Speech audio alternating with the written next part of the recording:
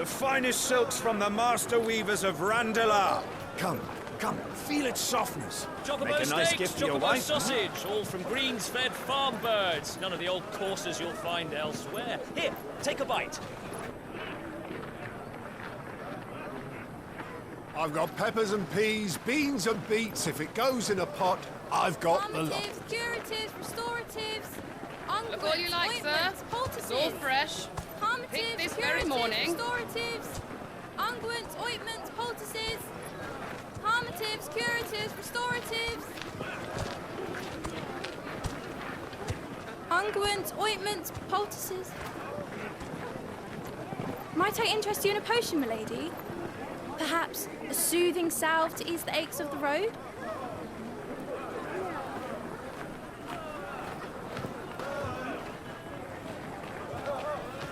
I'm sorry. I wish you well, but may the mothers guide you.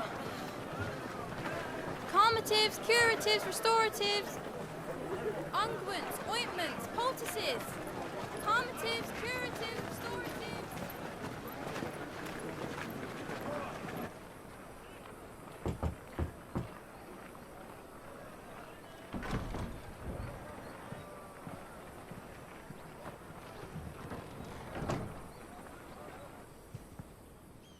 It's good to see you, Cid. What have we learned?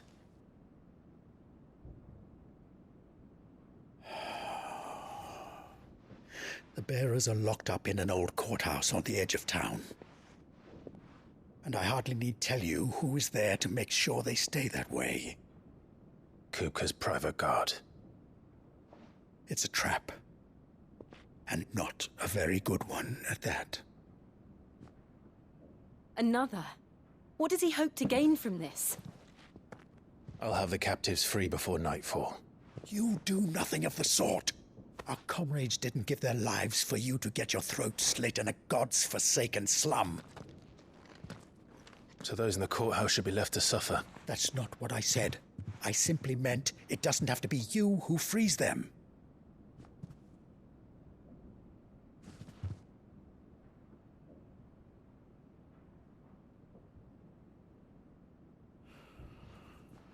Damn it all.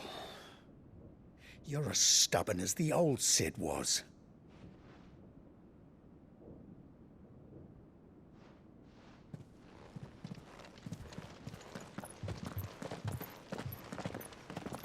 Just don't say I didn't warn you.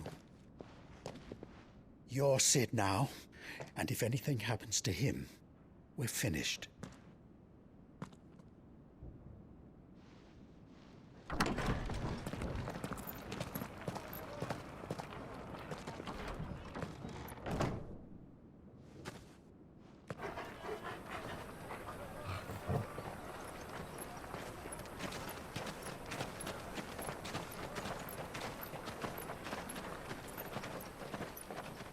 Please, we don't know anything.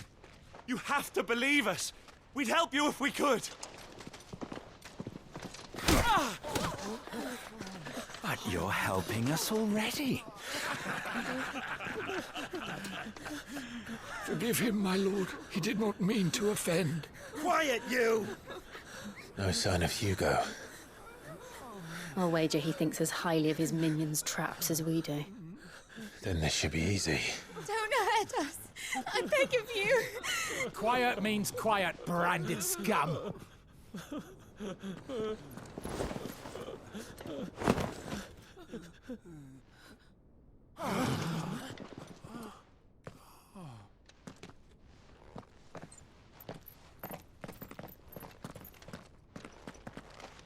It's going to be all right.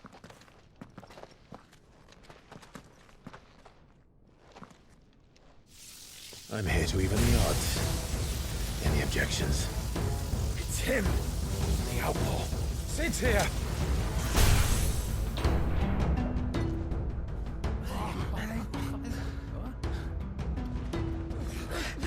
Come on!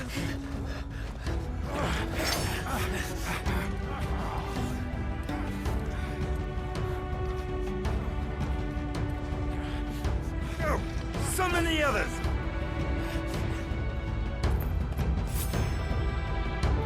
murderers. Safe. Enough of this! Let him play with the kitten! They brought a pet.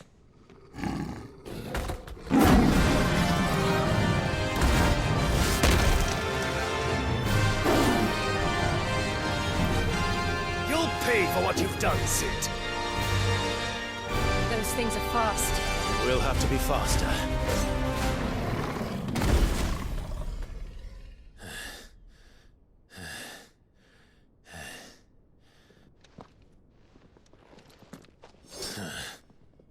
To hell with this!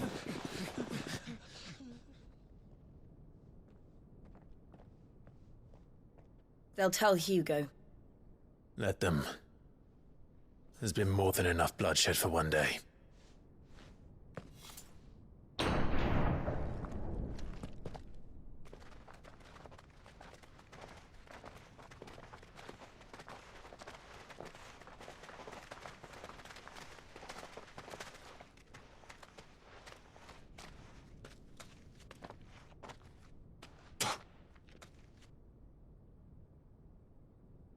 Murderer.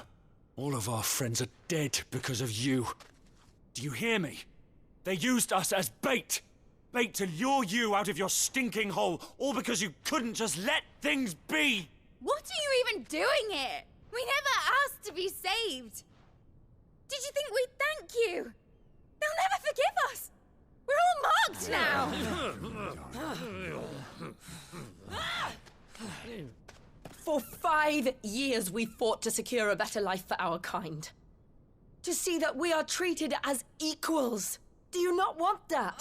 What we want is to be left alone. Every time you show your faces, it is we who suffer. It's all right. I'm sorry.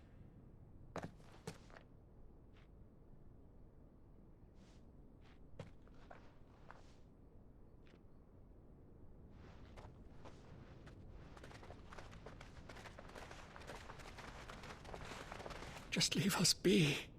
This is our home, and this is where we'll stay.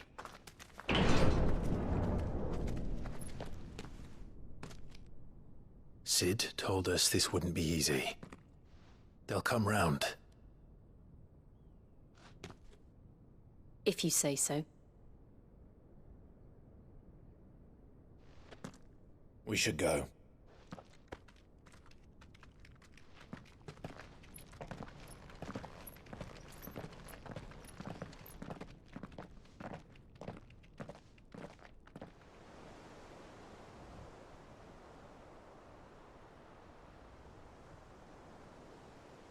That night 5 years ago, we destroyed what for many was a symbol of hope. For a reason they'll never know. We cannot blame them for thinking us the cause of their misery. Though it's to give them a better tomorrow, they see only that we've made their lives harder today. Yet the boil must be lanced if it is to heal. I can't help but wonder if we've made the right choice. When Sid said that he wanted to create a world where we were free. Free to choose our own path.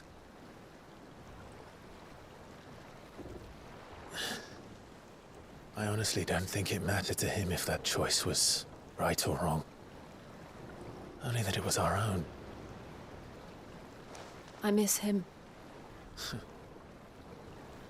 A world where we can live and die as equals. That's what he wanted. What we want. And that's why I bear his name. It's why we've all chosen to bear his legacy.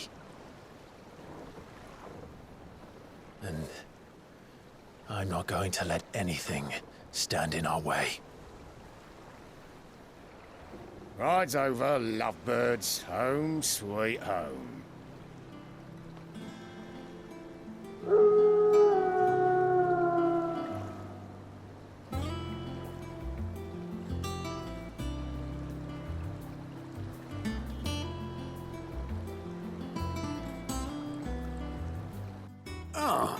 There you are, Clive. Word of your adventures arrived this morning. Victor sends his thanks. I doubt Kupka will miss the fools he sent to catch me. Not a single one of the bearers we saved showed any interest in coming with us. No one seems keen to join hands with an outlaw. Any news while we were away? None worth mentioning. Gav's still off keeping an eye on the Republican army. Should be back any day now. Understood. If anyone needs me, I'll be in the map room.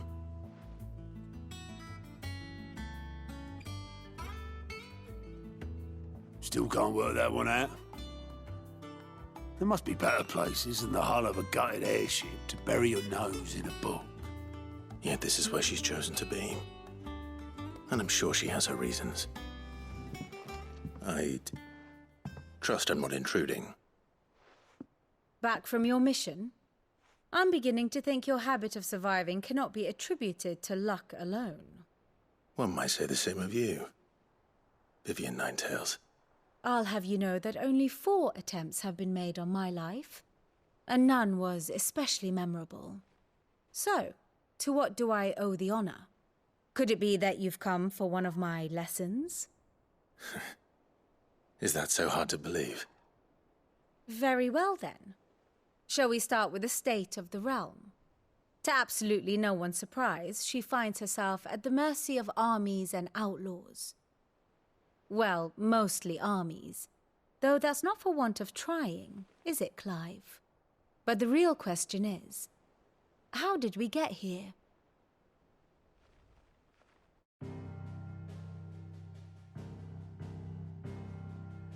Long though Sambrek's dominion over northeastern Storm has endured, recent days have seen the Blight wrest ever more land from her grasp. For which reason, she has continued to wage war on her rival across the strait, hoping to claim less blackened pastures. But Odin would sooner pawn his sword than Waloed relinquish Ash.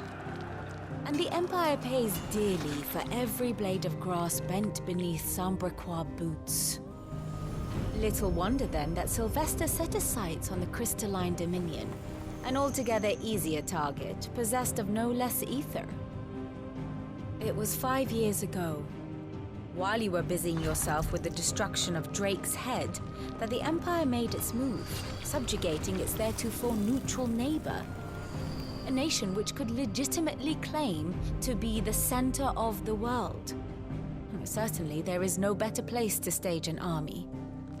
From there, the Holy Empire's reach spans the Twins.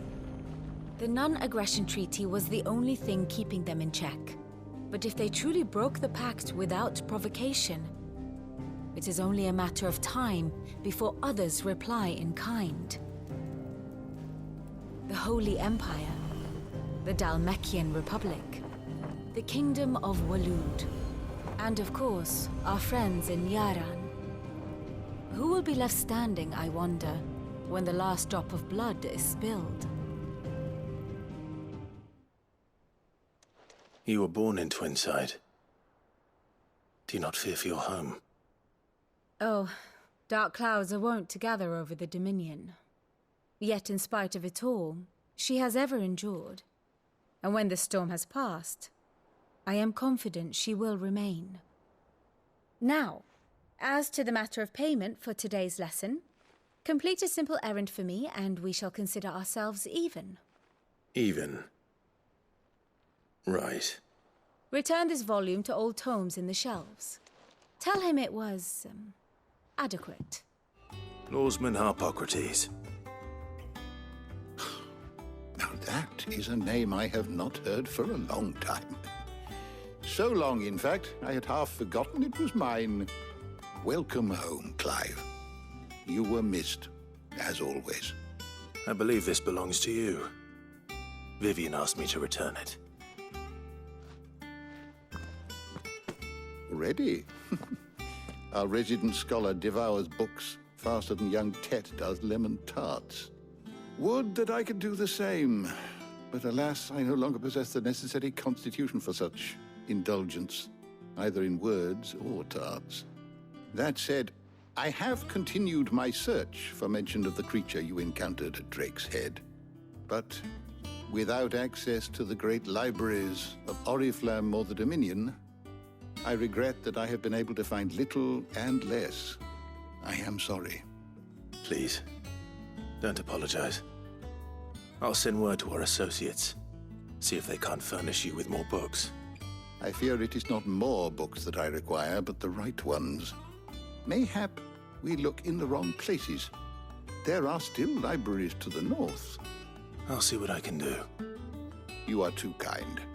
There are not many in this world who would indulge the whims of a tired old historian. Not too tired to go filching Kupo nuts, though. Always got a pocket for him. Nicks him off the Moogle. Hush now. We all know there's no such thing as Moogles.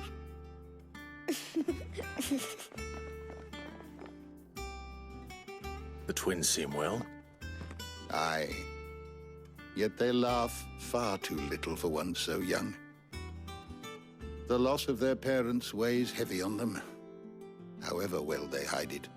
Titan took much from us that night, from some more than others, and the wounds that remain, they are not quick to heal. Which is why we must give them all the time they need. That we must. Just as I must give you the time you need to recuperate. Good day, Clive. Good day. Not back a blink and you're already off solving everyone's problems. It looks good, Clive. Goes well with the scowl. I'd had that brand for so long. I'd forgotten what life was like without it. What it was like to be myself. And it's all thanks to you, Talia. The scalpel did most of the work. Ah, before I forget, a rider was here with a letter from Gav. Otto left it on your desk. Otto stole us. All right, I'll have a look. And then you get some rest.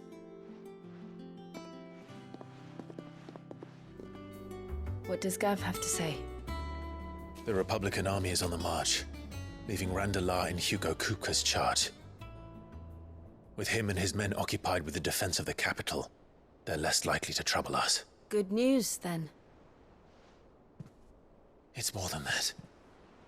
This is our chance. The one we've been waiting for.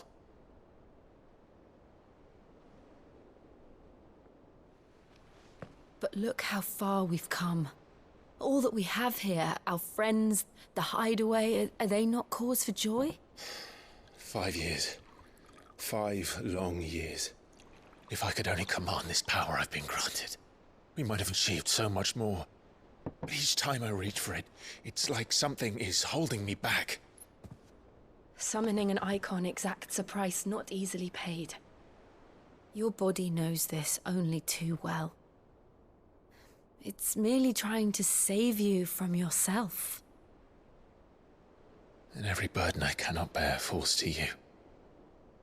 This mission of ours has made me question everything I thought I knew. But one thing has become abundantly clear. The crystals take more than they give. In exchange for momentary comfort, we must endure a lifetime of pain, war after war, loss upon loss. And now they rob us of our very homes, leaving naught but dust and ash.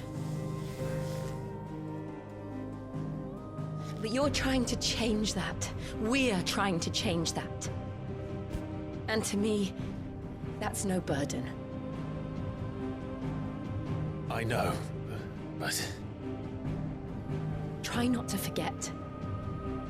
We're only here because Joshua gave us a second chance. It would be a pity to waste such a precious gift.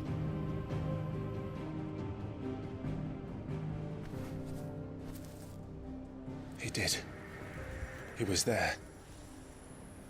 It wasn't an illusion. I heard him call out to Ultima.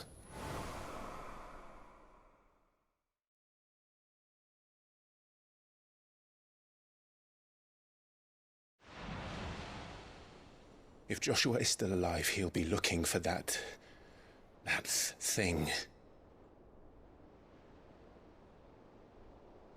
Do you think he will ever come back?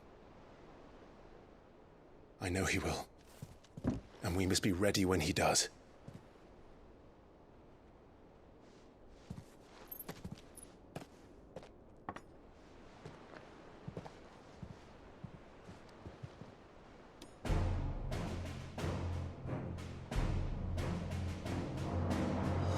To a world without mother crystals. To Cid.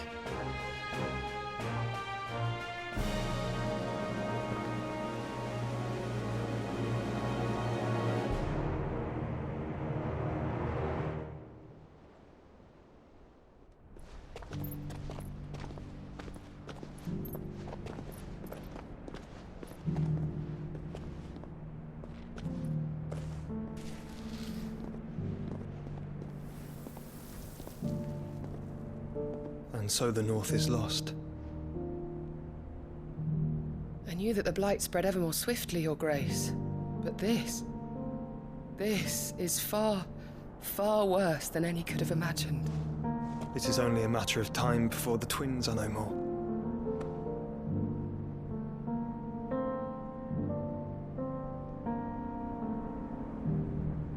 The world marches ever closer to its end, and here we chase shadows. Tell me, brother, are our efforts in vain?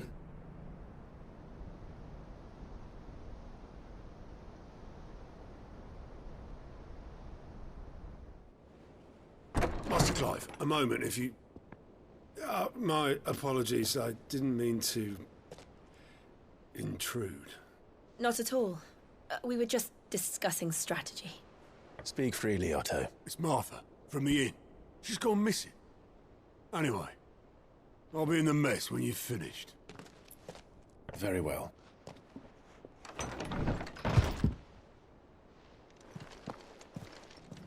What do we know, Otto? Some lads from the Imperial garrison in Rosaria started a fight over at Martha's Rest. Blood was spilled, bones were broken. The usual. But somewhere in the middle of it all, Martha vanished without a word to anyone. And that ain't like her, Clive. Something's not right. You think this was planned? Of course it bloody was. Ever since Eastpool, the Empire's been tightening its grip round the Duchy's balls. They've strung up everyone who's ever set eyes on a runaway, claiming they're traitors to the Holy Throne, conspiring to restore the House of Rosfield to power. And now it sounds like the bastards have turned their attentions to the pallbearers meek enough to stay put. Naturally, old Martha could see the way the wind was blowing, complained that it was getting harder and harder to take bearers in. And now she's missing. If she's fallen into the hands of the Empire, we could be next. Couple of curse breakers are already on their way to the inn. They should help speed up the search. But if this is as bad as I think it is, you might end up having to save their asses and all. Don't worry, Otto. I'll make sure everyone gets home safe. Cid? What said you'd be coming? I trust you don't mind. Also thought you might need some help. And it appears he was right. You, could say that, yes. They're saying the Imperials ascended like a storm. No one was spared their fury. Martha tried to step in and calm things down, but all our efforts got her were a pair of iron shackles and a hard march. Any idea where? Judging by their tracks, they headed towards Sorrowwise Bay. To the Abbey, sheltering Martha's bearers. The bastards. Jill and I will go after them. You take care of the people here. We will. But, before you go, one of the locals heard something. He said the soldiers were talking about a culling. I don't know how big this is, but it doesn't sound good. Be careful out there, Cid. You do the same. Martha, are you hurt? Don't worry about me. It's them at the Abbey who need you. You have to do something. Tell us what happened. What happened? The damn Black Shields, that's what happened. The Black Shields? The bastards caught wind. The abbot and I were helping bearers. They were gonna hang us both. When the sick rose from their beds, poor souls turned on the Imperials. Distracted them long enough for me to get away. Then they may still be alive. Martha, do you think you can make it back to the inn? Cole is there with the other curse breakers. I think so. Thank you, Clive.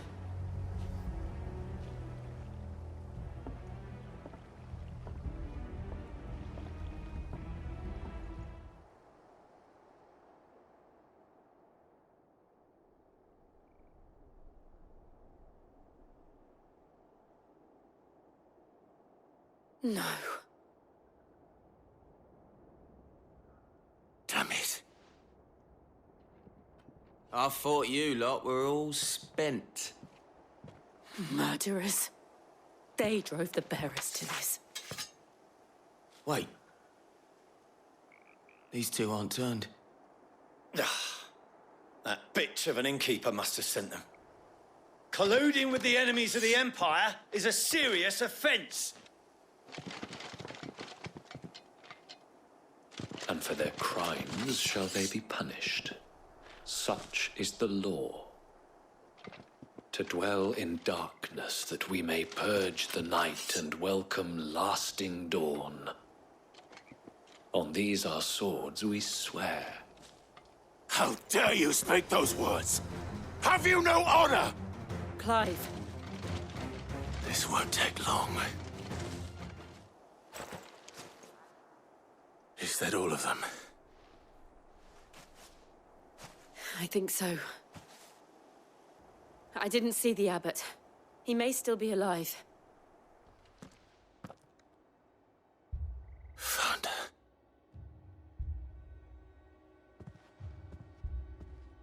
The abbot.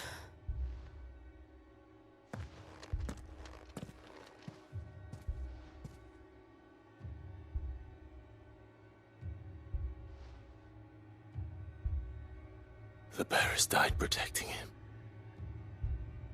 Calling upon what little magic they had left in their bodies. Clive. He's breathing.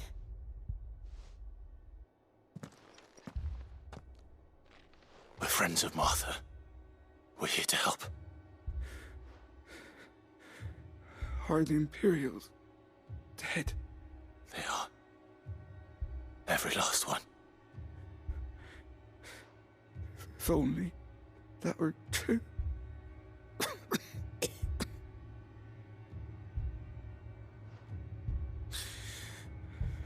Black Shields will return. The Cullings will continue. Rosaria will never be saved unless we save her. Tell Mother to beg Sid's aid and tell her this wasn't her fault. I shall. Sid, where are you? Sid! In here! We found a survivor! Clive. He's gone.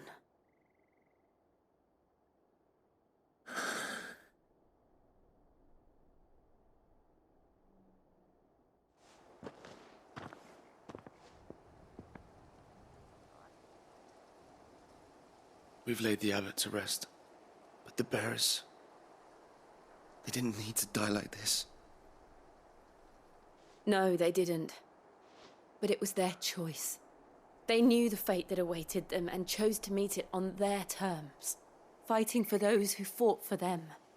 Martha said they rose from their beds, threw themselves at the Imperials so she and the abbot could escape. I've gathered the bearers' remains. We should consign them to the tide. There's a drawbridge not far from here. Riddick's Jump. The currents there are swift. If the abbot was still with us, he'd have taken the dust there himself and performed the casting. I'll get someone to... I'll do it. Of course. Cole and I will remain here and see to the Imperials.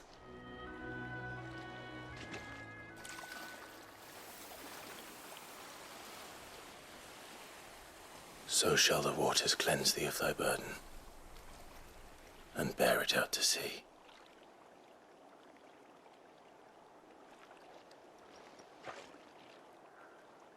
And now they are truly free. I hope so. What of the Imperials? A pyre was made. It's more than they deserve. We should go back. Cole is worried about Martha. All right. No one survived then? I'm sorry. Before he passed, one of them bade me tell you not to blame yourself.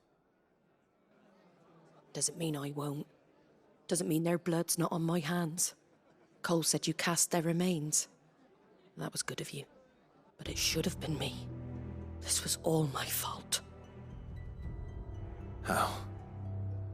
You couldn't have known. But I did.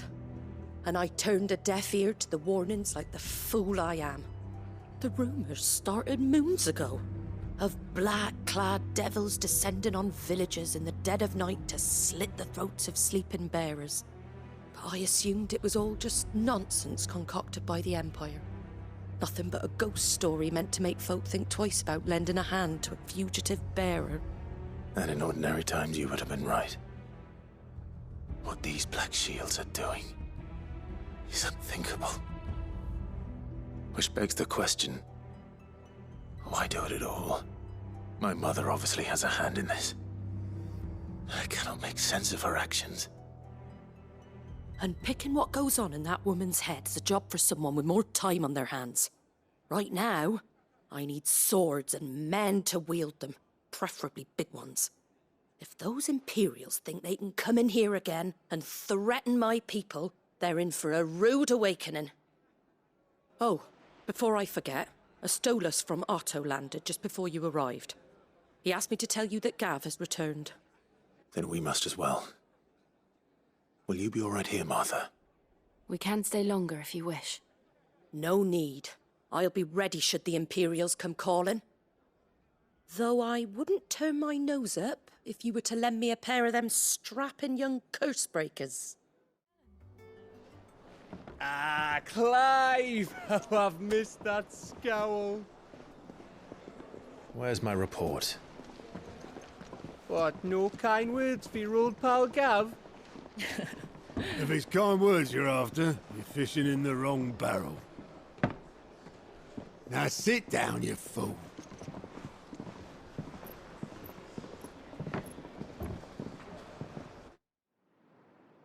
So, you remember how quick the Empire was to occupy the Dominion after the fall of Drake's head? And how pissed off all the other nations were that they didn't think to do it first? Half a century of independence gone at the whim of a madman. So much for their bloody treaty. Clearly, the promise of unblighted land and the world's supply of crystals was too much for his radiance to resist. And now the Republic's finally decided to follow suit, using liberation as an excuse to declare war on Sambrek. Lined up right outside the Dominion's gates as we speak, looking to starve the Imperials into submission. And now all eyes are on the Strait of Author. While the two nations beat their shields, the rest sharpen their daggers, ready to set upon the war-weary victor. They'll never see us coming. It's time we moved on the Mother Crystals.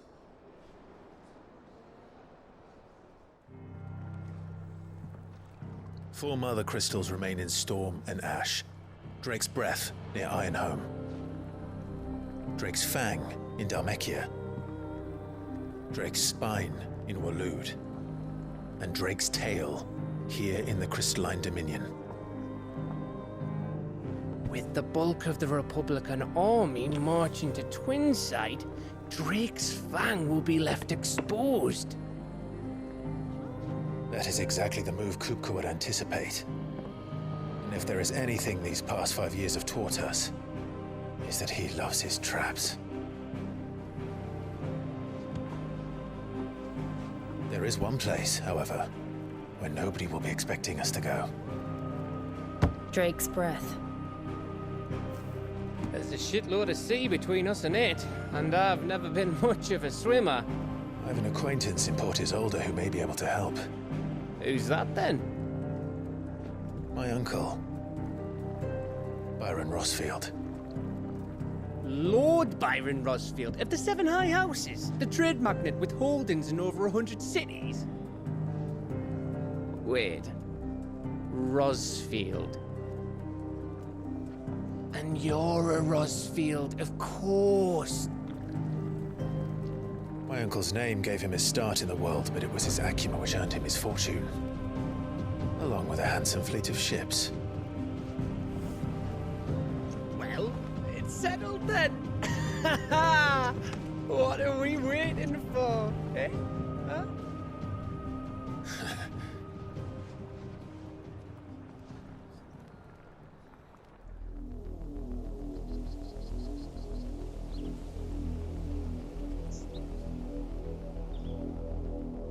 Do you think it was wise to leave, Gav?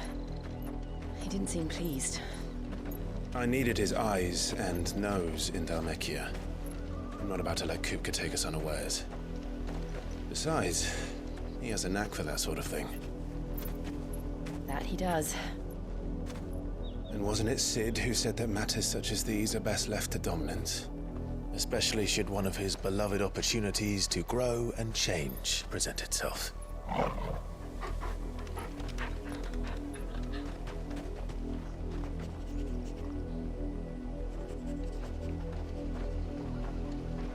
I always knew that I would return one day. Return to Ironhome. For what? After learning the truth, you were given the chance to face your past. If I am to continue at your side, I must do the same.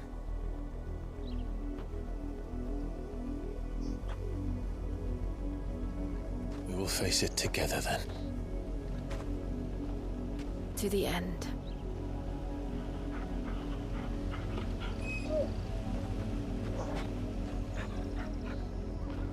Come on.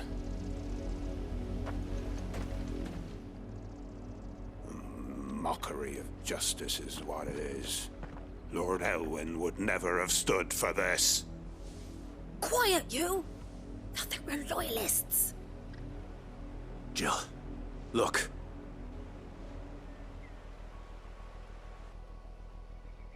Rosaria must be cleansed of the stain which befouls her, that she might rise once again from the ashes to welcome a new dawn. 'Twould be a pity to make examples of you all, for the transgressions of but a handful. Of course, your lordship.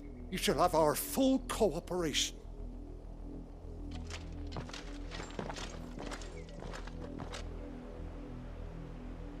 What business could the Black Shields have in a village this small? There's barely room to hide a bearer. Then they must be here for something else. Excuse me, but what was all that about earlier? You haven't heard? Someone's been stirring up trouble. There have been attacks on the garrison, supplies stolen. They even say a Black Shield was murdered. The Empire wants answers, and what the Empire wants, Empire gets. Don't they just? Keep your ears open, eh? The Black Shields will pay good coin for information on the culprits. You seen him, didn't you? I'm sorry. The Black Shields. Just now. You seen them, didn't you? At least I think there was a Black Shield. Can't say I ever saw one before. Was this the first time they visited the village? What do you think? Amber's the arse end of nowhere. And they thought we might be harbouring firebrands. Huh. If only we were. I might have turned them in and become a Black Shield myself. Greetings, friend. We are travellers. I know that. What do you want? We couldn't help noticing those Imperial soldiers who were here earlier. Don't you go telling these strangers a thing. I speak for the people of this village, and we have nothing more to say to you. You are to leave Amber and never come back. May I at least ask why? I don't know who you are or what brings you here, but your presence puts us all in grave danger. The Empire is a harsh master. Its demands are great, and its justice swift. But as long as we keep our heads down and pay our tributes, we are left alone. Some might call it submission. But if it will spare my people the Viceroy's wrath, then I will gladly submit. This village will not become another East Pole. Then we shall be on our way.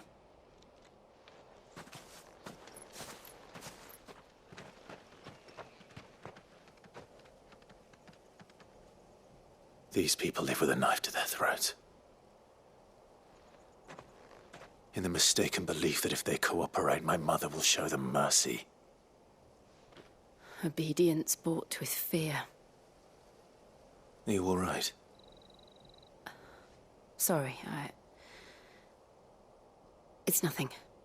We still don't know who the Black Shields are looking for. Well, whoever they are, the Imperials deem them worth pursuing to the back of beyond. But other than Martha, who else in Rosaria would have the courage to stand against the Empire? A new ally would certainly be welcome. Can we find them before the Imperials do?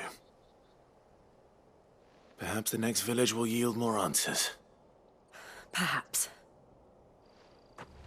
Blood, Clive. And still wet.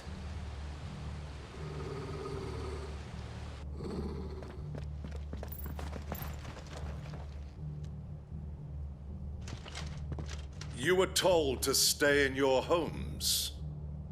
The Black Shields. You know who we are. And still, you would bear your steel. Why then, we owe you our thanks. You have saved us the trouble of an interrogation. To dwell in darkness, that we may purge the night and welcome lasting dawn. On these, our swords we swear. Say that again.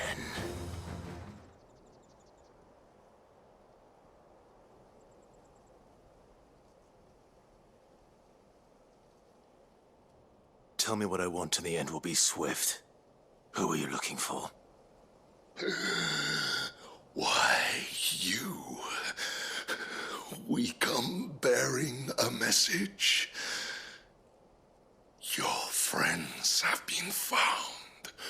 The branded you freed from our camps. They await you in Odil. Guardians of the Flame.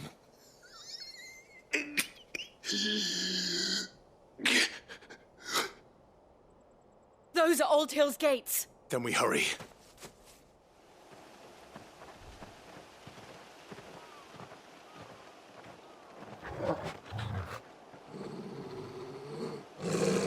Find something, boy.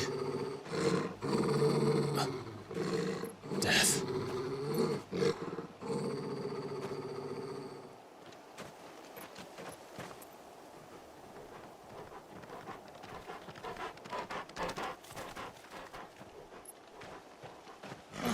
Found her.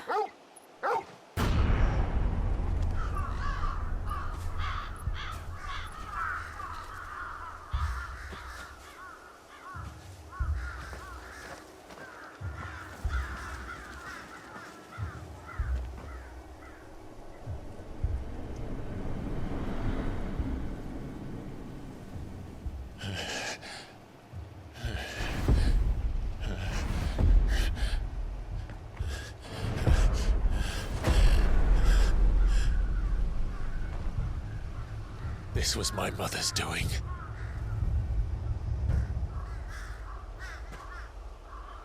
But why? Why would anyone? I don't know. I never truly understood her. But this... Clive.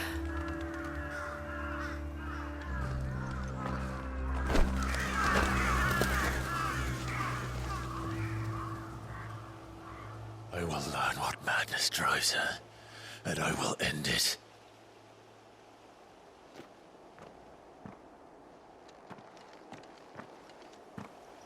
We should go. Yes. Let us pass! My children are starving! Have mercy.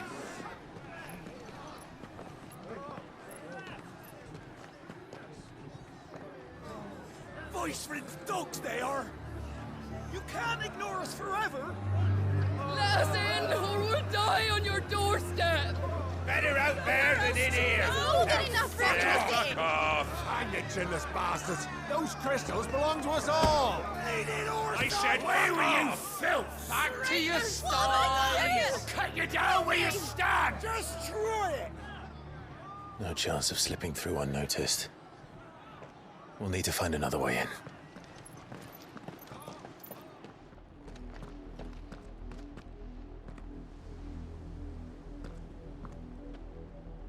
I thought we might be able to reason with the guards. Or at least bribe them. I suspect everyone in that crowd thought the same. Was that the only way in? Officially, yes. Strictly speaking, no. My uncle once told me that the nobles had tunnels built, so that they could visit town without having to walk amongst the rabble. The Lazarus.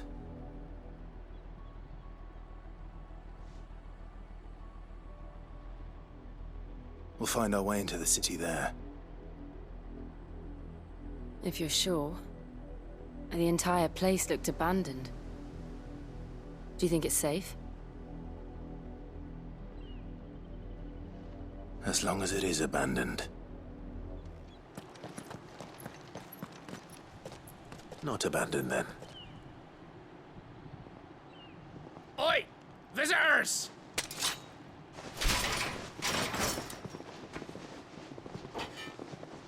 Apologies. We'll show ourselves out.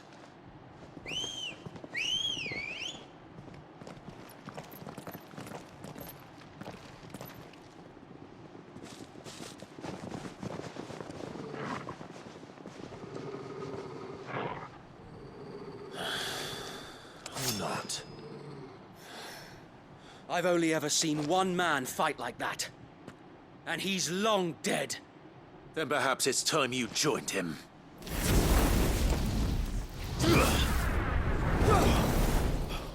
The blessing of the Phoenix. It can't be. I was there when you died.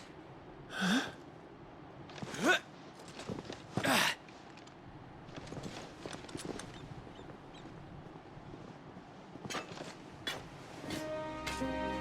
Forgive me, my lord. I knew not whom I addressed. You have naught to fear from us. Founder, it really is you. It is. So wait.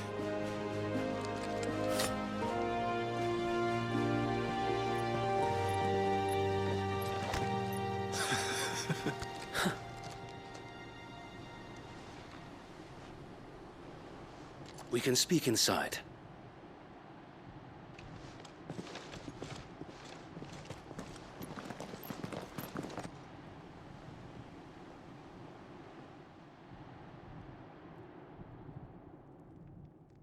And those who wouldn't bend the knee? We left before the Empire could make examples of us, though we didn't go far. And we banded together to form the Guardians of the Flame soon after. Alas, there is only so much a handful of aging shields can do against the might of an empire. But we've seen to it that their stay has been anything but pleasant. Of late, though, we've had our hands full just trying to keep the Duchy's few remaining bearers out of the Imperial's clutches. The Cullings. We saw what happened in Old Hill. Aye. The foul work of the Black Shields and their mistress. You mean my mother? But it doesn't make sense. Even knowing what I know about her. Her hatred for bearers was no secret, but she wouldn't have been ignorant of their value to the realm. No offense, my lord, but in case you haven't noticed, the Lady Annabella couldn't care less about the realm. She barely even cares for her own home. That much has been plain since the slaughter at Eastpool.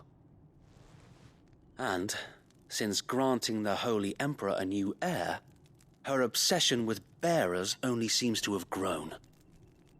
As to why, I don't know.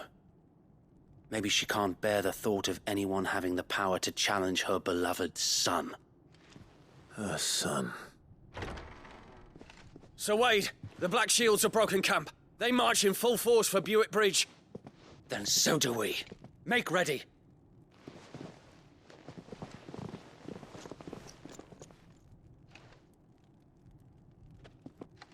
This is their main host. If we remove the head, perhaps we can prevent what happened at the docks from happening somewhere else. If I do nothing, then the blood of their next victims will be on my hands.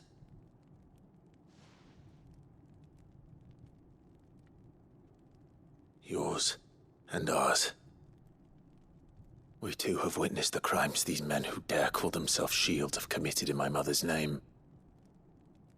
It cannot be allowed to continue. We must put a stop to this madness. We must. So let us go with you. For the good of Rosaria. I was hoping you'd say that. Very well. If that is your wish, I would be honored to serve at your side.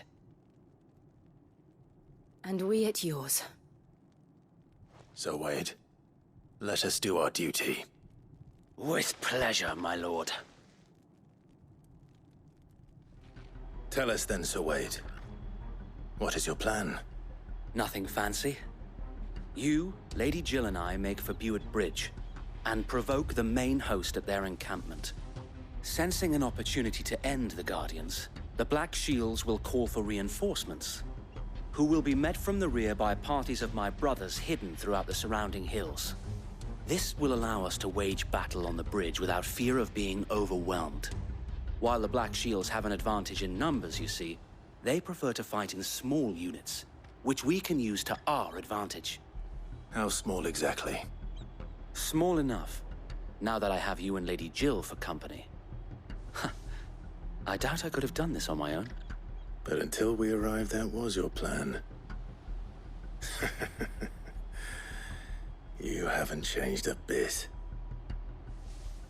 So Wade, the bearers from Old Hill have been laid to rest.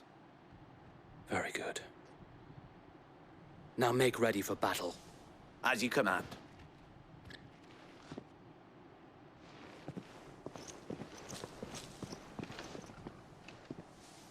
Thank you, Sir Wade. Perhaps now they will find peace. There is but one thing which will grant them peace. Putting an end to the Black Shields. And so we shall.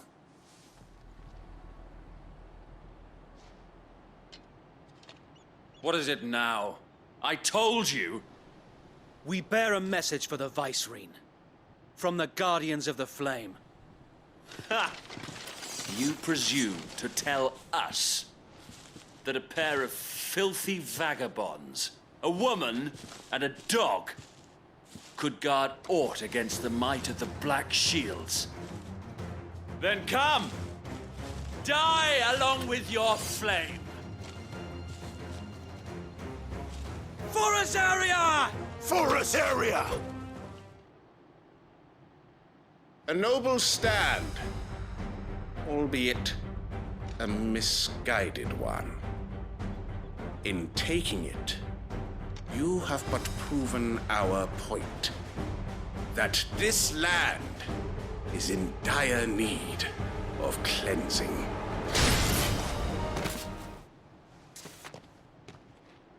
I don't see any more. Nor do I. The plan worked. It did. It bloody worked. We sent every last one of the rotten bastards straight to the mud! Lord, perhaps this will be enough to stop the Cullings. For the time being, at least. Perhaps. Though I doubt my mother will take this loss well. She'll move swiftly to see her minions' ranks replenished. And then it will all begin again. I often wonder if the nation we once knew is gone for good. Her fields rot. Her people starve. We battled to preserve the flame that was, but for every foe we fell, another springs up in its place.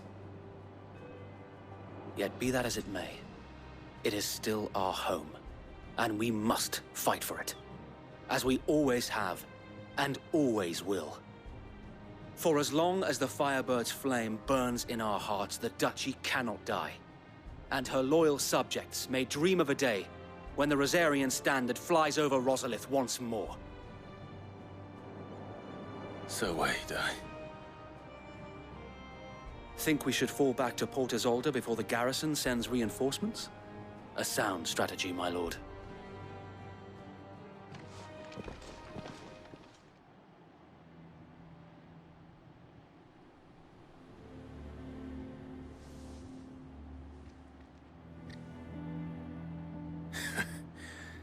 And how long has my uncle been funding you and your comrades' endeavors? Since the beginning. Lord Byron was the first person I turned to after forming the Guardians. And had I known of this tunnel back then, I wouldn't almost have been hanged by the city guard for trying to sneak over the wall. I suppose a formal request for an audience would have appeared suspicious. And appearances must be maintained. Were the Vice-Regency to catch wind of Lord Byron's involvement in our movement, they'd seize his estate and send him to the gallows, where he would be of no use to anyone. And so, though it sickens him to the soul, he plays the part of the loyal lord, knowing that one wrong move might prove his downfall. It is why he remains ever vigilant. Don't be surprised if he refuses you an audience, especially since you're famously dead. Then I will have to think of a way to prove that I am neither wraith nor wrongdoer. I might have something which could help with the latter. It's the mark of the Guardians. Display it, and those who love Rosaria will know where your loyalties lie. I shall wear it with pride. Be sure that you do. I don't want my men attacking you again. Unless you deserve it. If only Sir Tyler could have been here to see you. Or the Lord Commander. Thank you, Sir Wade. If there is ever anything you need. I know. Go on now, my lord.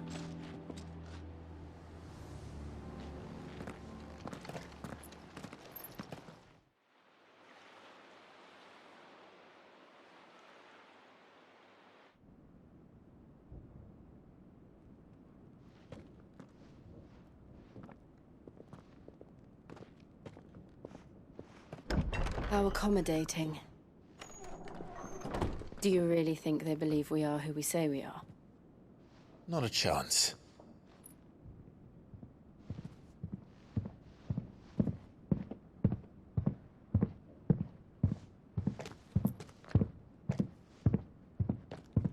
Right, I guess. My uncle believes we're imposters here to rob him.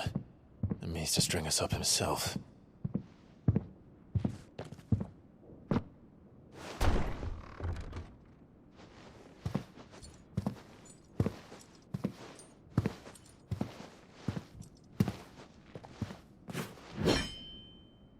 Imagine my surprise when I was told my nephew had come to visit.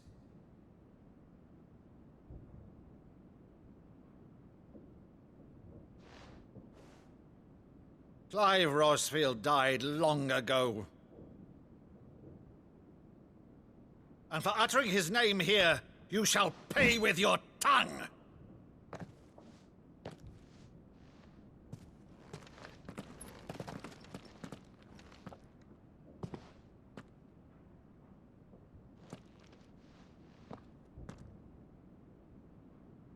You would mock me as well?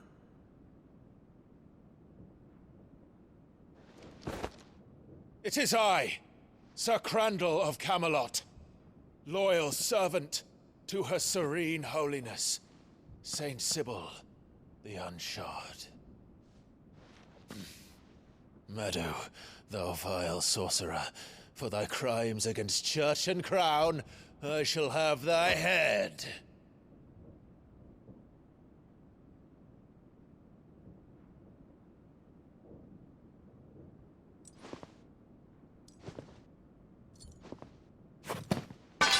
Curse thee, infectious flax wench. Even in death, must thou plague me still? Very well. I shall open the gates of hell, that thou might see thy charge once more.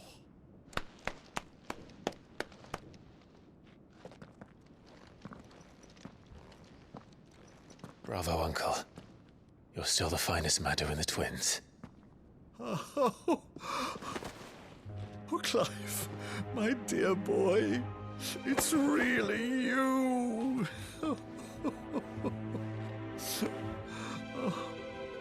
You always were fond of that scene from The Saint and the Sanctuary. Never did let me play Sir Crandall.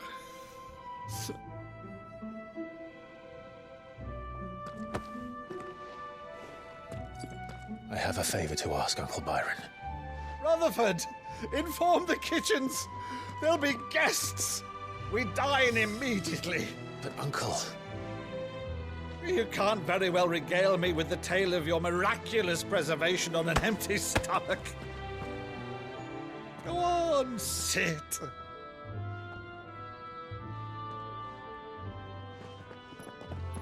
See that you use the good plates, Rutherford.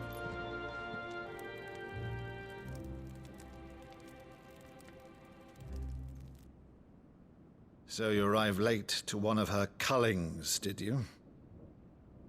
Since becoming Vicereine, Annabella has been a constant thorn in Rosaria's side, but these atrocities are a new low. Something has changed. Quite what, I don't know, but the woman we knew is gone, and a monster sits in her place. A monster? For better or worse, I've been charged with governing this town, and thus must maintain the illusion of obedience. That's all I can do to aid Wade and his merry band of revolutionaries. So he's told us. You have risked much for Rosaria. Our nation will be forever in your debt.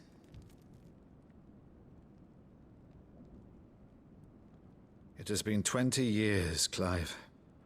The nation your father and your forefathers fought to defend is no more. Perhaps it would be otherwise had I the courage of my brother.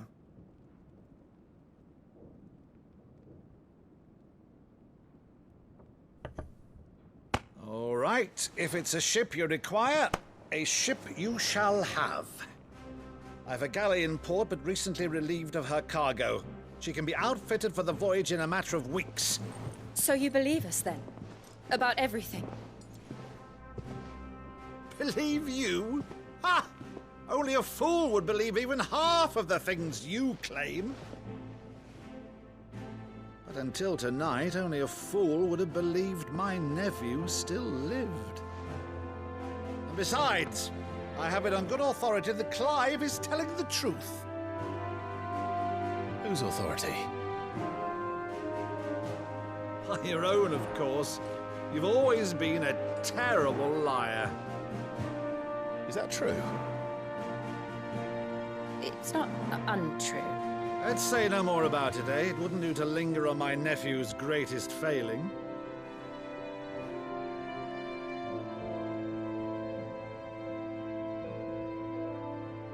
The one thing I cannot believe, though, is all this about you being Sid. You were always such a good boy, but now you're quite the outlaw. Which, if I'm not mistaken, would make me an outlaw's uncle. Right then, Who shall we pillage first? Rutherford, fetch me my cutlass. This will be fun.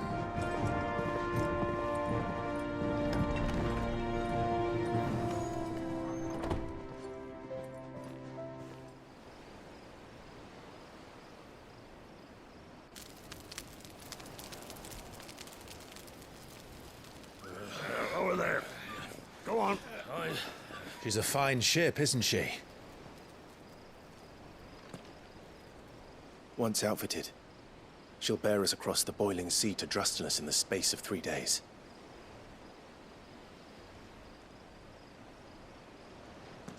Something on your mind?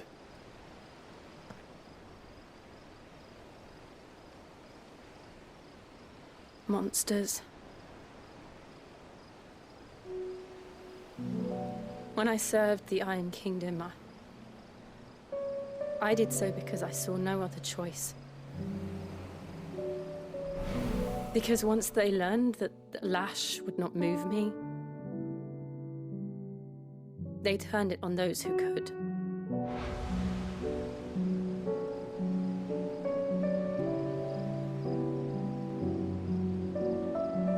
And so I became their puppet. I let them pull my strings, telling myself it was not my hand that swung the sword, but another's.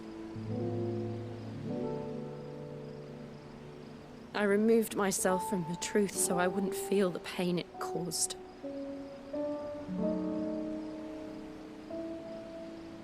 And before I knew it, I no longer felt anything. Anything at all.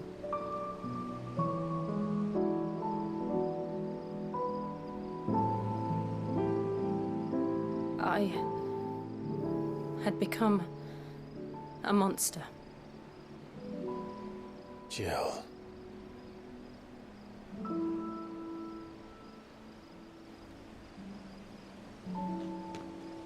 I don't want to be a monster, Clive.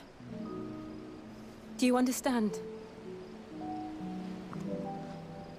I want to choose a different path, a better path. To live on my own terms. But before I can do that, I need to come to terms with my past.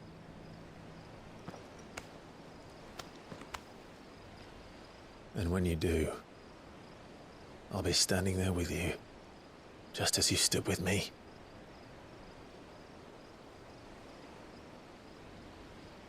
Thank you, Clive. I must atone for my sins. Only then, when it's done, will the monster cease to be.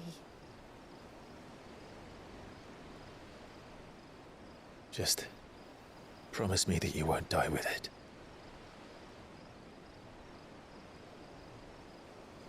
Now, let's get some sleep. The journey back to Benamir is long, and there is much to tell the others.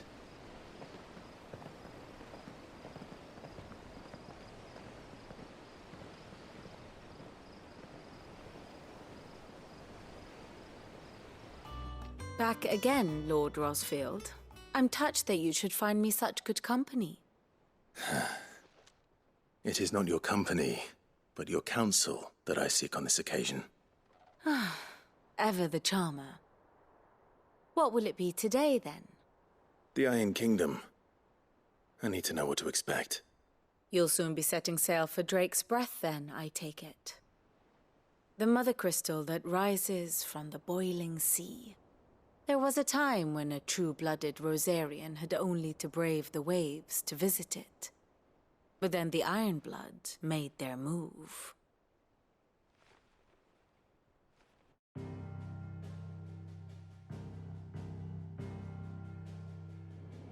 As you know, the Iron Kingdom rules over the islands to the west of Storm. Or rather, its church does. But this is not the pragmatic approach to state religion employed by the Holy Empire to manipulate the masses. No, the Iron Kingdom is the literal embodiment of the crystalline orthodoxy. And so, if one is to understand it, one must start there, As the name implies, the Orthodoxy holds the Mother Crystals sacred, and they do not take kindly to heathens plundering the objects of their worship for the means to fill washtubs and light lamps with frivolous feats of magic. Indeed, the faithful consider ether a sinful thing, a poison no less. And to them, a dominant is an instrument of evil, albeit one they have proven only too happy to turn against their enemies.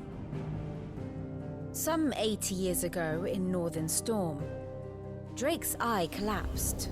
Soon after, in pursuit of ether and with the Blight at their backs, the Northern Territories descended upon the Grand Duchy of Rosaria. And when the Shields of the Flame marched north to meet them, the Iron Kingdom spied an opportunity. A few short days later, the Crusaders landed on the island of Mount Drustanus, home of Drake's breath, and plucked it from the duchy's grasp. Rosaria tried to reclaim it, of course, but to no avail. I doubt more than a handful of duchy men have set foot on its shores in your lifetime. Nor are they like to again, under the Empire's stewardship, meaning the Iron Blood will keep their island, and with it, the foothold they need to march on mainland soil when next they spy an opportunity.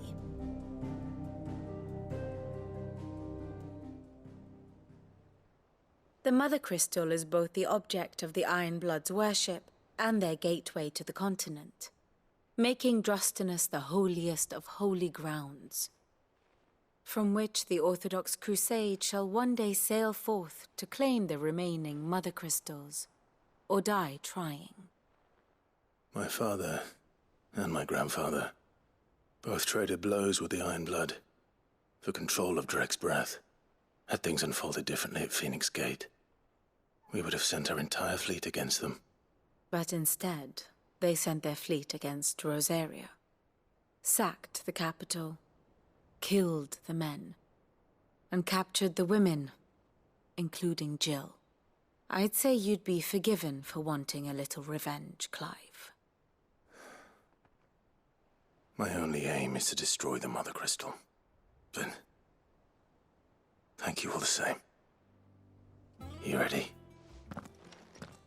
I think so. Jill, when you told me you had to come to terms with your past, you weren't talking about destroying Drake's breath, were you? No. I spoke of Imran, the leader of the Crystalline Orthodox. The man who made me do all those unspeakable things. I'm going to kill him. It's what I need to do to put the past behind me. What I need to move forward. And I know that I can do it. If you're there beside me. Always. And I'll be beside you, too. We'll bring down the Mother Crystal together. All while Sid looks on. We'll make him proud.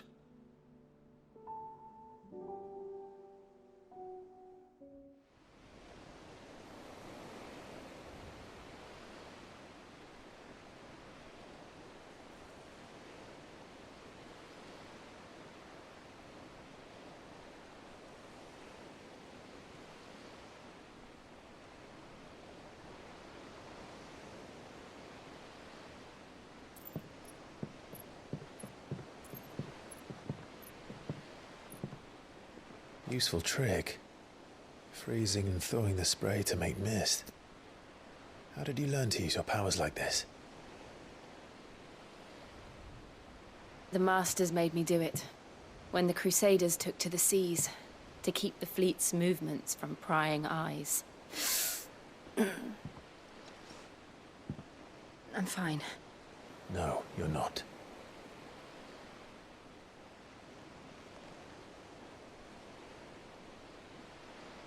This may be the only chance I get to go back. My only chance to put things right. I have to do this. Whatever the cost. All right.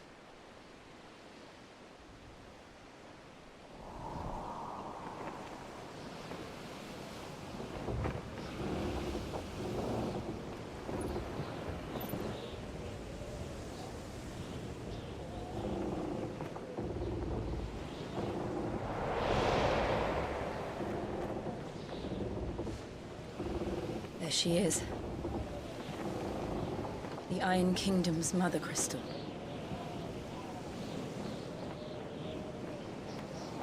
Drake's breath.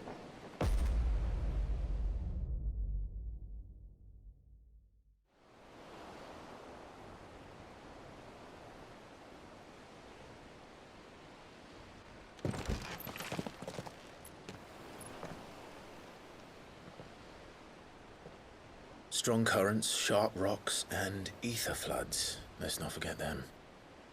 This island is a natural fortress. But safety breeds complacency, allowing a single rowing boat to slip in unseen. The sanctuary is inside the mountain. If we follow the old trail, we should be able to enter by the back gate. All right. Let's go.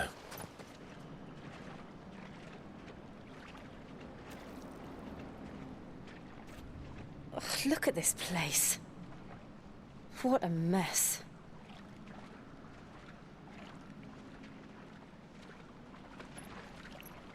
Wait.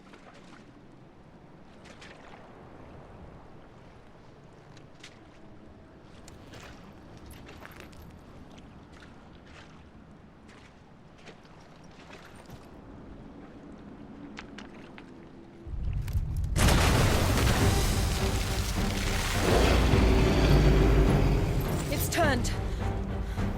Nothing a shield of Rosaria can't handle.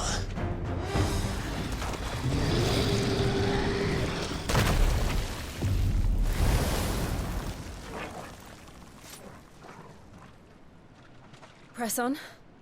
Yes.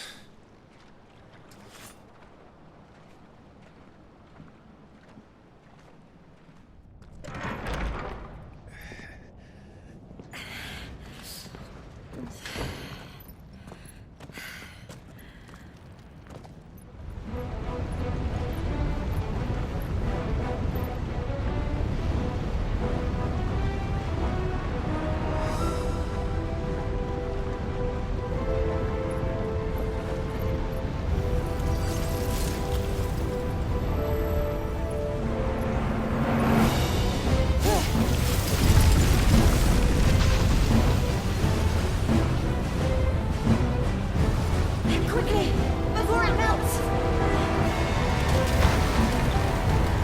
This is going to be close. Come on!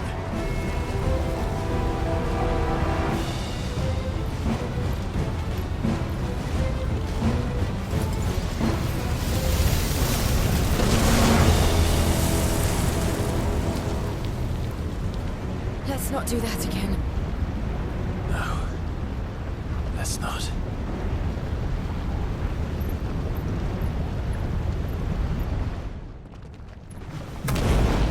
What the?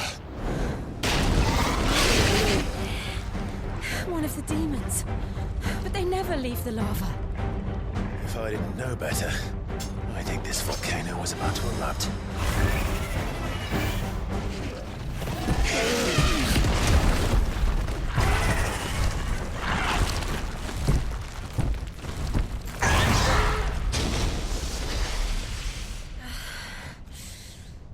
You hurt? Just hot.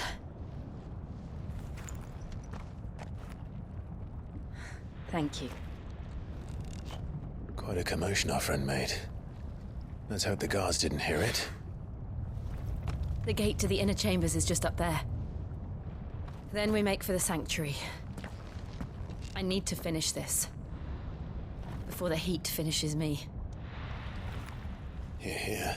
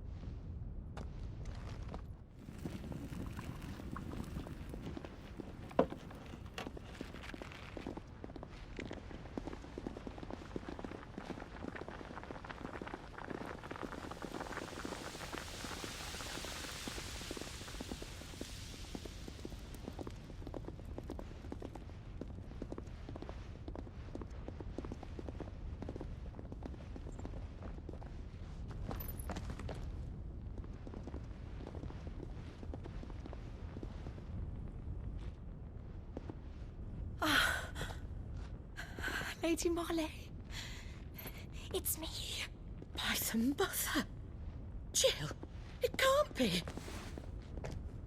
It is, my lady. We cannot talk here. Come with me.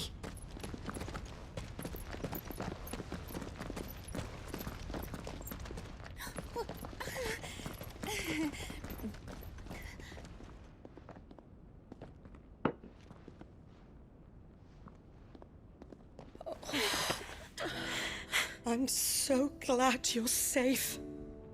And I you. Why ever would you risk coming back? Are you a fool, girl? Or have you grown tired of your freedom already? Forgive me, my lady, but I had to come back. There are things I left undone. Tell me, where is the Patriarch?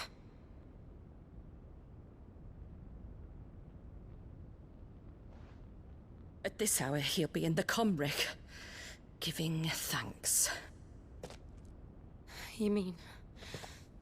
Oh, that fiend! Clive, we have to get to the sanctuary.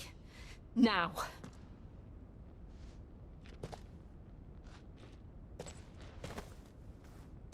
Lady Marley, you must flee this place, gather your things, and go.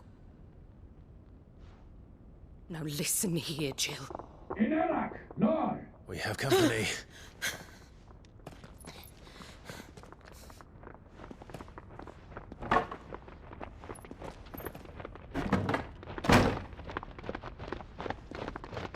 This way.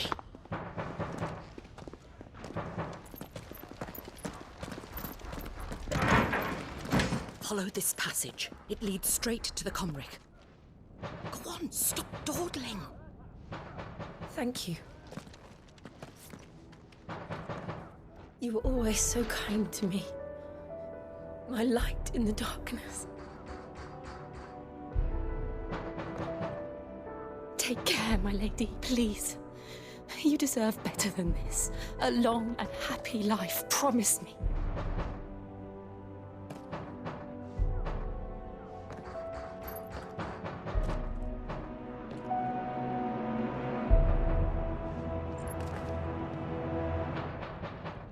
I'll live if you promise to do the same.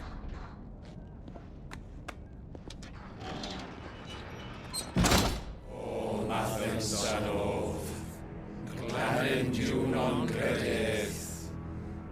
O Mathen Sanov, Gladen Junon Credith. O Mathen Sanov, Gladen Junon Credith. O Mathen Sanov, Gladen Junon Credith. O Mathen Sanov, Gladen Junon Credith. O Mathen Sanov, Gladen Junon Credith. O Mathen Sanov,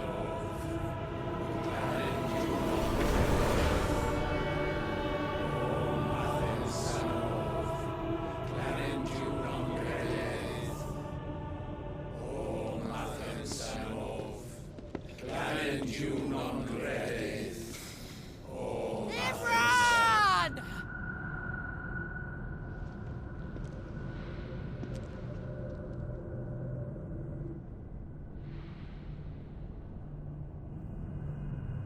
Shiva's Dominant. Come to beg forgiveness for your failure. For years I followed your orders. Fought your wars. All to protect the children you took. Just as you took me. And what did you do in return?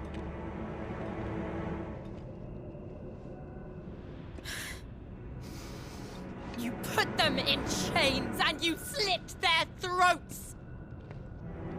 Fiend. Their souls were sullied with a stain of ether. I merely cleansed them of their corruption. A penance paid, just as the Holy Mother wills it! Repent, abomination! For a monster like you to set foot in the Holy Cymric is in itself a crime deserving of death. You're right. I am a monster. And my soul is stained black. Though not by ether. But by the evil of men like you, who made me close my heart and drown in darkness when I should have raged against it. This is my penance. I will be your monster no more. Nor will I suffer you to create another.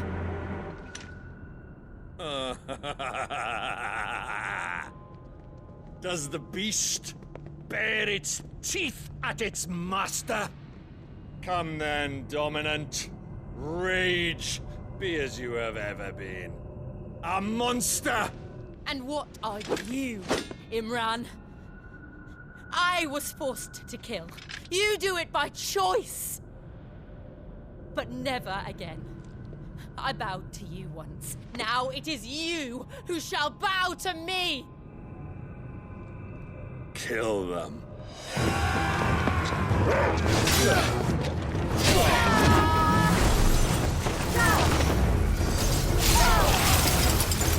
Now! Right!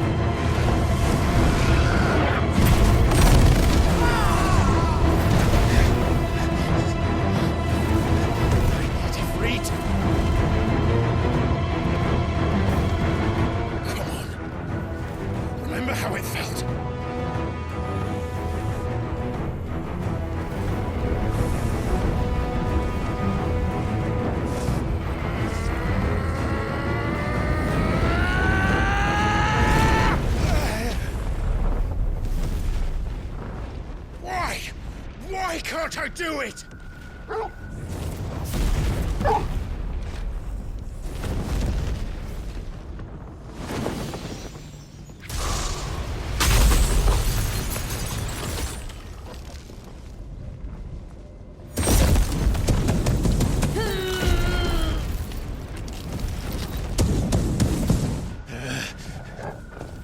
Please, just once.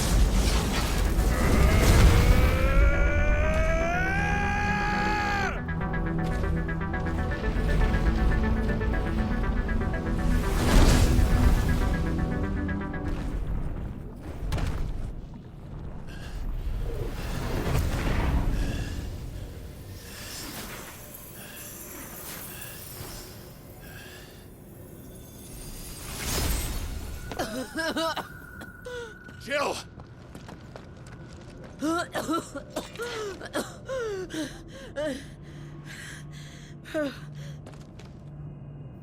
I'm going to finish this, Clive.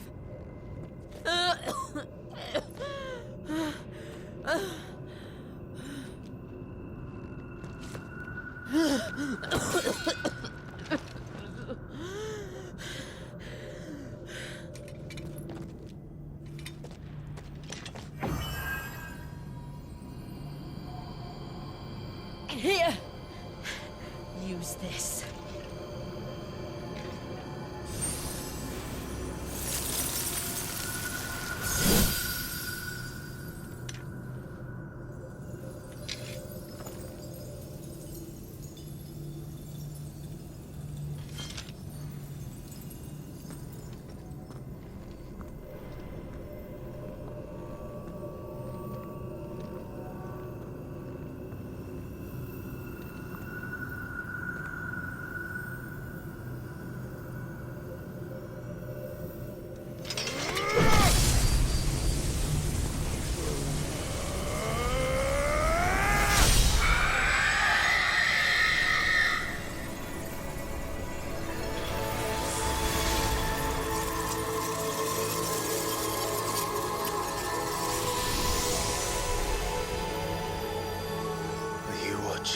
Sid. You're one step closer to freedom.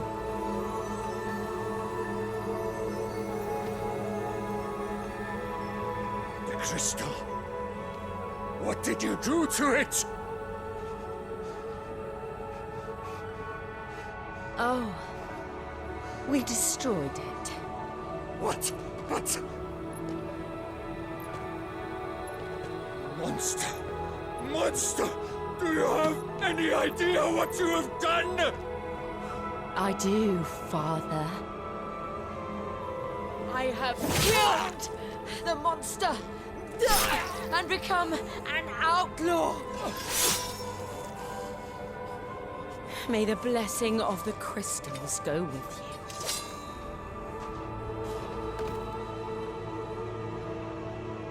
It's over. It is. And Shiva exacted her price. She did. Again, the burden fell to you. And I bore it willingly. This was a sin for which I had to atone. Now I can continue at your side with my head held high.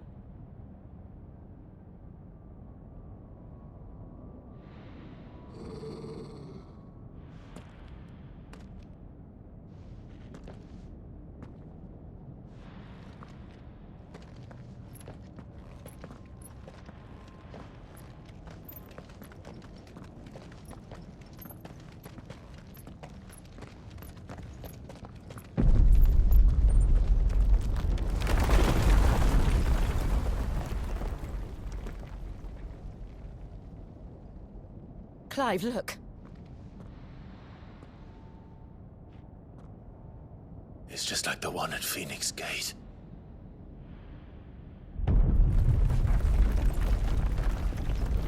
Damn it. We need to leave. Agreed.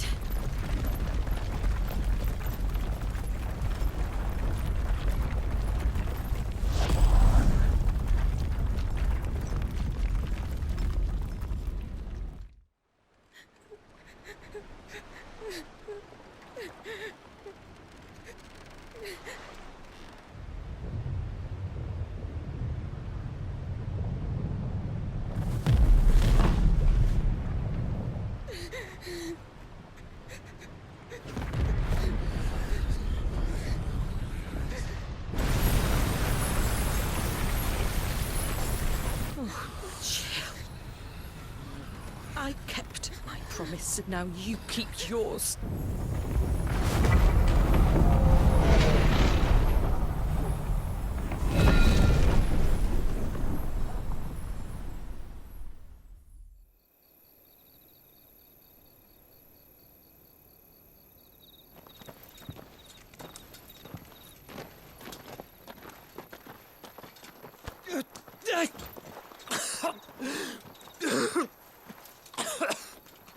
This way, Your Grace.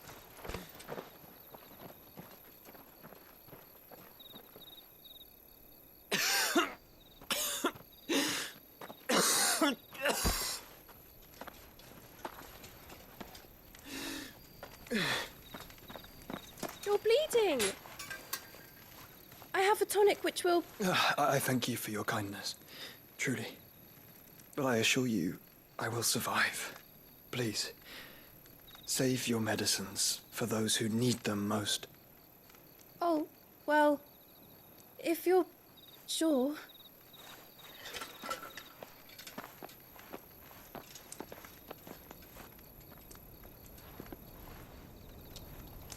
For a moment there, I felt my brother's presence. You did? I fear he is in Ultima's thoughts again. But why now, after 5 years of silence? I cannot keep him sealed away much longer. Your Grace.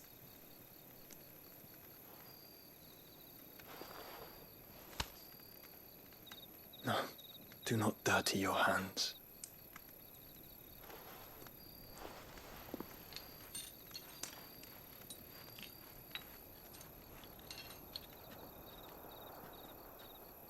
Look at them all. Like a river flowing to the sea. Or moths to a flame, perhaps. The crystalline dominion, their light in the darkness. More and more lose their homes to the blight and set out in search of sanctuary, while others lose their fortunes to the Dhalmekian levies and leave to find new livelihoods. What is it that you seek in the Dominion, Your Grace? Oh, Dion Lesage. You mean the Crown Prince of Sanbreque? He has many titles. Dion the Bold, Prince of Dragoons, Odin's Nemesis, or simply Bahamut. I met him once, when we were children. He was a chivalrous soul even then, and has served his empire indefatigably ever since. And you are confident that he will listen to what you have to say? Our world lurches ever closer to the abyss, and a hidden hand ushers us onward. Ultima's influence extends to every nation, Sanbreque included. If His Highness is the man I believe him to be, and I pray that he is, this truth will not have escaped his notice.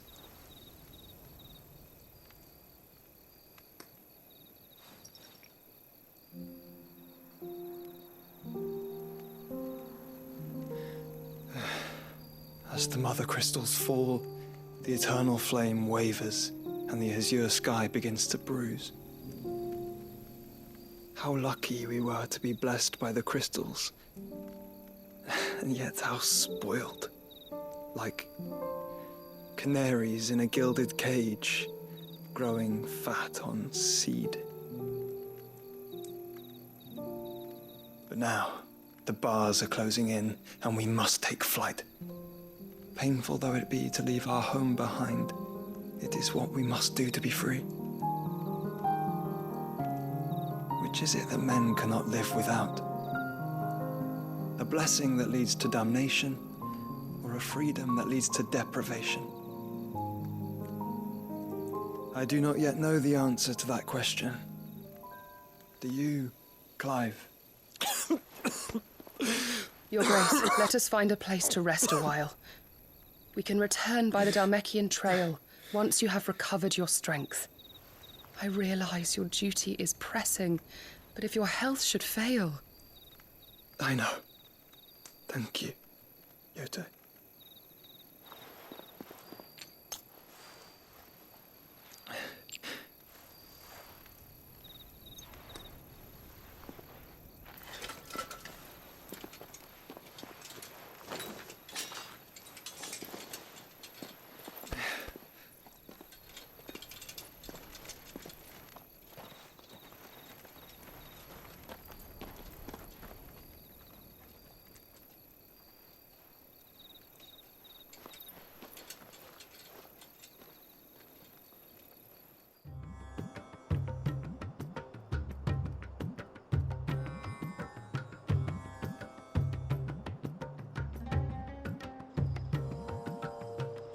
The army's attempt to breach the Empire's defenses and gain the Isles of Ark has failed yet again. Only because your fleet has proved as impotent as a eunuch on laying night. Would you rather we simply fell back to the capital? Enough, both of you. All here agree that the Empire cannot be allowed to maintain its illegitimate claim on the Dominion. However, our casualties mount with each passing day.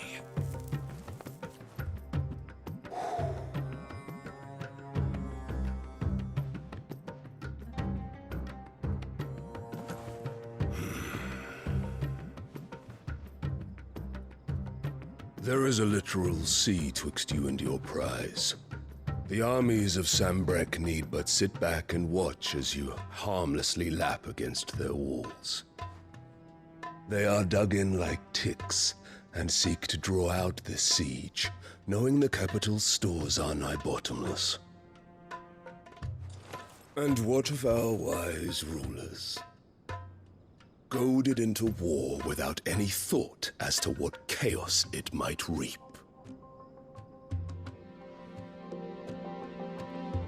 Republican soldiers starve while waiting for orders from Randalar. If you would but take the field, their bellies would be full by nightfall. If I take the field, so too will Bahamut, and our duel will shake the island to its foundations. Instead of liberating the Dominion, you would doom it to destruction. Unless that is what you desire. If our learned advisor has a solution to propose, we should be glad to consider it.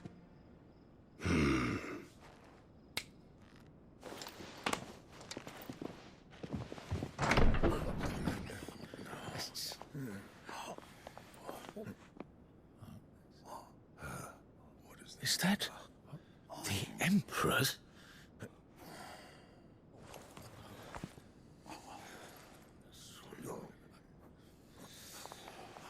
What is the meaning of this, Lord Kupka?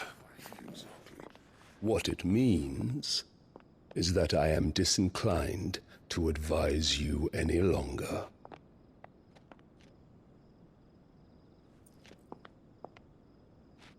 Ah, the looks on their faces when you walked through those doors. A perfect picture of stupefaction. They could not believe their eyes. Though I confess, I had my own doubts whether or not you would accept my invitation.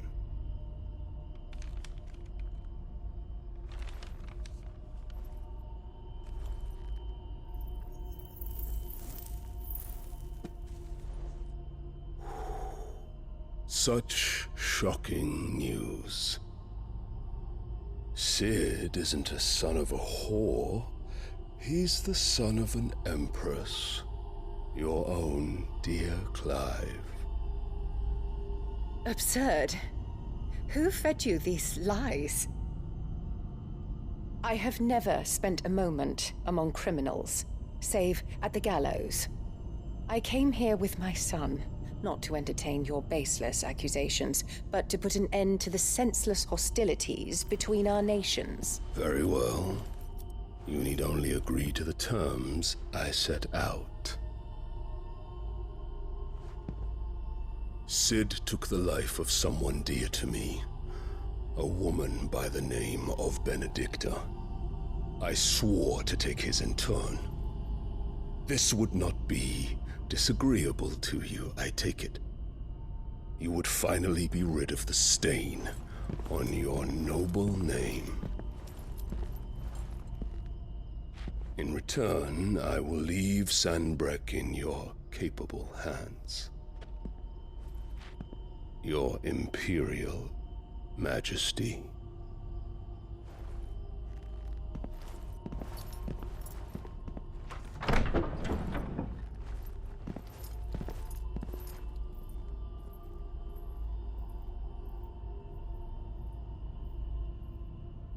And all for the love of a common whore. Dominant or no, one cannot hide one's breeding. And beasts will ever belong with beasts.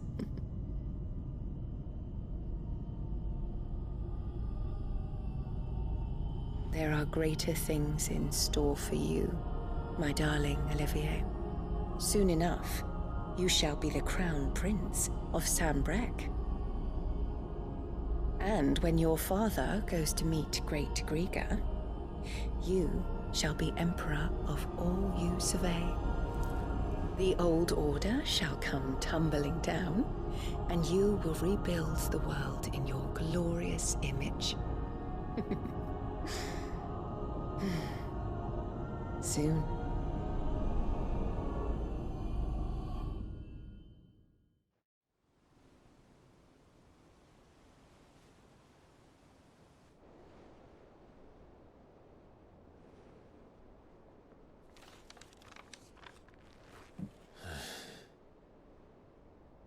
She's been in there for hours. Something must be wrong.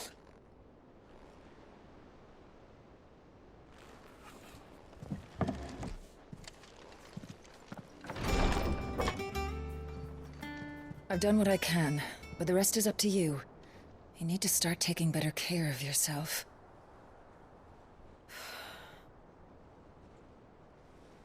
Understood. And thank you.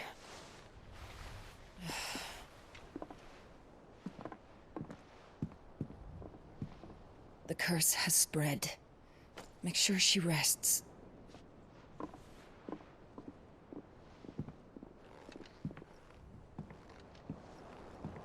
If it hurts, you can tell me, you know. I'll understand. I can bear it.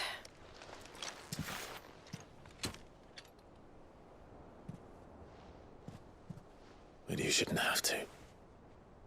Not anymore. This isn't just your struggle, Clive. It's ours. And when we see how hard you fight, it inspires us to do the same. Or would you rather we left you to save the world all on your own? No. That's not... Ignore me.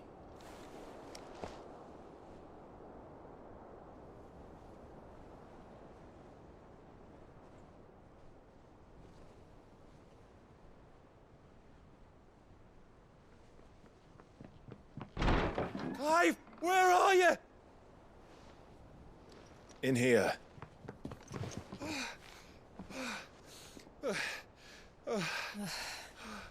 What's wrong? Rosaria's under attack. What? This isn't the Dalmekian army we're talking about. It's the men of the Rock from Drake's Fang. Hugo Kupka's private guard. There is in hell in Rosalith, trying to batter down the castle gates. Looking for me? Seems that way. Reckon old Hugo has finally worked out who Sid really is. Then this is just another trap. Ah, it's a trap, all right. The daddy of all fucking traps. I'm going to Rosalith. You're not serious. That's exactly what he wants you to do, Clive. Look, I don't know why Kupka harbors such a grudge against Sid.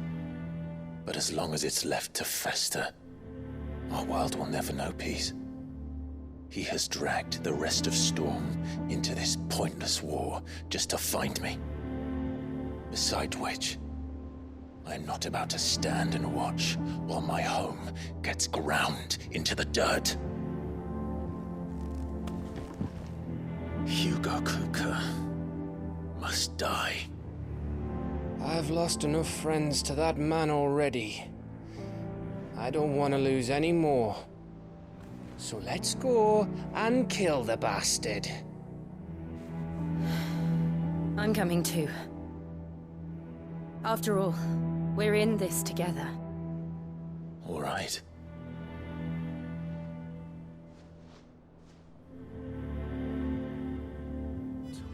Gov gave you the news then? We're leaving for Rosalith. But not before I know exactly what's going on. What have we heard? All sorts. Nobody was expecting the Dalmex to open up a new front against the Empire, least of all our friends in the provinces. Reports have been rolling in from all over the place, with no two saying the same thing. I've been passing them on to Vivian, in the hope she can make sense of them.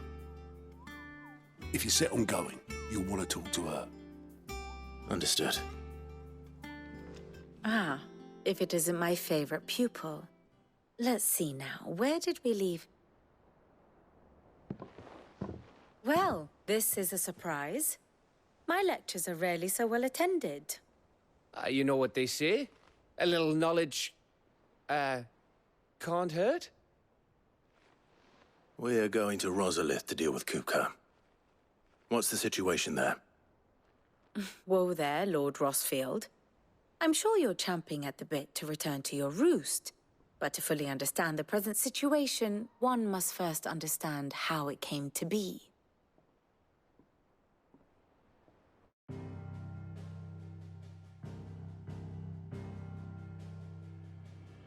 Let us begin with the story of Hugo Kupka, or the permanent economic advisor to the Dalmekian government, to give him his formal title. In a republic founded on commerce, there could hardly be a more influential position. It has granted him both extraordinary wealth and extraordinary power. Not that he ever wanted for the latter. Being Titan's dominant, he is also Dalmekia's last line of defense, a fact he has used to his considerable advantage. Why, he was even able to pry Drake's Fang, one of the pillars of the Republic, from Parliament's grip. And he was quick to buy the loyalty of the Fang's protectors.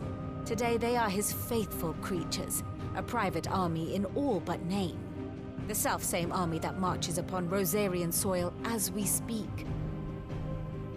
By which I mean Imperial soil, not that you need reminding of the fact. Suffice it to say, the Empire's attentions are elsewhere at present, deadlocked as it is with Dalmekia over its occupation of the Crystalline Dominion, where its legions are now gathered. Scarcely a handful of garrisons remain to secure its western provinces, and half of them left after the fall of Drake's Breath. With the threat of the Ironblood thus diminished, they had little cause to fear a maritime invasion. And so today, only a token force guards the former duchy's shores, as Kupka was quick to descry. He landed his troops on the Rosarian coast without encountering so much as a single ship. All for you, Clive. He wants your head. And so he and his men advance upon Rosalith, not to capture the province, but to draw you out.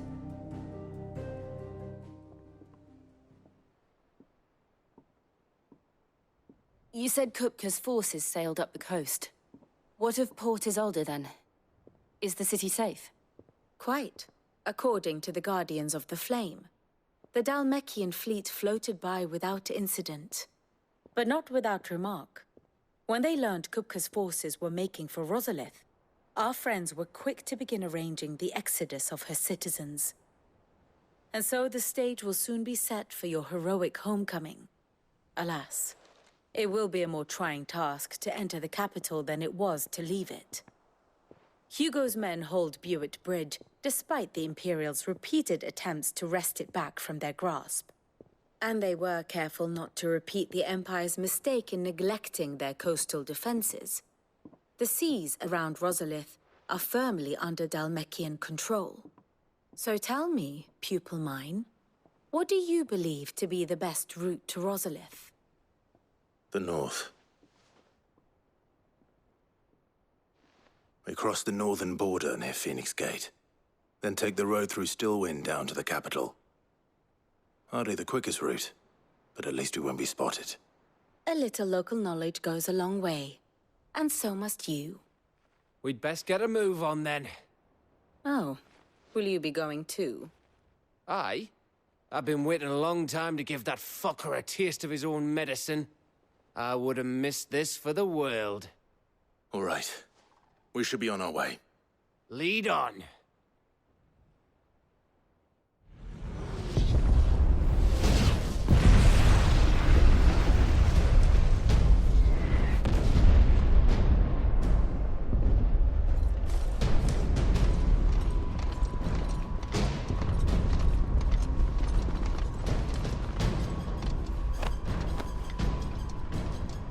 Fortify the castle gates at once.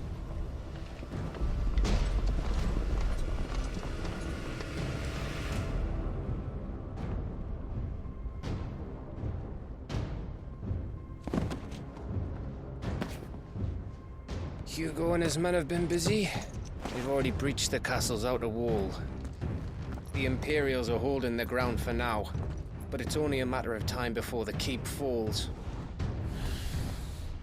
Those fuckers really went to town on this place. Almost like they want to wipe it off the map. Just a means to an end.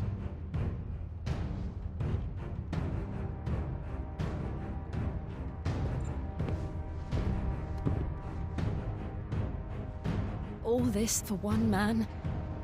They didn't have to go so far.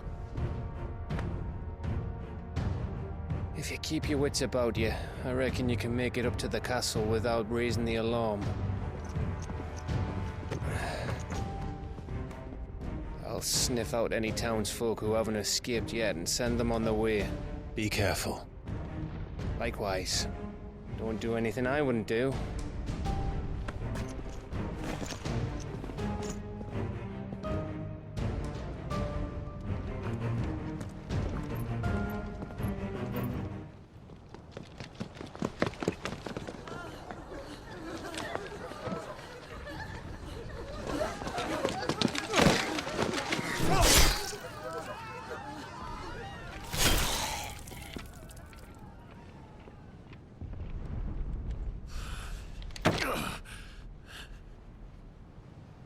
I thought I was ready for this, but... I know. It's like a nightmare. This was our home.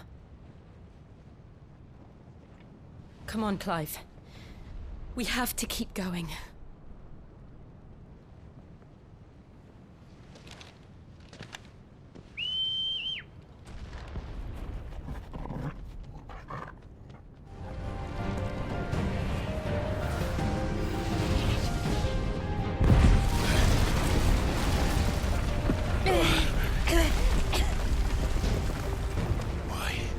Why do this?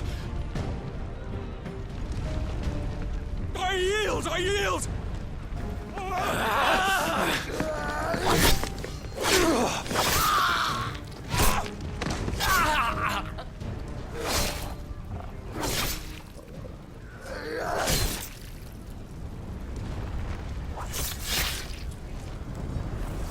Look what we have here. Gentlemen!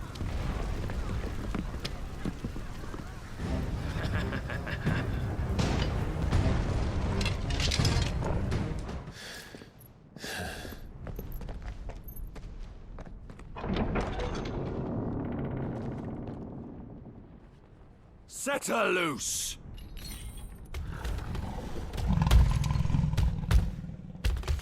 They have a curl.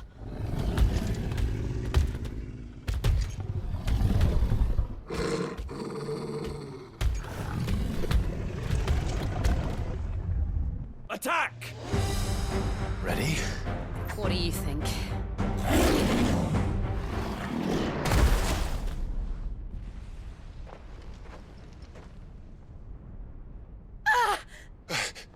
Jill!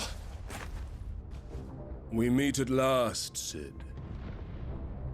Or should I say, Lord Rosfield? I've been looking for you for a very long time. Let her go, Kuka. I'm so glad you accepted my invitation. I went to some trouble with the decorations. Do you like what I've done with the place? Bastard! Such a pity your predecessor couldn't join us. But I am sure you will prove compelling company.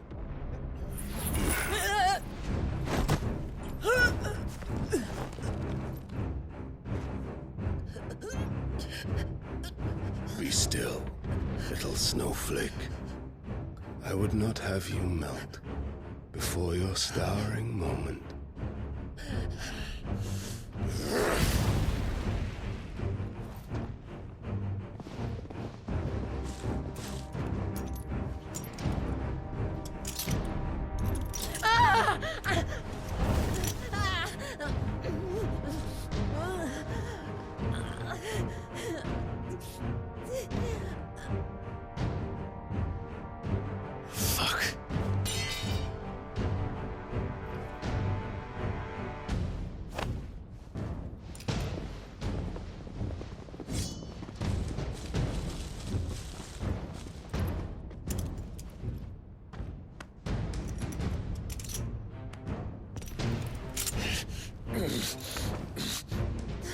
Now, on to the festivities.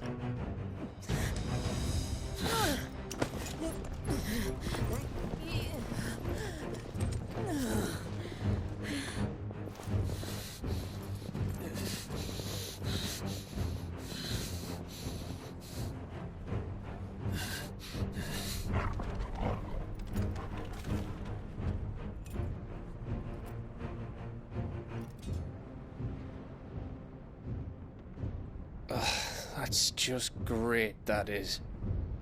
I suppose it's up to me, then.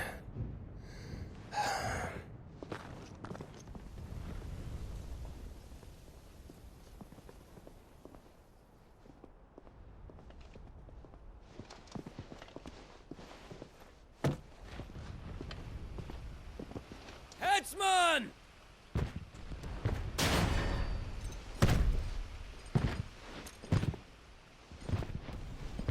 Where do you want me?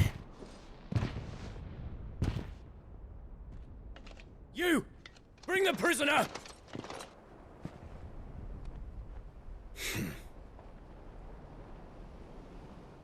Yes, no more than she deserves for getting into bed with an outlaw.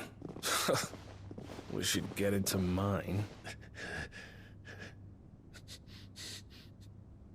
Lord Kupka commands your presence. You're to bear witness to the girl's execution. Such a waste.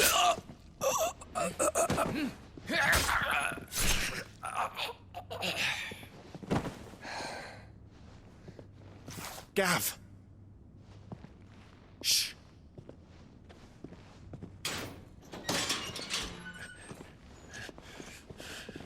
Crystal fetters are a bastard to open, just so you know. Don't worry, I'll have them off before you can blink. Where's Jill? In the courtyard. Shit.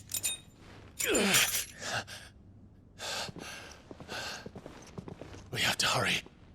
The Imperials have sounded the retreat and cleared out of the castle, but the place is still swarming with Kupka's men. Leave them to me. I'll make my way up top and circle round the back. Quick as you like, eh?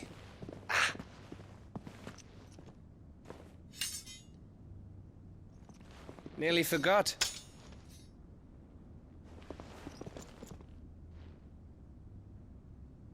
Hold on, Jill.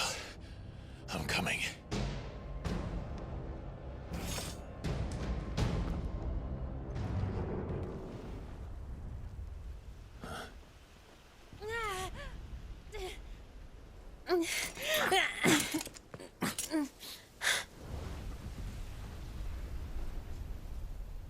I hope you've got a plan, Clive, because we are fucked if you don't.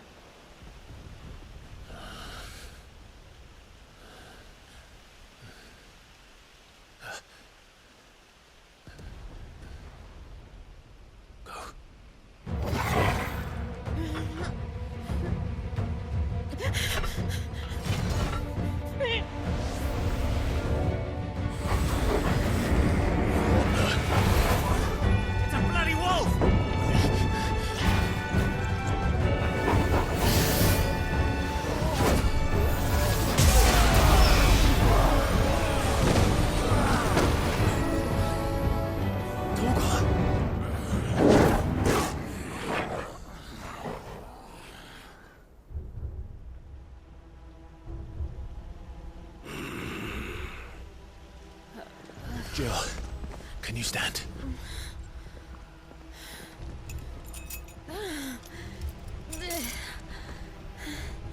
Come, Lord Rosfield. Don't tell me you tire of my entertainment. Enough! Yes. Perhaps it is time we served the main repast. I trust you are hungry! Need this? Much obliged. Stay close. We're getting out of here. And Toggle, thank you. It's over. For now. But I bet that wasn't the last of them. And they won't stop hunting us until Kupka's dead. So you get in there and finish the job, eh? Go on. If they come again, we'll hold them back. All right. But be careful.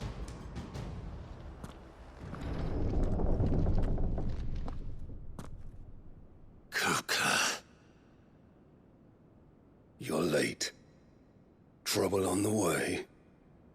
Just enjoying your entertainment. How gratifying.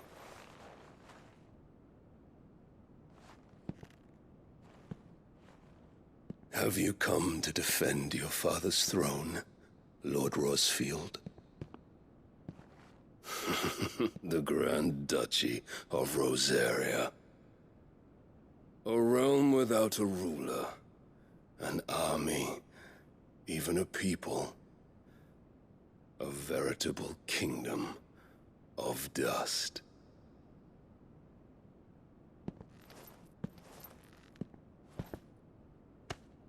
Truly, I see no throne to defend.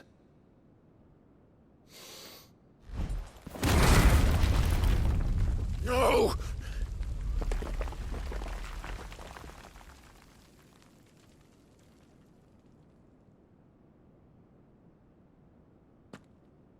Enough of your games, Kuka. Just tell me what you want. Sid's head in a box. Imagine my disappointment when I learned that he met his end at the hand of another.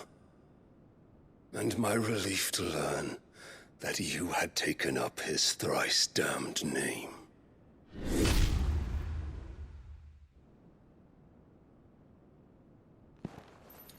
Your master slew Benedicta Harmon and defiled her body. If you choose to bear that murderer's name, then you shall answer for his crimes. The only crimes I shall answer for are my own. Sid did everything in his power to save that woman, though she was long past saving. And so I did what he couldn't. It was me all along, Hugo. It was you.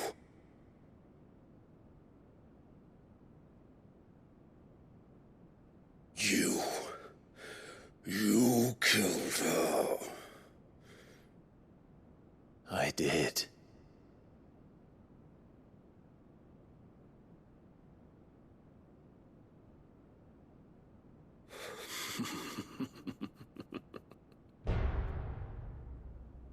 Then I am fortunate indeed.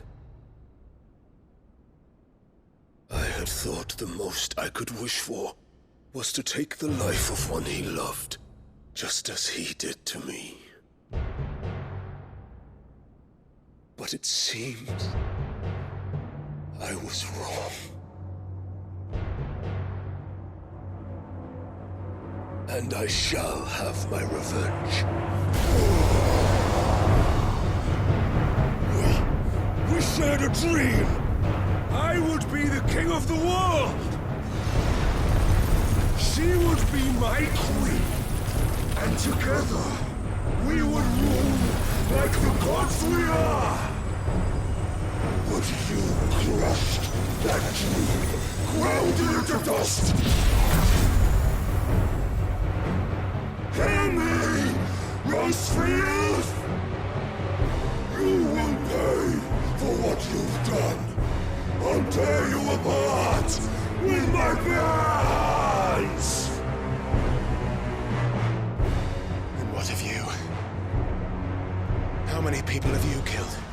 How many dreams have you crushed? You're not the only one who's seen their world fall apart around them. You'll get no pity from me, Kuka. No pity. And no mercy. Now die!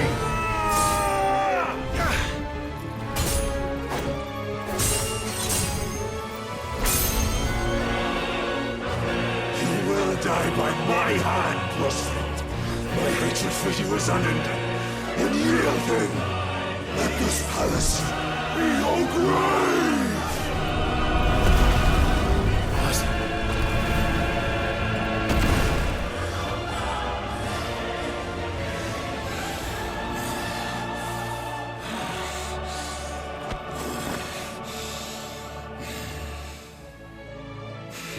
The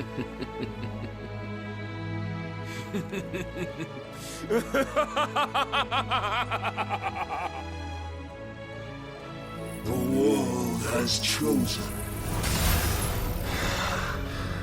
I am in my element.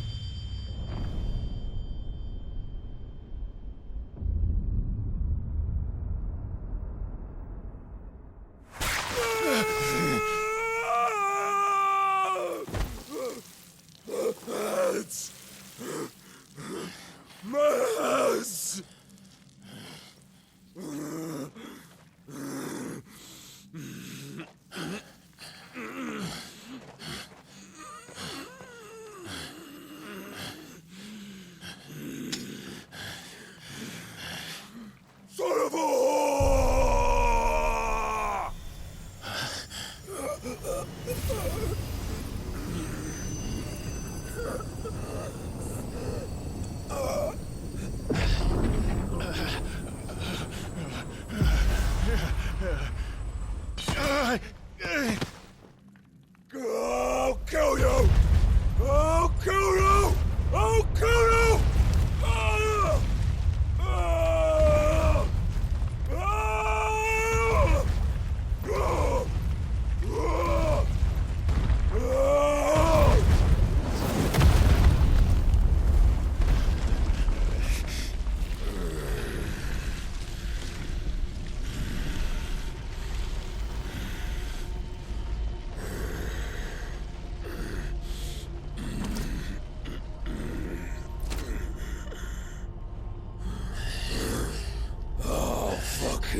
Kill you.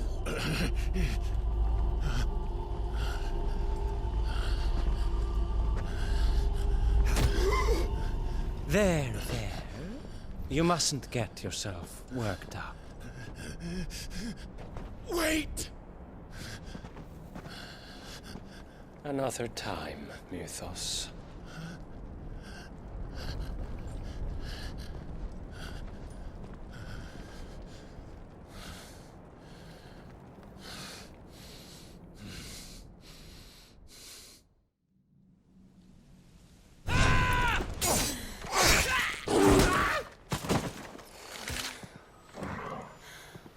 Is that all of them? I think so. Well, load of scum. Who the fuck invited them? Not that that's the biggest surprise we've had today. Where did you learn to do that, Torgal? Not telling, eh? Suit yourself. Gav, we have to find Clive. Right, sorry.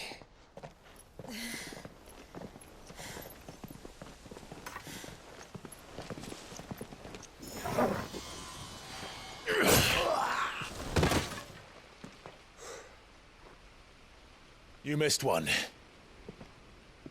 We were worried. So was I.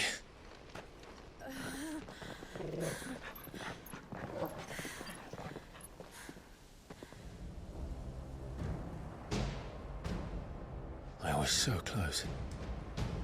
If it hadn't been for my gift, I would have finished him. I'm just glad you got out of there alive.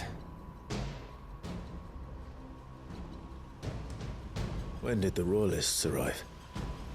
Right after you went inside. Just when we thought we were shot of Titans lot. In pile Odins. Not enough of them to worry us, though.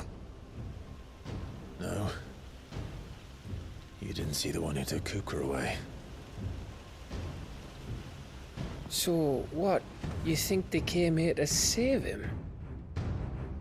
Well, I'll be fucked if I know what's going on, but every minute we spend racking our brains, that bastard's getting further away.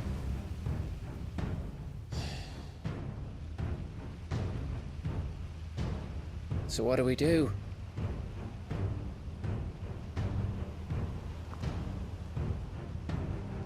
We go back to the hideaway. I'm too tired to think. As are you, by the looks of it. And after what Jill's been through. Let's worry about Kupka later, shall we? Aye. All right. It'll give us a chance to solve the riddle of your magic mud, too. Hey, how you feeling? Ready to go home?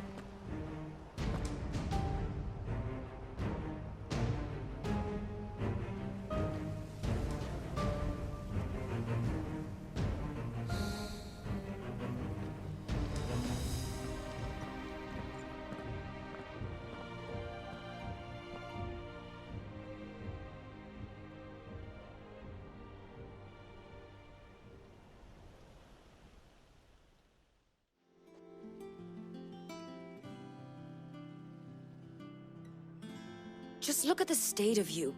You're more of a wreck than this place. Is this what you call taking better care of yourself? No more excuses, your ladyship. I order you to rest. Fine. I'll rest.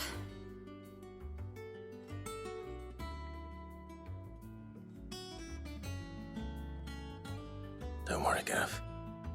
She's in good hands. But we should have never let her fall into Hugo's. Back when he had some like. The question is, where is he now? And what the hell were those royalists doing there? I was wondering about that all the way home.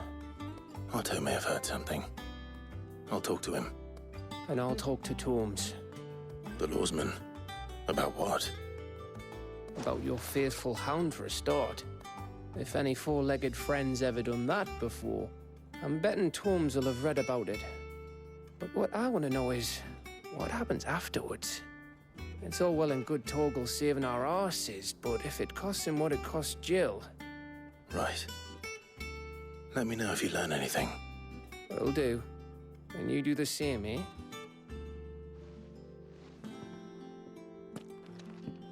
Jill. Listen to Taya. I will. Thank you.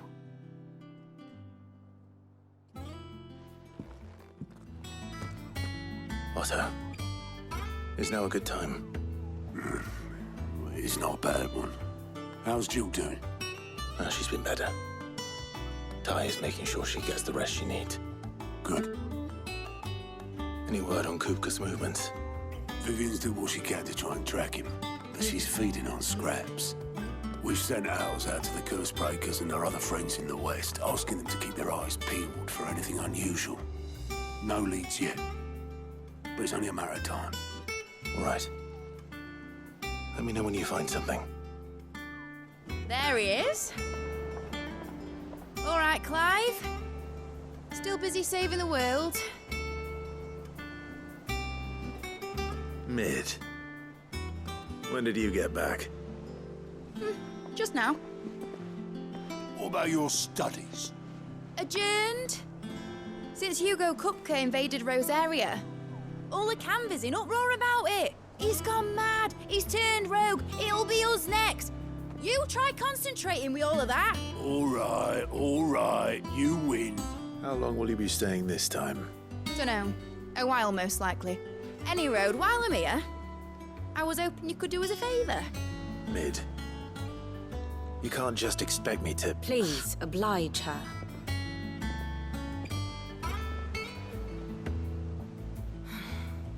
While we are busy tracking down Kupka, you should have a little time to spare. Professor! Now there's a face I haven't seen in a while. Shouldn't you have it buried in a dusty old tome? I did, till a familiar trill pricked my ears.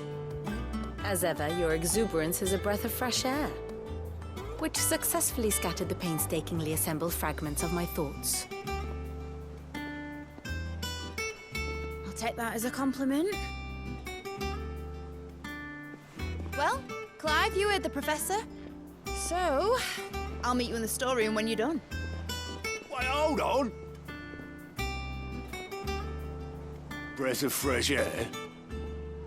Bloody tempest, more like.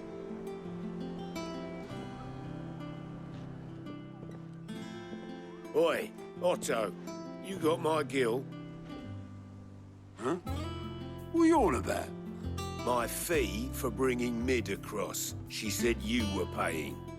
That little... You took your time. I'm a busy man, Mid. I'll get to the point then. I want to turn the room down there into a workshop like the one I had at Dad's place. Mid, you've only just come back. And I've been thinking about it for a while. Dad said I had a knack for engineering. Told me everything he knew about it, then sent me off to Canva to learn everything he didn't. That was his dream for me. That one day I'd put my studies to use for the good of the cause. But I'm helping no one stuck at school. I've studied enough. It's time I put my knack to work. I know that I can help the people here, and I want to do it. Well, well, well. If Sid could see you now. All right. I'll tell Otto you'll be staying. I knew you'd say yes. Which is why I wrote up a list of jobs for you. For me? Who else? What do you want me to do? First things first, I need equipment and materials to start making my own. There's the designs for the stuff I need and the stuff it needs smithing from. The other materials I can work myself. Just need a generous benefactor to lay them on for me. Apart from the wood, I'll need a carpenter for that, but I can just borrow yours. Is that everything? For now. I'll let you know if I need out else. Was wondering where you'd got to. Mid's back from Canva. Have you seen her? Just now. She's planning to set up a workshop in the stores and ask me to buy her some materials. Here's the list.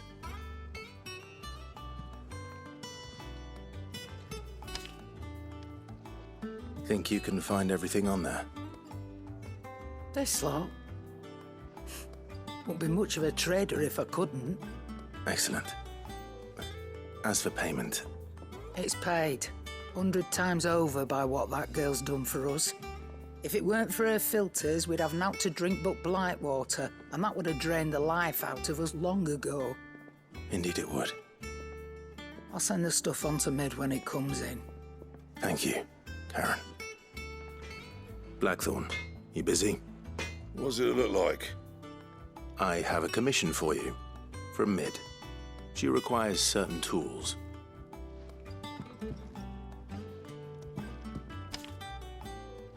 Do you think you can make them? Bloody hell. What's she planning to build with this stuff? An airship? I'll see what I can do. Tell her I'll bring them over when I'm done. My thanks. And Mid's, no doubt. How do, Master Sid? Bardolph. Mid's looking to build a workshop in the storeroom, and she needs the aid of a skilled carpenter. So naturally I thought of you. Well, I'd love to help the young miss however I can. But I'm afraid I got my hands full just keeping this place afloat. There's holes need patching, and if I don't patch them, we'll all of us sink into the mere. I'd gladly spare Mid all the time I have, but the sad truth is, I ain't got none. I see.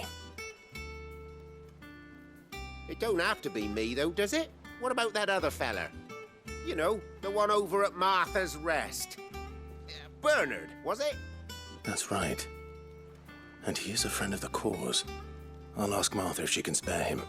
Thank you, Bardolph. Least I could do. Ah, Clive, what brings you to the rest?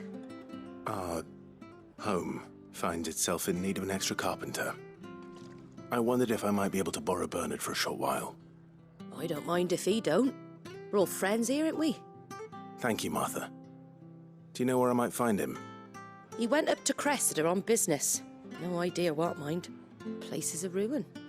Far as I know, he's still there. I'll look from there, then. Hi. If it ain't the lad who saved my life. What brings you to a place like this? You do, Bernard. Martha said I might find you here. I have a proposition for you. Oh, do you now?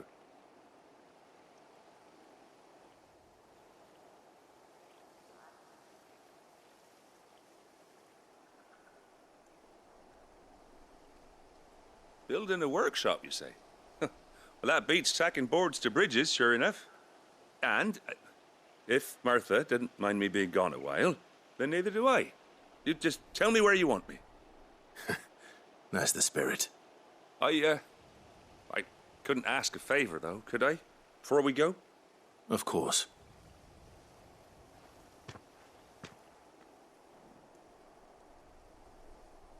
Well, that there is Cressida, where I grew up.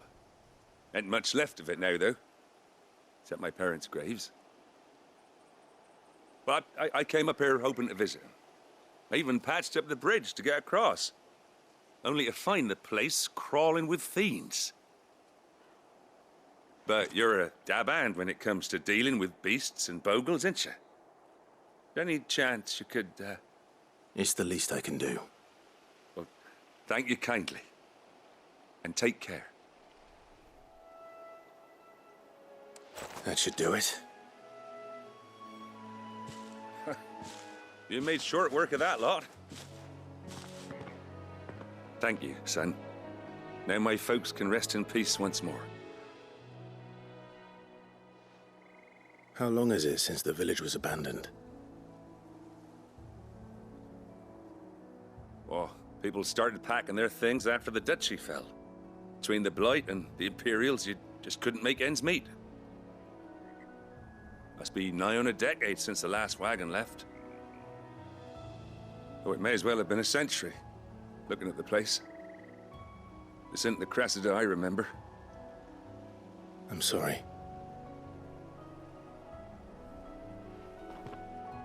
Ah, don't be. Can't live in the past, no matter how nice it might have been. Soon as I'm done saying a prayer for those that raised me, it's on to your hideaway. I'll meet you there.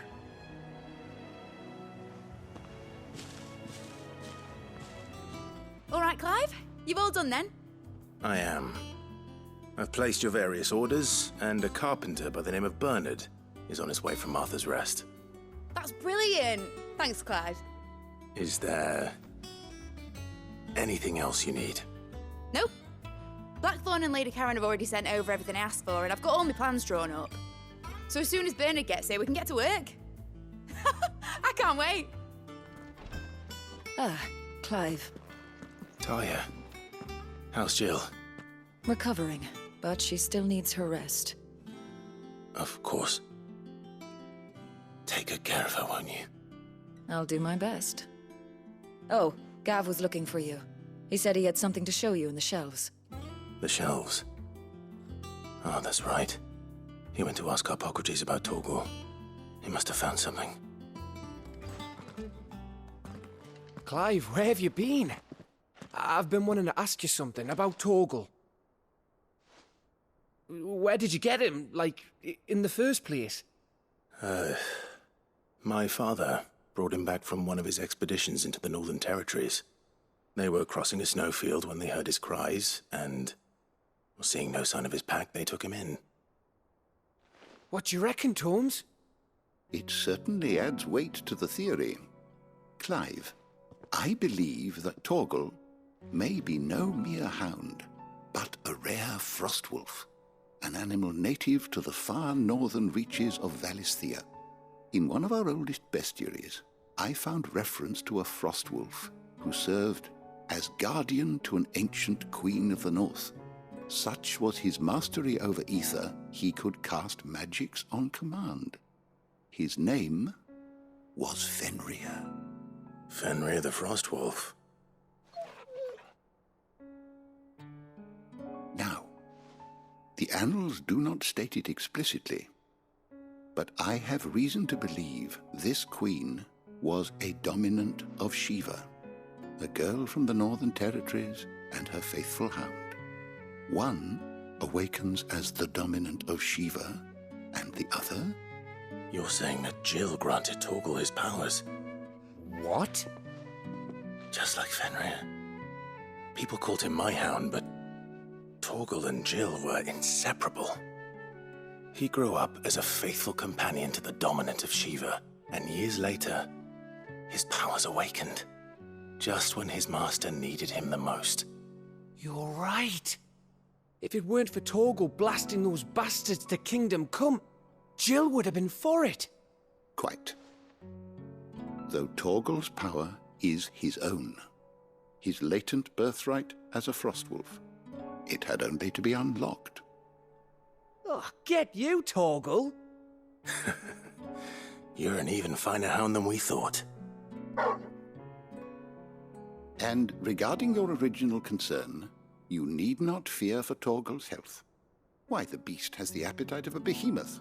Just this very morn, I found him with his nose buried in my nuts.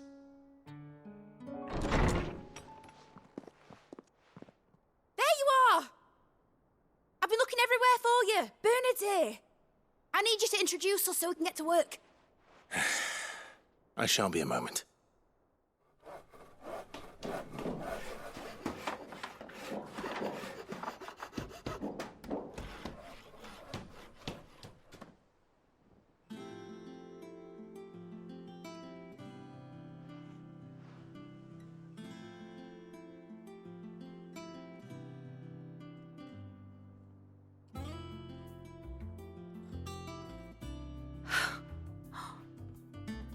Brilliant. It is. Well, I couldn't have done it without you. You and everyone else. But I promise I'll pay you back. I'm gonna work my fingers to the bone for you lot. Starting right now. Just you wait. I'll make wonders like this world's never seen. Then I look forward to seeing them.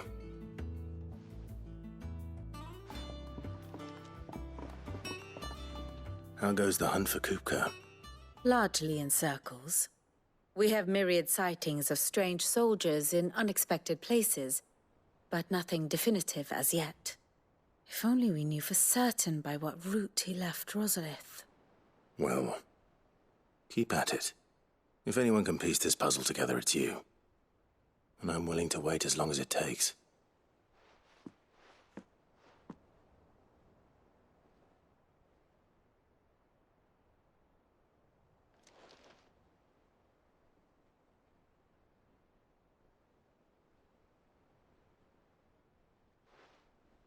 What?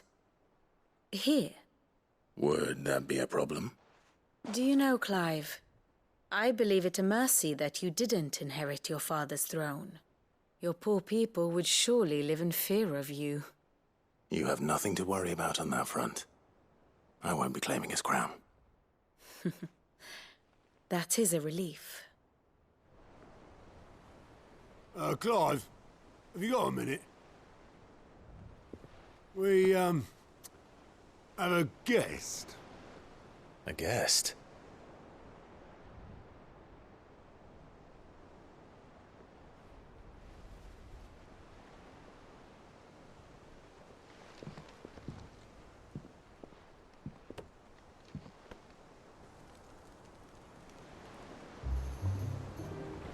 For your trouble.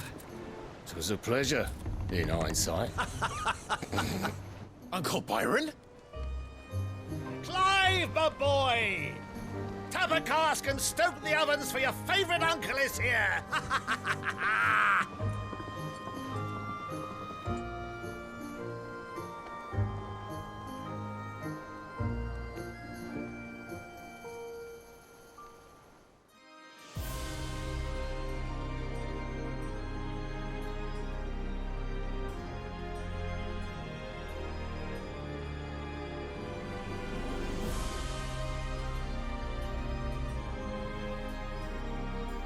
The Dalmekian government sues for peace. How shall we respond? If they're willing to accept their fault in the matter, I see no reason to refuse them. Still, we must insist on substantial reparations. The Twinside stores are not as bottomless as reported. Aye, and we have many more mouths to feed. We shall just have to have the Dalmecs empty their treasuries for us.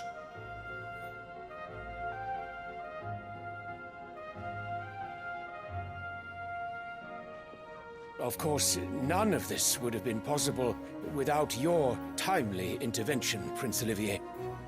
Indeed, I doubt any of us would have had the courage to trade words with the mighty Titan, nor less the wit to win him over. The Empire owes you a great debt. May the blessing of the crystals go with you, Your Highness. May the blessing of the crystals go with you. Very good.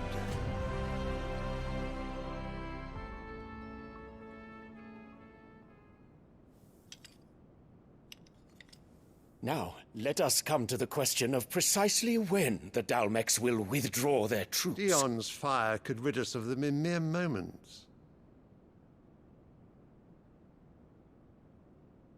The men of the Fist will not withdraw until a peace treaty is concluded. So let us keep the negotiations open, give them time to gather what gold and trinkets they can, and once they deliver that which we demand, what worth is a piece of parchment? Your Radiance, were Prince Dion to take the field, the enemy would surely send their own dominant to meet him. And while His Highness would of course prevail, there would be heavy losses on both. You need not fear Hugo Kupka. He is engaged on the Western Front. Even were the Dalmex to send for him, he would not arrive in time. As much as I would enjoy witnessing a clash between Bahamut and Titan, it is not to be. And what of your subjects, Your Radiance? If the fighting spread to the city proper, the people would bear the brunt of it. There will be losses, it is true. Yet for every citizen who falls, another can be bred. For every home that burns, another can be built. The Empire will live on.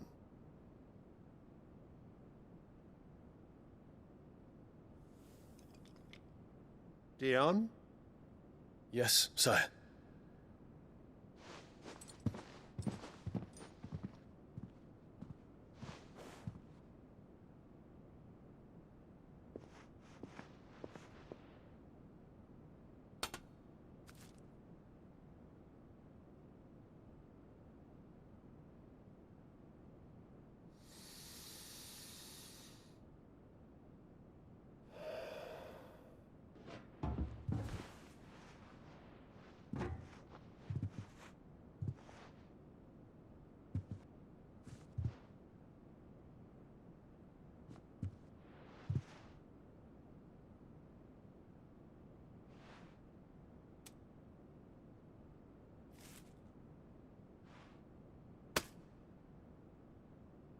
Prepare for battle. But sire...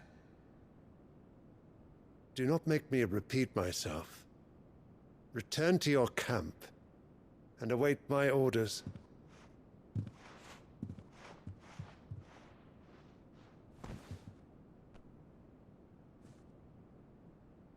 If that is your wish, Your Radiance, I shall depart at once.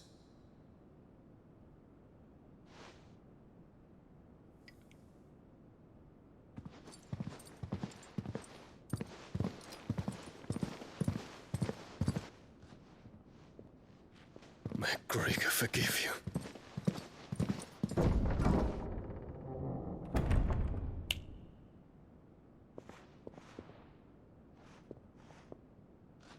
What do the astrologers augur? The stars are in agreement, Your Radiance. The shadow of treachery hangs over Prince Dion.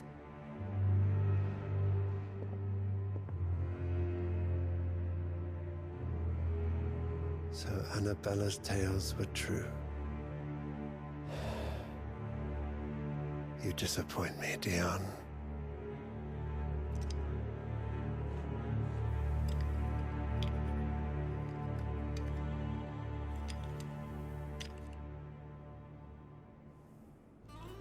Ah, my dear nephew, how I've missed you.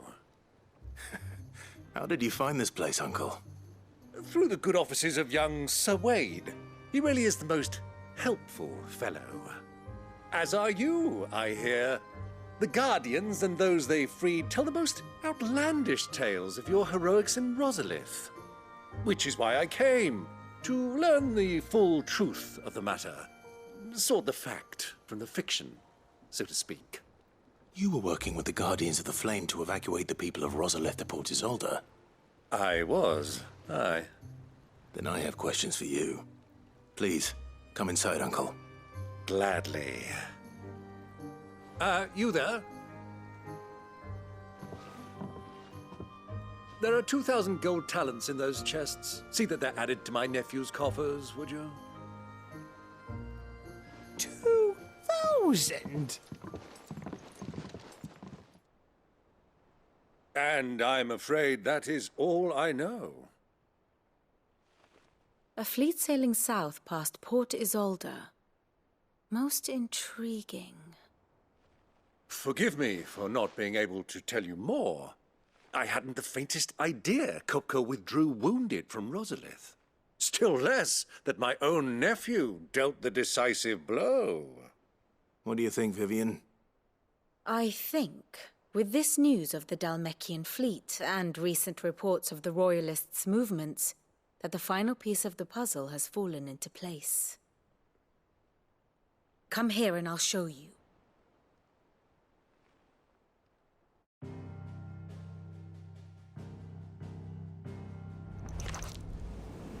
It is known that Kupka's forces entered Rosaria via its unguarded coast.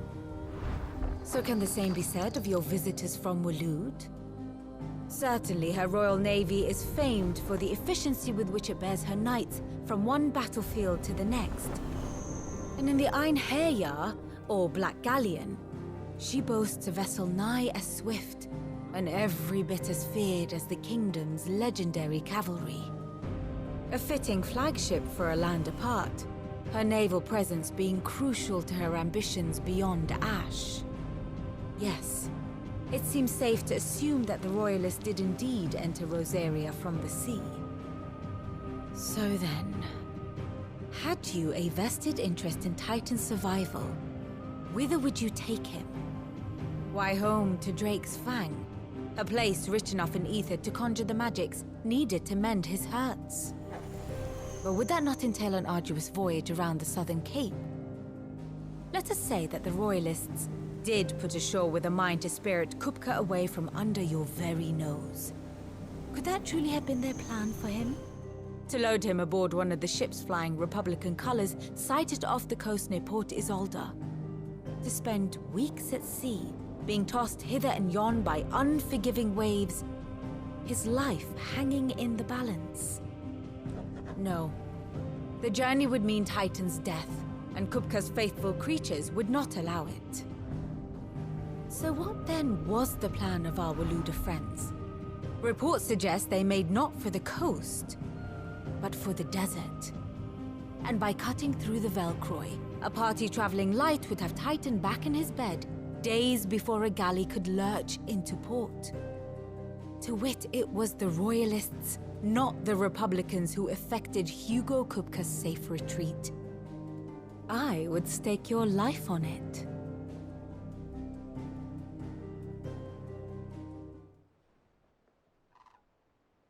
So it was the Waloeders who spirited the wretch away.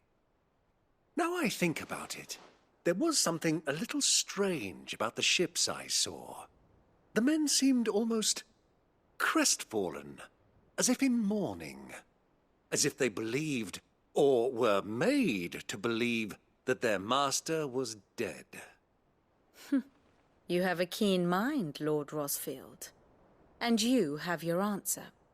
To find Kupka, you have merely to follow the Royalist trail across the Velcroy. It may well have gone cold by now, but as they say in the Republic, all roads lead to Drake's Fang. Allow me to accompany you part of the way. As luck would have it, I had intended to journey Canberward on business after visiting you here. The Fang would be but a short detour. I'd be glad of the company. Give me a moment to make ready. I need to tell my friends what we've learned, and where we're going. Very well, but be quick about it, my boy. Time waits for no man.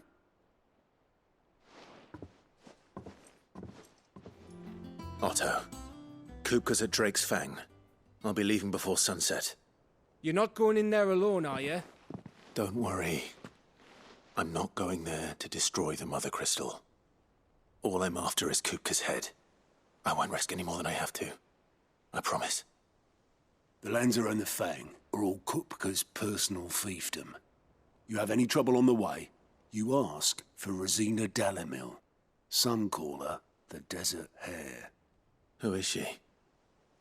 An old associate of Sid's, and only Sid's. All I know is the name, and that they used to meet at the Dalamil Inn. We've heard nothing from her since he died. But I'm thinking maybe the new Sid might be able to bring her back into the fold. Thanks. I'll keep that in mind. So, what about your uncle? I mean, he's welcome to stay, but... Don't look so worried. He'll be coming with me. Thank fuck for that. Gav, Otto, I'm leaving you two in charge. You can count on us. All right, Uncle.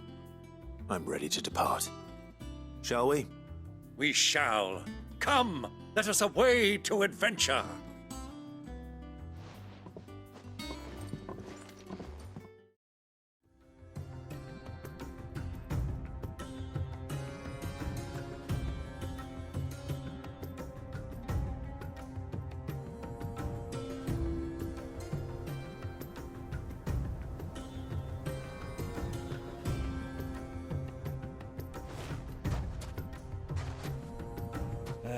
I was a young man when last I walked this path.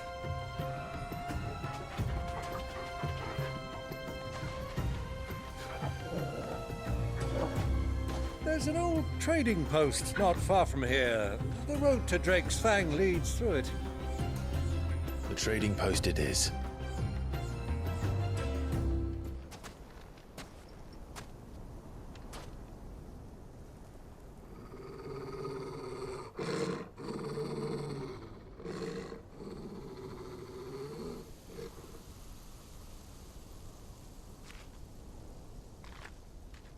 Look, there. Those are Ashen steeds. No doubt about it. And such a long ride from Stonehere. Our Luda friends must be soothing their saddle sores in the inn. Shall we join them?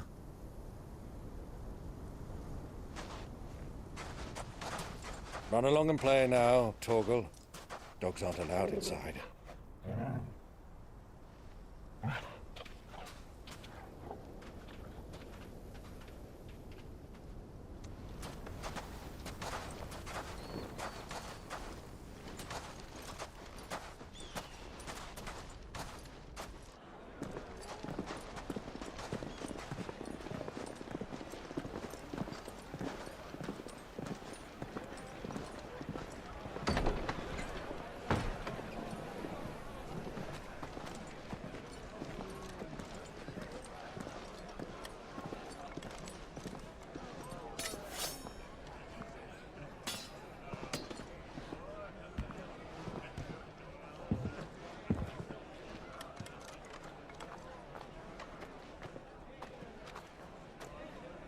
Good day to you. Eating?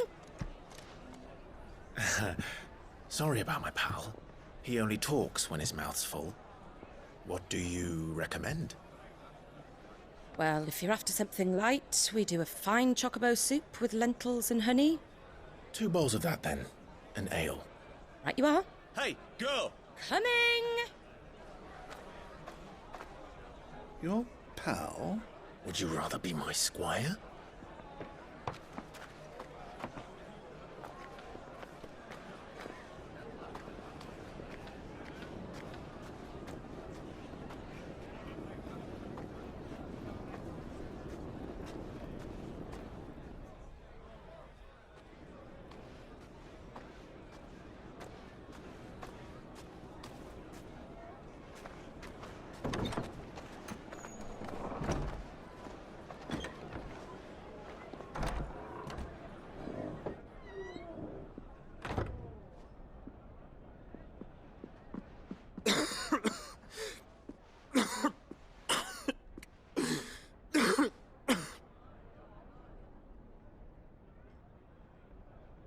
Your Grace, it is plain you are not yet well enough to travel. If you would only let me take you to someone who can better attend to your ills. No, we must press on. Prince Dion has returned to his camp and will soon depart for the front. I must speak with him at all costs. Miss this chance and I may never get another. You do understand that? Yes, Your Grace. But you must at least agree to take your medicine. I'll fetch you some water.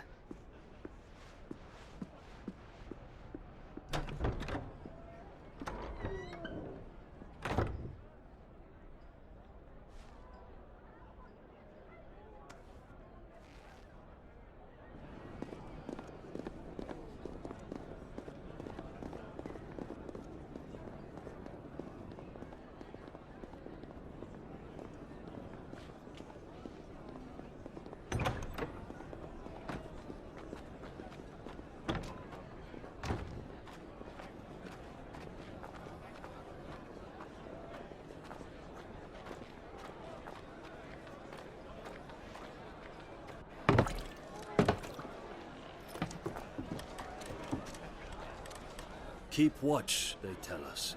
But all I see is sand. I hear they got our guest back to the Fang without any trouble. We'll be leaving soon enough. Why the Lord Commander dragged us all this way just to save that blockhead's skin, I'll never know. Dominant or not, he's a bloody idiot. That'll be Cooker, then. Well, let's get this down us. We've a long way to go. Hey, you!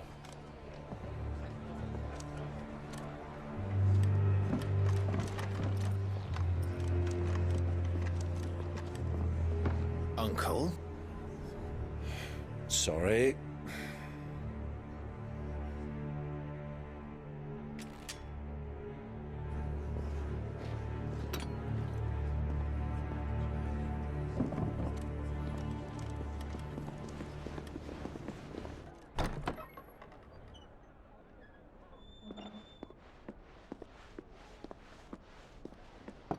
Can you walk, Your Grace?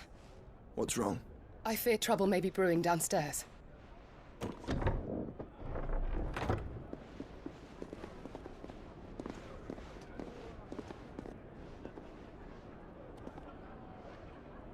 You two are travelers, are you not?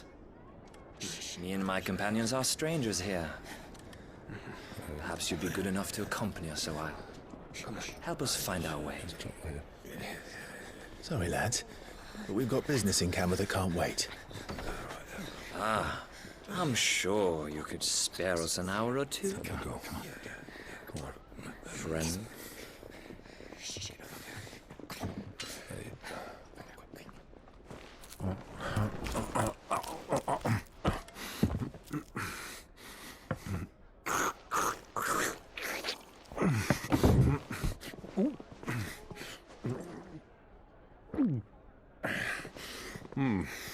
I'm afraid we don't have a moment to lose.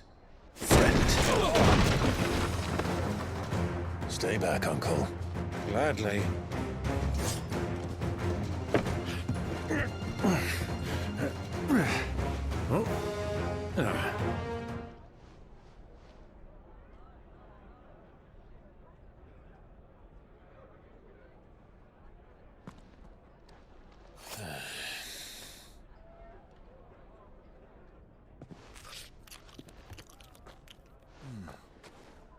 For your trouble.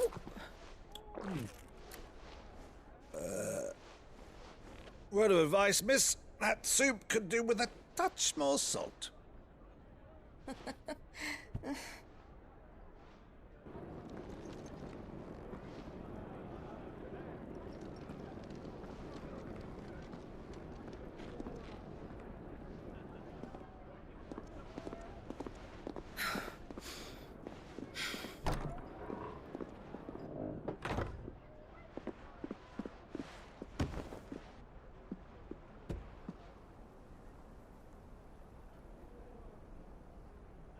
Now's our chance.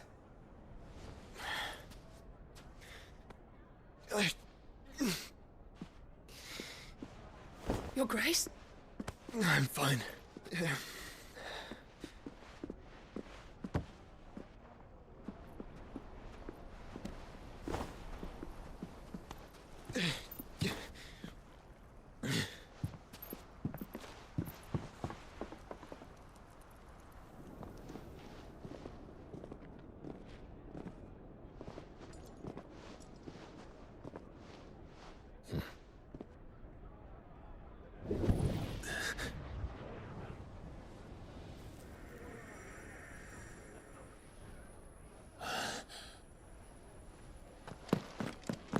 Clive?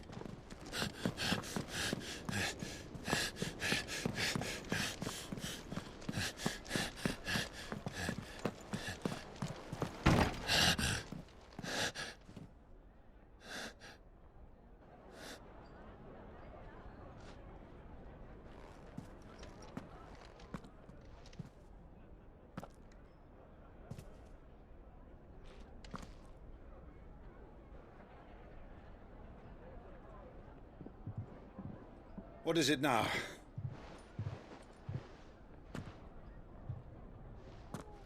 It's nothing. Let's go.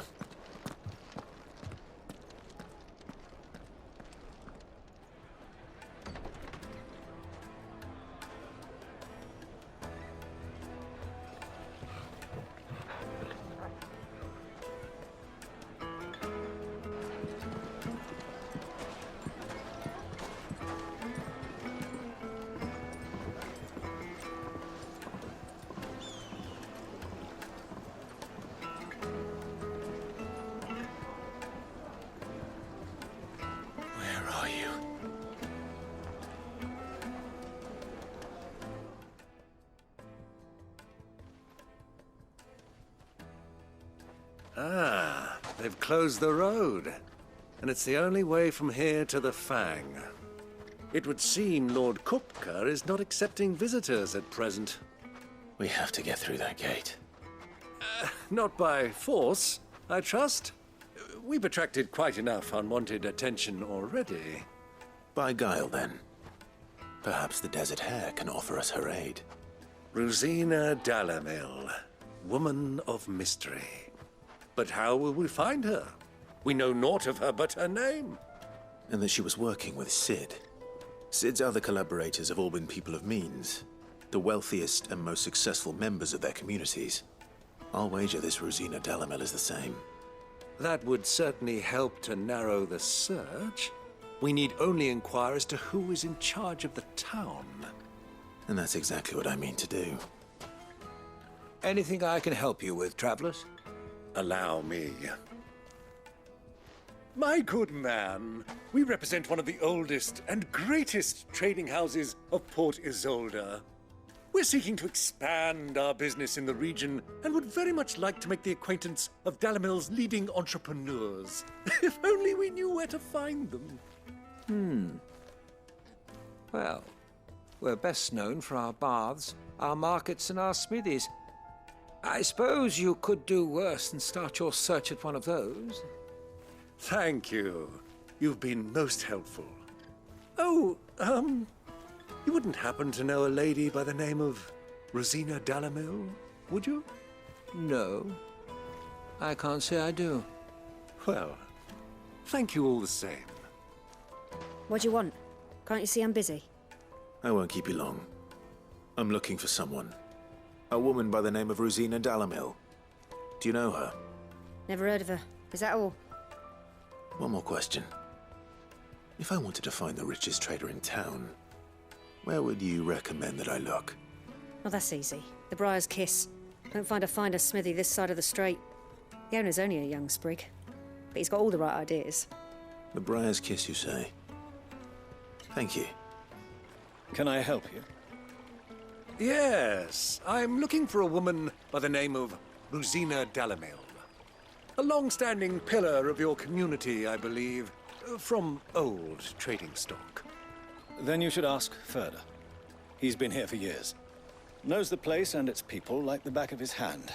And he's in with all the old merchant families. Try the baths. That's where you'll usually find him. Thank you kindly. Excuse me. Are you Furder? I am. Can I help you, travelers? I hope so. You've lived here for some time, is that correct? Do you know Rosina Dalamil? We believe she may be a trader of some renown. And what business do you have with the desert hare? She was a close friend of mine. I was hoping she might be able to help me. Very well. Go to the bordello. I'll arrange an introduction. So you're the ones who've been sniffing around? I beg your pardon? Don't play the fool. Stick your nose in our business and you're likely to lose it.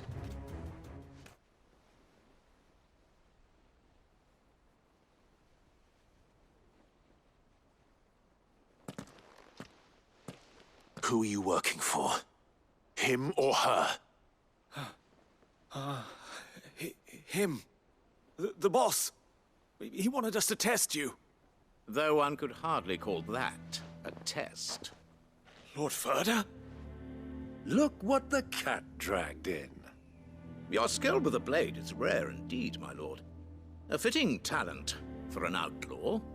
You know who I am. So what now? Call in the men of the Rock and collect the bounty? That isn't my decision to make. Our work is done. Take him to meet his precious Rosina. She will be interested to make his acquaintance. Yes, my lord. To the Lock of Leisure, then. To the Lock of Leisure.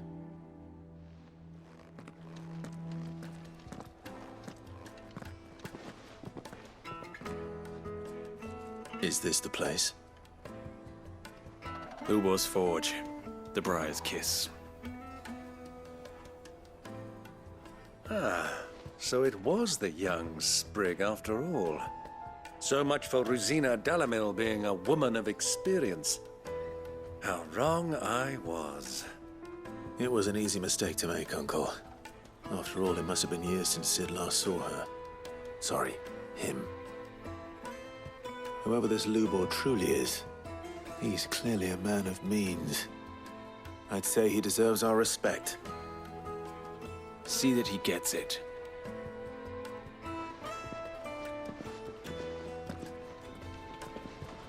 Lubor, Lord Furder told me to bring them to you.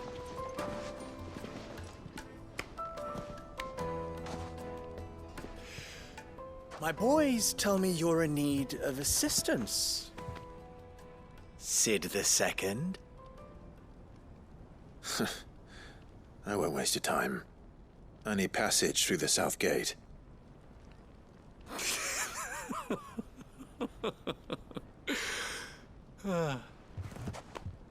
Tell me, what do you think is a merchant's most important commodity? Why, trust. Everyone knows that. Without it, you have nothing. And nothing is exactly what you have. And so, for you, I, too, have nothing. I'm not in the business of helping every lost puppy that wanders in off the street. I'm a busy man, as you can see. Let's leave this mummer to his farce. By all means. Find someone else to help you on your way. Just be sure to tell them you're not the two travelers from the inn the guards are looking for. Don't want them jumping to conclusions, do we? Why, you...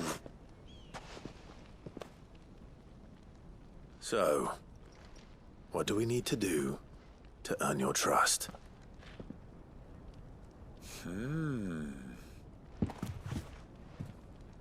I like this one.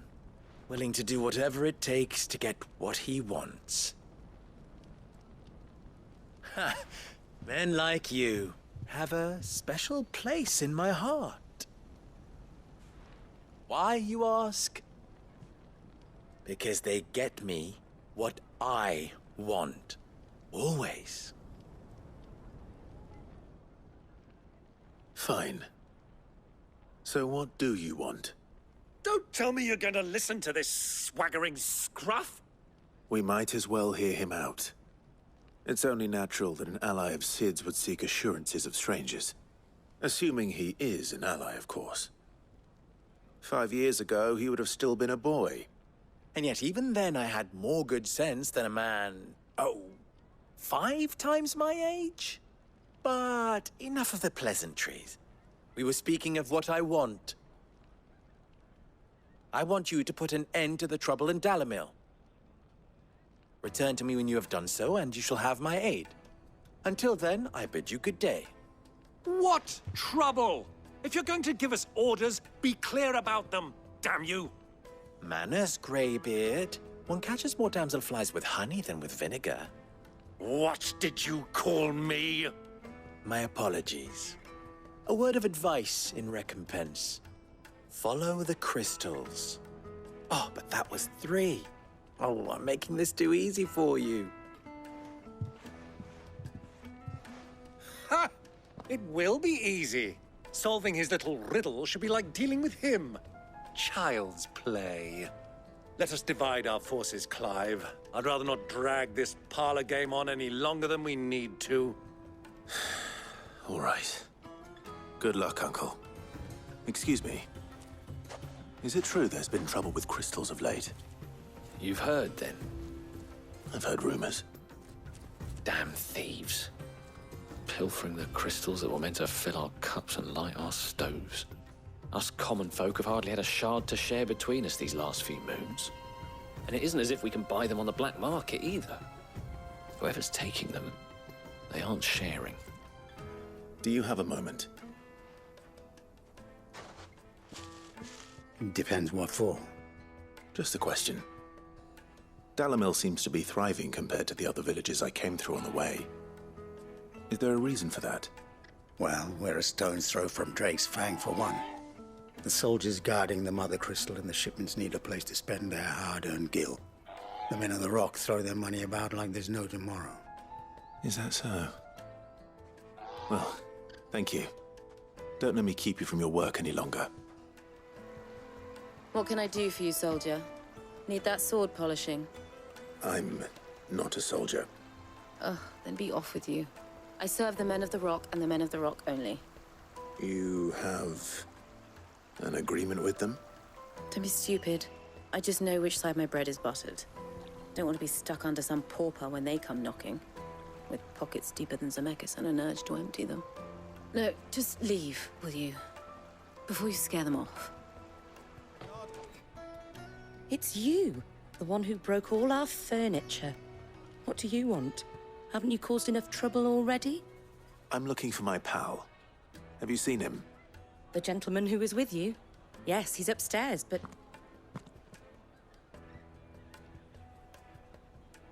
Thank you.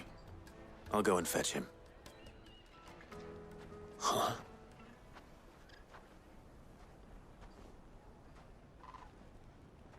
Will this suffice as a deposit? By the sands. That's a black pearl. One of the many treasures in my collection that I would be only too happy to part with, should you give me reason to do so. All right. I'm sure that we can come to an agreement, but not here. What are you doing, Uncle?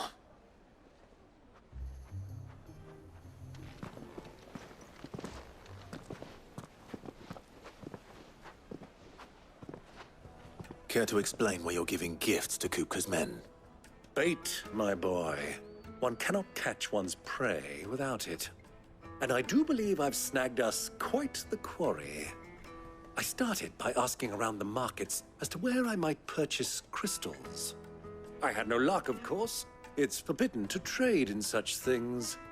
But my uncharacteristic indiscretion just happened to attract the attention of those uniformed ruffians. They took me aside and said they could procure the crystal I sought if I proved I could pay for it. So the pearl was your proof? I thought they'd ask for more. A second-rate specimen like that would only fetch 500,000 or so. A small price to pay for admittance to the underworld. But enough about my little act of subterfuge. What did you discover? That the supply of crystals has dried up of late. And some people seem to think they're being stolen. Meanwhile, members of Kupka's private guard have been spending money all over town. I'll wager those soldiers you've been talking to have been siphoning off crystals meant for elsewhere, and pocketing the profits. I'll wager you're right. We'll meet with them then, just as you arranged, and put an end to the trouble Lubor spoke of. Ha! That preening popinjay thought this would be difficult. It just goes to show one should never underestimate a Rosfield. We'll soon wipe that smirk off his face.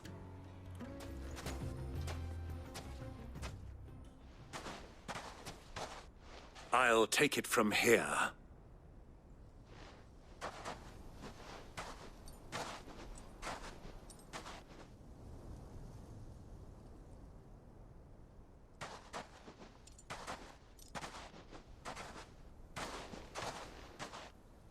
I was beginning to think you weren't coming, my lord.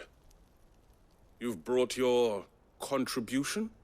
All the silver and stones I could scrape together at such short notice? You brought the whole 500 talents. That was the price we agreed upon, yes? If you've no objections, I'd like to see the crystal. Of course. Right this way, my lord.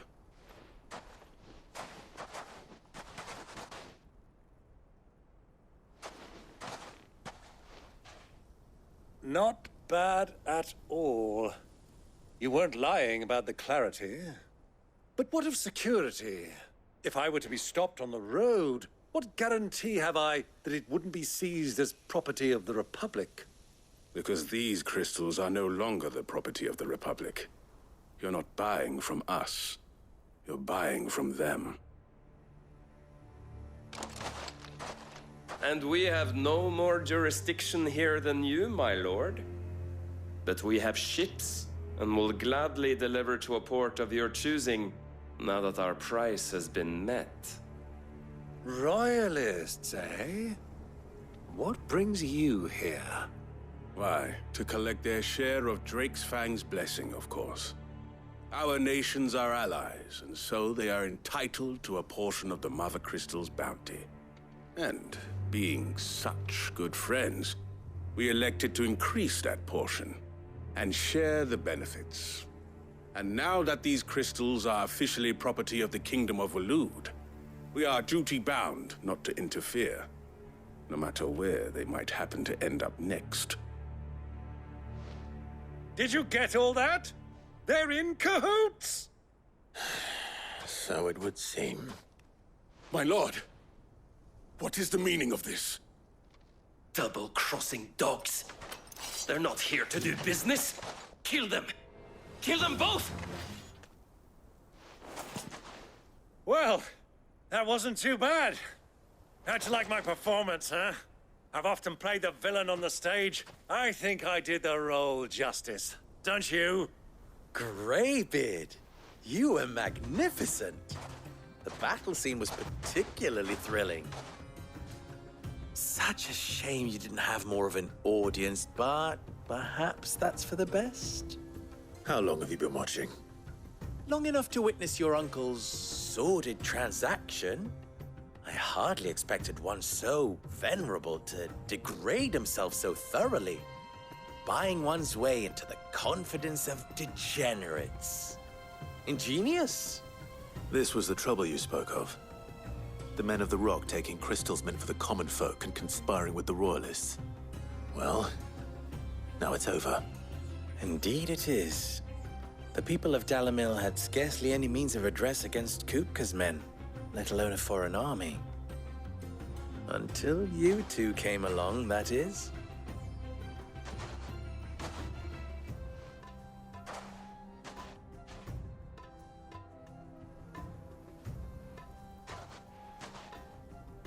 Well, we'd better get these crystals back to town. You won't mind waiting with them while I fetch a wagon.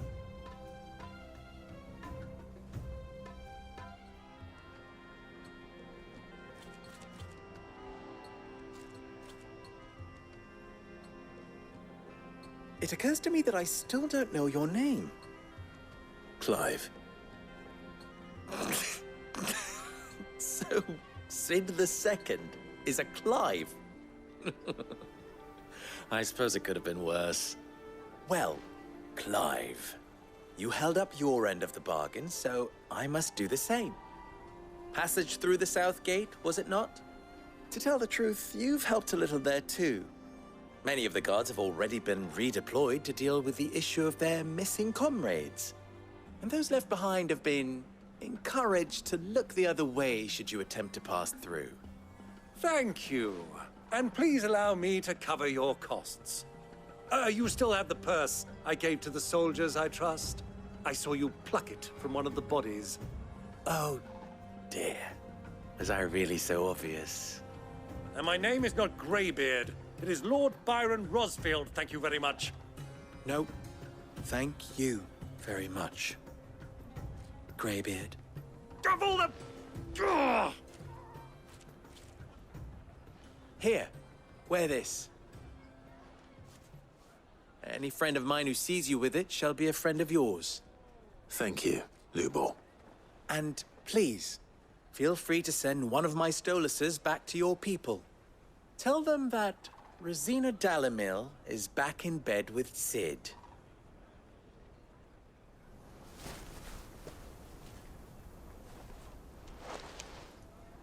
Omialos Delan.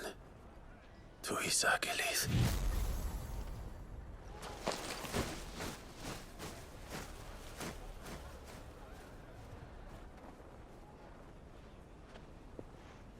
I'm trusting you, Sid. Or should I say, Clive? So be sure not to let me down. I have a reputation to uphold.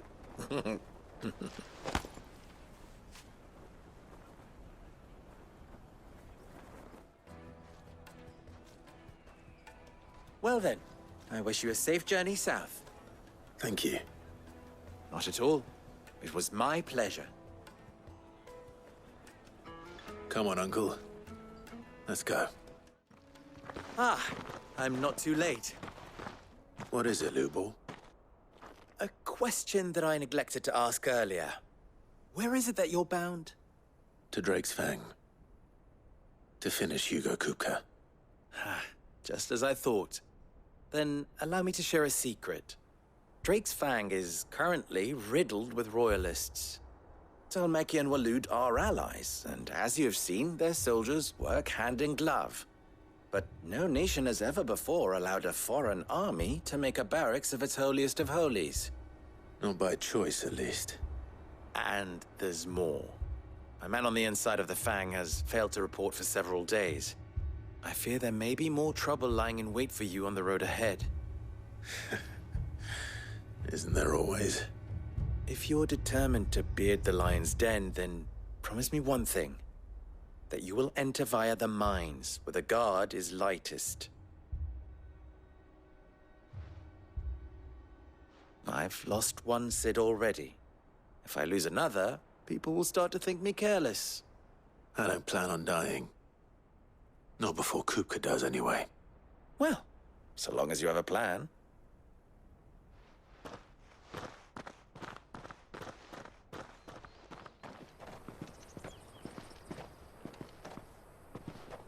There it is. Drake's Fang.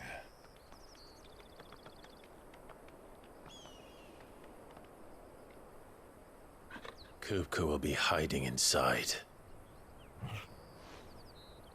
Along with goodness knows how many guards, all on highest alert. You'll need to keep your wits about you if you're to reach him. So be careful. I will, Uncle.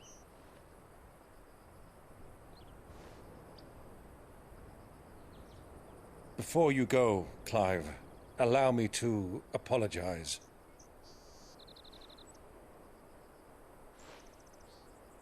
After what befell at Phoenix Gate and the crisis that followed in its wake, I fled.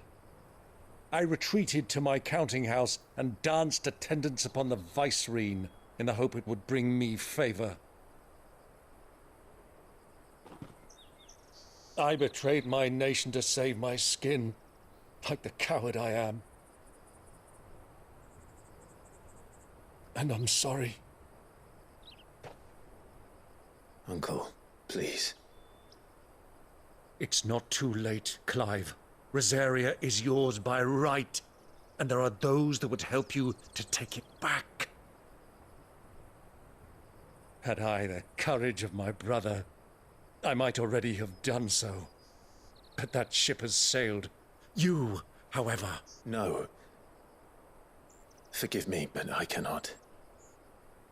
I fight to build a new world now. A better world. Where men can live and die on their own terms.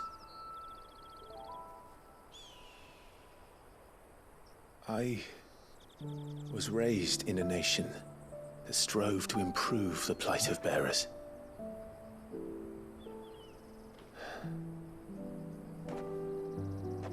Only later did I realize that spark of freedom did not arise by chance, but was kindled by my father. You would see me follow in his footsteps. And that is exactly what I mean to do. Not by ruling Rosaria, but by extending his ideals to the whole of the twins. Though every soul in the realm may judge my actions heresy, I am certain my cause is just. You really are just like him, you know?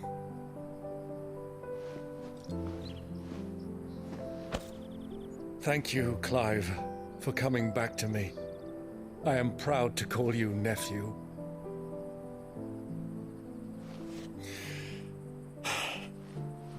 Well then, this is where we must part ways.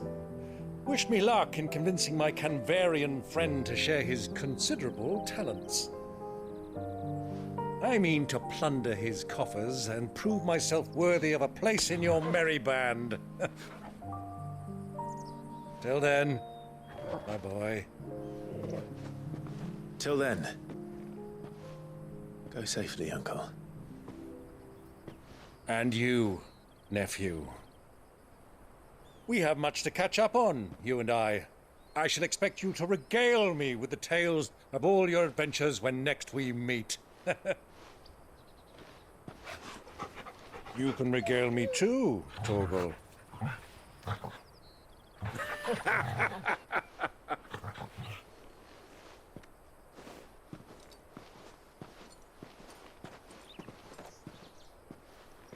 I'm coming for you, Kupka.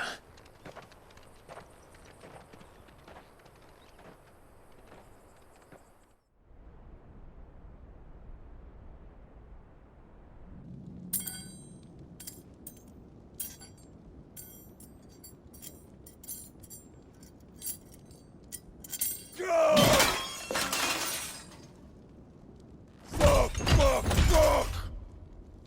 What have they start? What has that gutter rat done to me?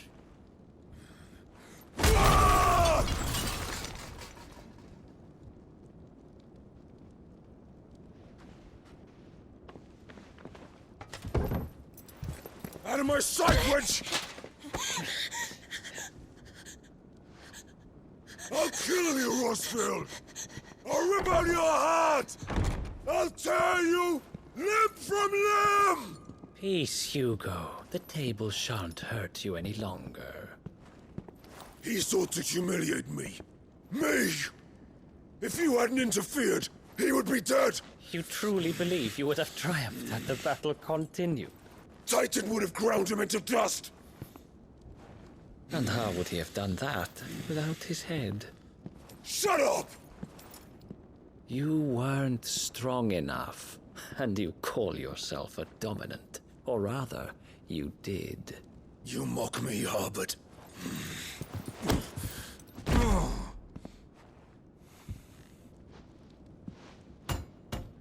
Do you see, Hugo? You are weak. Fuck! But so long as that fire burns within you, there is still hope. There may yet be a way for you to take your revenge. Tell me, what must I do? Please, I'll do anything.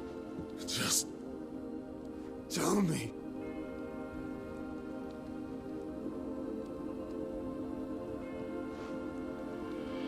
The heart. What of it? A mother crystal's heart is the most concentrated source of ether in all creation. Perhaps you could take advantage of that. Of course, the crystal would not yield her blessing to any ordinary man. But then, you are no ordinary man, are you, Hugo? Clive Rosfield stole your power, but others have suffered a similar fate, and still managed to find the strength to conjure their eikon. Like Benedicta Harmon. She too drank of the ether and gained a power beyond human understanding. She did.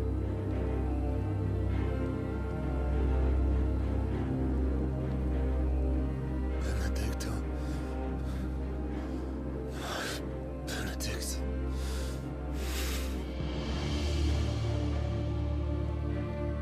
I'll do it. My love. I'll avenge you.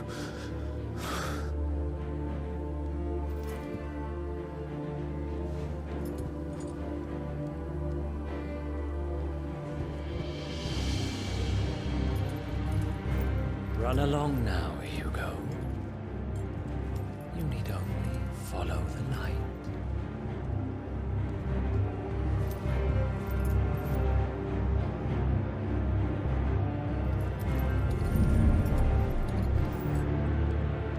Muthos is here. Very well, it shall be so. You may leave everything to me, Your Majesty.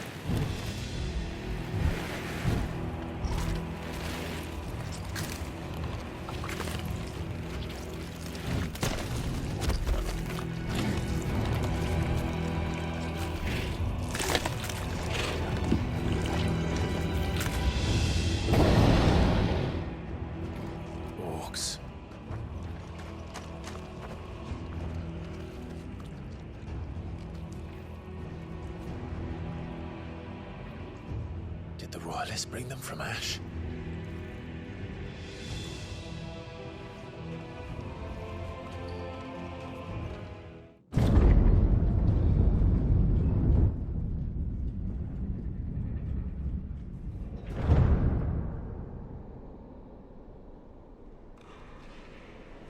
By the flames.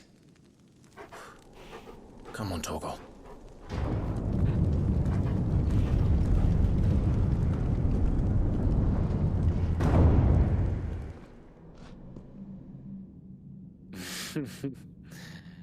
Let the trial begin.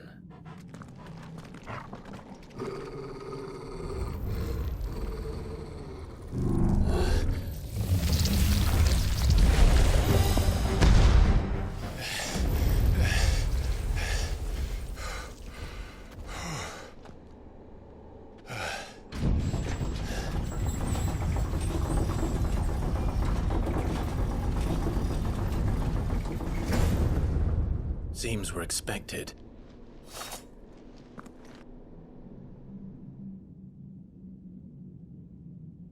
So this is the power of Mythos.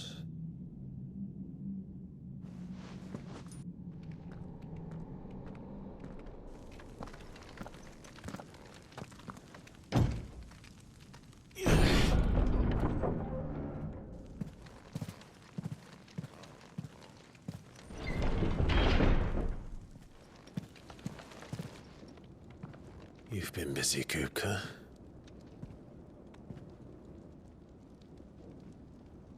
But where did you go?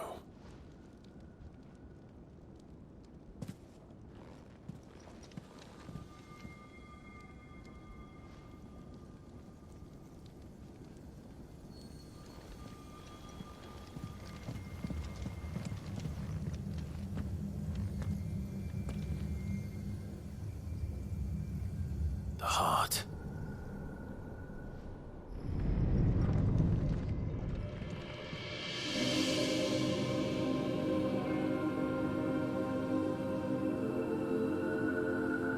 Benedicta, my everything.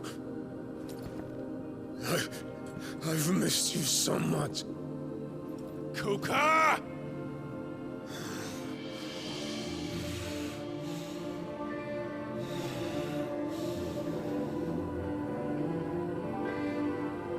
I swear to you, my love, we will never be parted again. What's wrong with him?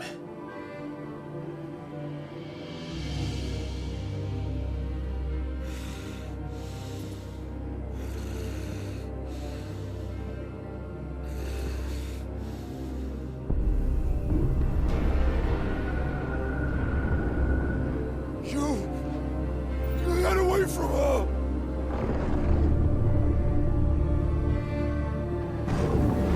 Benedicta!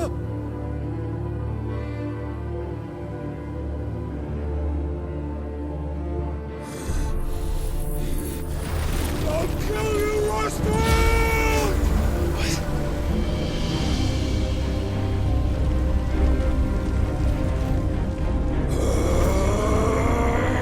Oh shit, he's priming.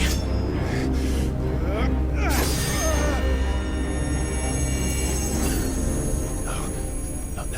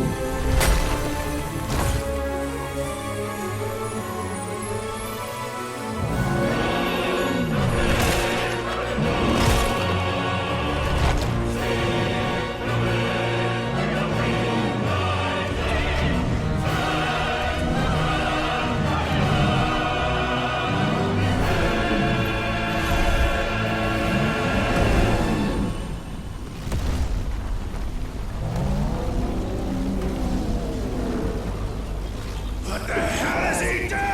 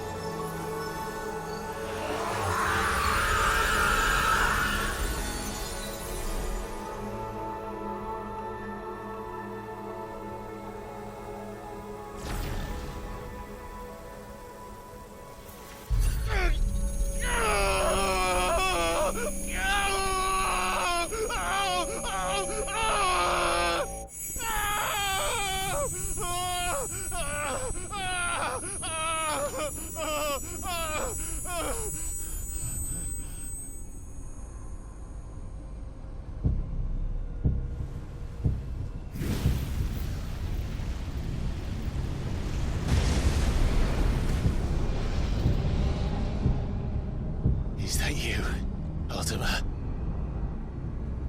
What do you want? Your soul is tainted with worthless human will, yet your thirst for power remains undiminished. With every sip you take, you grow in strength, and soon you shall achieve perfection. I don't know what you're talking about. You will accept us, Mythos. It is inevitable. You were created for this purpose, and you shall serve it. Never!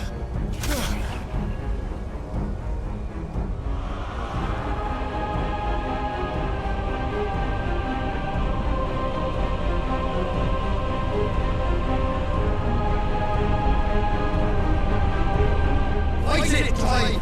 Don't let him in! Consciousness. We see now. Human will is so insubstantial it cannot exist in isolation. You mitigate its weakness by interweaving it with your consciousness. We believed we had merely to purge you of your will to claim our vessel. It appears we first have to sever every thread of the consciousness that supports it. no matter. The time to build a new world is not yet upon us. We will contemplate.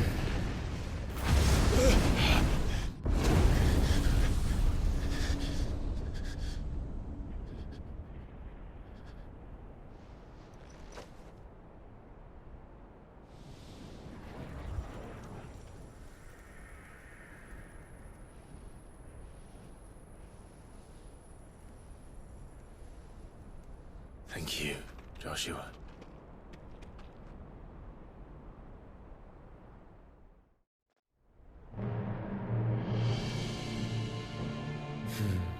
One can no more command the power of ether by drowning in its flood than one can constrain the tides by standing in the sea.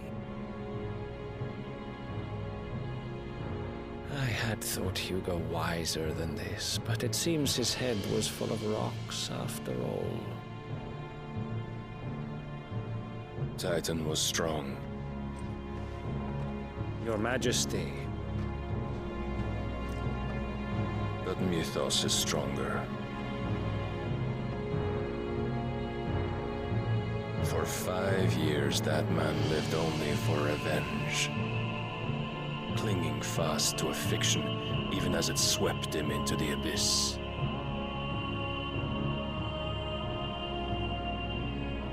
One cannot change one's nature through force of will alone. Only the Almighty can do that.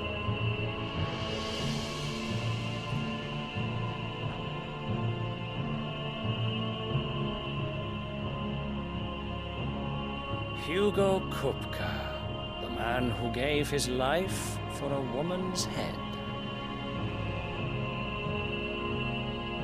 A fool like all the rest.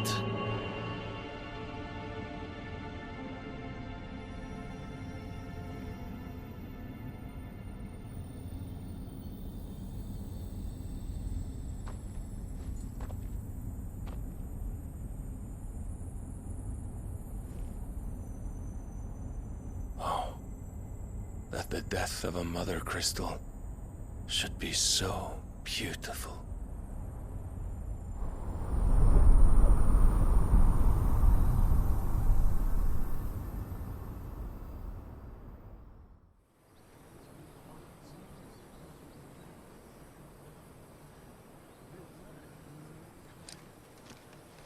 Some medicine, my lord?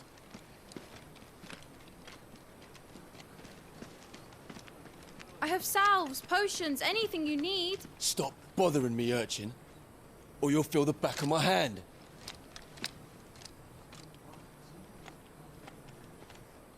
You must consider your health, my prince. If a show of force is needed to keep the Dalmex at bay, you may trust in your dragoons. I beg you to call on Bahamut only as a last resort. His strength comes at too great a cost. The Empire agreed to an armistice with the Republic, and yet the Emperor still plots its ruin. For now, the Dalmex suspect nothing, and as long as I can hold their gaze, war need not be inevitable. But more than that, Bahamut is the champion of the Empire. When our people look to the heavens, the sight of him gives them hope.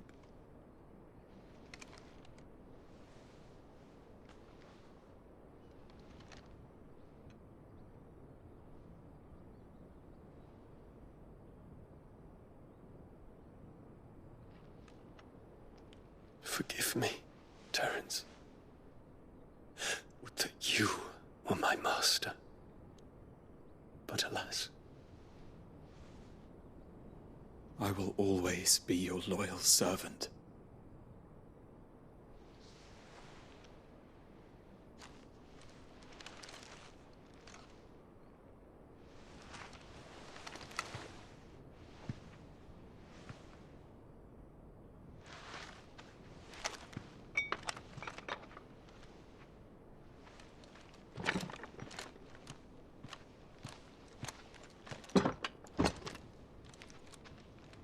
Should the Council's brazen maneuvering prompt the Republic to tear up their own treaty and launch a new assault, our soldiers would advance to meet them, cutting across the Central Isles, but not in time to prevent their forces from breaching the southern defenses and storming Twinside. And so the capital would become a battlefield. Thousands of innocents would die. I cannot allow that to happen. There is one small mercy, at least. You will not be forced to do battle with Titan.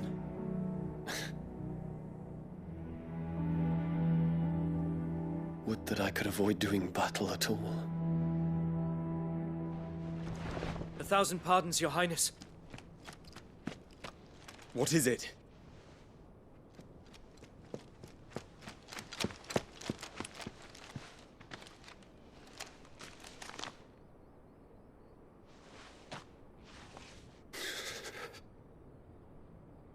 Olivier has been made emperor. What is the meaning of this? My father's orders. What were they? Quickly! Yes, Your Highness.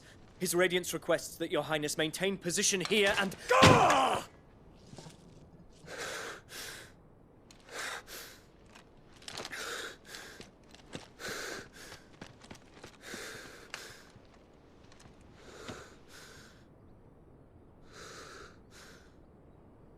Terence. Yes, my prince. I must go to the palace. I'll ready your steed.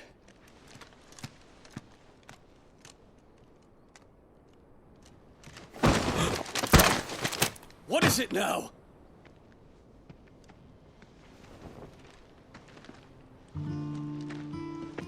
Forgive the intrusion, Your Highness. I know you. At ease. We stand in the presence of the Phoenix. You wouldn't want to get your fingers burned. I hope I'm not interrupting. Not at all. Though I admit, I did not expect such a distinguished guest. How many years has it been since the Remembrance ceremony? 20?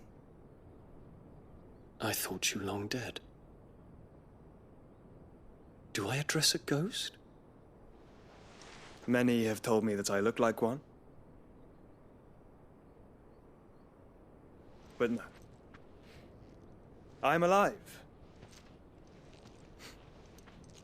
Just. Prince Dion of the House Lesage, I have a tale to tell you.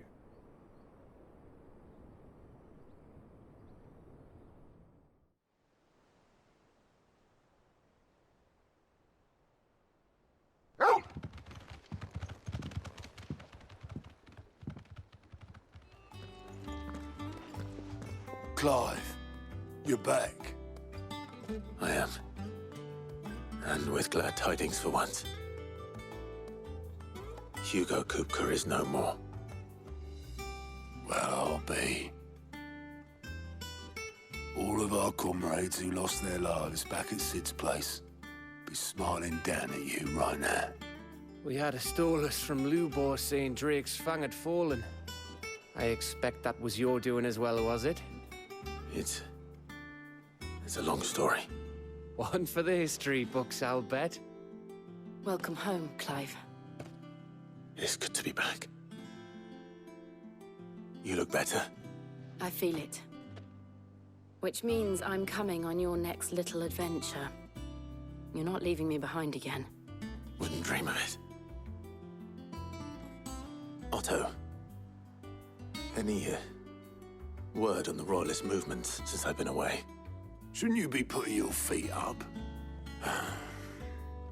If you really want to know, go and have a word with Vivian. Thank you. I will. Ah, the conquering hero returns. And with hardly a scratch on him. I may have picked up one or two.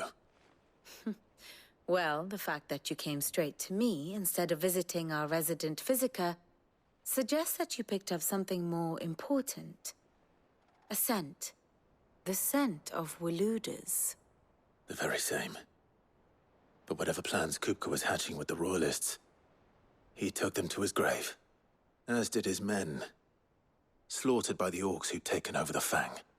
Orcs, Vivian. I've never seen such creatures in Storm before. The Waludas must have ferried them over from Ash, but why? Why work to rescue Kupka only to invade his home, the mother crystal of an allied nation, and let both fall? It makes no sense. Do you know the tale of the blind men and the Adamantus?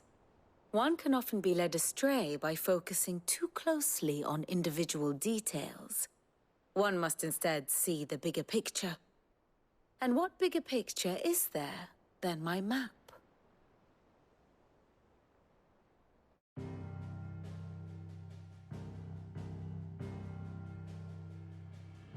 The Kingdom of Waloed claims dominion over all of Ash. It is a nation forged by the bloody conquest of Barnabas Tharm, the dominant of Odin. The Canvarian War of Independence in 849. The Battle of the Twin Realms in 865. The Battle of Belinus Tor in 873. Wheresoever his armies fought, Odin was found where the fighting was fiercest.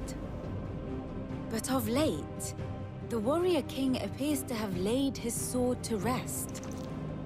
Battle rages for control of the crystalline dominion. Yet Tharm sends not a single ship in support of his Dhalmekian allies. Meanwhile, the Blight ravages great swathes of Ash. Yet warlike Waloed shows not the faintest interest in laying claim to untouched lands. So why go to the trouble of sending an army of orcs into the heart of Drake's Fang, only to make no attempt to claim the Mother Crystal for Waloed? It can hardly be for lack of men.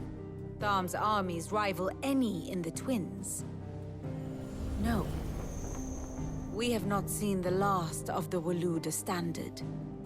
Odin will ride again. It is but a question of when. And on that day, who will be trampled underfoot? In summary, I know not to what end the Royalists betrayed Kupka. I know only that it is part of some broader scheme. A scheme tied to the ambitions of one man. King Barnabas. But there is no need to wallow in confusion. If one is to cure a sickness, one must first identify the symptoms.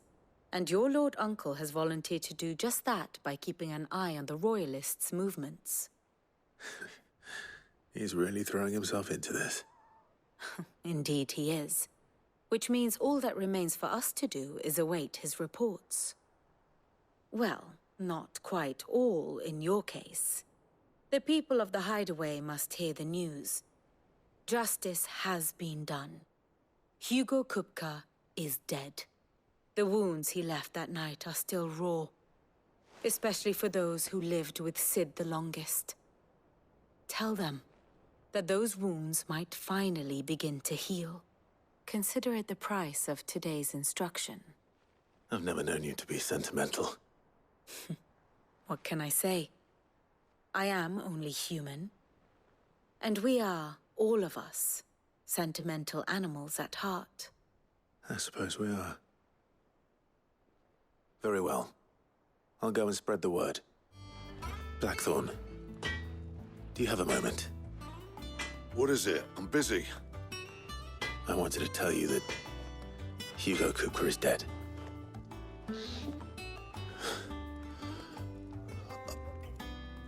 I can't tell you how long I've been waiting to hear those words. This is it then. A new beginning under a new Sid.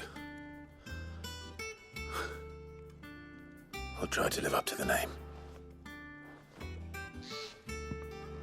Well, someone looks pleased with himself. It's true what I'm hearing, then. Nothing escapes you, Lady Karen. It's true. Kupka is dead. No more looking over our shoulders, then. Good. I'm starting to get a crick in my neck. Don't let it go to your head, though. Ah, Clive. Have you come seeking the gift of knowledge? No. To share mine, actually. Hugo Kupka is dead. Oh, my. Can it really be true? Look, he's crying. He is. The big baby. And with good reason, children. These are tears of joy.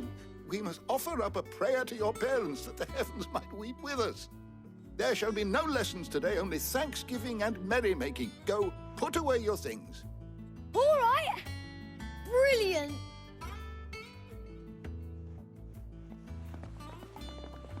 Finally, a new dawn has broken. It has. Thank you, Clive. I cannot wait to share the good news. Hippocrates. After Kupka fell, Ultima came to me. I need to know what he is. Have you learned anything? Alas, no. And not for want of trying. I have scoured nigh every historical tome in our collection and found nothing. Not even the sort of conspicuous absence that might suggest a concealment of fact. One is almost tempted to conclude that such a creature never existed. But I saw him. With my own eyes. I don't doubt that you did. Alas, it seems you are the only one who has. To others, he reveals naught. We see only that which he leaves in his wake, like some terrible force of nature beyond the ken of mortal man. A bringer of death. Whether the Ultima you met with was the being itself, or merely another projection of its power, I know not. But until I do, my investigations shall continue. Thank you. It means a lot. You barely sat down since you came home. Vivian got you running errands or something? Just spreading the word.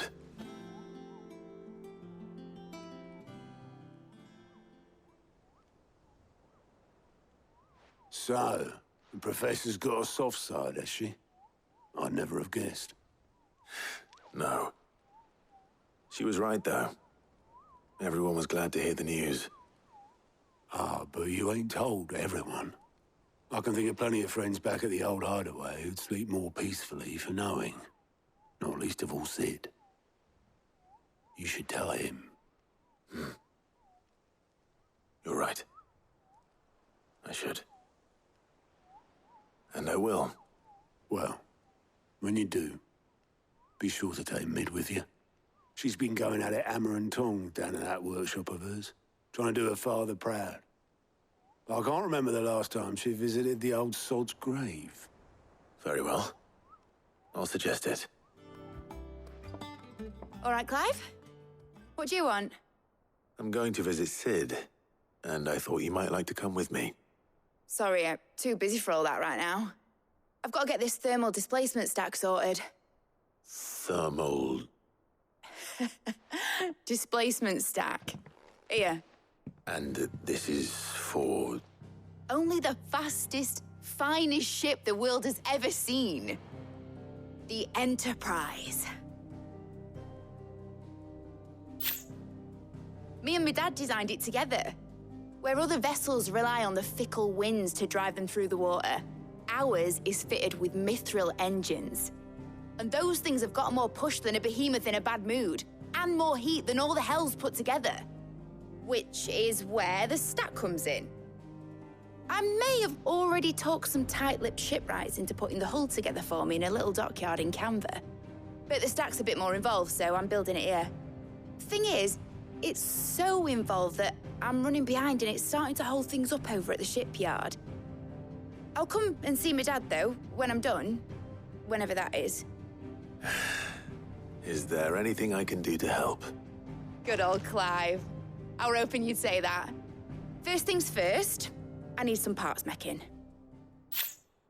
The stack will be made up of 3 major components. There's the plating, here, that channels hot vapors away from the engine. The helm over the top, that disperses all that heat into the air. And the shielding around the sides. That stops the rest of the ship from going up in flames. A full suit of armor, then. Probably best to take it one piece at a time. Then you'll need to start with the plating. Everything else fits onto it. I've got the designs and the list of materials here. Show these to Blackthorn. He'll know what to do. I can't make head nor tail of them. Luckily, you don't need to. Blackthorn, can I ask a favor? Hell with it. It's for Mid. This my last chance to say I'm otherwise engaged. Spare myself the arseache. Go on then. What is it this time? She said you would know. Here. Krieger's teats. Well, I don't know what the hell you'd want this for, but I can make it. Won't be easy, though. And I'll need help. Get Gavinotto in here, will you? All right.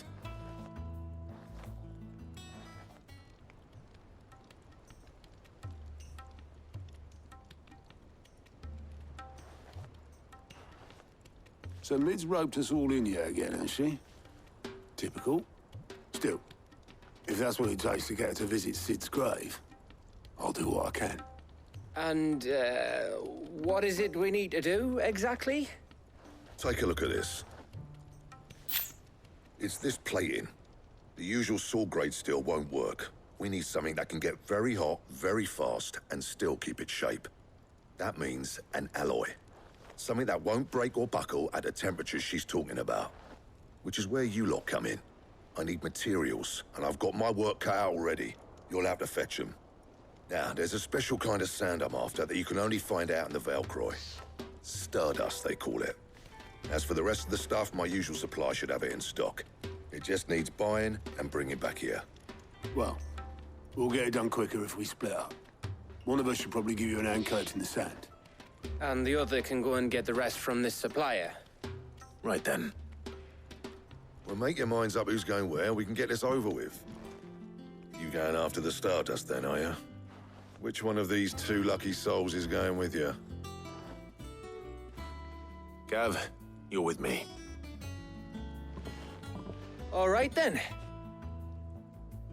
So, where do we find this Stardust stuff? There's a river that runs through the southern reaches of the Velcroy. It's the black sand that washes up on its banks that you're after. Southern reaches of the Velcroy, eh? That's down past Dalamil. I'll go and scout the place out. See about hiring us a wagon to bring the stuff back to. All right. I'll meet you by the river. While you're off having a paddle, I'll pick up the rest of this stuff from Blackthorn's supplier. Take care. You two, eh? Don't go letting him fleece you. Fleece me? I'd like to see him try. In your own time. Sorry to keep you, Gav. Better late than never. I've had a quick scout about, and I reckon round here's our best bet if we want to grab as much of this Stardust stuff as we can. Don't know what Blackthorn's planning to do with it, though. I asked over in Dalamil, and they seem to think it was worthless. But if Stardust is what Blackthorn wants, Stardust is what he'll get. There's plenty of this stuff lying about, just begging to be bagged. Then let's get bagging, shall we? We shall. Race ya.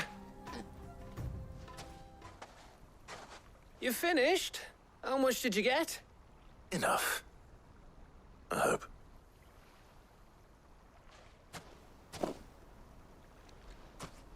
Oh, you win. That might even be enough for old Blackthorn.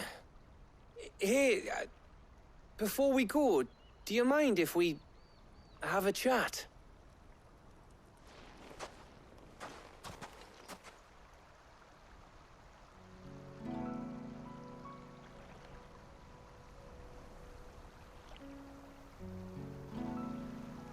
Feels like ages since we had the chance to talk. You know, man to man like. It does, doesn't it? Back when you first took Sid's name, we were talking all the time. Working out what to do in that. There was a lot to work out. And there still is. Those shoulders of yours starting to feel the strain? Hardly ever see you around the hideaway nowadays. Always on some errand or other. You can take a day off, you know. Well, says the man who spends most of his time behind enemy lines. Only 'cause you keep sending me there. I know I can count on you, Gav. Likewise.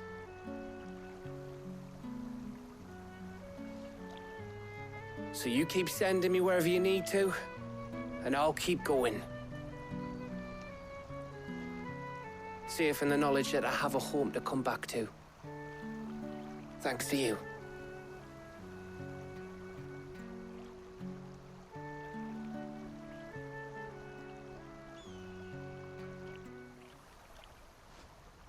Right, that's enough soppy shite for one day. We'd better get this lot back to Blackthorn before he slings his hammer at someone. You go on ahead. And try to get some rest once you're there. Oh, I plan to. Believe you me. After Blackthorn gets what he needs, of course.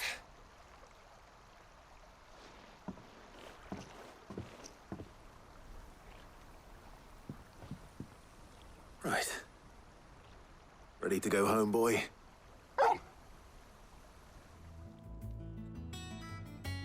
Blackthorn, got everything you need? Yeah. Yeah, I do. Cheers for the stardust. Should be enough to be getting on with. We should go out on maneuvers together more often. You're beat sneaking around on your Todd all the time. I'll make a start on putting this thermal plating together then. It will take some time, mind. So if you've got other things to be getting on with, I could do without you breathing down my neck.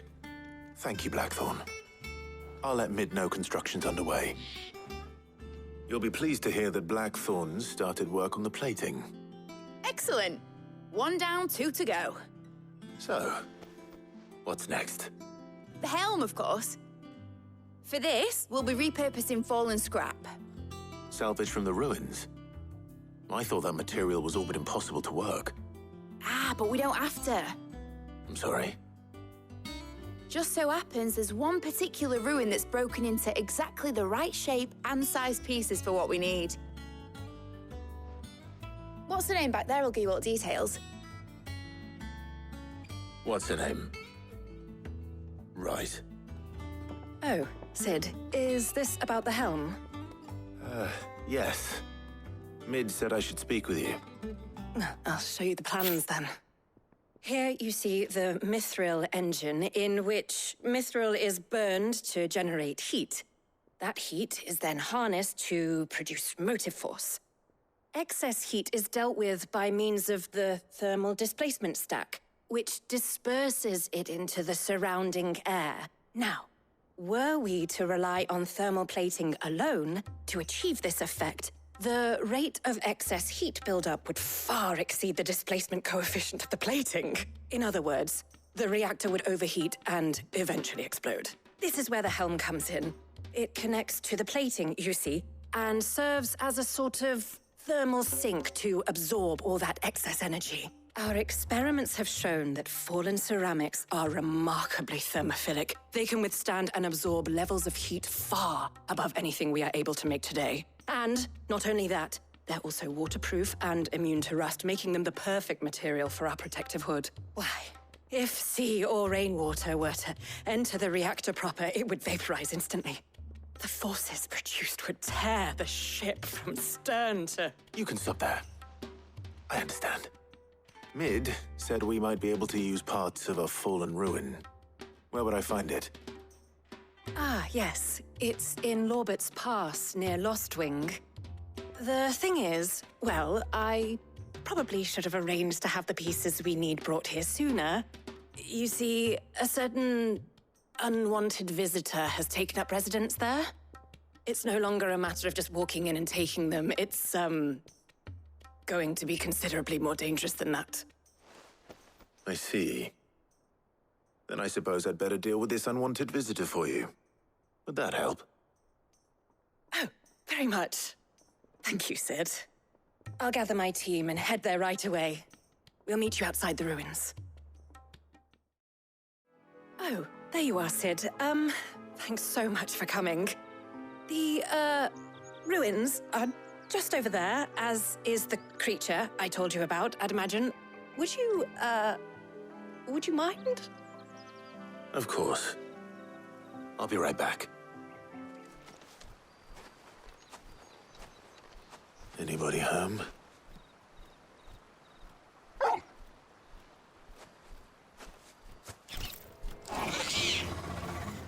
This must be our unwanted visitor. Time to go. The things I do for you, Mid.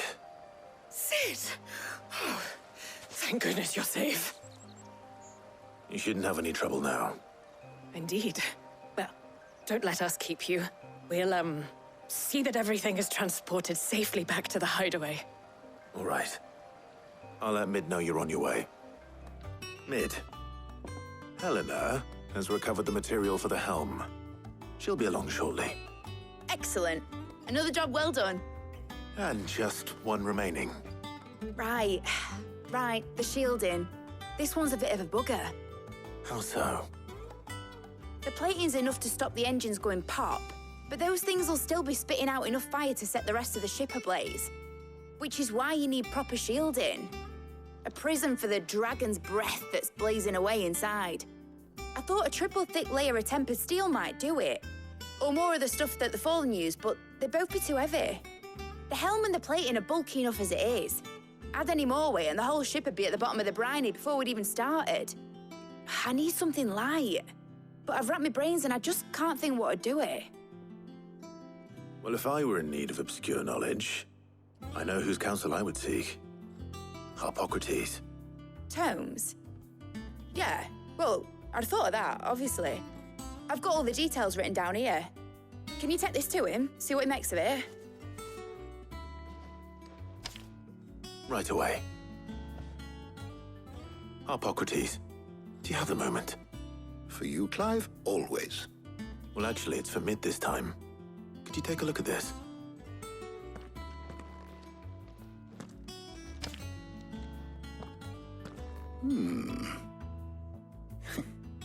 Shielding for a mithril engine.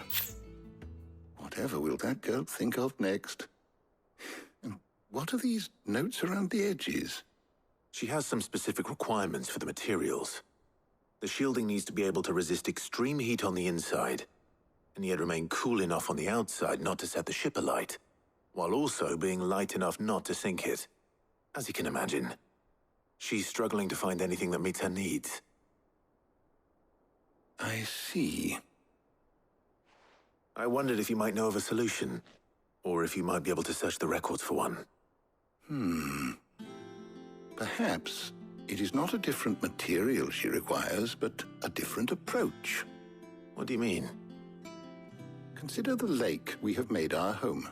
Its blighted waters eat away far more quickly than fresh water or even brine, at timber and steel alike. And yet, we have made a home here from those very materials nonetheless. We have. But Bardolph must varnish every board twice over to keep it from rotting. And Obelus complains that without a constant supply of pitch. I see. Early Gregorian histories speak of a preparation known as moon dew. It is said to be able to resist even the most ferocious flames. Before the dragoons tamed the worms and wyverns of the realm, nobles would daub their castle walls with it in order to guard against dragon fire. So if we could recreate it... It might be applied to some material or other in order to provide the protection Mid requires. As to how best to apply it and to what material, perhaps Bardolph and Obelus might be of assistance. I shall speak to them and see what wisdom they might have to offer. If you would be so kind as to procure the necessary ingredients, I shall discuss the specifics of how it might be most effectively put to use with our two friends. The knowledge of the past may yet prove useful to we of the modern era. Thank you, Hippocrates. And since you're asking others to help you, perhaps I should too.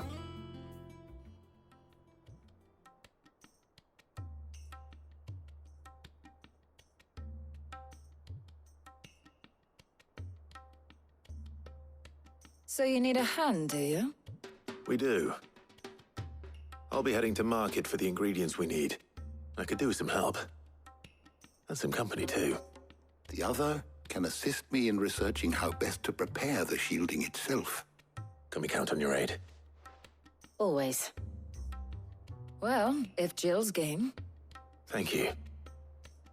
I am sure either of these fine young minds would prove indispensable in my research. I leave the decision as to who will go with whom in your capable hands, Clive. So, Clive, have you made your decision? Who will accompany you on your little excursion? Very well. So then, what do we need to find? I have taken the liberty of preparing a list. Here. White chocobo eggs. Pepio nuts. Are you sure this list is right? Everything on here seems very edible. I would have thought the ingredients would be a little more exotic. Though these items may seem mundane, they have potent effects that are rarely exploited, effects for which they were once highly prized. So much so, in fact, that they were harvested almost to extinction, hence moon dews having fallen from favor. Now, of course, they can be obtained with ease. You should be able to find everything you need at the market in Northreach. Is that so? I've been meaning to visit Northreach anyway. I'll set out now. Join me there when you're ready. I will. Until then. You two enjoy yourselves. You too, Talia.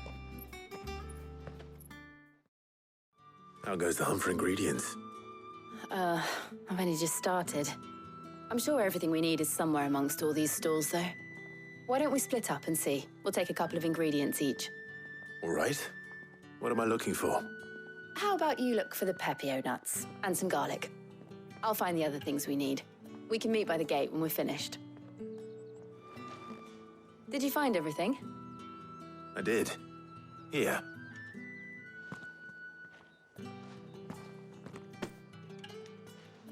Garlic and pepio nuts. Perfect.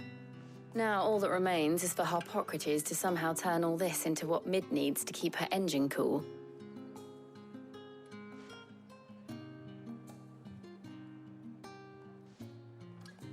But before we head back, would you walk with me a while?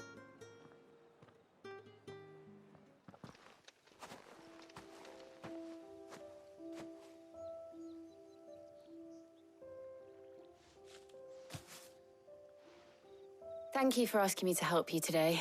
It makes a nice change. It does. It's good to get away from all the battle and bloodshed for once. Just being here reminds me of when we were children. Do you remember? Walking down Market Street in Rosalith, taking in the sights and smells. How could I forget? What with Torgal's antics. Remember how his nose would prick up at the scent of sausages? He'd go racing away and we'd have to go running after him. We wouldn't catch you now, would we, boy? Was there anything you wanted to buy for yourself while we're here? There was, yes. Well, sort of. Molly in the kitchens told me about a place that sells particularly good pies. Thought you might like to share one with me. I would. Thank you.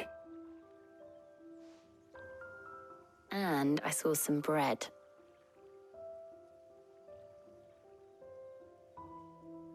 Big white cobs like the baker back in Rosalith used to make. What do you think? I thought we might get some soup to dip it in. But then I tried a slice of the butcher's dry-cured ham and it was just... oh. You all right? Sorry. It's just... you're right. I really do feel like a child again being here with you.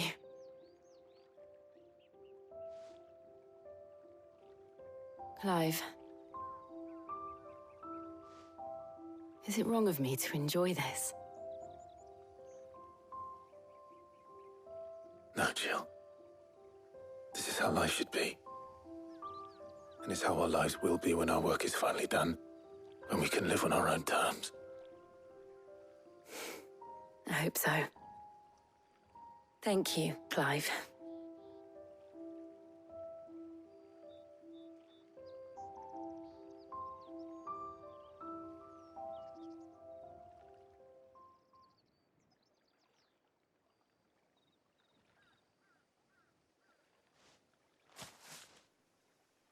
Well, I suppose we better be getting back. I need to give these ingredients to Harpocrates and Talia. I'll see you at the hideaway.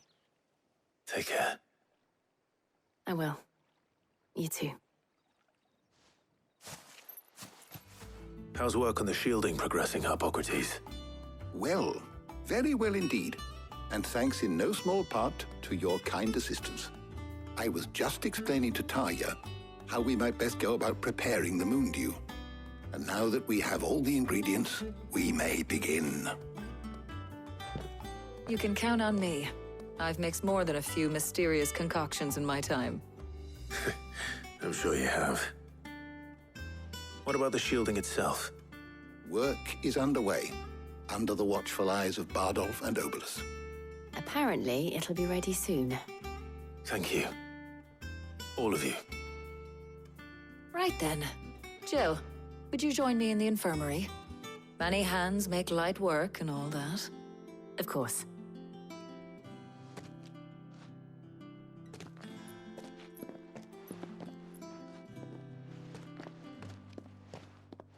Oh, and Clive, thank you. It was nice just being with you.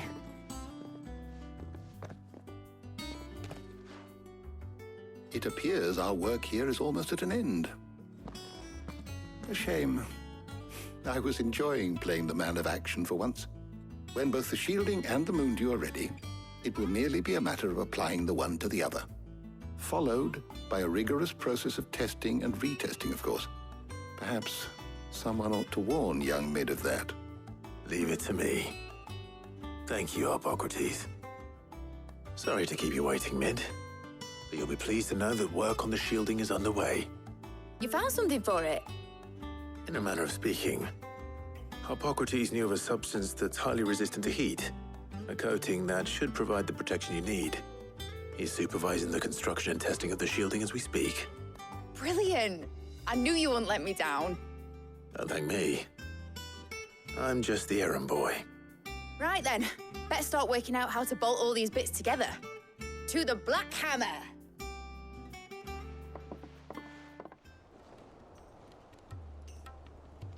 You know, when I got into the smithing game, I thought I'd be making swords and shields, not thermal bleeding didgeridoo-dahs. Displacement stacks. Same difference. Whatever you call it, I ain't putting it together in here. It's cramped enough as it is. Let's take this outside. Mid, you get all the parts lined up on the deck. I'll take care of the rest. On my way! Oh, and bring me the biggest hammer you can find. This is gonna require some precision walloping.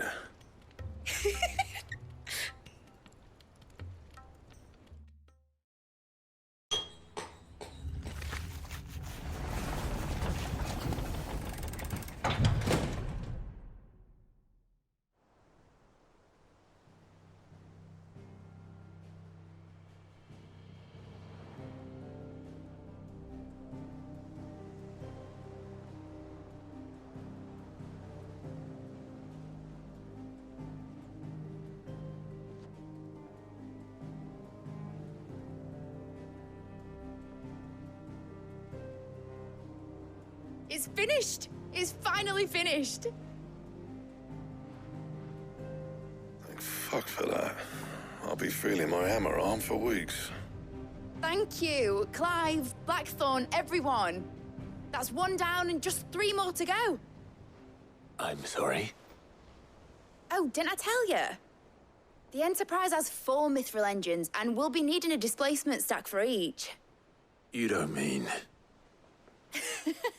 Don't worry. Now they've got a finished one to work off, my gang in Canva can build the rest. Good luck to them, I say. Right, I'm off to get a sling for this elbow. Any other work comes in, keep it to yourselves, eh?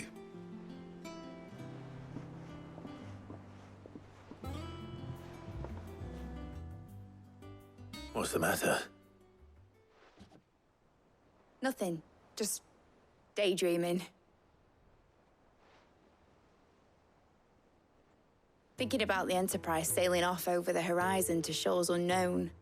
Searching for a land untouched by the Blight. Just like me and my dad planned.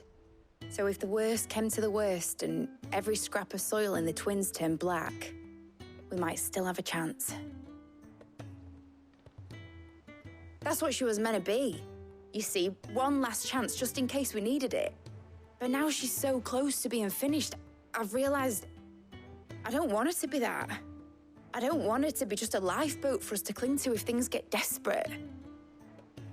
I want people to sail aboard her by choice, not from the lack of it. In a world where we're not just trying to survive, but where we can actually live. I'm working on that. And I'll do everything I can to get you what you want. Don't you always? All right. My mind's made up. As soon as the Enterprise is fit to sail, I'm putting her under your command.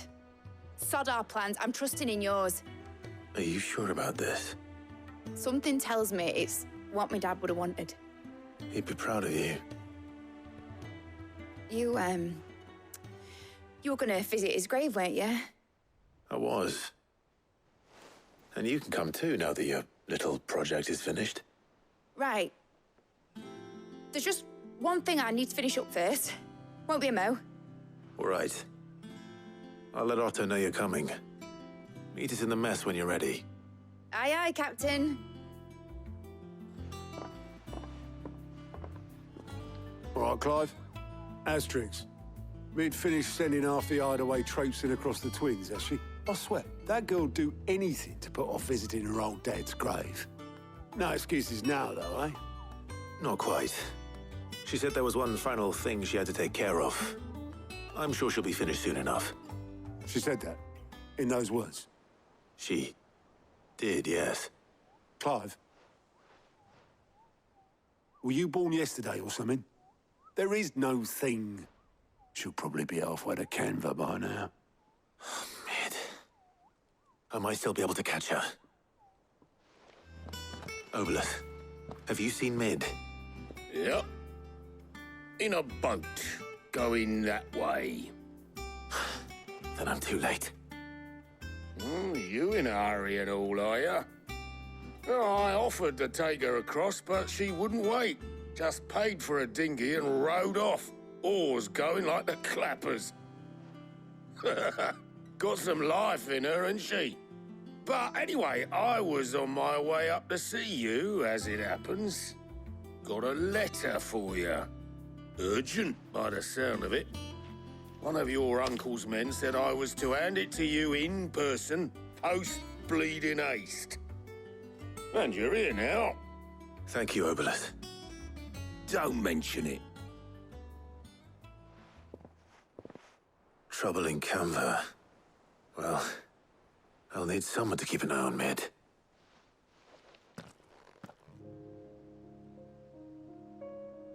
So what? Mid got us to do all the dirty work and then just sailed off into the sunset? It, seems that way. Well, nothing we can do about it now. But next time you plan on visiting Sid, you might want to tie her to something before you suggest it. Ah, don't be so hard on her. Got to admit, the dirty work was kind of fun. Everyone pitching in, all that bollocks. Just like when we built this place. You're right. Anyway, we all set to head to the old hideaway. I could do with getting to Canva pretty sharpish. Wouldn't do to keep Lord Rosfield of the Seven High Houses waiting now, would it?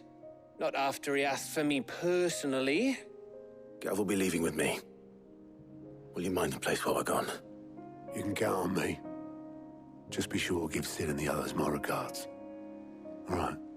Oh, by the way, Jill will be joining us too. She's got some things to take care of, but she'll meet us there. I hope she's telling the truth at least.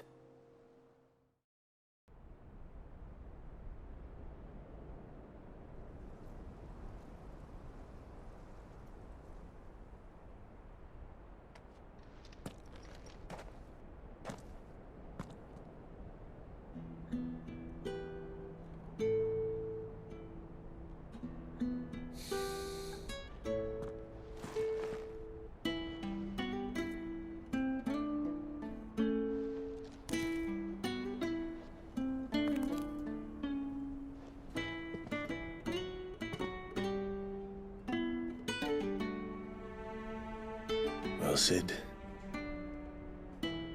I remember what you told me.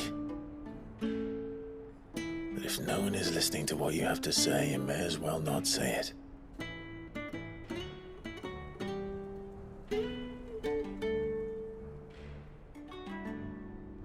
But I will say this, old friend. Hugo Kuka is gone. His shadow looms over us no longer. It's a pity the Phoenix can't be in two places at once. If he'd have been with us, maybe he could have done something for the lost. Not even the Phoenix can bring people back from the dead. Life has a beginning and an end. So we must live while we have the chance. And not as slaves to the crystals, but as free men. May we join you?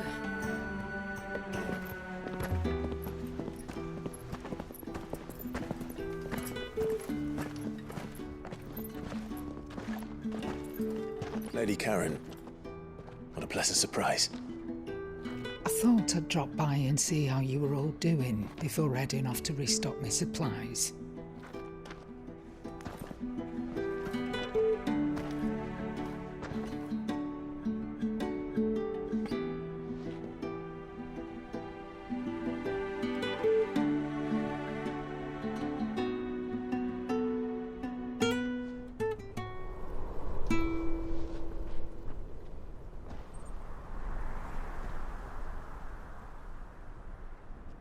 It wasn't the most scenic view back then, but it were never as bad as this. I know.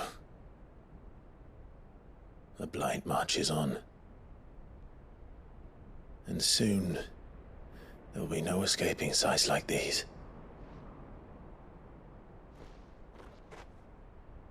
So our mission remains unchanged. We cannot stop until every Mother Crystal is gone, and their thirst for ether with them.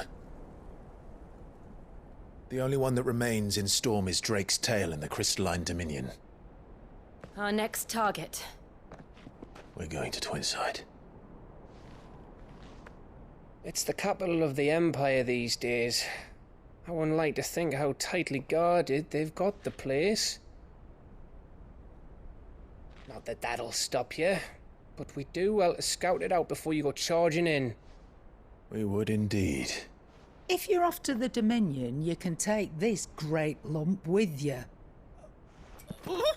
Goods. Oh, I am sorry. Have you forgotten you're the most wanted man in the Twins? I thought you might like to disguise yourselves as the attendants of a travelling trader, assuming you've no better ideas. You wanted to buy yourself some tools, didn't you? Well, now's your chance. You're letting me go? With them? Oh, thanks, Nan! Stop that! You'll break me bones, you great galoot!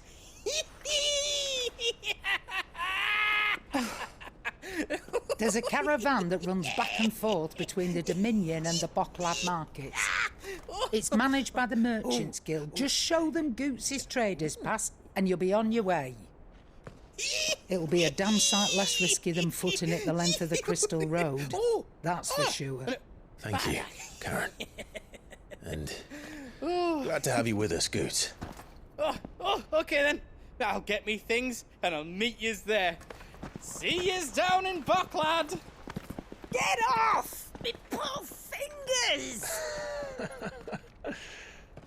Jill, you're with me. Understood. And Gav? Already on my way, Captain. Be careful.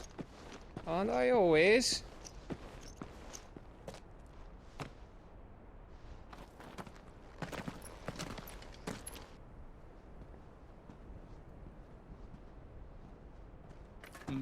Do you see that, Sid?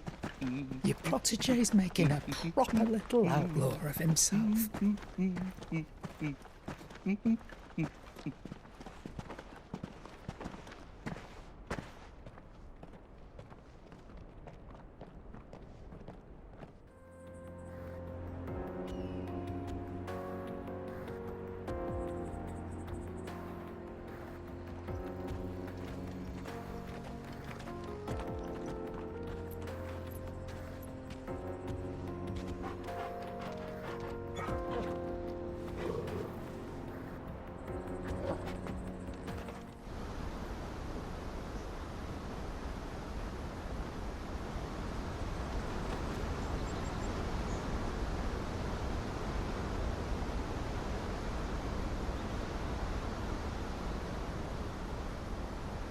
So this is Zemeckis. The land of the gods. It's even more impressive than I imagined. I remember being captivated by the story as a child. Long, long ago, man was overcome by avarice and challenged the gods in a bid to win their power. The final battle took place here, at these falls. Or so the legend goes. If anyone ever manages to plumb those depths, perhaps we'll learn if there's any truth to the tale. That the gods emerged victorious and punished man for his defiance by visiting upon him 2 curses. Dominance and bearers. To tell the truth, I always thought it strange that the dominant and their icons were deemed a curse. Back home, the dominant inherited the throne. They were admired and exalted, not spurned. Whenever I got to that part of the story, I always assumed there must be something I'd misunderstood. You had a lot of storybooks, didn't you? In your room, I mean. When we were young. The old legends were always my favorites. Epic battles between gods and men. Father encouraged me to read as much as I could. He thought it good for my education. You really were a boy like any other, weren't you?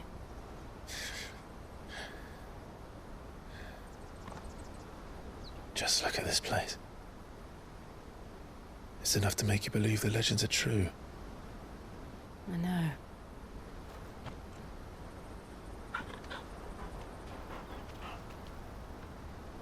We're not far from Boklad.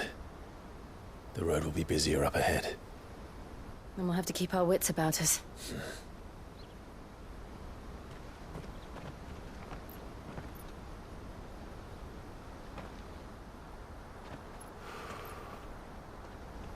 Clive?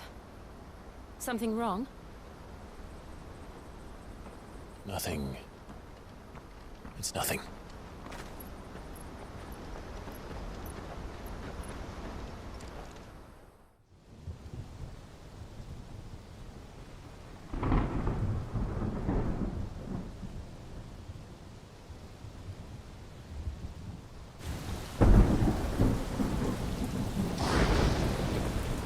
I see the reports are true, Father. You have surrendered the throne to Olivier. I have. Emperor Olivier shall rebuild the Holy Empire of Sambrec.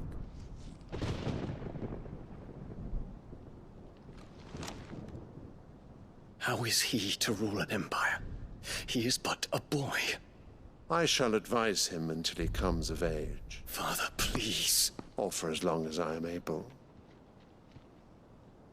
The empire we seek to build needs young blood to rule it, and I can think of none better suited to the task.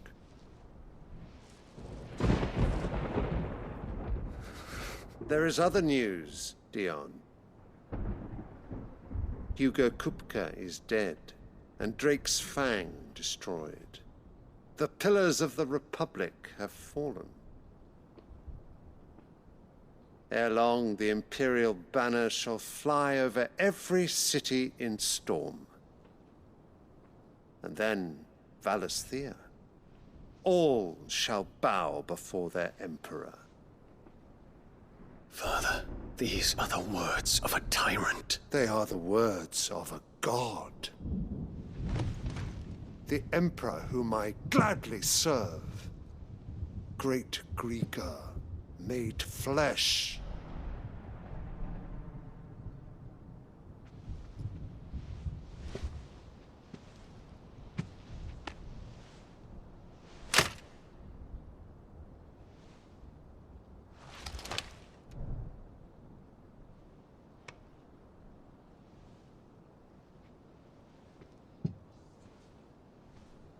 Return to your camp, Dion.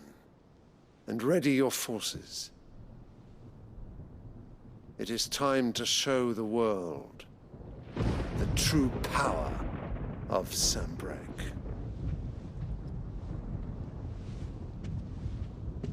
Father. I find you much changed. Is this truly the path you wish to tread?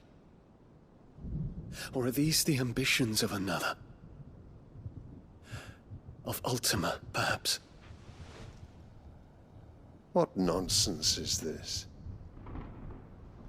I speak my mind, and my mind only. Though I do owe Annabella thanks for reminding me of certain truths regarding the nature of nations, of rulers, and of the divine.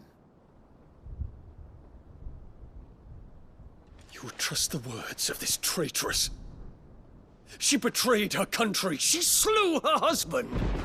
You have ever been an invaluable servant to Sanbreque, Prince Dion. I trust you will continue to serve your Emperor in the wars to come. The canker! Silence! Insolent wretch! You will bend the knee. All else is heresy. Sire, forgive me. This audience is over. Come, your Radiance. The Rowena Syndicate awaits your pleasure. Oh, not another meeting with silly old men. They're so boring. I'm hungry, Father. Can't we have luncheon instead?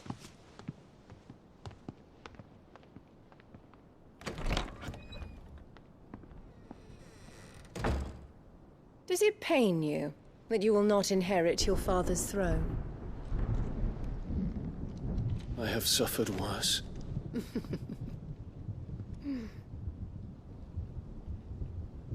Count your blessings, Dion.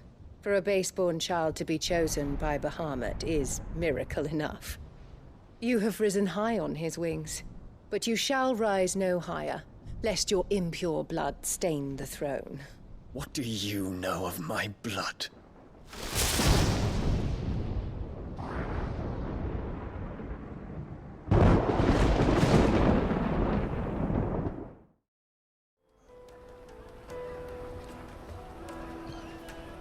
Wonders from across the water! Come one, come all, feast your eyes! Good sir, can I interest you in...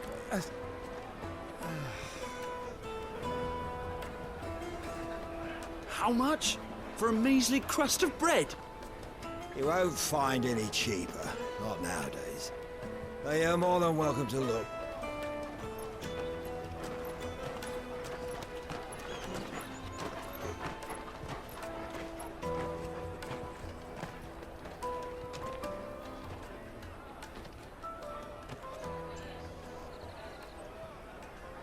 The Empire's unlawful and illegitimate occupation of the crystalline dominion is still in effect. Only those whose business in Twinside has been officially approved by the Republican Army will be permitted to cross the border. All who seek entry are to form a line and ready their documents for inspection. It looks like we aren't the only ones who are eager to leave. And they're checking everyone. Can't you make an Not for the likes of you. We won't get through without that pass. Let's go in and find Good, shall we?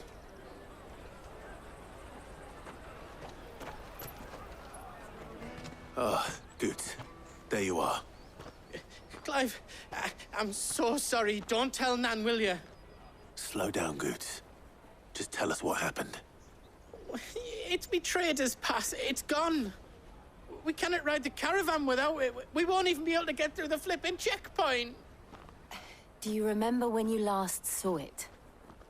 It was in my pocket a minute ago. Then a bairn bumped into me and... Yeah. You don't think that they might have nicked it, do you? It wouldn't surprise me. A busy market like this is prime territory for pickpockets. So, to get the pass back, we need to find this child. Where would we even start? anywhere. I've got a pal in Bocklad who might be able to help us. No one knows more about what goes on round here than she does. Where do we find her? She's the owner of the Crimson Caravans, up that way. Sign's got a red chocobo on it. No time like the present. You two go on ahead. I'm gonna check the rest of my stuff, make sure naught else is missing. All right. We'll meet you there. Looking to hire a coach? It's 10 million for a two-birder to the Crystalline Dominion. Take it or leave it. Oh, we're not here for that. Then I bid you good day. Oh, wait! Don't go, El. He's me mate. As I live and breathe. Goots, what are you doing back in Bocklad?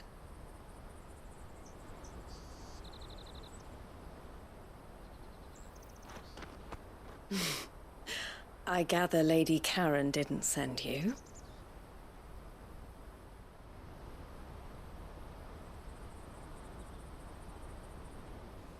So what trouble have you got yourself into this time? It's me trader's pass. It got stolen. By a little bairn. Of all the... You're the size of a marble. Honestly. Ugh. Goots told us that you know the markets well. Might you have an idea which little bairn could have done this? We don't intend to punish them. We just need our pass back. Then, we can be on our way. I see. So neither of you has a trader's pass either. Not that anyone would take you for traders, but I suppose that's why you came to me, correct? Now, I can't say for sure who took your pass, but I suspect I know why they did it. Let me explain.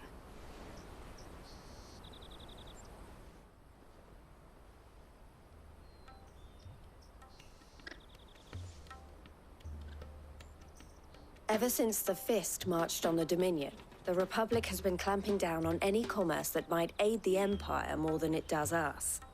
Which means traders' passes have gone from being merely a way of easing one's progress to being essential if one wishes to cross the border at all. And with demand outstripping supply, they've become a precious commodity, leading some to seek to acquire them by less than legitimate means. So the children are stealing passes to sell on the black market? Yes, and no. Passes are inscribed with the names of their owners, and yet none of the victims' names have appeared on the register of those passing through the checkpoint. Which means? That someone is doctoring the stolen passes. The same someone who is encouraging the children to steal them. And the same someone who has Goots' pass, no doubt. Whoever they are, they're ruining the livelihoods of honest merchants, which is why we've decided to take a stand. Will you stand with us? You want to get your pass back, and we want to ensure that no more are stolen. Catch whoever's behind it all, and two birds shall be slain with a single stone. Is there any other way of getting to the Crystalline Dominion, Goots? They won't let you in if you're not with the caravan. It's that, I don't know, try swimming across the strait. But the guards will definitely spot you if you try and do that. Like, we don't want to get spotted, right? So either we find the people who took the pass, or give up all hope of entering the Dominion. All right. We'll help. Thank you kindly. But I don't know your name. Eloise at your service. Clive. A pleasure doing business with you, Clive.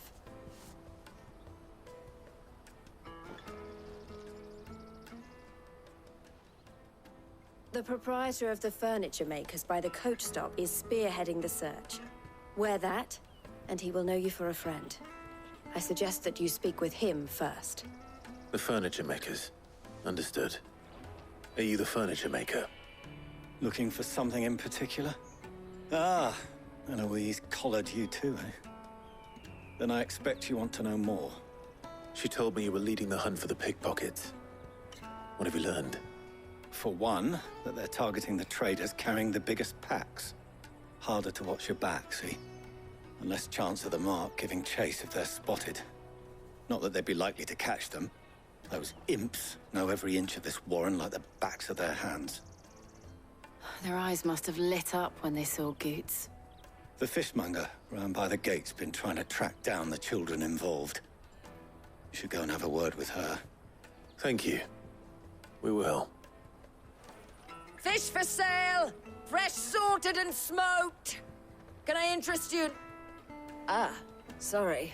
Message from Eloise, is it? She's asked me to help her. To help you find the pickpockets. Is that so? Suppose I better tell you what I know, then. For one, this isn't a family operation. All the traders say the children who stole their passes were dirty, dressed in rags. Street urchins, by the sound of it. We get a lot around here. Orphans from the wars. A few, perhaps. You saw the refugees gathered by the entranceway? They're all looking for a new start in the Dominion and beyond. Some of them take it as an opportunity to rid themselves of unwanted baggage. The shame of it. Whoever's behind this would have to have made themselves known to the children at some point. And so should we. You should start with the children around here, then.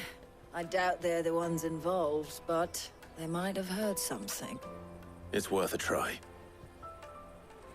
Excuse me, do you mind if I ask you something? Can't stop you. I was just wondering if anyone has asked you to do anything out of the ordinary recently. Anything you grown-ups ever ask us to do is shut up and go away. So guess what I'm about to tell you to do? Sorry. I'll leave you alone. Do you have a moment? What do you want? What I want is to know who's asking children like you to pick pockets. I don't know. Nobody's asked me. What's picking pockets? Do you get paid for it? No, you get in trouble for it. So if they come calling, you know what to tell them. Excuse me? What do you want? I don't have any money. It's all right. We're not going to hurt you. We just want to talk. What about? We've heard that some very bad people are making children like you steal from travelers. We need to know who's behind it so we can stop them. I don't know much about it, really. But my friend, Honza, he said he got a job doing something dangerous. Sounds promising. We need to find him and ask. Do you know where your friend might be? He's usually by the tents outside town. Thank you. You've been very helpful. That big fat donkey was easy pickings. He wouldn't have noticed if we robbed his boots off him. Yeah. Wish we hadn't handed over the pass, though. Could use one of those things to get out of this dump. Chance would be a fine thing. The moment they found out, they'd string us up by our guts. Would they now? Perhaps you'd like to introduce us to these charming characters. Shit! We're in trouble now! What do we do? You two get caught if you want. I'm off. Hunter, where are you going? So that was Hunter, eh? Jill, you watch these two. I'm going after him. All right.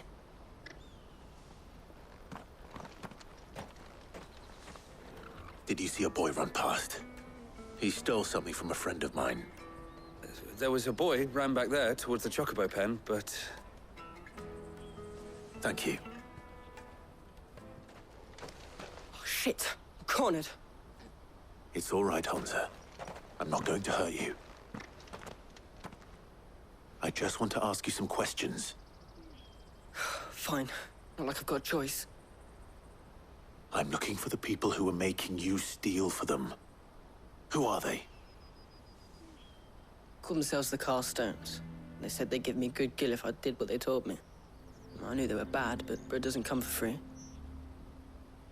didn't come at all half the time, before I started buzzing for them. You know, if I didn't do it, they'd just pick on someone else. Someone they could push around easier. Honza. You found him then? Jill. Where are the other two? Eloise is watching over them. She sent Goots and I to look for you. You're... him! I haven't got your pass anymore, if that's what you're after. I gave it to the Carstones. Whatever you do to me, I can't get it back. Not that I go against them anyway. If it weren't for their guild, me and my mates would have starved.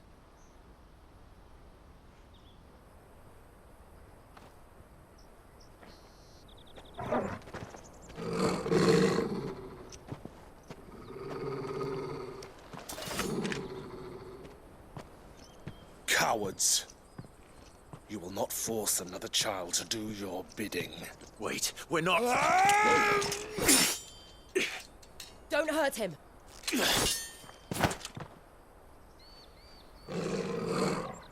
You're making a mistake. We're on the same side. Like hell we are. That brooch. Where did you get it? Master Theo. Goots. What are you doing with these people? Unless you're the ones my sister was talking about. Your sister?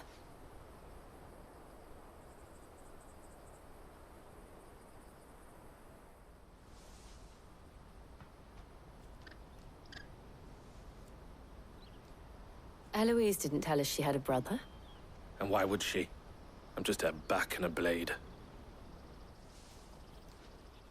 Theodore, at your service. Sorry about before. Theodore, what do you know of the cast stones?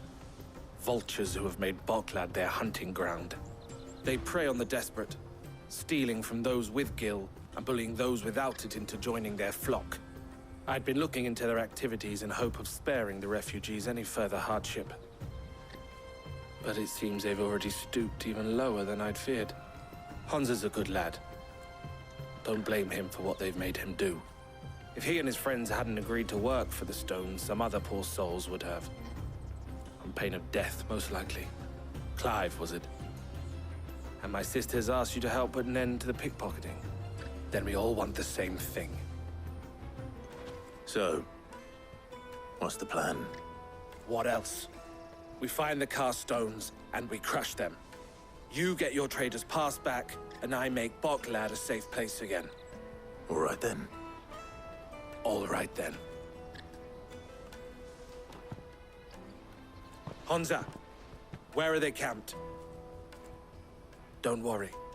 They'll never know you told us. Couldn't if I wanted to. They always come to town to collect the passes.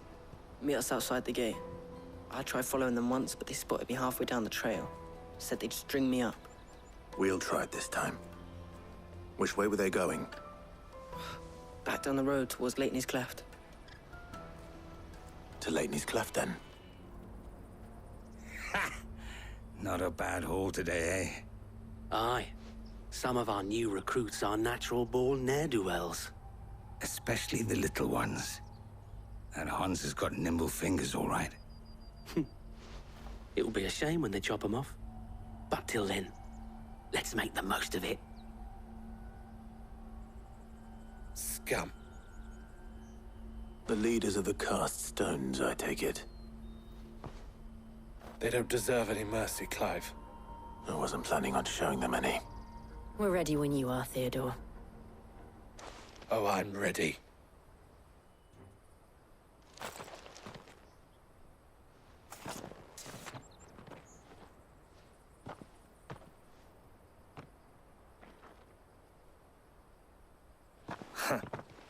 And they say crime doesn't pay. Gold chains, rings, purses. And traders' passes. Dozens of them. Have the names been changed? Not yet. I recognize some of them. No doubt Goots's is somewhere among them.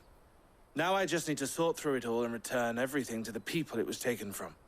We should go and give Eloise the good news. Can we leave things here in your hands, Theodore? Of course. Oh, and, be sure to tell her of the part I played, won't you? We'll be glad to. Ah, Clive. How goes the hunt? My brother isn't getting in your way, I trust? Quite the opposite.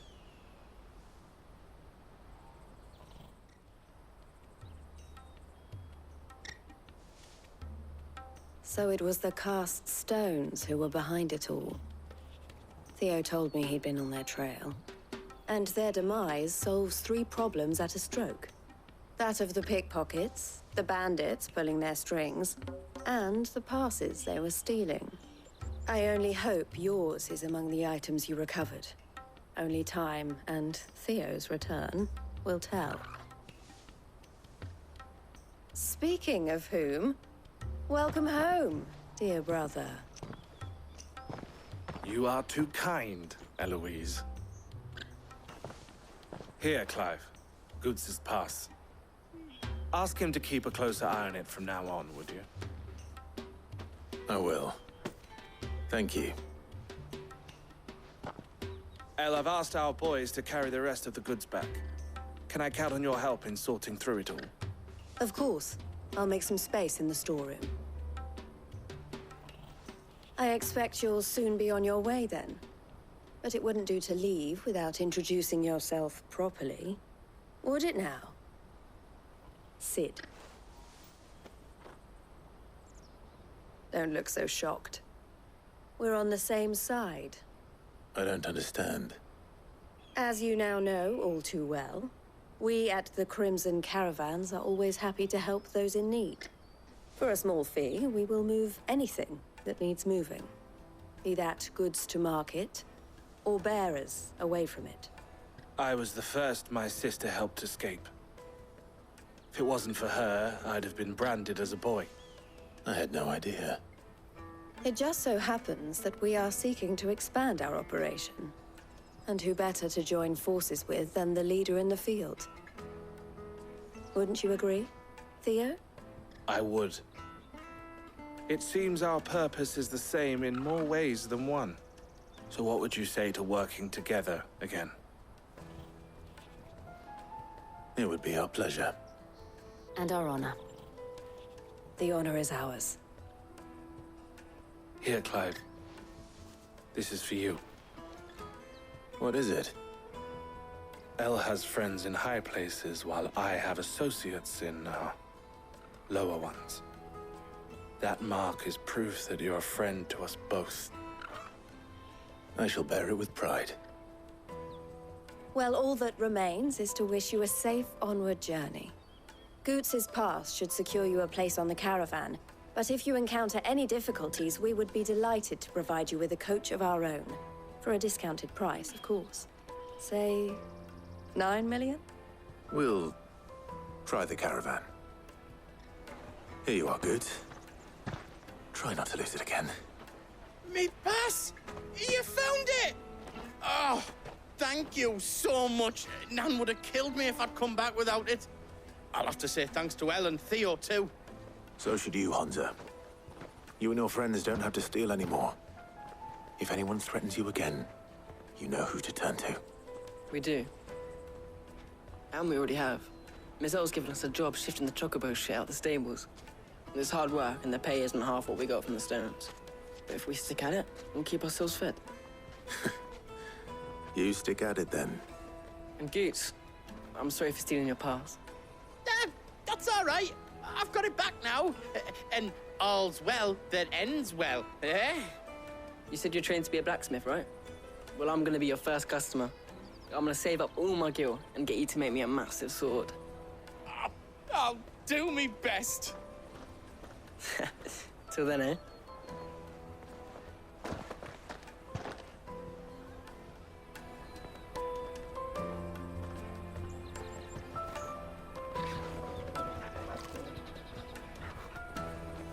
All right.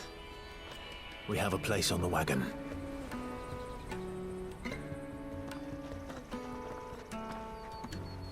Remember, Goots, we're mercenaries. You hired us to protect you. Mercenaries? And you remember the plan? You're to ride all the way to Twinside. Jill and I will go with you as far as the outskirts, then find our own way in. I'll buy that stuff I need. Right. And we'll scout out the Imperial's defenses. There's a square with a big bell tower right in the middle of town. If you get lost, or out goes wrong, we can meet up there. Right. Let's go.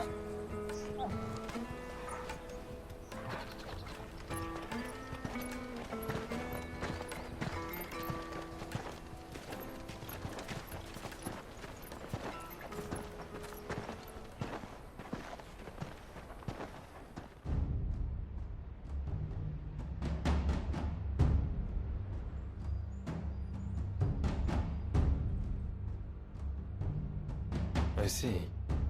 And you're quite certain your father has no knowledge of Ultima? I am.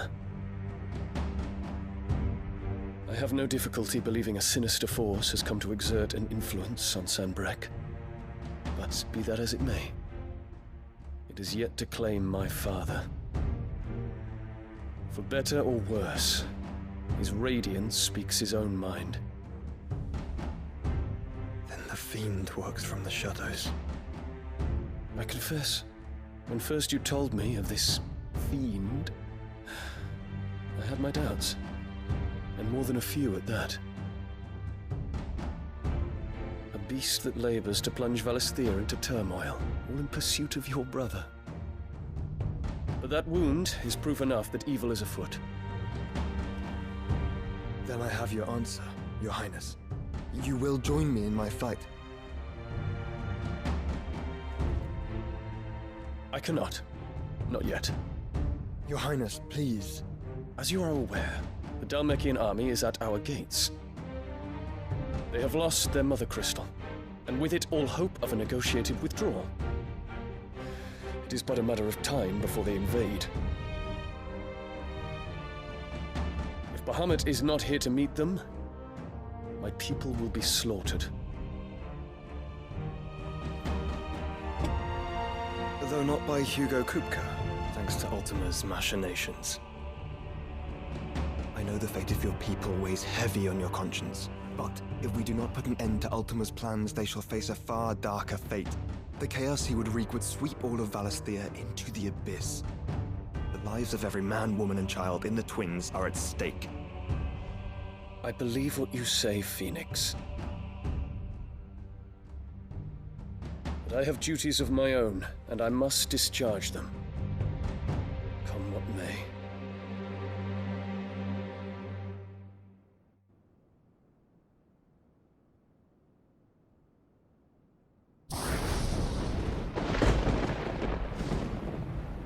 What do you know of my blood?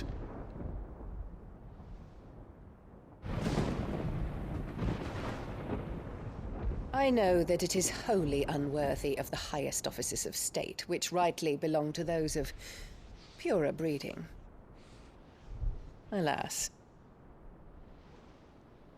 Your bloodline runs through the Oriflamme gutter, from a whore who weighed her child's worth in gil. Have you threatened my father? Of course not. I merely whispered in his ear that his mongrel son is plotting a rebellion. What? Sylvester listens to the words of his astrologers. And they have ears too.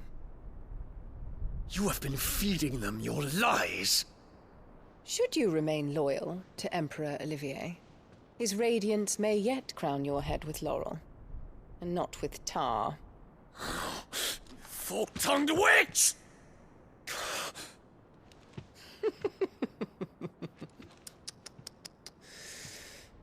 In consideration of your long years of service to the Empire, I shall forgive this uncharacteristic rudeness. Now hurry and make ready, Your Imperial Highness. Emperor Olivier expects much of you, Dion. Or should I say, of Bahamut. May your fire reduce his enemies to ash. Till all of Valisthea bows to its rightful ruler.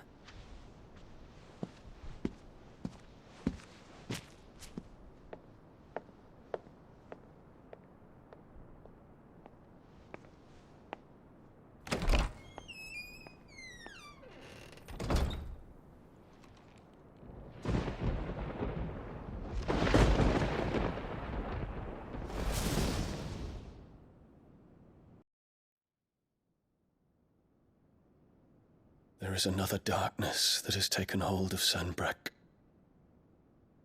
And until its grip is released, the flames of war shall spread ever wider, just as Ultima wishes. Forgive me. My family has caused you much grief. You are not her keeper, Phoenix. This is a matter for the Imperial household now, and as a member of that household, it falls to me to resolve it. At such time as that is done, what strength I have shall be yours.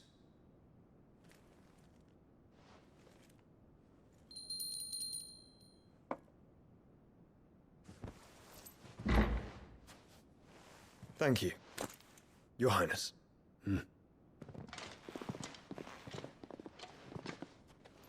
Let us take to the skies together, and bring a new dawn to Valisthea. I should like nothing more.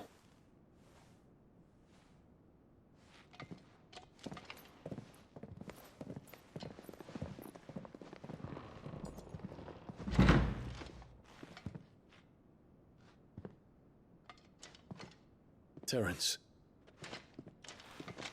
My prince. Tell me true. Do you believe what I'm about to do is wrong? We dragoons have but one leader, Your Highness. And we shall follow him unto the very end. Thank you. And this is my decree. For their crimes against the crown, the traitorous Annabella and her usurping son shall be put to death, and the Empire restored.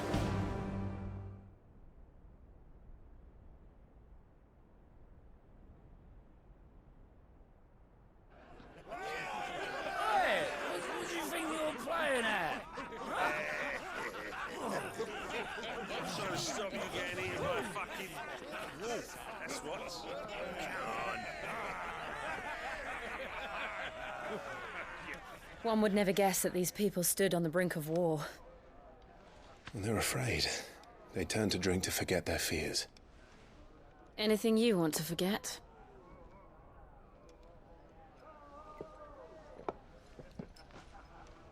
The harbor is empty, and half the market stalls too.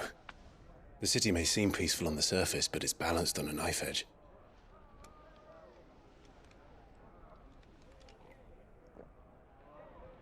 Were we to give it a nudge, it might be just the distraction we need to reach the Mother Crystal.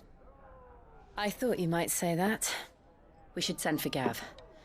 We'll need someone to keep the fires we start from going out. And we can busy ourselves scheming until he gets here. I'll send a Stolas then.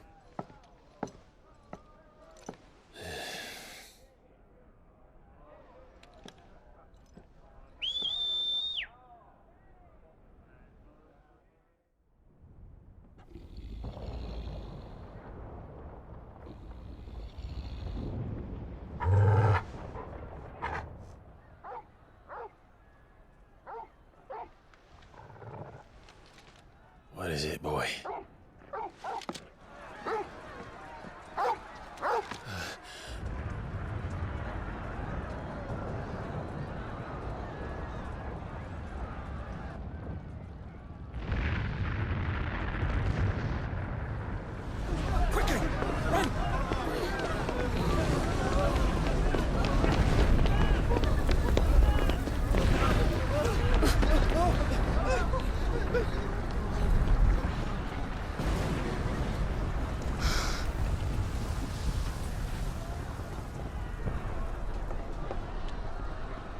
What's happening? I don't know. Torgal!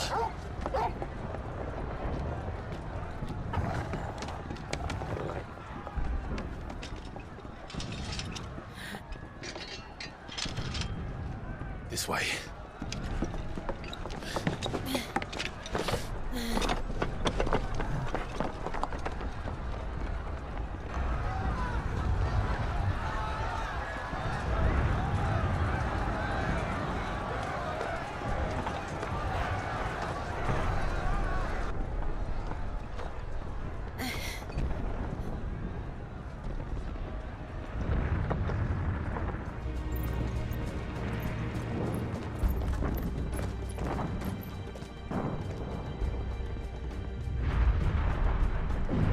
What in the hell is going on?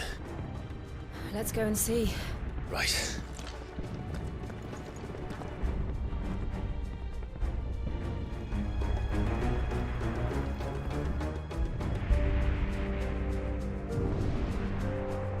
Hold on, kids. We're coming.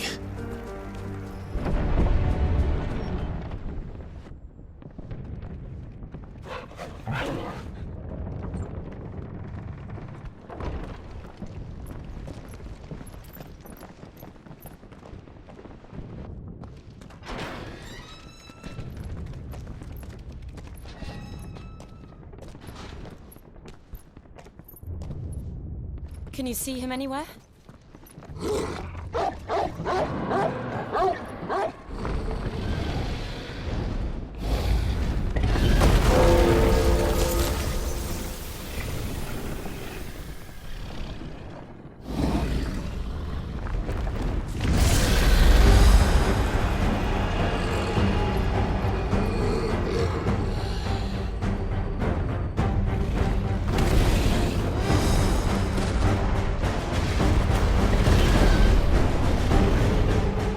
It must be one of the Dragoon's pets.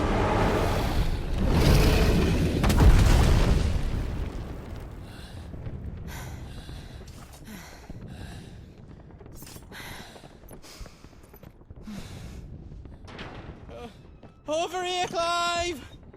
Are you all right? Goods, there you are. I didn't know there'd be a dragon. All right, let's get out of here.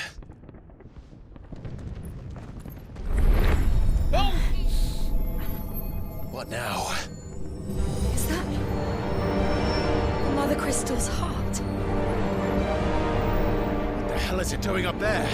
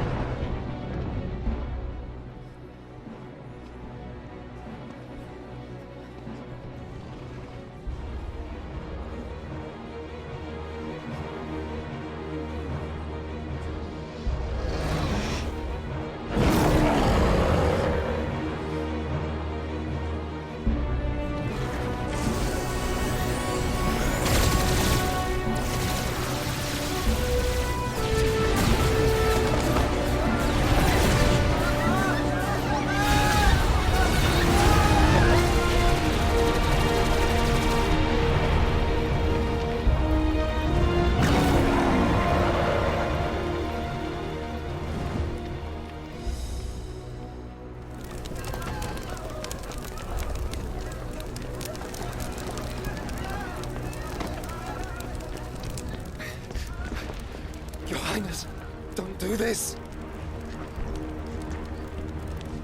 We must leave. Now, Your Grace. I beg of you. This is not what he wanted. Something's happened.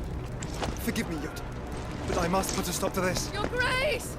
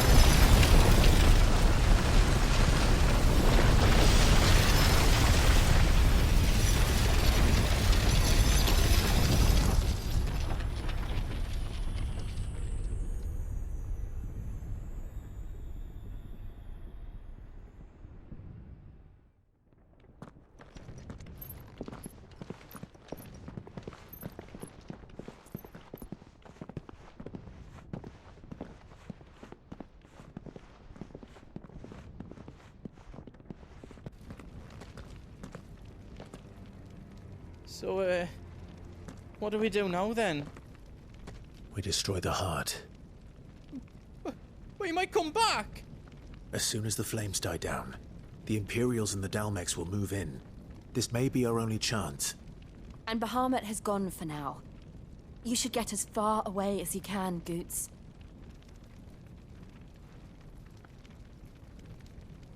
What? And leave you lot in the lurch? I can't do that. If you're staying, then so am I. I packed everything up before I made a run for it, so if there's out yous need, just ask. But I won't be giving it away for free. Nan'd never forgive us if I did. Thank you, Goots. Drake's tail is right there, Clive.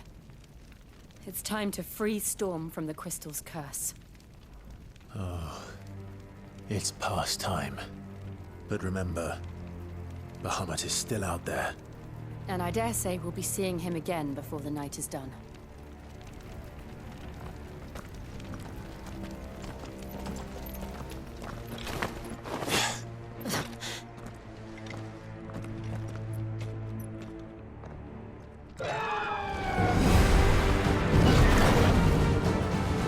Is that the Phoenix? Joshua! What is he doing? Keeping Bahamut occupied.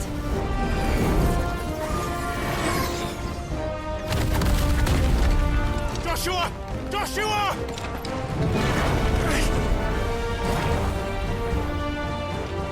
Don't, Clive. It's too dangerous. Fuck. Hold on, Joshua! I'm coming!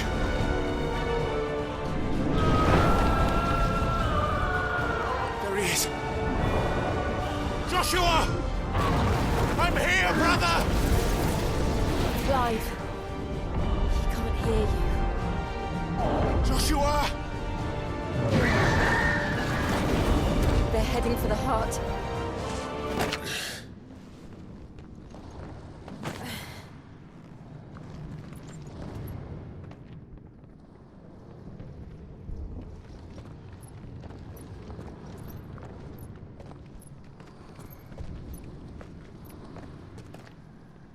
He'll be all right, Clive. He's a survivor. We're getting close.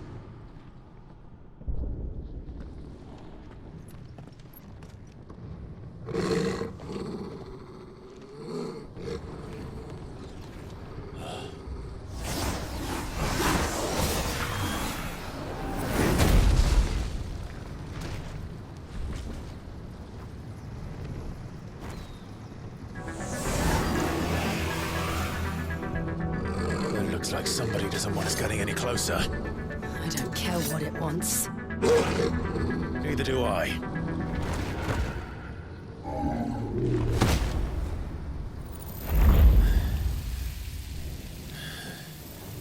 These beasts, they're getting stronger. We can think about them later. Right now, there's only one thing we need to focus on. The heart.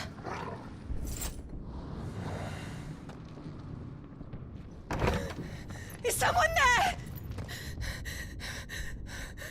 Mother. It's you. What happened here? He tried to take him from me. Oh, my boy.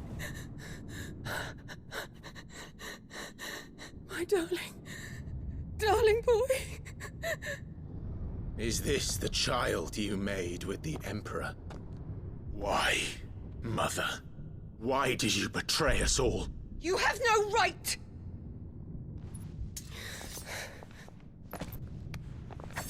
Answer him.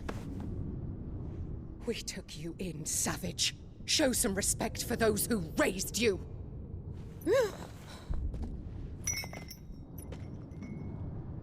Honorable Elwyn, always thinking of his precious homeland. But what worth is a homeland in a world beset by the Blight?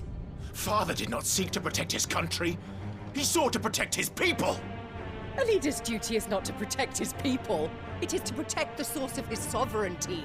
The noble blood that runs in his family's veins. So long as this bloodline remains unbroken, what does it matter if a nation falls? One can always found another. Unlike him, I did my duty. I preserved my line. I bore a son of the noblest blood, to whom the whole world might kneel. That is why I gave Rosaria to Sambrek, that I might join my line with the Lesages and birth a savior of this benighted land, blessed by both Bahamut and the Phoenix! You sold your country for a child. Why did he need another? You had Joshua. I had nothing.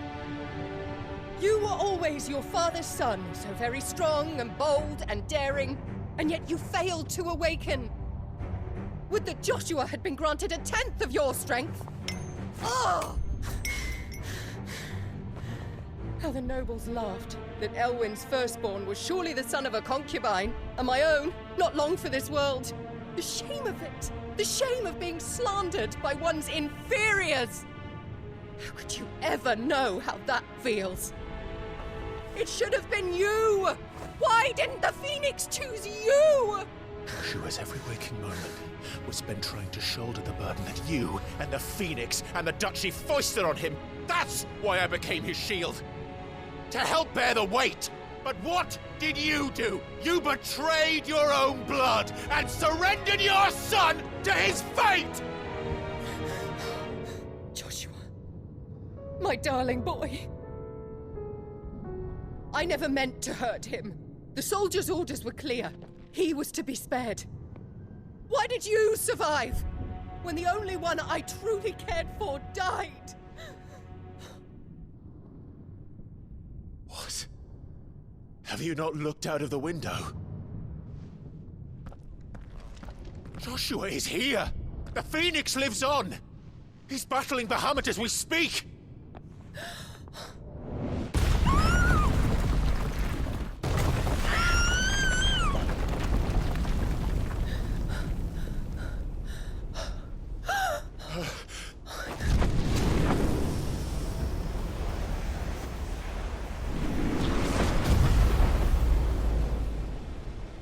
Joshua!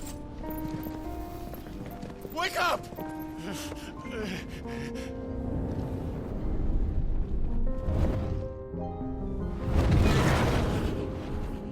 I am a shield of Rosaria.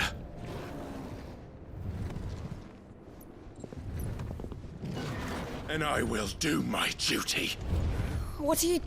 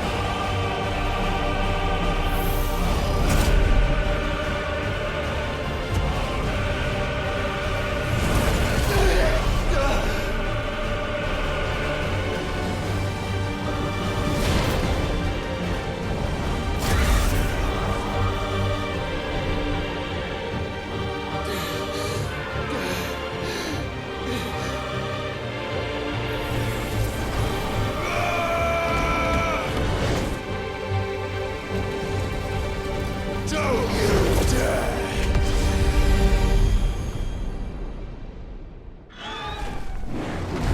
Clive! Thank the Founder!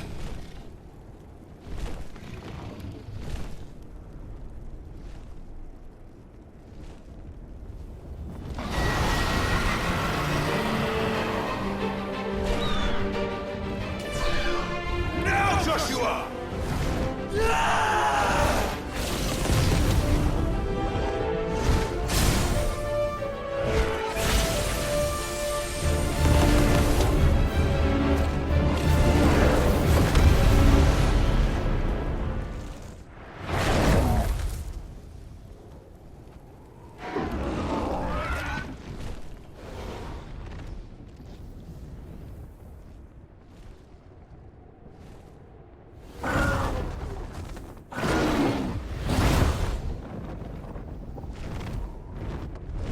What now?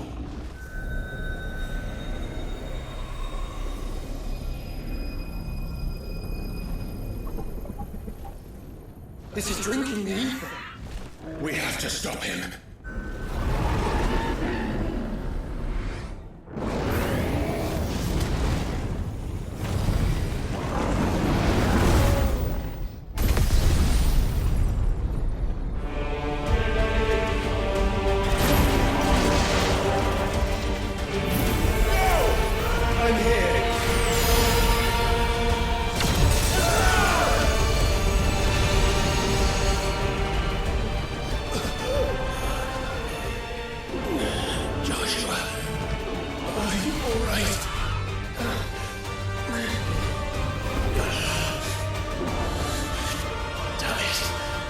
You have to be stronger than this. Come on, Ifrit.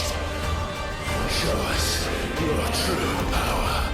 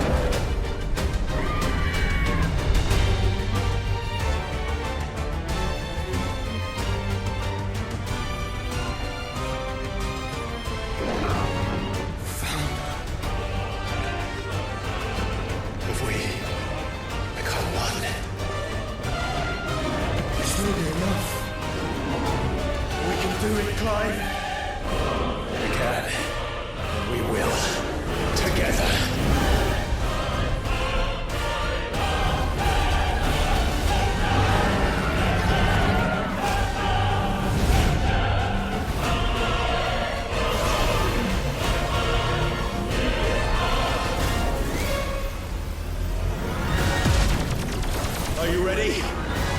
Ready!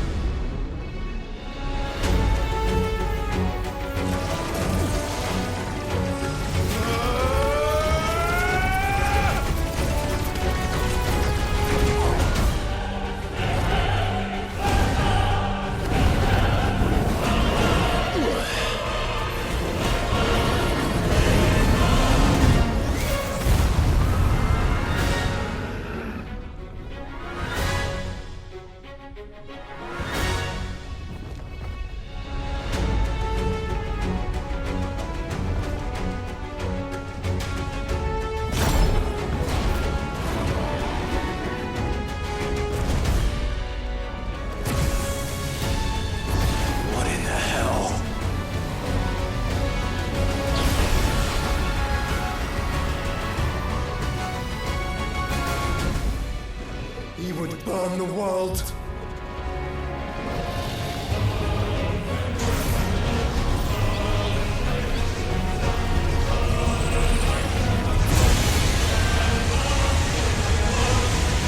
Not today. Come on, Joshua!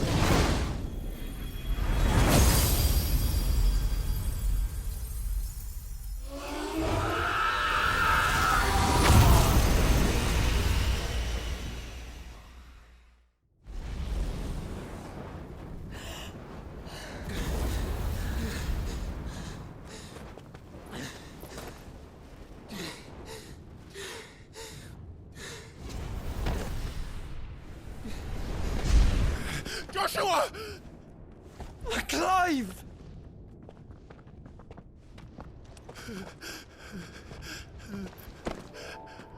My brother. I'm sorry. I'm so sorry. You're alive. We both are. Nothing else matters.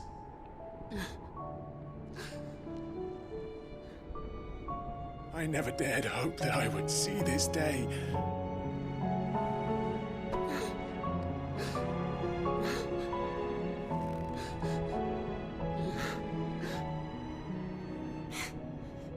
Reunited at last.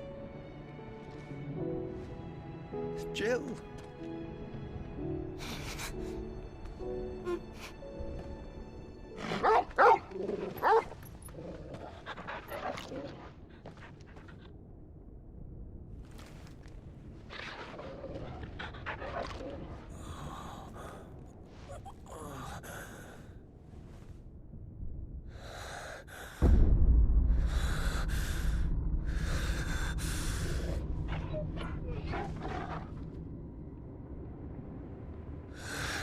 This is for my father!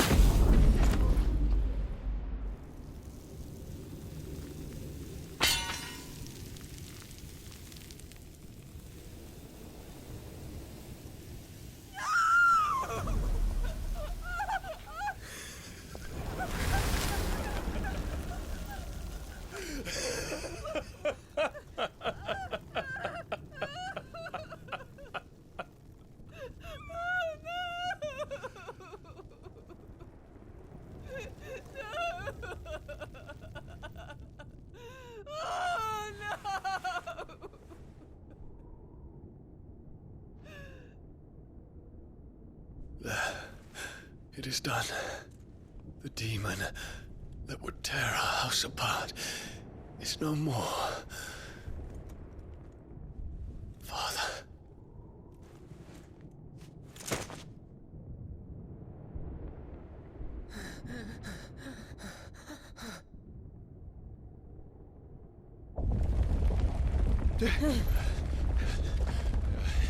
The Mother Crystal. It's collapsing. Right. We need to leave. No. Wait.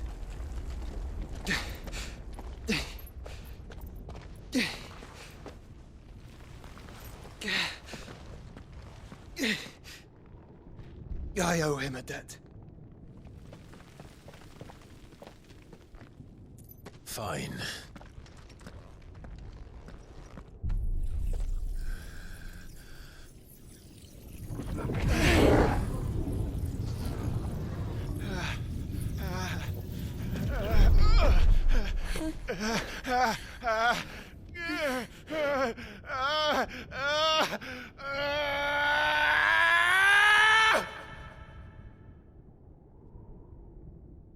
You there. Tell me what section. Little as yet. Don't reinforce the walls. May not be the ground. Situation. Report, Captain. It could be signs of spread. Can nothing be done to call them off? I regret not, Your Radiance. The Dragoons answer to none but His Imperial Highness. The Council is powerless to intervene. We're hearing reports of rebel Madness is this, Theon. throughout the neighboring districts. Focus all efforts on extinguishing the fires around the capital. The city can wait. Don't dally, man. Go! Your Radiance. And I want you to find out Make sure the doors are locked. next movement. By the light! Dion, have you taken leave of your senses? Call off the Dragoons at once! Fear not. The populace will come to no harm at their hands.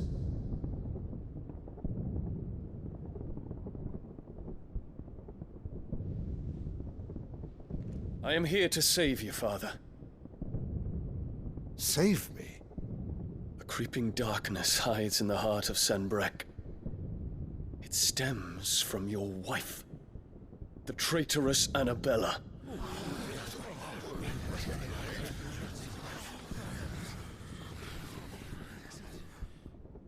Not another word, Dion. Father, though you may not see it, The darkness has taken hold of you. It has made you forget yourself. But I bid you remember, there was a time when you ruled not with cruelty, but with compassion. Why now do you turn your back on your people? Why now do you seek to stoke the fires of war? You too have borne witness to this change, your eminences. And you know, as well as I, who is responsible for it. A puppet now sits upon the throne, but cut his strings, and the master loses the power! What? Dion, you bear steel before your emperor? Guards! Take him!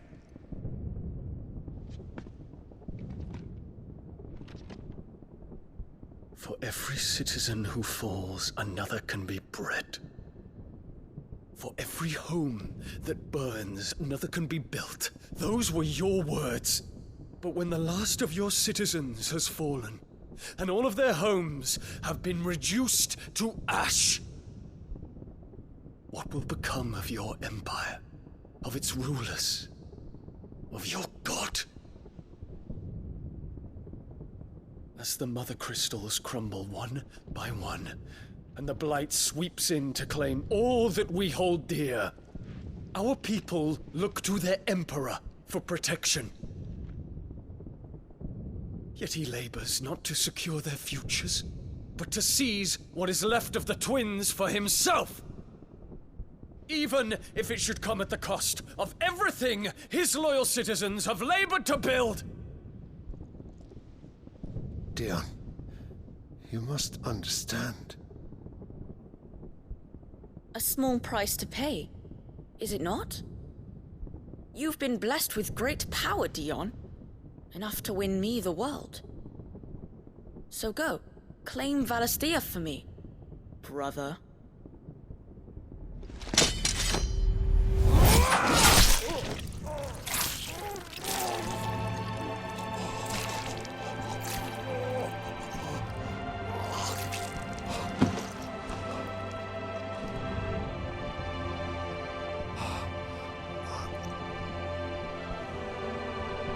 Dion.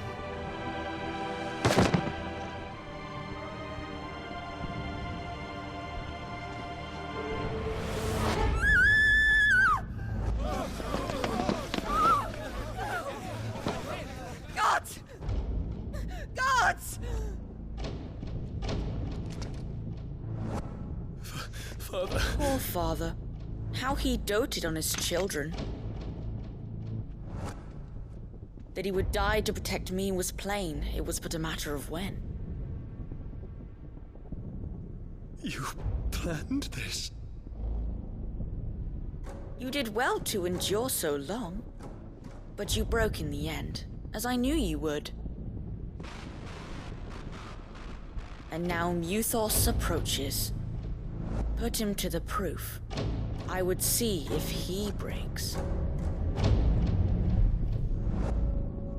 Go, Bahamut. Kinslayer.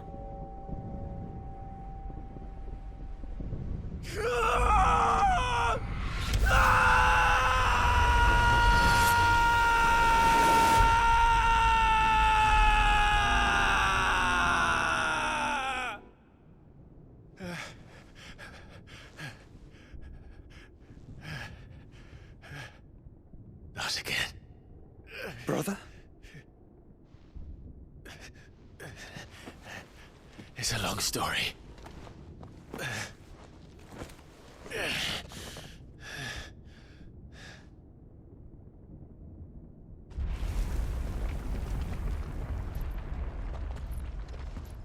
You cannot stay here, Mother. Come. Take my hand.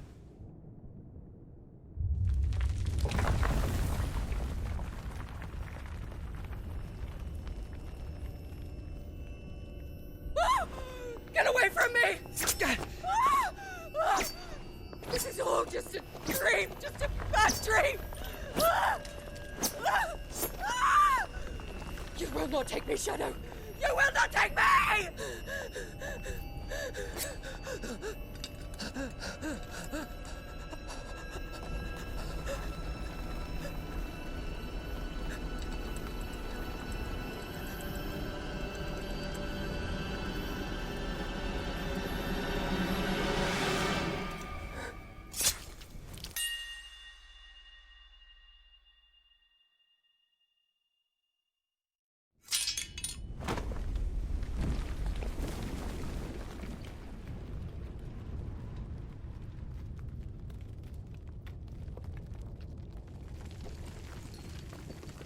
Mother.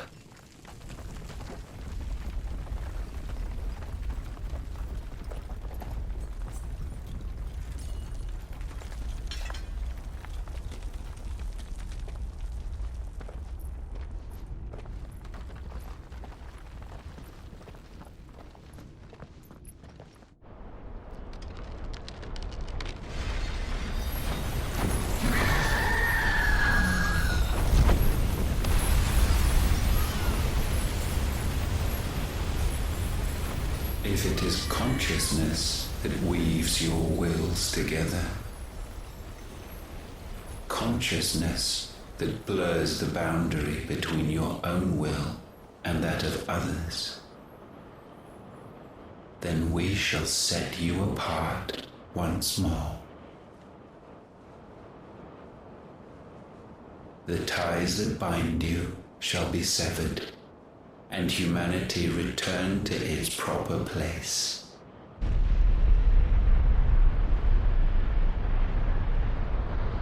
By primogenesis shall a new age of reason begin.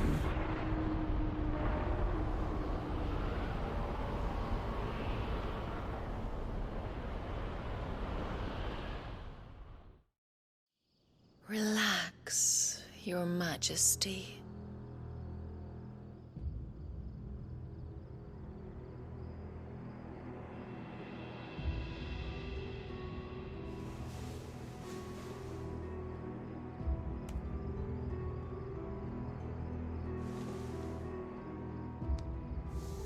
Don't you want to play?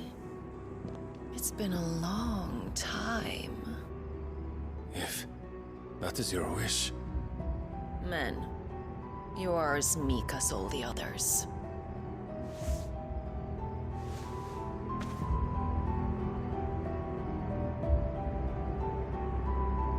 Such feeble creatures.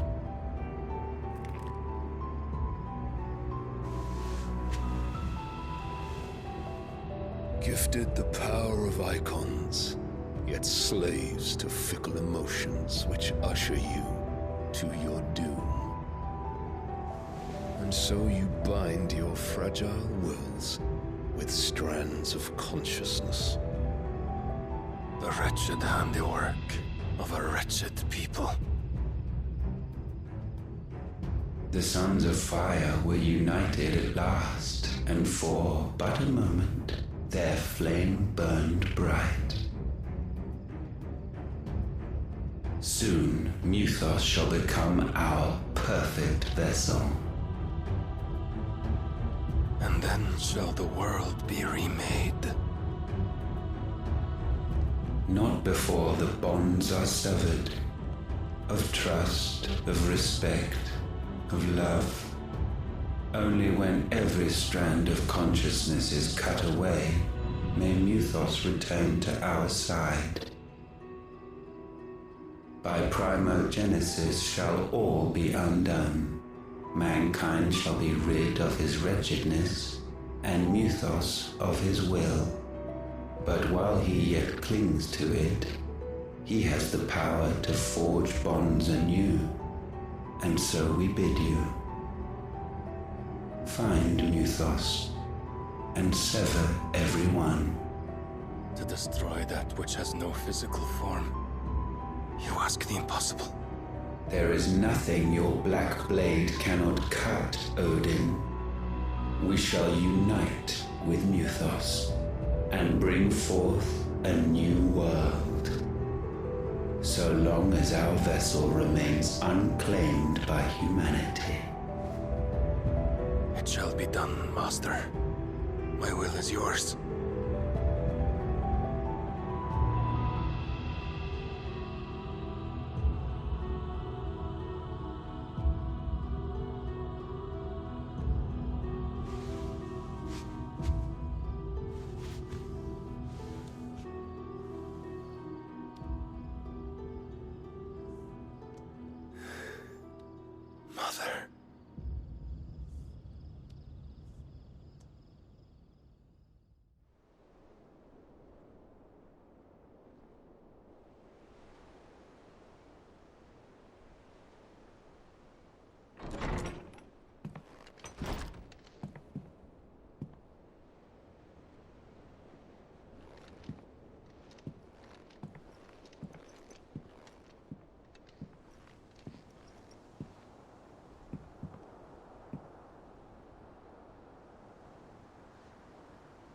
How is your brother?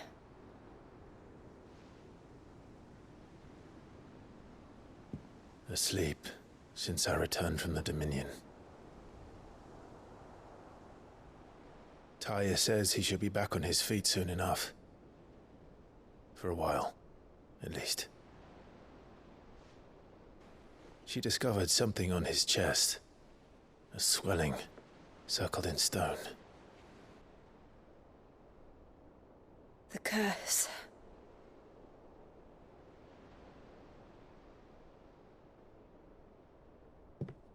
For every mountain we climb, another rises up to greet us, doesn't it? It's never ending.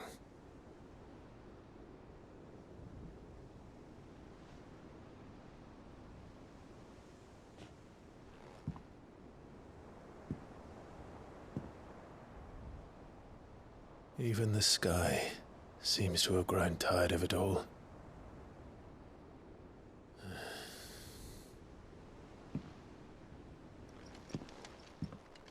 Otto, how fares the realm?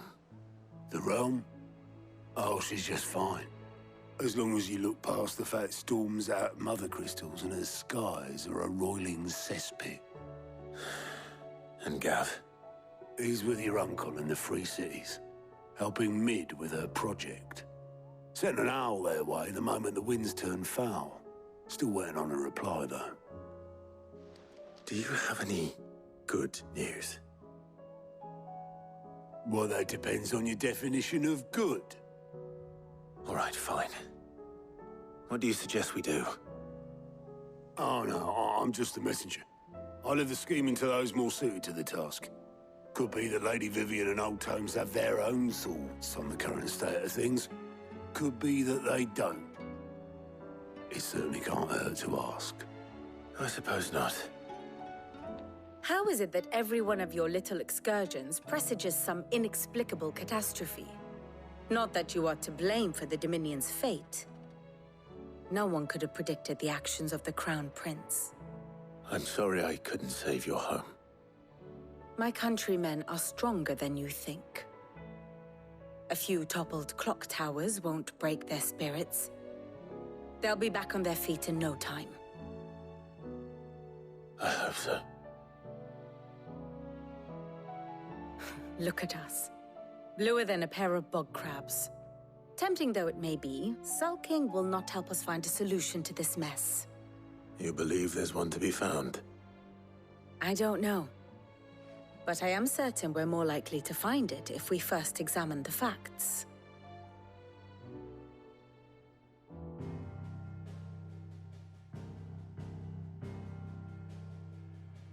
Beneath these darkened skies, fear and confusion reign over Valisthea.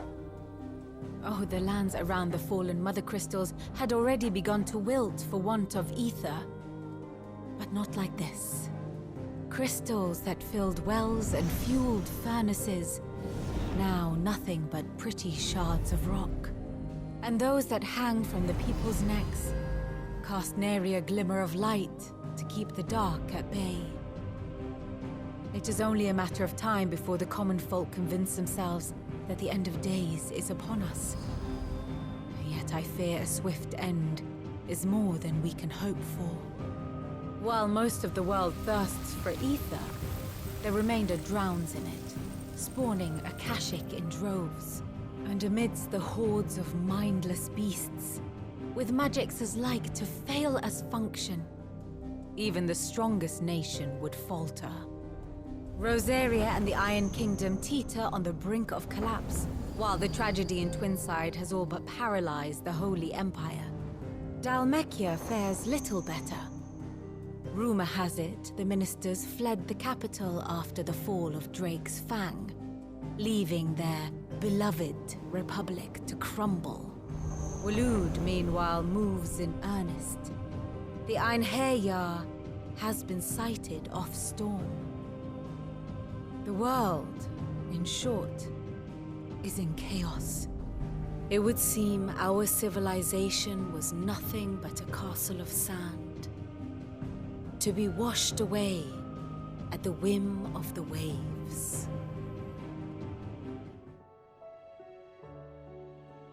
A castle of sand. Not my best flourish, but it seemed fitting. The reports I've received are considerably more blunt in their appraisal. Without the protection of their nations, it will fall to the people to defend themselves against those who would take what is theirs. Which is only ever going to end one way. Defending a farmhouse against a band of chocobo thieves is one thing, but pitchforks and palisades will do little to stall an army's advance. Should the King of Waloed deign to invade, there would be none to stop him. None but us. Let me guess. You're here about the skies. Is there anything you don't know, Lawsman? It doesn't take a court astrologer to augur the obvious. As for what has disturbed the heavens, that, I believe, is a question the Fallen might be better placed to answer than I.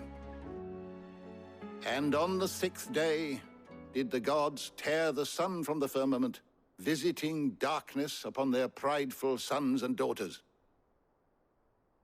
But I dare say you remember your childhood lessons on the sins of Zemeckis only too well. You think they're connected? That Ultima was one of the gods responsible? Well, he has certainly exhibited powers that we mortals would associate with the divine. There is nothing divine about him. But he wouldn't be the first god of whom that could be said, now would he? Yet for all the fairy tales that tell of the sins, there is almost nothing in the way of actual historical accounts. Had I the Journal of Moss the Chronicler, I may have been able to tell you more, but alas, I fear all remaining copies have been lost to time. You will forgive me, I hope? Certainly not. Because there is nothing to forgive. Even without this journal, you've provided us ample wisdom. And we will always be grateful for it. Clive, we have a problem. Only one. That would be a first. It would. Actually, there are 3.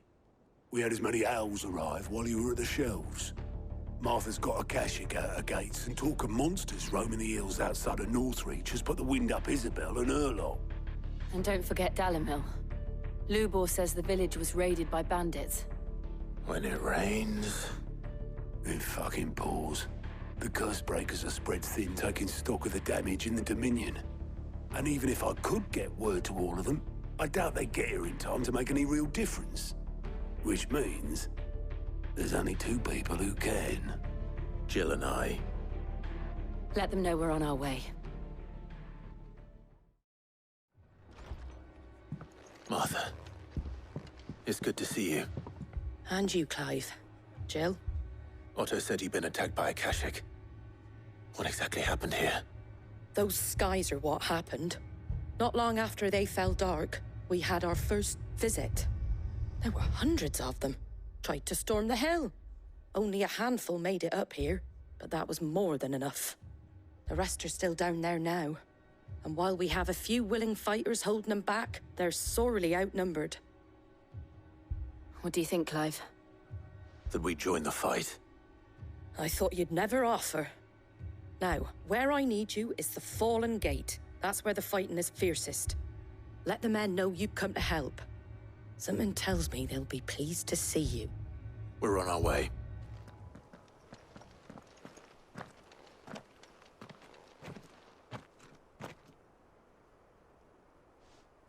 Clive, wounded.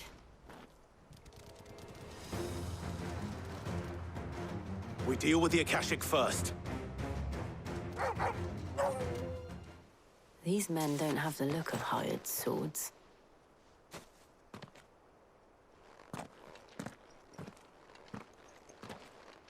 If you've come to rob this place... You are mistaken, my Lord Rosfield. We're here by Madame Martha's leave. How do you know my name? Forgive me, my lord. There wasn't time for introductions. We're with the Guardians of the Flame. Wade's men? But how did you come to be here? Where is your commander? Sir Wade left earlier with a scouting party to find out where the Akashic were coming from. Did he? Take your wounded back to the inn. Martha will see you're looked after. We'll join you anon.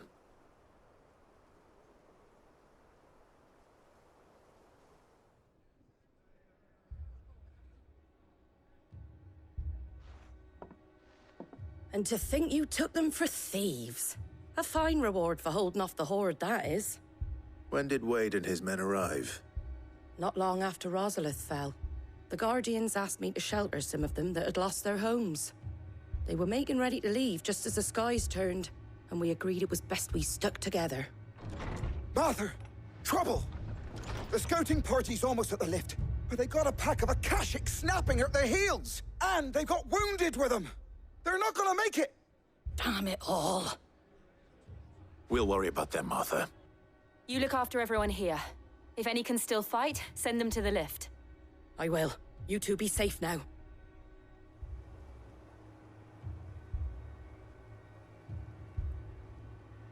Squire, I need you to get those who can still walk up the lift to Martha's. But what about... I didn't ask, Oscar. Sir. Sir Wade. Lord Rosfield. If you aren't a sight for sore eyes. Martha seemed to think you might need some help. And by the looks of it... We thought we could sneak by them. But we didn't know there would be so many. How could we have? Behind you!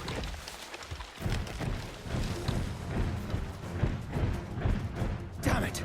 We need to get the injured to safety. Do you think we can hold them off? We can certainly try. Are you with us, Sir Wade? Always. Then let's do our duty.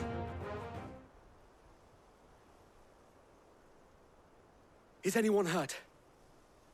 I don't think so. And yet again, you've pulled me from the flames. It's just a pity I keep walking into them. You've never been one to shy away from danger, Sir Wade. Like any shield worthy of the name. I see you're all in one piece. Martha! Is something wrong? The lookout saw smoke coming from down Eastpool way. Too thick to be a hearth. A second horde. Feel like finishing the job. Always. Jill and I will make for Eastpool. You'll need to move the injured without us. Don't you worry about them. The moment my men are safe, I'll follow. Good luck. Something's coming! Apologies, my lord. Did I miss anything? Only the first round, Sir Wade. Shall we? Do you see any more? No. I think that was the last of them. But it won't be long before the next lot arrive. Then we make for Martha's while we can.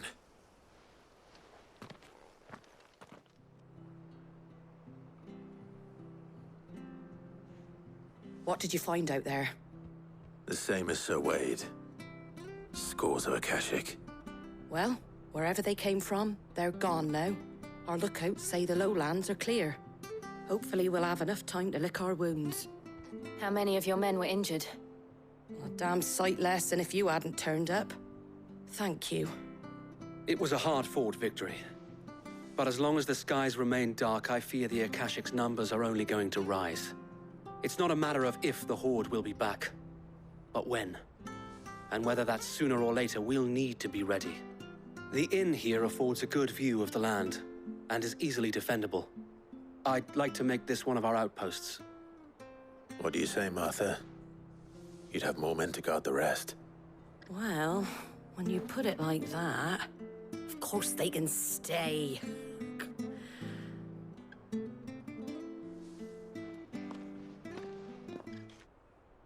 My lord, there's someone I'd like you to meet. Oscar, over here.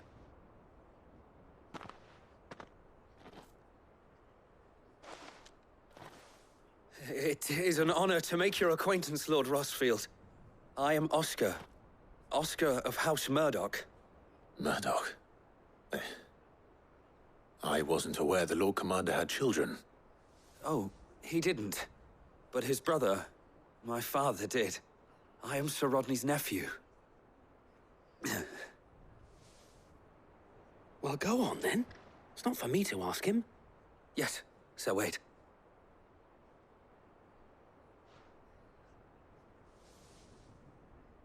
If it please you, my Lord Marquis, might you take me as your squire? I would learn the duties of a shield from the finest. I'm sorry to disappoint you, Oscar, but I'm a shield no longer. Nor was I ever the finest. And spending time in the company of an outlaw hardly seems a fitting education for one aspiring to take his oaths. My Aunt Hannah once told me that a man is not defined by his title, but what he does in its name.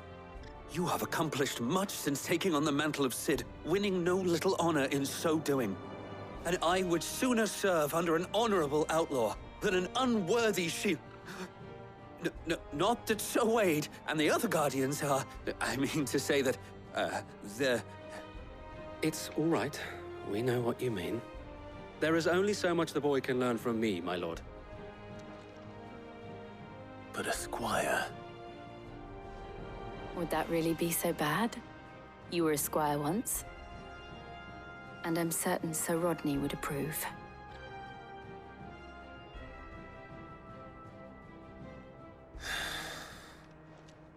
Know that I'll show you as much leniency as your uncle showed me.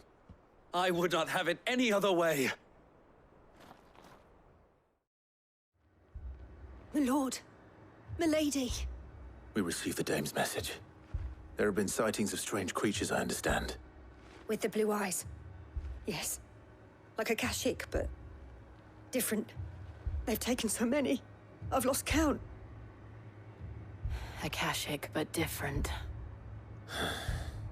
Ultima's thralls. And what of your mistress? Is she here? Oh, no. She went to the garrison to ask what they were planning on doing about all this. Then we'll look for her there. Half the garrison's been slaughtered by those things. We lost the captain this very morning. We've tried requesting reinforcements, but there's been no word from the capital or the Dominion in days! What more would you have us do? I would have you do your duty. Those at the Vale look to me for protection. And protect them I shall. Because they are my charges, and that is my duty. In case you have forgotten, the people of this town are your charges. But more than that, they are your people. Your sisters, your brothers, your lovers. So you have a choice. Lay down your sword and watch as they are slaughtered, or take it up and do what is right. She speaks the truth, you know. This here, it's all we have. It's all that's left. What we have left is our lives! Do you really want us to lose them as well? Not if we don't have to. Look, there's a cask under the captain's bunk. Let's talk about this over a drink, eh? I'm listening. I'll have a word with him.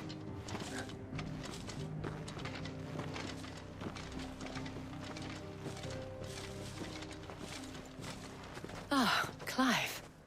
I didn't expect help to arrive so quickly. And sought to take matters into my own hands.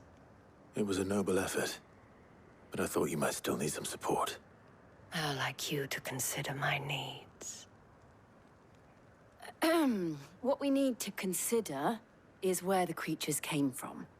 The way the survivors speak of them, one would think they appeared out of thin air. And perhaps they did. It's hard to know what to believe these days.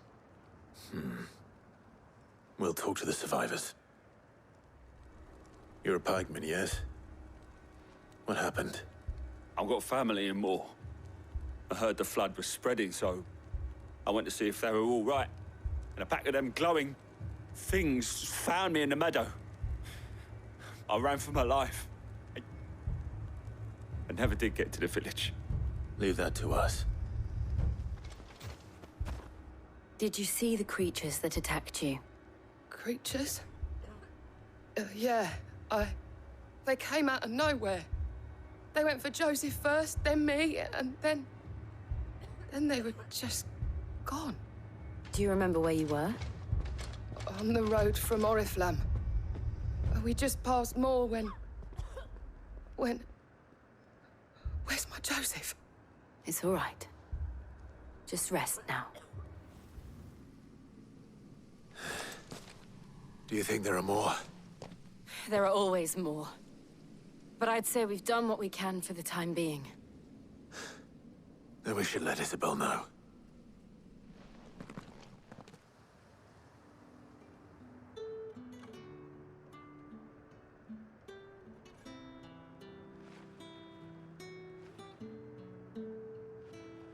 You have the town's thanks. Don't thank us yet. There will be more. Many more. And you'll need to be ready for them. Oh, we shall. Isn't that right, Captain? Yes, milady. The garrison will be ready. Philippe here has convinced most of the men to remain at their posts. For now, at least. Hearing that the Dane would look kindly on any man who committed himself to the task certainly didn't hurt. It's not the most selfless of motives, I'll admit. But whatever it takes, eh? Now me, I never needed convincing. I became a soldier to protect the people I love. And the people I love include the ones standing before me. Handsome and chivalrous. Now, if you don't mind, I have sentries to post. Milady.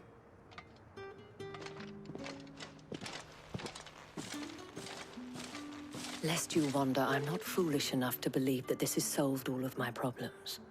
But it has solved one, and that's one fewer than I had this morning. Thank you again, Clive. Cid! Your new companion appears much more formidable than your uncle. Should I be worried? You haven't been introduced. Jill. Clive has told me much about you. All lies, I'm sure. Your Stolas said that Dalimil has a bandit problem. Indeed. Although, you're a little late. They left with our food and guild days ago. Any idea where they went? The desert's a big place. Your guess is as good as mine. But the fact is, I have more immediate concerns. What did you say to me? What did you say? As if by magic. Let's just say we've yet to reach a consensus about how to solve Dalimil's little problem. And at this rate, it won't be the actions of the bandits which prove to be our undoing. It will be our own.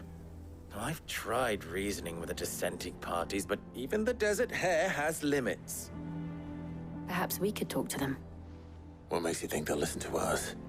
What makes you think they won't? She makes a fair point, Cid.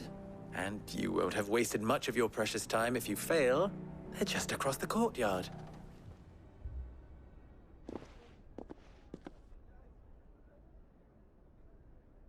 You wouldn't talk like that if it had been your men whose throats were slit. Blood for blood, it's the only way. We hire mercenaries and have them mount the bandits' heads on our walls as a lesson to the rest. And what happens when those mercenaries are slaughtered like your men? Are you going to hire more? We're better off using that coin to buy food and supplies. If we hire mercenaries, the only thing we're buying is the bandits' ire. And you cannot fill empty bellies with that. Do you hear me? But what happens when they come back? Maybe it'll be your throat that's slit. That's enough. Both of you.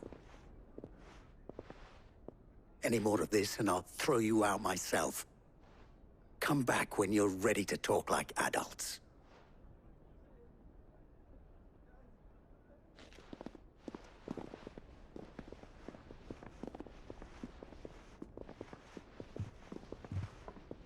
Victor.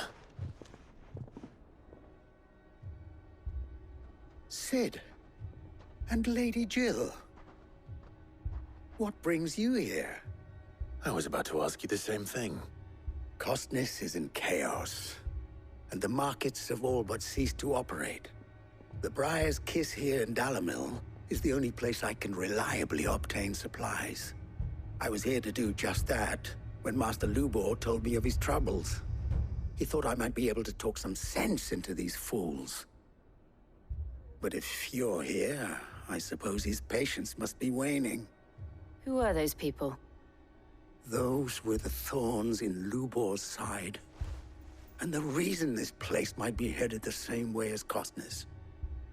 It's these accursed skies. The darkness is enough to drive a man to madness. Or an entire city, for that matter. We're still working on the skies. But in the meantime, perhaps we can find a solution to Dalimil's problems. I hope so. For all our sakes.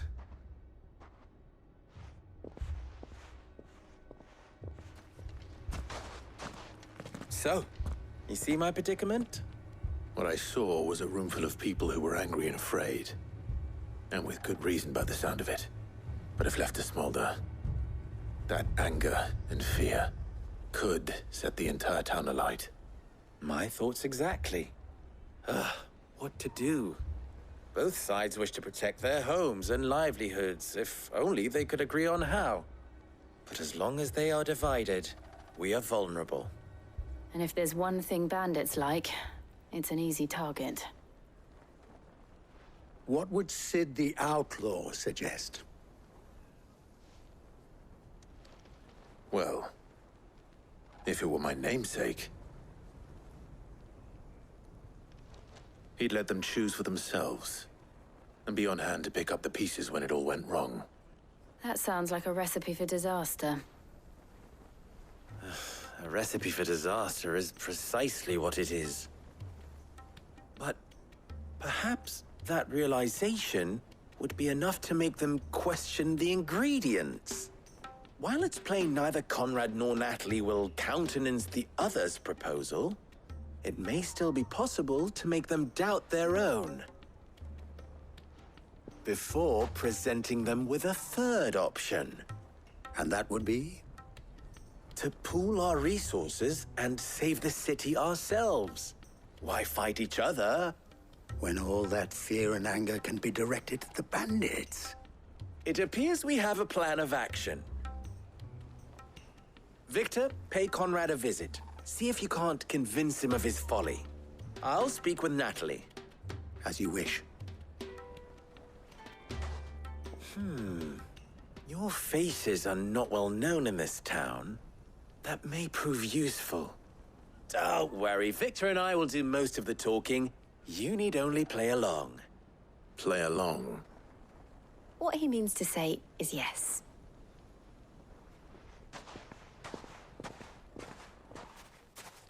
Ah, here she is. The Lady of the Spear herself.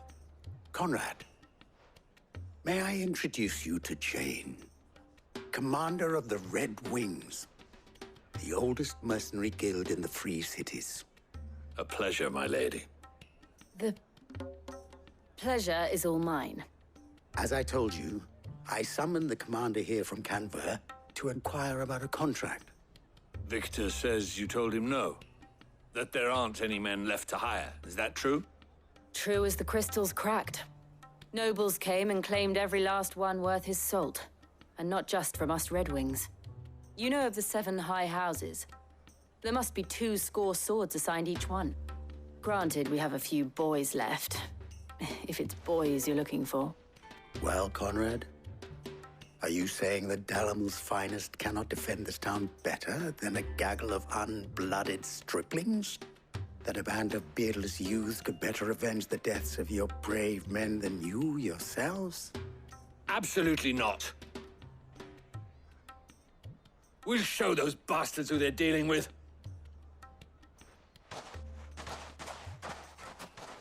I can't believe that actually worked.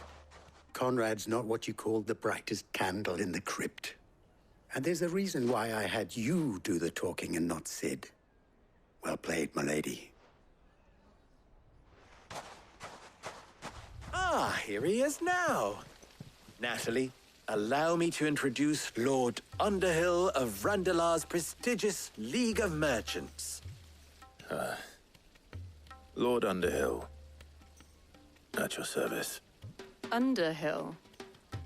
I was just telling the good lady of our conversation, my lord, and how you were lamenting the state of the capital's stores. Lubor says that not only are the granaries almost empty, but that war and the Blight mean this season's harvest won't be enough to fill them for winter. Indeed, certainly that is the case. The nobles in the capital are buying up the city's stocks of barley and wine, driving the prices higher than most commoners can afford. It is only a matter of time before the peasants revolt. It is worse than I thought. If what Lord Underhill says is true, I fear we have little hope of supplementing our stores, meager though they regrettably are. And while I applaud your endeavors to dissuade our more bellicose citizens from seeking vengeance, I sense Conrad is not wrong in his assessment of the bandits' likely return. Which means that now, more than ever, we will need to secure what little we still have. Food, weapons, herbs, everything. If our humble town is to endure not only this hardship, but those that are certain to follow, we must stand united. All right. If it will help to protect my home, I'll do it. But you needn't have gone through this charade.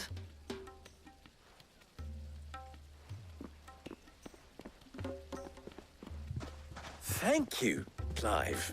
Your performance was nothing if not workmanlike. She saw right through it.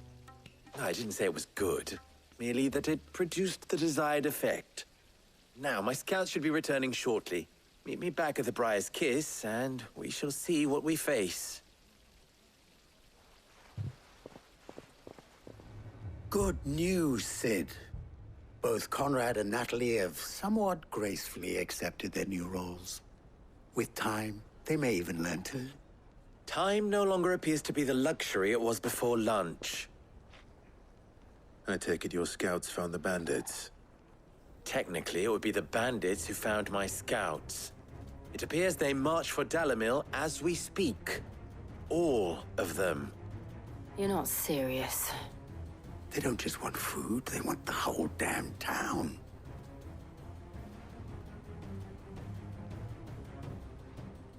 I have a favor to ask. I'm told the bandits march in 2 groups, one from the south and one from the desert, in a move doubtless intended to stretch our already gossamer-thin defenses. Very well. Jill and I will meet those from the desert. But what of the rest? The rest, my friend, the city shall fight. Together. The stakes, I concede, are high. But if this does not unite Dalimil, nothing will. That is a lot of faith to put into those who had their hands around each other's throats but a moment ago. Then it will be for us to see that their hands are kept occupied. And I do mean us. I thought you might say that. We'll hold them off for as long as we can. And we will do the same.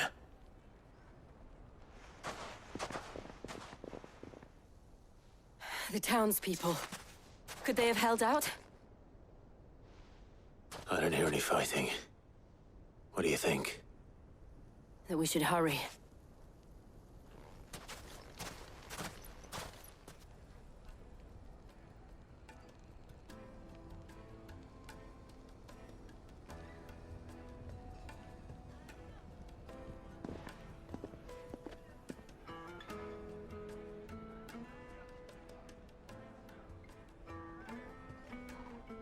Natalie, I owe you an apology. You did well out there. The inn would have been lost had you not held the line. Without you, there would have been no line to hold. You saved us, Conrad. You saved Dalimil. We all saved Dalimil.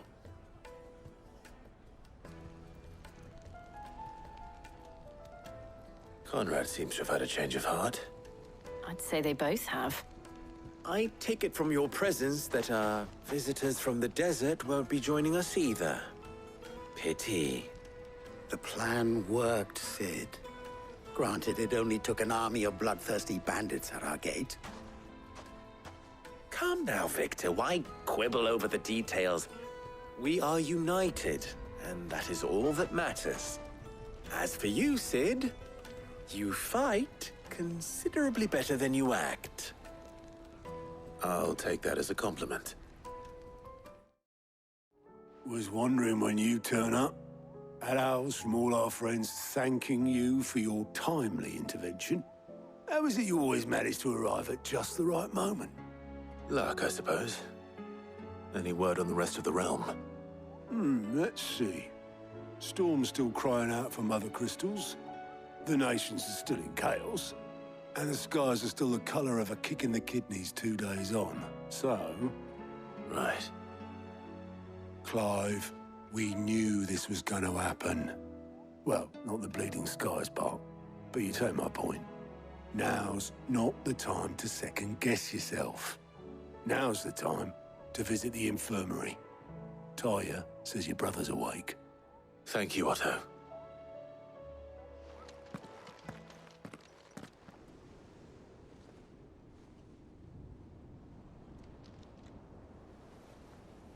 So it was not Sylvester, but Olivier who served as Ultima's puppet. And when Dion learned of this, he sought to slay the fiend.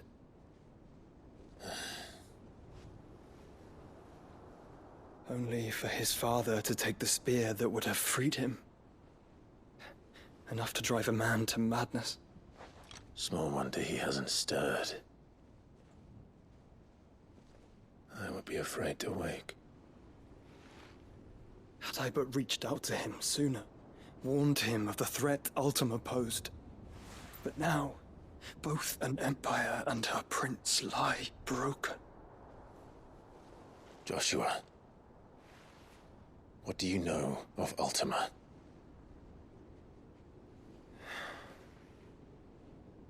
Very little, I'm afraid. Despite my best efforts. 18 years ago, as I lay buried beneath the rubble of Phoenix Gate, 'twas not death who came for me, but another. And it was while in my rescuer's care I first heard of Ultima. I've been chasing his shadow ever since. Ultima is driven by some deep, dark purpose, and for whatever reason, it would seem you are crucial to his designs. He will stop at nothing to have you, even if that means toppling an empire. But why me? What possible use could I be to such a creature? That is one of many answers that have eluded me. Yet, I am certain of this. It is not mere chance. You were chosen for a reason. All dominants carry within them the might of an eikon. Nigh limitless power that is at once acutely limited. I wield fire, and only fire. And I only ice. 8 wardens for 8 elements. But you, Clive. You are different. You're special. Your abilities begin with the flames of Ifrit. But they do not end there. The fact Ifrit can even exist goes against everything we thought we knew of dominance. Perhaps Ultima has been waiting for one such as you, whose potential is truly limitless. I've encountered that thing several times now. If it or he, as you say, needs me, why hasn't he claimed me as he did the boy?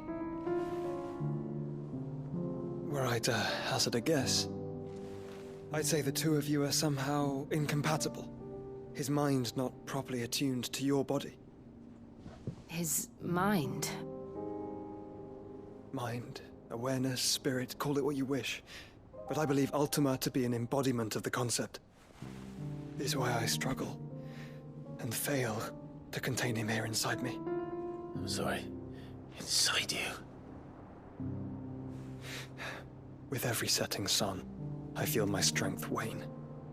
And though the Phoenix's flames mend the prison I have made for Ultima, they do so at a cost. We must find a means to bring an end to him. before I meet my own. What were you thinking? It was that or let him take Clive. And I've always had a soft spot for my brother. But that doesn't mean you should sacrifice yourself to save me.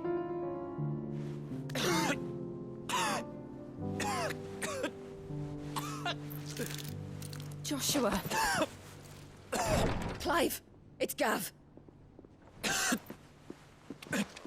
There's an army of Akashic at the gates of Canver.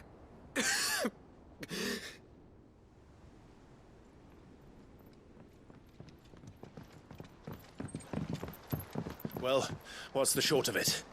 Thought Tyre told you. The capital of the Free Cities is under siege by an army of monstrosities. The city guard are doing their best to stem the tide, but numbers ain't on their side. What of Lord Byron and Mid? Were they able to escape? No, but they're all right for now. They're hiding with Gav at midship. We have to get them out of there. And we shall. Otto, prepare a Stolas. Tell Gav to stay exactly where he is. Understood. Vivian, what's the swiftest route to the Free Cities? That sounds like a question for the map. Look here.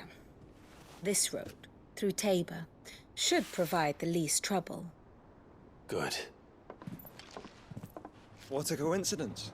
Tabor is exactly where I'm bound. Joshua, bed is where you should be bound. You don't think I told him the exact same thing? Were Tyre not such a talented healer, I would surely have been inclined to agree. But, thanks to her ministrations, I feel I may safely rejoin my attendant, who was to wait for me in Tabor if we became separated. All right, we travel together. Clive! If he stays close to me, he'll be fine. Thank you, brother. I'll look after him.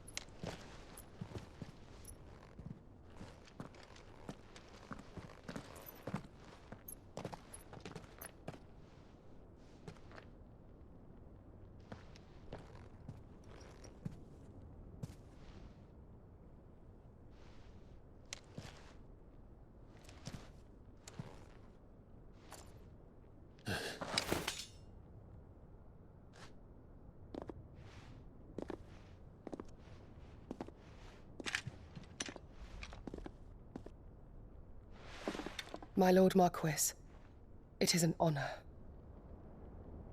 I am Yote, Knight of the Undying, charged with the protection of His Grace Joshua Rosfield, Keeper of the Flame of the Phoenix. Of course. It all makes sense now. Would you care to elaborate?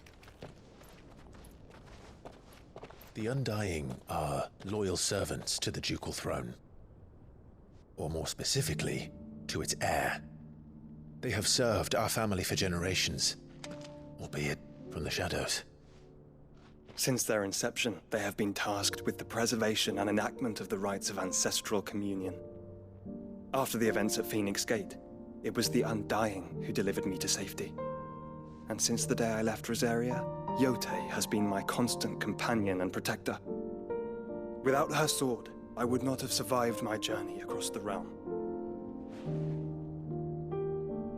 Rise, Lady Yote.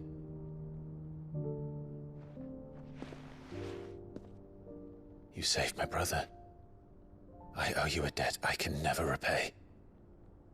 I but did my duty. Come now. Tell us what you've discovered. Your Grace, It is as you feared. The vessel we spied off the coast of the Crystalline Dominion on the night of her fall. It was the Einherjar. Beyond any doubt. The Black Galleon. Joshua, the Einherjar is the Royalists' flagship. What business would they have in the Dominion? Upon learning of Waloed's involvement in recent events at Drake's Fang, I sensed the malign influence of Ultima, and bid Yote and the Undying look into the matter. We have reason to believe that the Black Galleon weighed anchor shortly after the fighting began, and set a course due south. For Canva. Then it is Waloed knights who besiege the cities. What is left of them? Yes. And the Black Galleon sails at but one man's behest. Barnabas Tharm.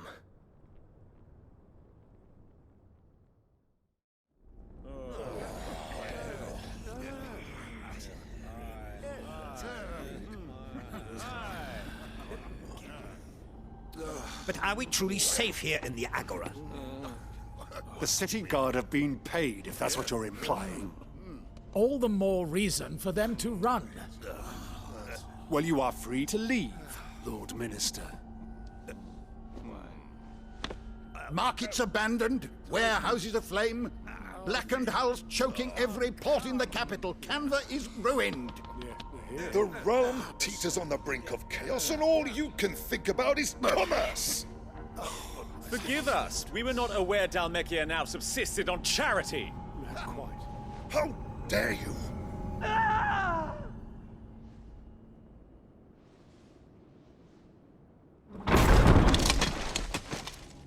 Distinguished members of the Council, you must forgive His Majesty this intrusion. What is the meaning of this? A trifle crowded, but I fear it will have to serve, my liege. Very well. My colleagues, do you not see? The king! He has come to save us from the Akashic!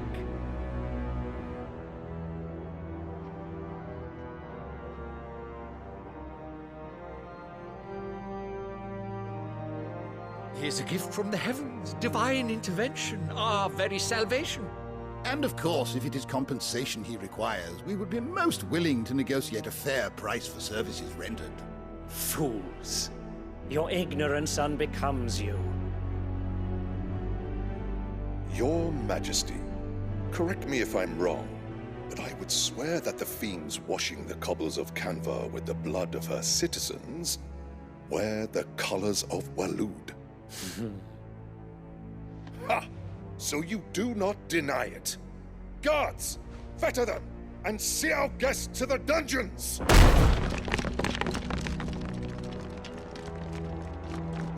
Enough.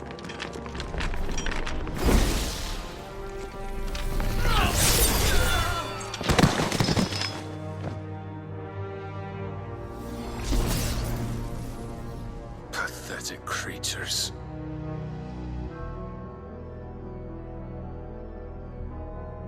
That you should imagine yourselves worthy of salvation. The girl is still here, somewhere in the city. Her consciousness fair dripping with her late father's hubris. A consciousness to which Mythos is inextricably bound and inexorably drawn. See that he is made welcome. Yes, Your Majesty. Come, Mythos. Surely the prince's light cannot have sated you.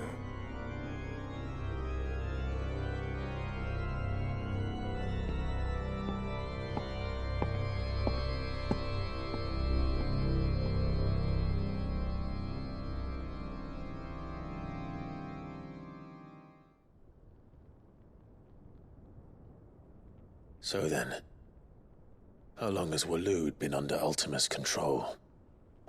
How long indeed? Based on what we know of Barnabas's actions, I would guess some few years, mayhap more. But to what end? What does Ultima want? The tapestry. Show them.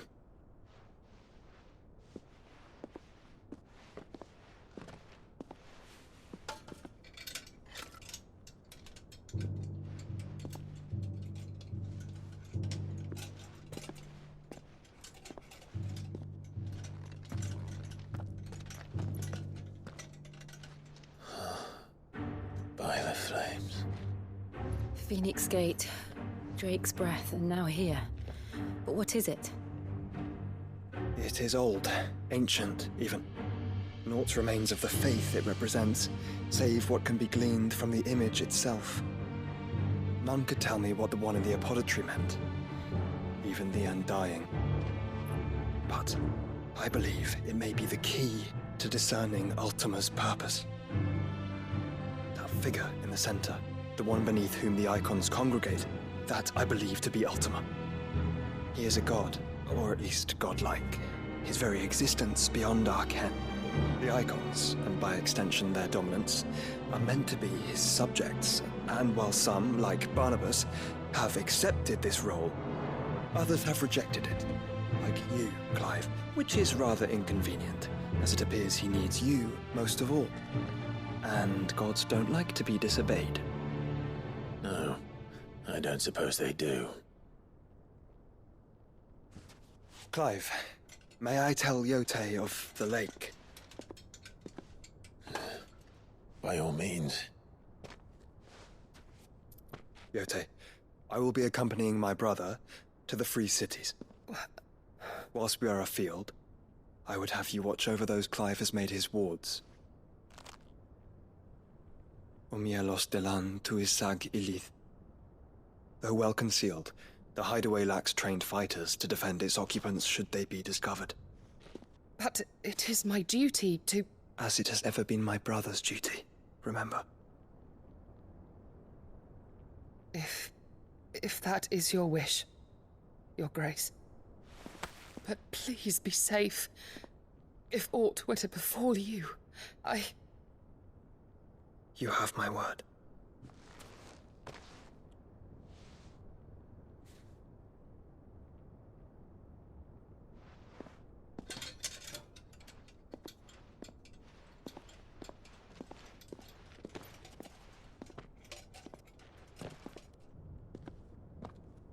Farewell, my lord, my lady.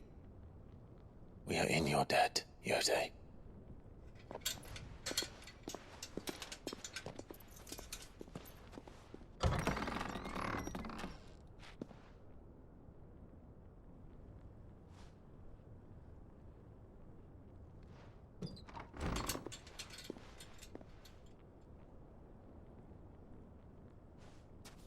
Let's find our friends.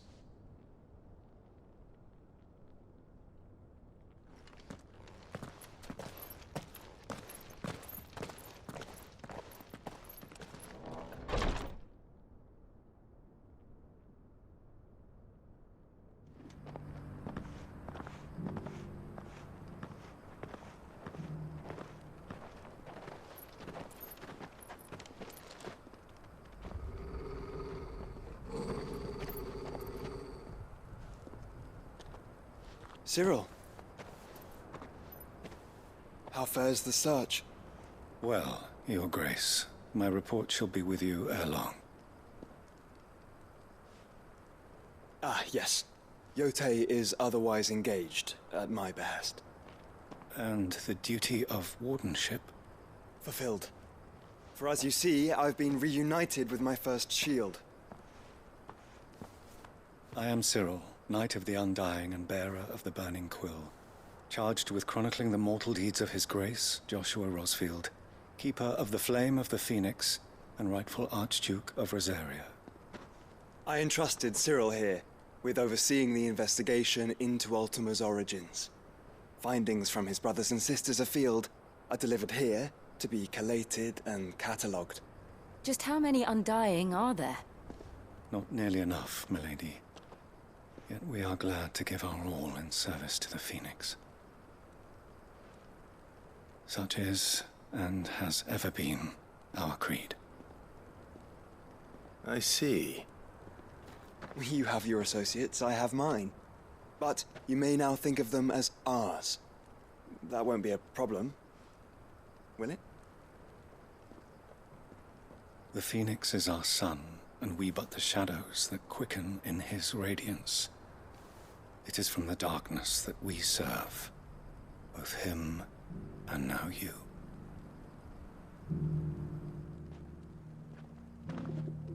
Pray accept this token. For as long as you bear it, members of our order will reveal themselves unto you. If there is nothing further. No. You are dismissed. Your Grace.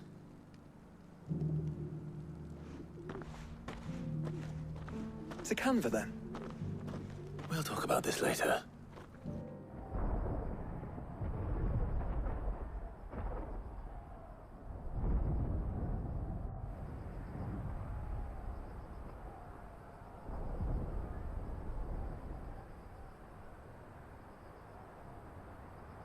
The free men are still holding their own, then. Do we have any idea where Gav and the others might be? There's a warehouse near the docks where we agreed to meet if there was any trouble. We should hurry.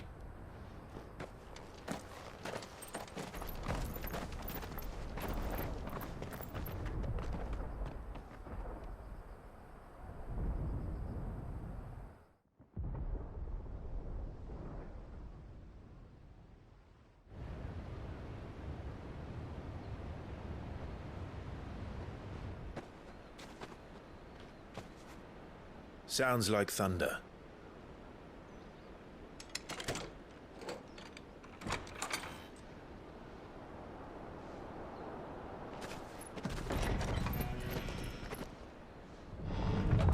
You're late.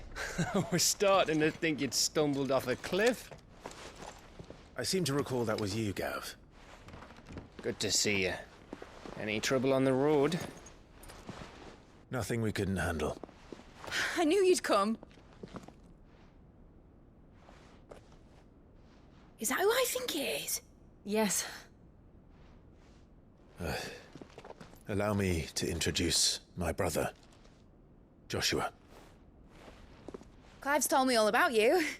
Or even listening most of the time. Name's Midadol, but everyone calls me Mid. My lady. Hey?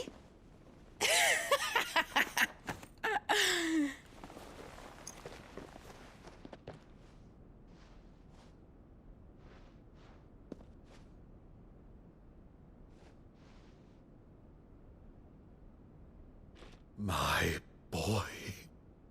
Uncle Byron. It's really you.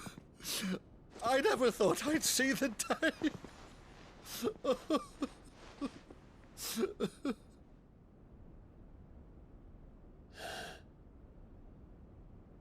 So these Akashic are being controlled?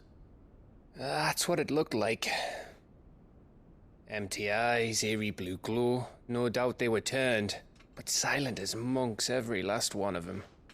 Your man here speaks true, Clive. We saw more than a few in this city. They moved in ranks with a purpose, and not of their own. Ultima's doing. Perhaps. What of the city? The people? Dead, mostly.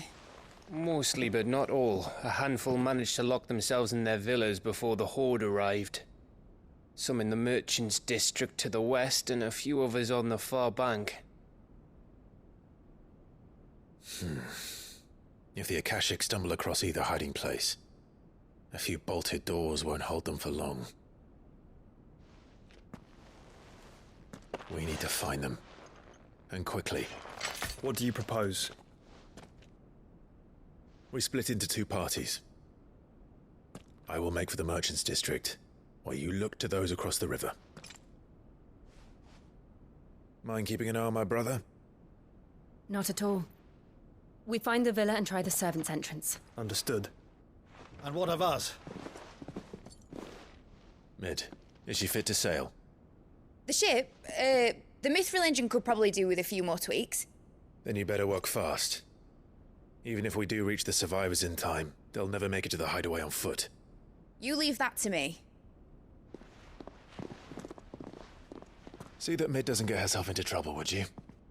Think I can manage that? I'll keep him safe. Looks like you stuck with me, Byron. That's Lord Rosfield, you little gutter snipe!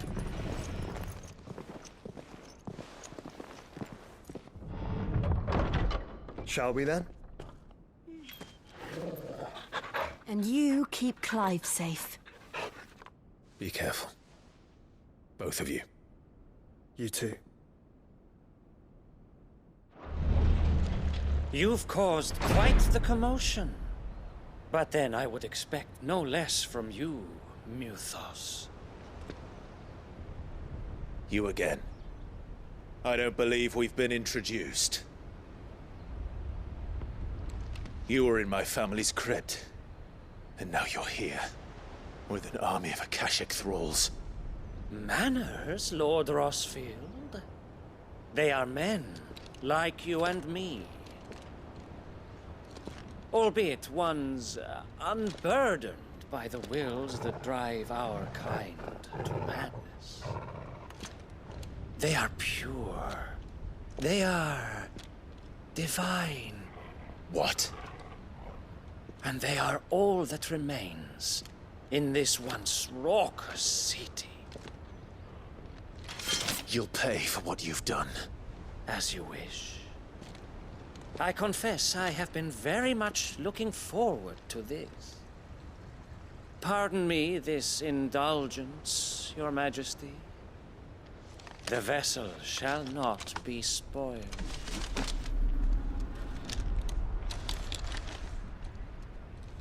I am Sleipnir of House Harvard, and you will yield.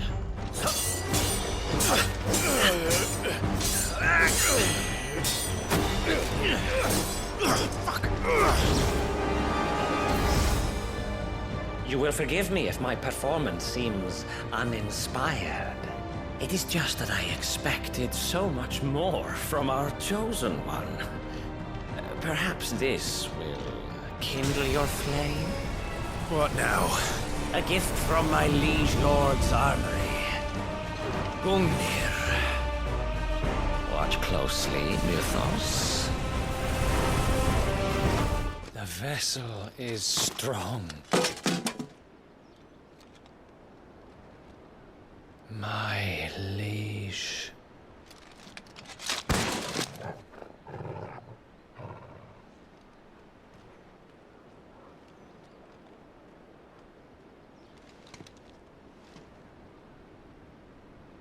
Clive! You're all right. As are you, I see. We are, yes. I'm sorry, but we couldn't save them. It was over before we arrived. Well, you did what you could. I fear we were all too late. What's wrong? Nothing. I hope.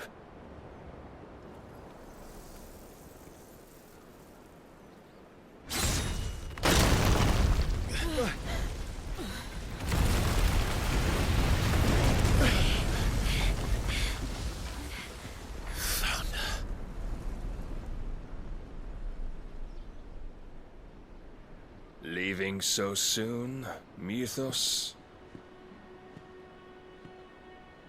It's the king. Indeed. You may kneel before Barnabas Tharm, Warden of Ash and King of Waloed. Get back.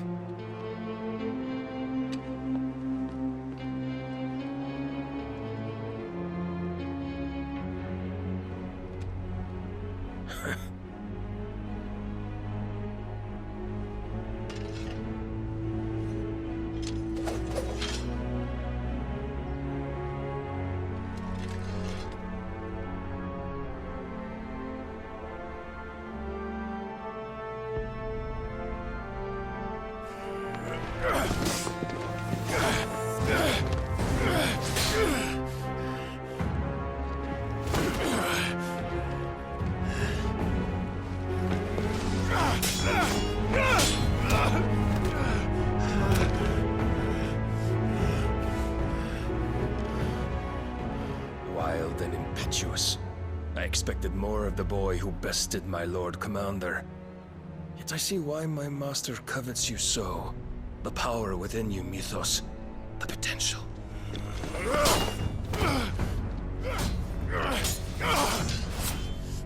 Stop calling me Mythos.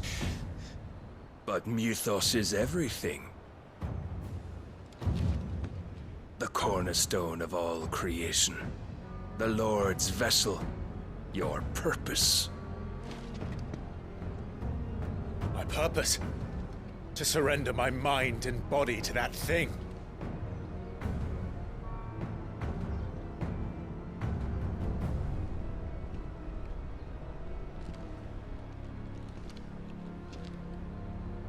No, Your Majesty. My purpose is my own. I made a promise to my friends, to my people. And nothing is going to stand in my way. You would allow this delusion of free will to bar your path to greatness? Truly, your volition is a cancer. One that must be excised.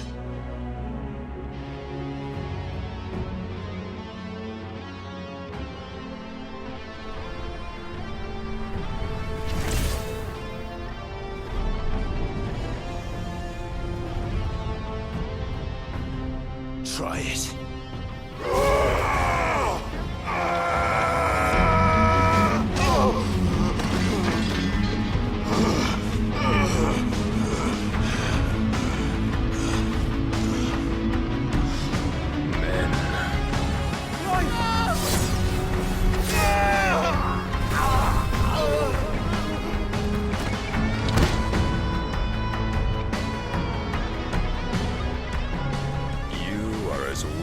All the rest. Joshua!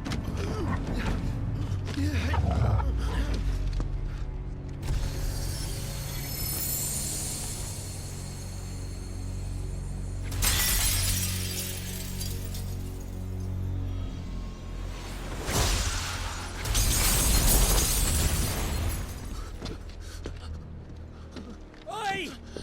Oi! This way! Hurry!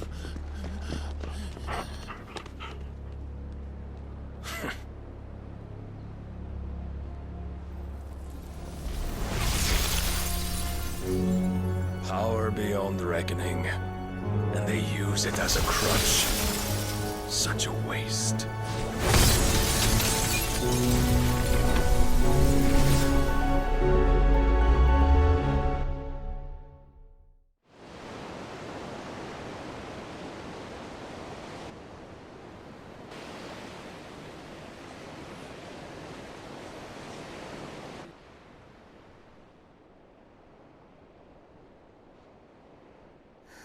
Will he be all right? The phoenix can mend flesh, but the spirit must recover on its own. I'm afraid the rest is up to him. This place is remarkable. Outfitting it must have been no small feat. But why go to such trouble? That beauty's belly's filled with wonders the world ain't ready for. If the guilds caught wind of what we were up to, they'd all want a piece. All right? And how is he? Do not blame yourself. He was barely breathing when you brought him here. We would have lost him if it were not for you. No. Barnabas may have severed nigh every sinew in my brother's body. But he made certain the wounds were not fatal. Nigh every sinew? Allow me, your lordship. Don't know what I was thinking, putting you to the trouble like that. 'Tis no trouble carrying comestibles to my ailing nephew. I know, but you've already done so much for us. Pouring your gil into the hideaway and now the ship. I don't want to take the piss. You risked your life. And for what? Some girl you hardly know. Why'd you do it? You got mad or something? I wouldn't go that far. Clive! You're awake, my boy. Oh. All I want to do is help. And the world won't save itself. It was Cid. Your father, who taught me that. Sounds like him. Don't you dare do that again. What of the royalists? Fucked off, the lot of them, along with the galleon. With the king on board, no doubt. The Iron Hair wouldn't sail without him. Clive. Jill didn't come back. What do you mean? She kept the king busy while the others dragged you out. It's all right, Mid. Jill is fine. The ether of her eikon endures. And as long as it does, we can be certain she is alive.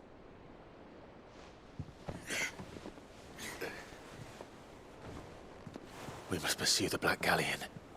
Jill will be with the king, I'm sure of it. Well, good luck catching him, because my ship's going nowhere. It's the Mithril engine. She's got a kick like a wild chocobo and a mind to tear the hull in half. But you have an idea. Well, of course I do. My dad'll have seen this coming a league off. If I had his old writings... If you had his old writings, you'd be sitting under a fuckload of rubble.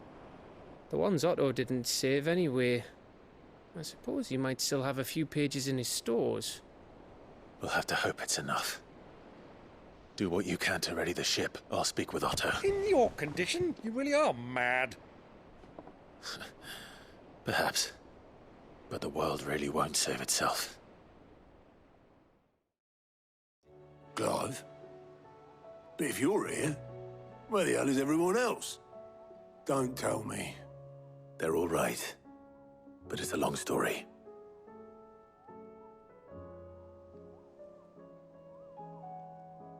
You lot don't do things by halves, do you? Well, at least everyone's still breathing. Now, as for these writings, I'm sorry to say, Clive, but if you had those, you'd be... Sitting under a pile of rubble, I know. But we were able to save a few bits and pieces from the ruins, most of which ended up being used to build this place. The more personal items we gave to the next of kin. In the case of Cid's things, that would have been Mid.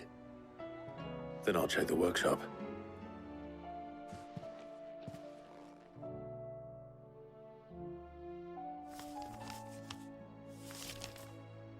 This looks like it's from Cid's old diary.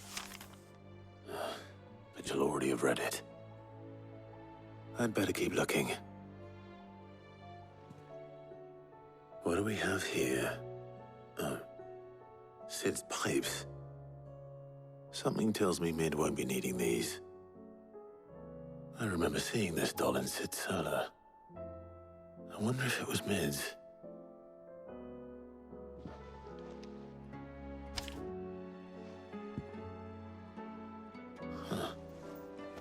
What's this tucked inside it? Cid's best invention. That sounds promising. Well, did you find anything? Possibly. You wouldn't happen to know what Mid's first opus was? Opus? That girl's as tone deaf as a banshee. Unless you mean the orchestrion. She couldn't have been more than, what, 11, 12 when she cobbled that thing together? It surprised us all. Not least her dad. You should have seen how proud he was of the little scamp. What's that battered old box have to do with anything? I think Cid may have hidden something inside it. Wouldn't surprise me. Those two and their bloody treasure hunts.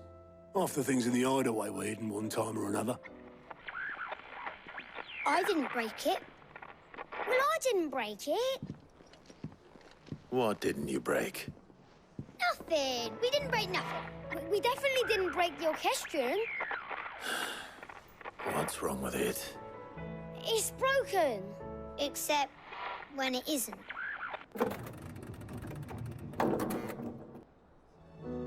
See? And you had nothing to do with this? Nope, nothing. We just wanted to listen to all the songs at once. So we pressed all the buttons. Like this.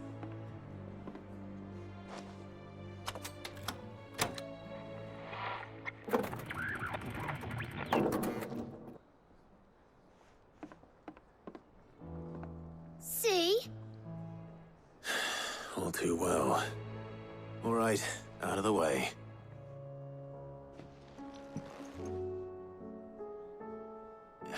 There's something caught on one of the gears.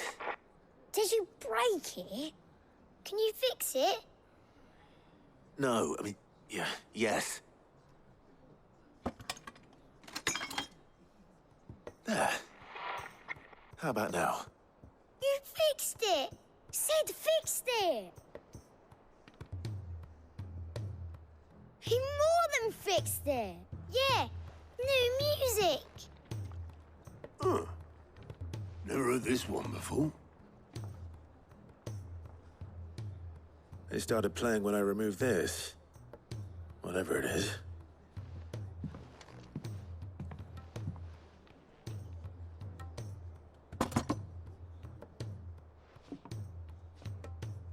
Well, don't look at me. I can tell you it's important, though. Sid showed it to me once and said as much. Said it was the stuff dreams were made of. Let's just hope it's the stuff ships are made of as well. Indeed. Let's see if we can make some dreams come true.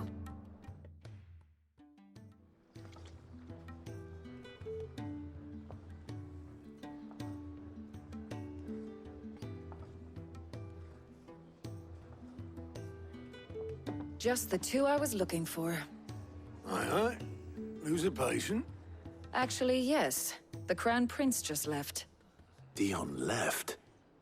Unless you've another word for stood up and walked off. Yes, left. He did have the decency to leave a message with Obelisk before commandeering one of his dinghies. Should we go after him? No. We're not the Prince's keepers. He's free to do as he sees fit. I'd rather he did so in bed.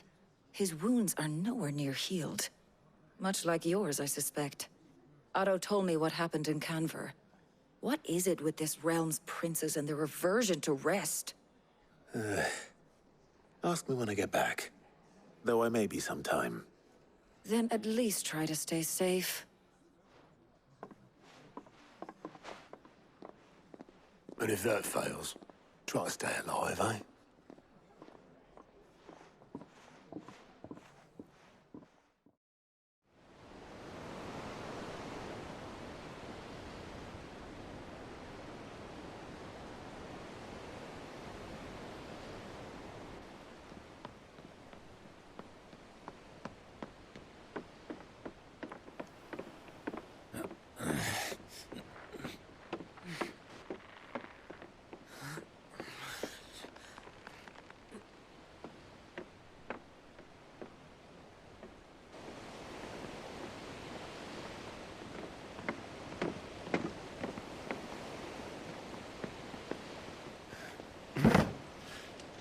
I were right, Clive.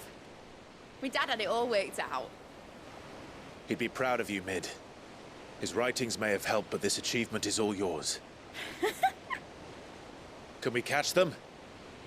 The Ainayar's one of the largest, fastest vessels ever built. And it won't help she has the wind at her back. Any other ship would be hard-pressed to keep pace with her, let alone reel her in. But this isn't any other ship. This is the Enterprise! And the world's never seen anything like my dad's engine. It certainly hasn't.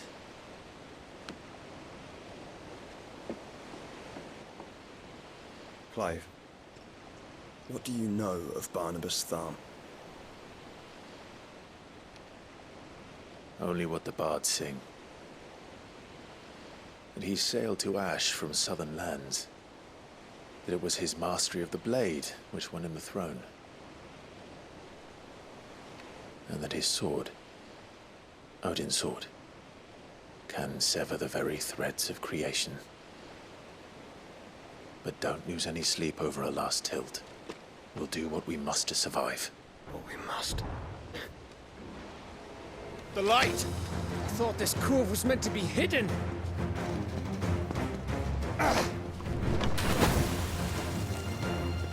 Mate! Company! Eh? We'll hold them off until the ship is ready. But hurry! Bollocks! All hands! Man your stations!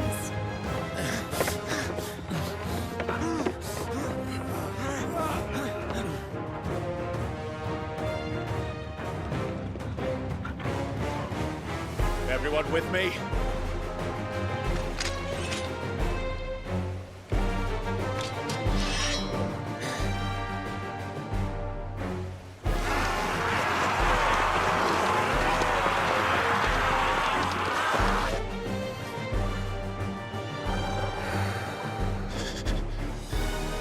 Here they come!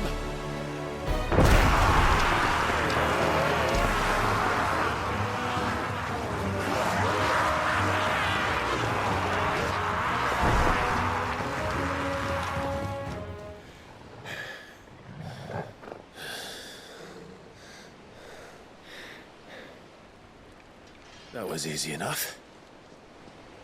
All right, you lousy lot. Get your asses on board. She's ready to sail. You heard the captain?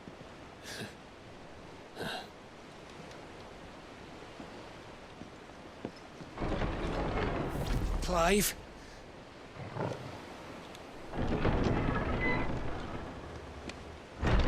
But I thought he was... Confounded. Then it is as I feared. Sleipnir is no man, but a creation of Odin.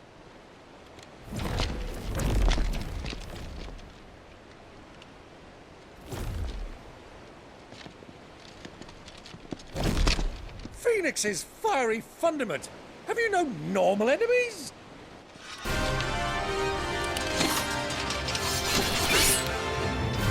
Up for another round? Of course we are. Right, Lord Rosfield? My boy, there was a time people called me the Executioner. Always on my hands. No matter, heads will roll, all the same. Mate! New plan! You leave! We follow! Follow? Swimming, are you? Oh, bugger me! Weigh anchor! Engine's dead slow ahead!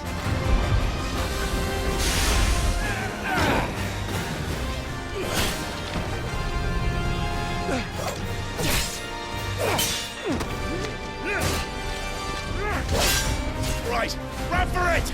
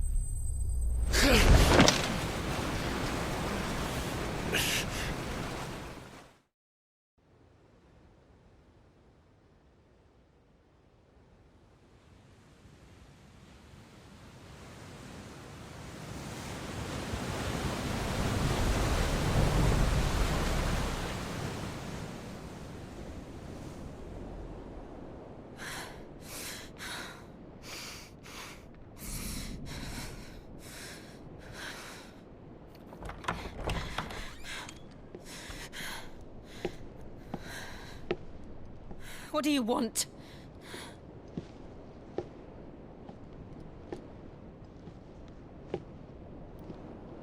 That's quite a mess you've made.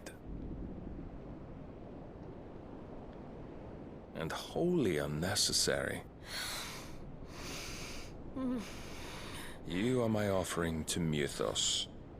I would not see you damaged.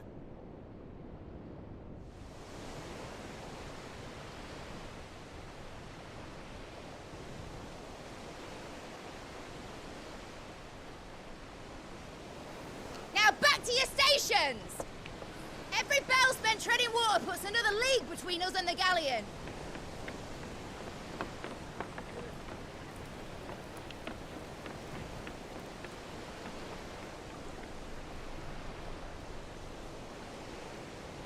I don't suppose Mid has a spare engine? Since you rose from the grave, my fortunes have plummeted. Are you absolutely certain of this quest of yours, Clive? The foes you face are as terrible as they are numerous. Aye. And they'd have us live and die on their terms, which should answer your question. Ah! You have that same stubborn look as your father did when he set his mind to something. On the battlefield, I am but a single axe. A deadly one, mind, but a single one nonetheless. Yet what you require is 1,000, and I believe my old friend in Brandalar can provide them.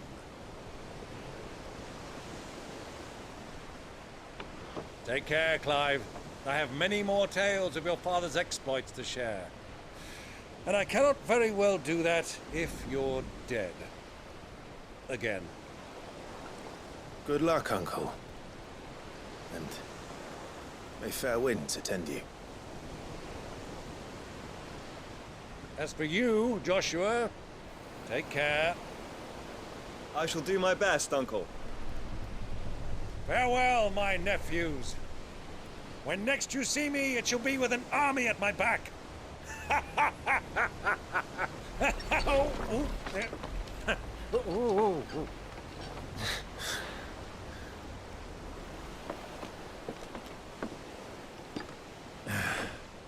Cheerio!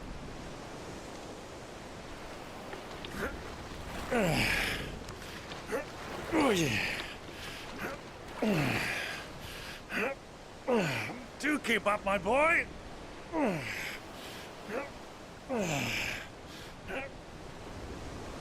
Well, we can't have him showing us up now, can we? We would never hear the end of it.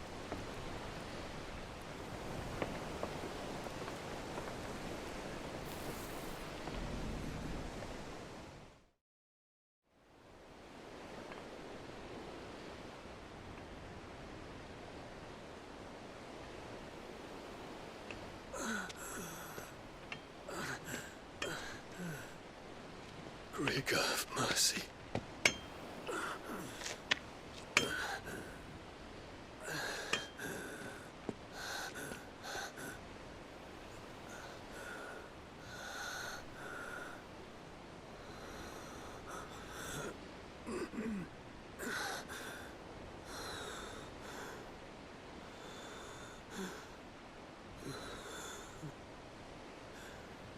All this.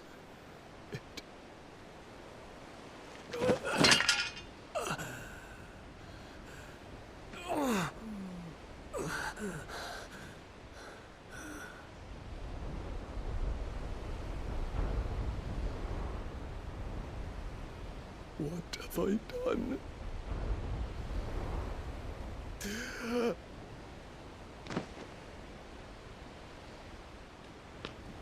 My lord.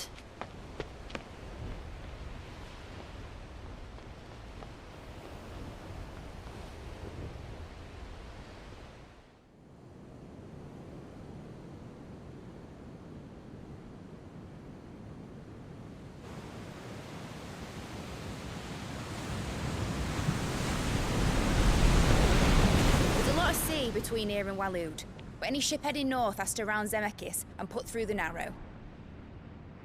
Maintain our current bearing north-northeast, and we'll catch the Black Galleon before she vanishes again. What's to prevent her from circling around Ash from the south? With these winds in those waters, it'd taken forever and a fortnight to reach Stonehere. Mid knows what she's talking about, Clive. Better than any of us lot, anyway. I say we do as she tells. Sails on the horizon. She's ours.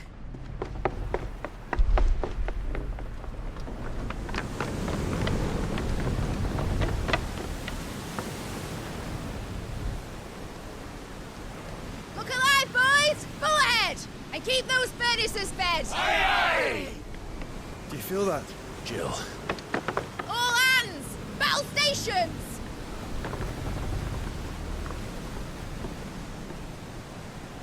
Let's see what this girl can do.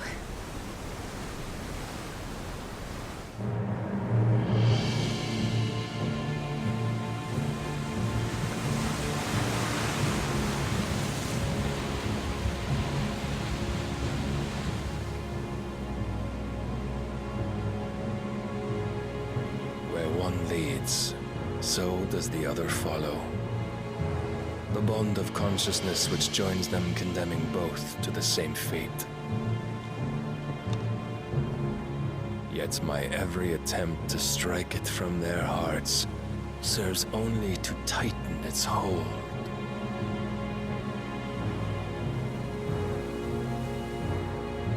Fascinating.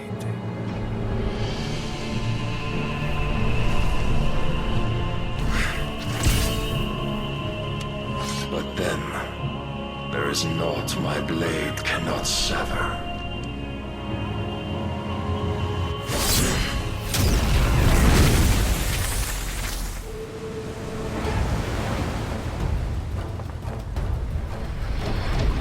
Great Grigos, gosh!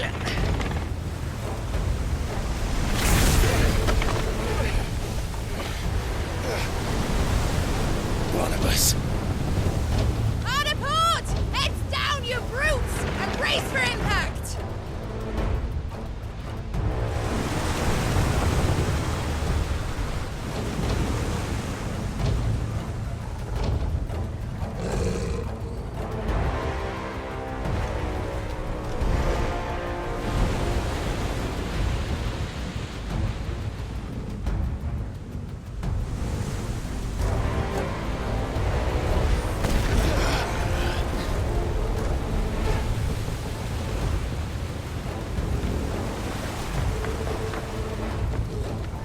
Now or never.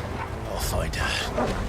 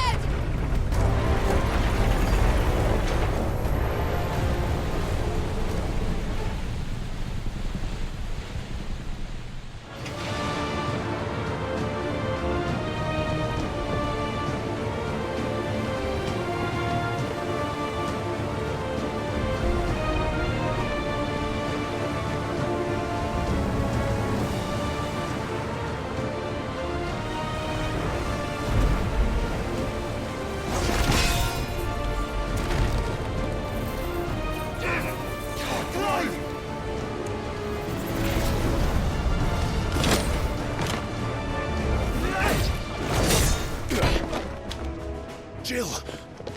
You came. Get back!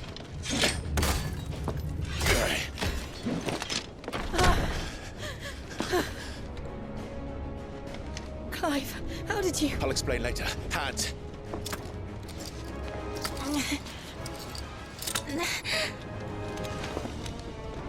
Can you walk? Out of here I can.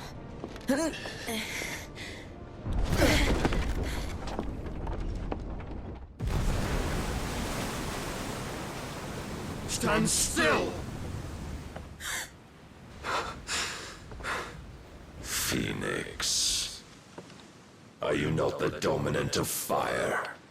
I see naught before me but a guttering flame.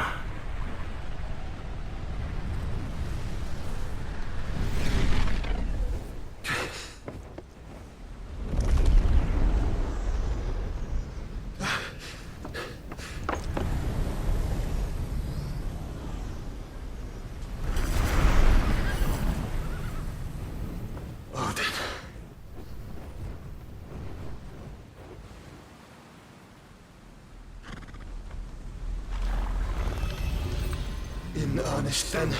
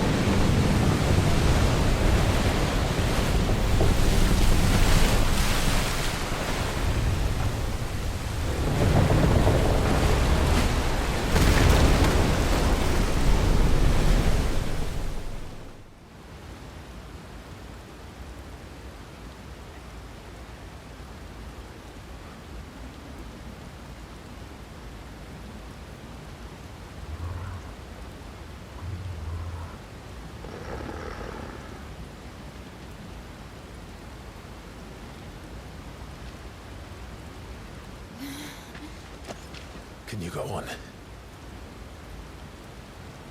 I think so.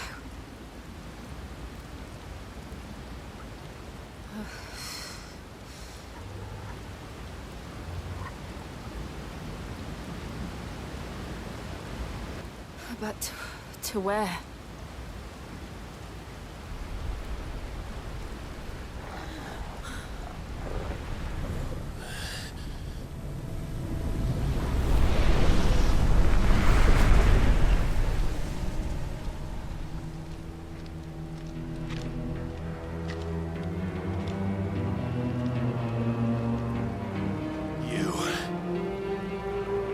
What did you do to Joshua? The Phoenix? Oh, I expect he will survive. This consciousness in which you coil your feeble souls is grown thick with desperation. And thus has my master turned to my blade.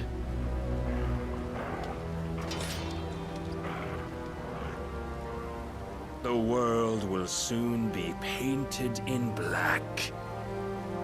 And all that live shall gather in death's autumn wake. Not if we remove the cause of this misery.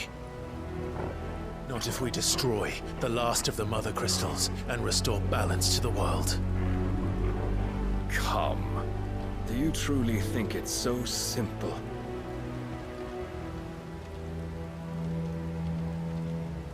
The blight is inevitable. Not even the Almighty might stop its endless march. Your efforts will avail us naught. Naught, that is, but suffering. You must embrace the truth, Mythos. Accept your place with the Lord. Keep it. As long as there's a chance, there's a choice.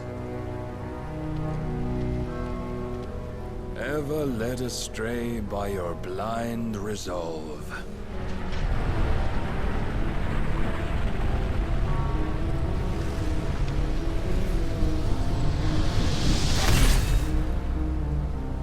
Now, it is time you learn the inevitability of your divine fate.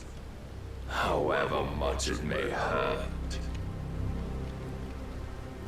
Get as far away as you can. Clive. No. Trust me, Jill.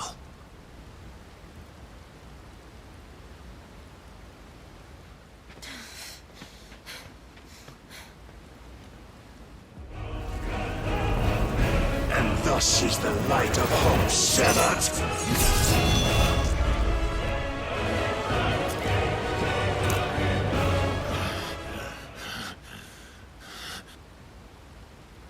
You would yield so soon. Never. Clive!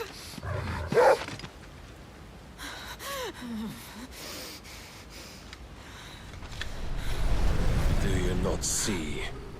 Your iron will weighs you down, dragging you ever further from your purpose. And what is my purpose?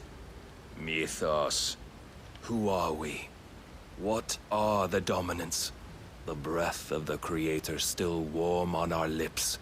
We carry his light that we might guide the masses in his name. We are but mighty acts of God. We are more than that. You would be nothing without what he has granted you. The power we wield is his, and yet every time we draw upon it, it wears away at our very being. It breaks us. It unmakes us, that its immaculate aspect might reveal itself. The eikon. It is too much for even his chosen few. Apart from you, Mythos, you wield the might of many, yet your body does not answer for its avarice. What are you saying? What I am saying is that we dominants are a means to an end. We were created for you, that you might drink deep of our strength and thereby fulfill your divine purpose. Which is? To feed. As you would know, could you only look beyond the walls of your prison of self-regard. As long as you choose to ignore this, you shall never penetrate my defenses. Still, you may take solace in the fact that you are not alone in your plight. The chains of volition shackle all of mankind, but there is yet cause to rejoice. For the Lord, in his mercy, has taken pity on his flawed creations, and shall see them restored to their proper forms. And what exactly would that be? Why, loyal servants to God. No. Manners, Lord Rosfield? They are men, like you and me. Albeit ones unburdened by the wills that drive our kind to madness. They are pure. They are divine. You mean to turn everyone Akashic? Not turn, Mythos. Turn back. For too long has mankind been led astray by their clamorous wills. It is time they return to a world of quiet equality, where they might once more know salvation. Salvation? And abandon everything we hold dear? We don't need your salvation. We'll save ourselves, and we'll do it on our own terms. Not yours, and not your gods. With every defiant expression of your will, the tighter the chains of consciousness become. But perhaps that fact may be put to use.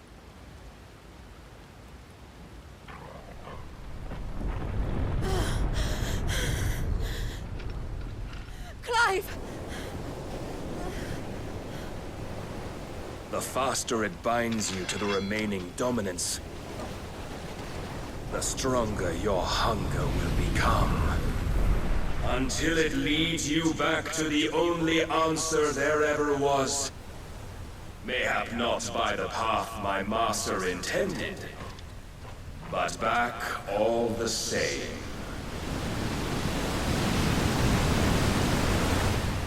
Ash is not far.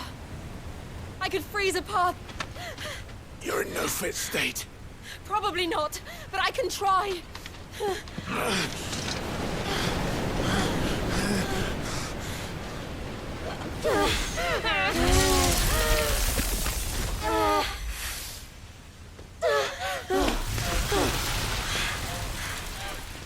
Don't look back!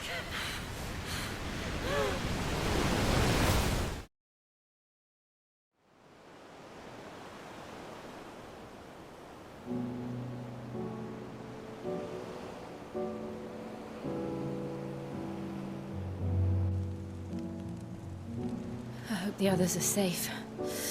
The Enterprise was clear of the gap when we fell. They made it, Jill. And they will have seen the ice, where it led. We need only wait till dawn.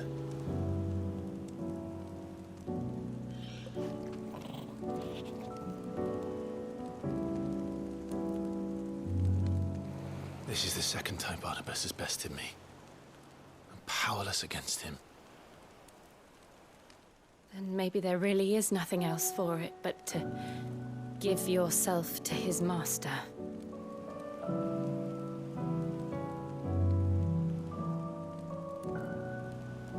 Only you won't do that. The Clive I know would never do that. So you believe? But do you really know me? If what Barnabas said was true, then I'm more monster than man.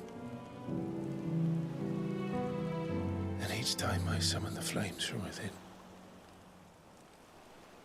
I burn away the things that make me who I am. Do you, though? Think of what you've used that power for, of all the people you've saved. It doesn't matter how or by whom it was granted, only how you choose to use it. And you've chosen to use it for good, haven't you? I've also used it to kill. What if that's my purpose? What if it's all I'm good for?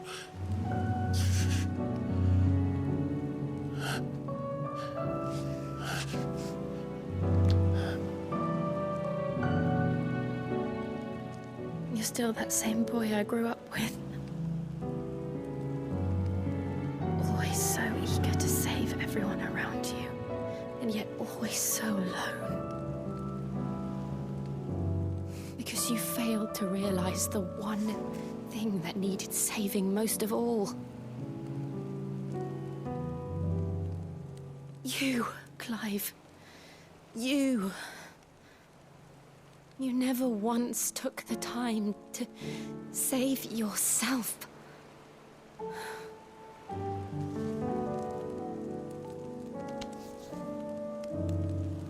Myself. I think I might be beyond saving. No one is beyond saving, provided they want to be saved. You fight to survive. And you survive so that you may protect those you love. It's what you do. What you've always done.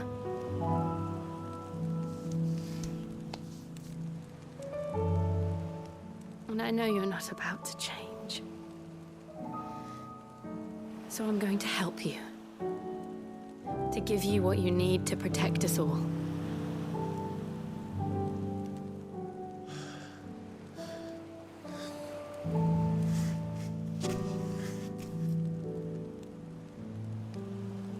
Jill. Are you sure?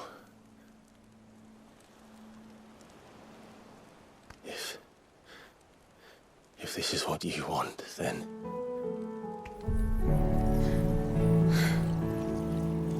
Don't worry, Clive. It is.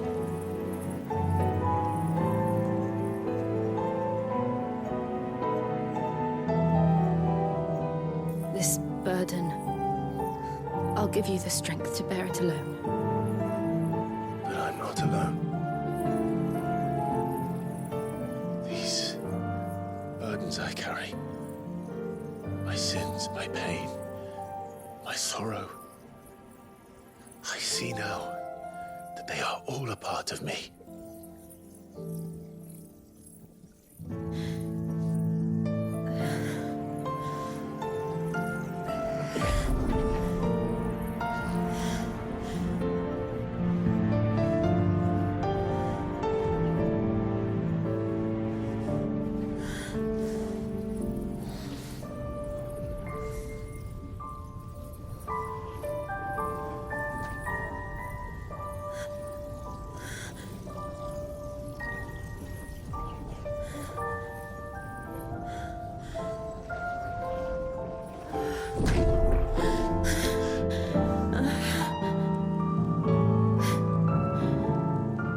If I'm to continue on, having pledged my life to those I love,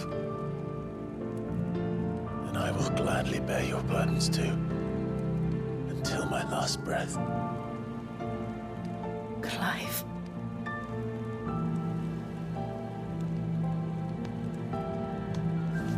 I promise you, Jill, we will find a way to escape this fate. Find a way to save each other.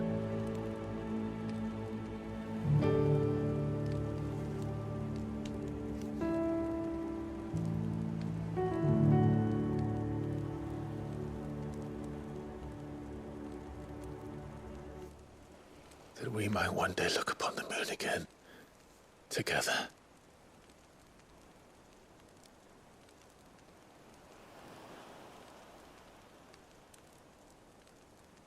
And I promise you, Clive, that I will be there, no matter what you must become. I know.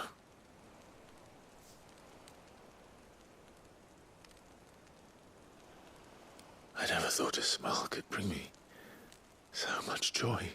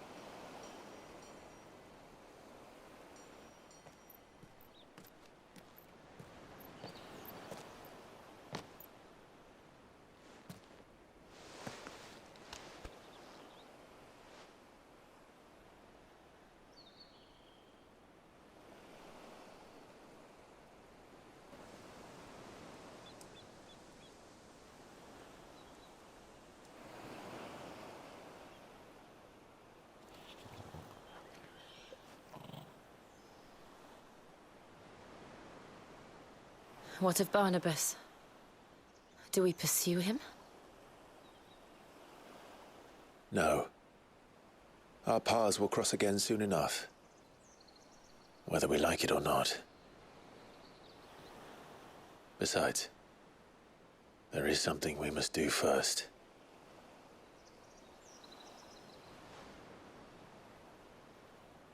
Of course. Drake's spine. The last Mother Crystal. The Einherjar is at the bottom of the sea. Waloed won't dare move on Storm without her. But they know we're coming now. We'll need a plan. And a damn good one at that. Then let's go home and find one. Ash will have to wait.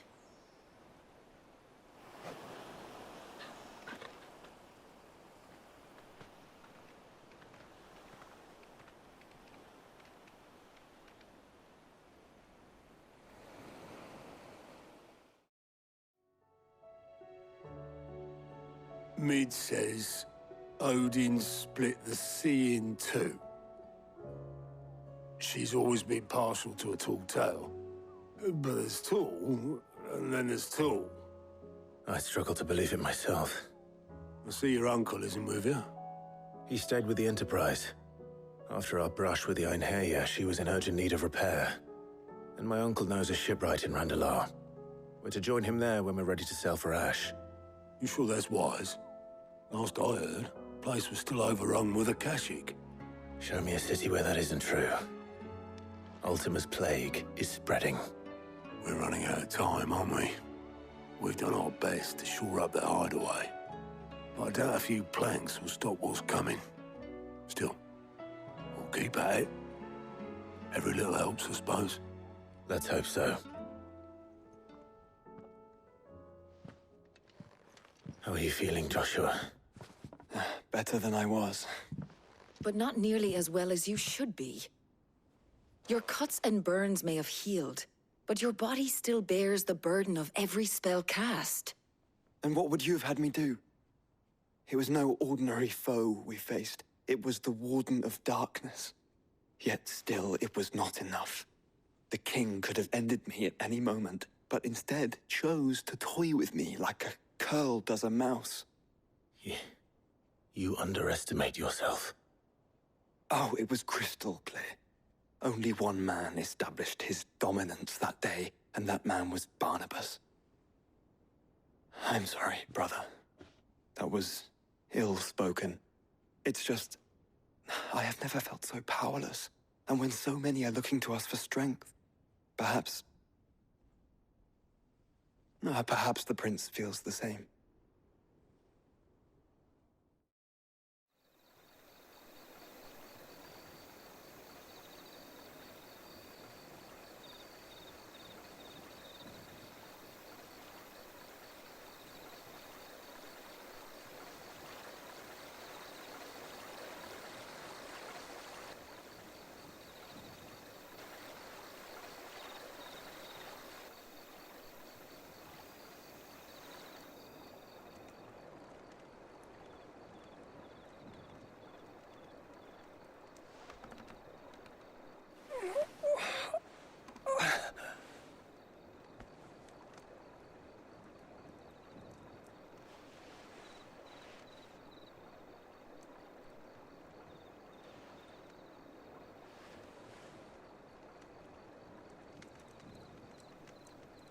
What is this place?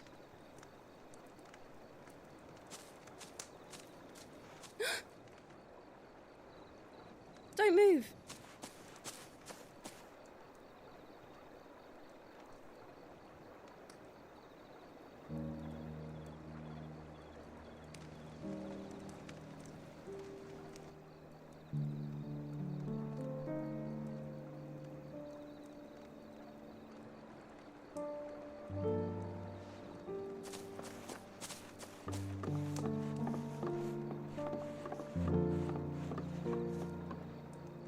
Here, it's fresh from the well.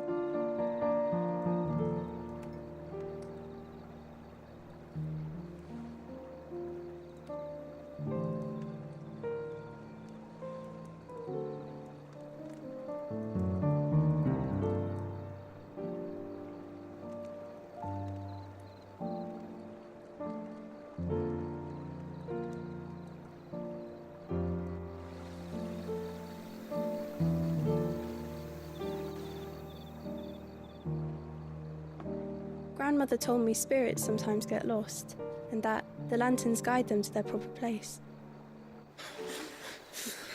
I set one on the river for her when she passed away.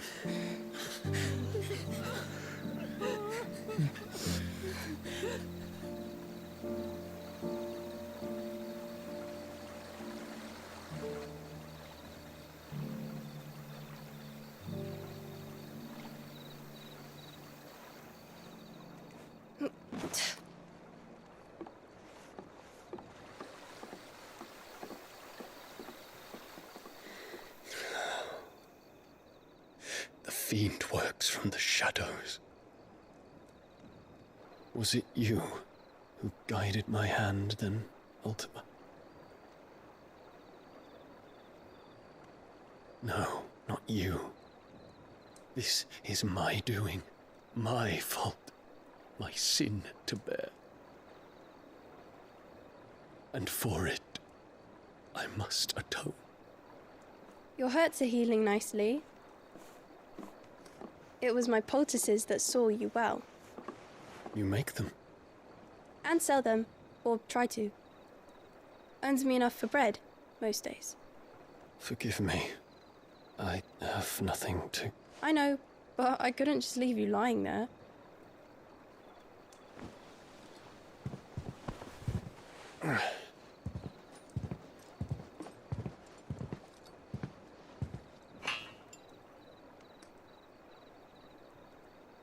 You're going then?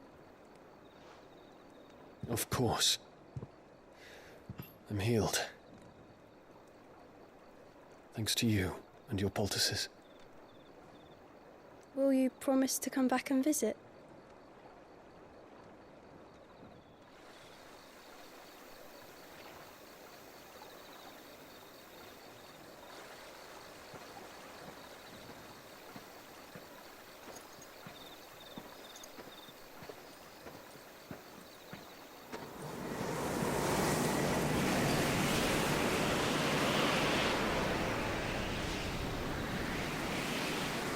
Well, Phoenix, it would seem that I owe you my wings.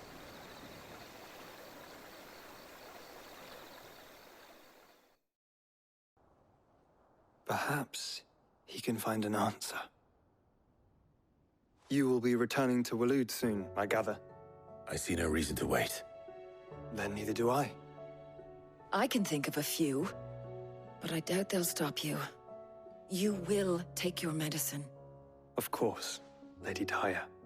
Set on leaving already, are you? How long will it take us to get back to Ash? Dunno, about the same amount of time it took us to get here. Maybe less, if your uncle can find someone trustworthy to patch up the Enterprise. All depends on where we're putting into port, mind. Yes. It's not as if we can put ashore wherever we choose. We have to assume that the whole of Ash is hostile, and that we'll be attacked on sight. Then we must find a place they won't think to look. And I have an idea who might know of one. The Professor! I'll go and tell you coming.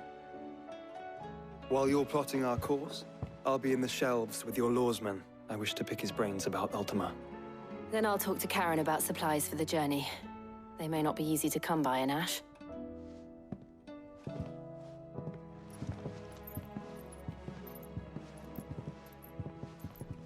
Your brother's body won't take much more of this recklessness. You know that, don't you? I do. Ah, Clive. I was wondering when you'd arrive. Please tell me you've come to take our young prodigy here off my hands. I'm not here for Mid. I need information on Ash. Then why not ask Molly if you can look in one of her ovens? Go on. As soon as the Enterprise is ready, we'll be setting out for Drake's Spine. And we're going to need a safe place to land. Preferably one that won't see my ship blown to shit and splinters. If it were that easy, do you think Waloed would have resisted invasion for so long? Very little is known of Ash, and the information we do have is spotty and outdated. We have the good King Barnabas to thank for that. Waloed's borders have been closed to outsiders since the day he seized the throne. If there is anywhere safe to land, you won't find it on my map. Then tell us what we will find. I'm sure you know better than we do. But no splinters. All right, if it will get you out of my hair. But interrupt me, and it's over. Understood?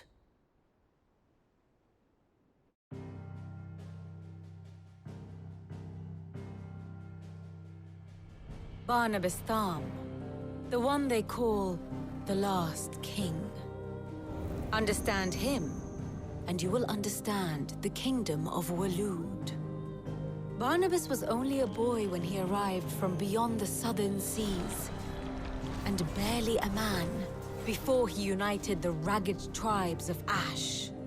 And having unleashed them upon the formidable Veldemark, he set his throne upon the ancient kingdom's ruins. The victory sent shockwaves around Valisthea, tales of Odin's might spreading through every court, parlor, and drinking hole in the realm. Note that this was in the year 843, and that the king still sits upon his throne some 40 years later, quite untouched by time. Waloed's recent inaction left many wondering if Odin had lost his appetite for war. And yet here we are. The Einherjar was committed to the fray, a bold declaration of intent. Orcs swarm around Drake's Fang, and throngs of Akashic haunt Canvas streets. Though how precisely the havoc they wreak serves Waloed remains unclear. Regardless, if the order to attack truly came from King Barnabas, then one thing is certain. Waloed has achieved the impossible, and made bedfellows of beastmen and the ether-addled alike. All of which is a roundabout way of saying that you will be in unknown territory when you set foot on Ash. Much of the continent has already been lost to the Blight, and what few ports remain will be fiercely guarded. And that is to say naught of its natural defenses. Offshore currents will cast an ill-equipped ship out to sea one moment, and dash it against the rocks the next. But then the Enterprise is anything but ill-equipped, and Mid has made land there before. Now, if only there were someone with an intimate knowledge of the Shadow Coast, and where a daring gentleman might put ashore.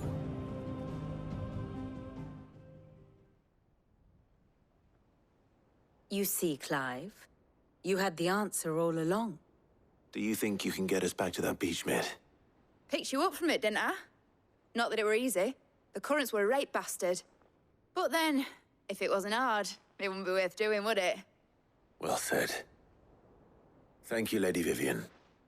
If a few morsels of common knowledge and a sprinkling of tavern talk are worthy of your thanks, I wonder what genuine intelligence might earn me. Probably more visits. Mid, I need everyone in the ale hall now. I'll fetch Joshua from the shelves. Aye, aye, Captain.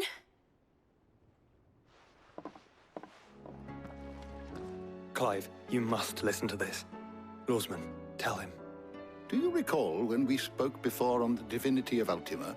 Well, it inspired me to delve deeper into the subject. And what I discovered appears to agree with the findings of His Grace. You will recall that my quest to uncover Ultima's origins began with the mural at Phoenix Gate. But while I've always known it to be important, its secrets have heretofore eluded me. Now, however, I believe I know where to find the more complete example. One that will reveal all we seek. Master Clive, have you ever in your travels chanced to hear of the Circle of Malleus? I would think not, if you have.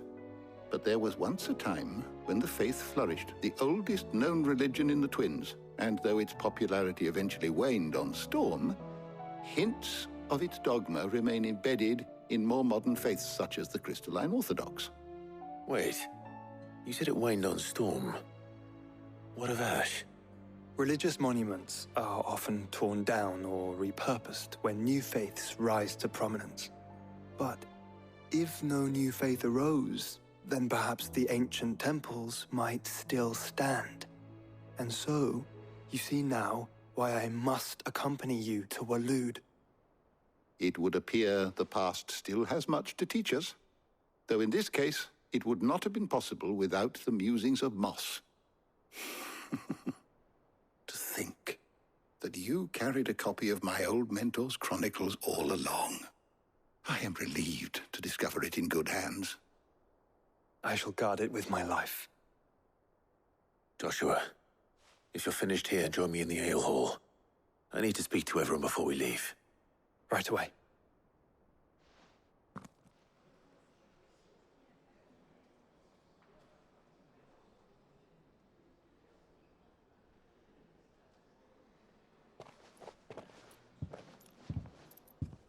My apologies. By now you've all heard where we're going and why. So I won't bother you with the boring details, only the important ones. If we attempt to approach Stone here by sea, there's a good chance we'll be sighted and fall prey to the capital's artillery. So instead, we'll disembark on the southwest coast and make for Drake's Spine on foot. I say we, but it's highly likely the entirety of Ash is under the rule of Ultima. A large party would only attract unwanted attention, as well as slow our march and require supplies which may be difficult to obtain. Only Joshua and I will be going. And a scout. Preferably a good one. Gav, do you know of any? You bet your ass I do. Might still borrow some of Lady Vivian's maps, though. Just in case, like. Once you've dropped us off at the Shadow Coast, you need to retreat into neutral waters, fly merchant colors, and stay inconspicuous. If you sense any danger at all, you leave us behind and return to Storm. Inconspicuous is my middle name. But like hell am I leaving anyone behind. The ship ain't going nowhere till your scurvy mugs are smiling on deck. Jill, the Enterprise will appear a tempting target for royalists and pirates alike. You're to stop anyone boarding. Don't worry. I'll keep the ship and her crew safe. You'll be needing passage home, after all. But... very well. If there are no questions, I'll see you all at the docks.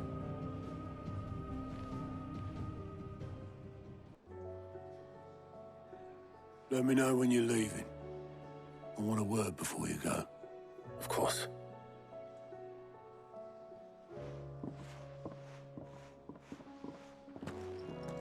Is something wrong? Not at all. Honestly. Can't a man wish his friend farewell? Just wanted to let you know that I'll keep things in order while you're off saving the world.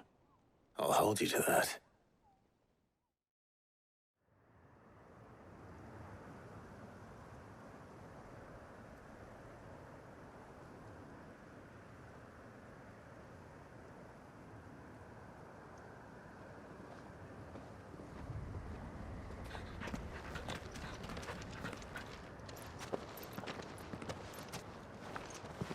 Reckon it'll be a long walk to the capital if we follow the cliffs. I'll scout ahead, see if I can't find us an inland route.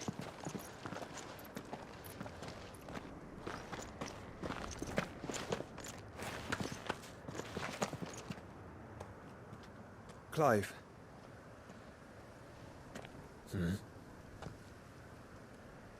There's something I've been meaning to ask. You took her eikon, didn't you? Yes, I did. She understood.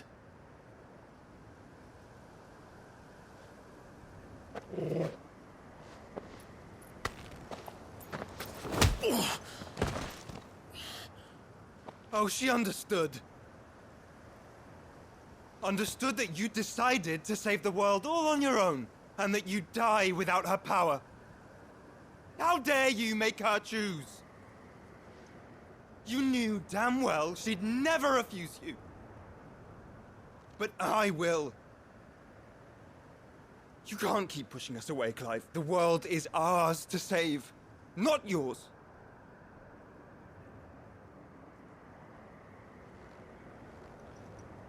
I used my gift because I thought it was the right thing to do.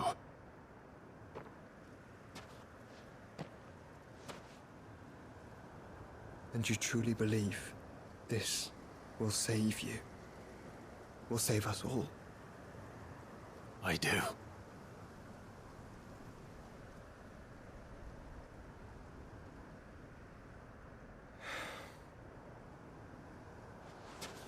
Then so be it.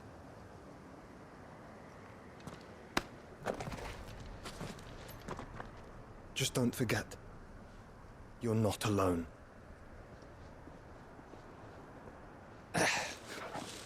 Think I found us a trail.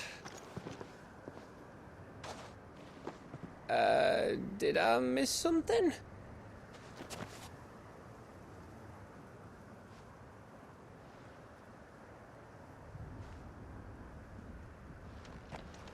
Only that Joshua didn't. I don't get it.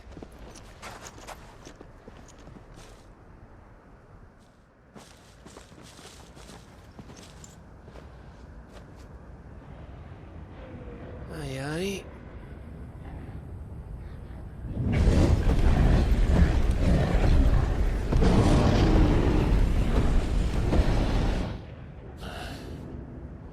Has the whole of Ash fallen into Ultima's hands?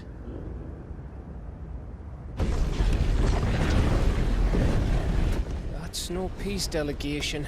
We should send a warning to the others. No. My uncle will have an eye on the coast. I trust he'll find a way to entertain any uninvited guests. Our mark is Drake's Spine, and there's a lot of road between us and it.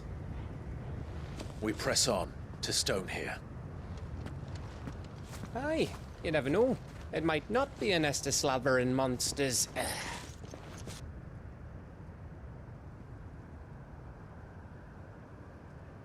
Clive, you must go on ahead without me. This stronghold is as old as Phoenix Gate, perhaps older. It may yet hide Ultima's remaining secrets, and if we are to best him, they must be unearthed. All right. Stay out of trouble. I always do. Mostly.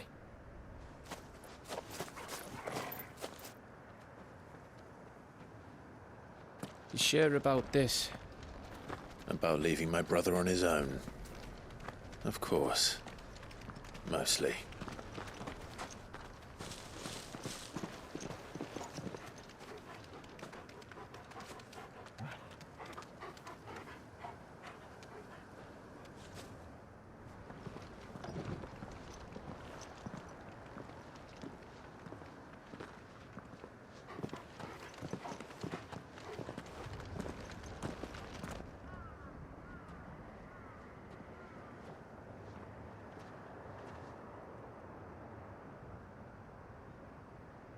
What do you think, Clive?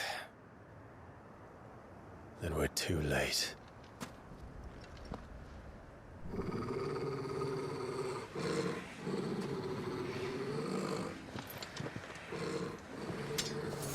Damn it. They're all turned. There's nothing we can do.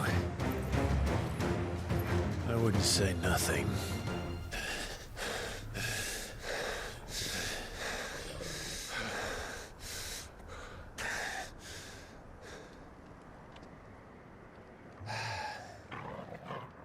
Gav? Gav!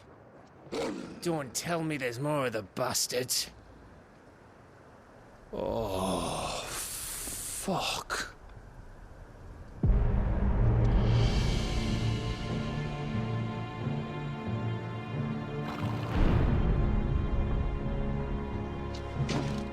Have you come to watch, Odin? Bound for stone here. Good.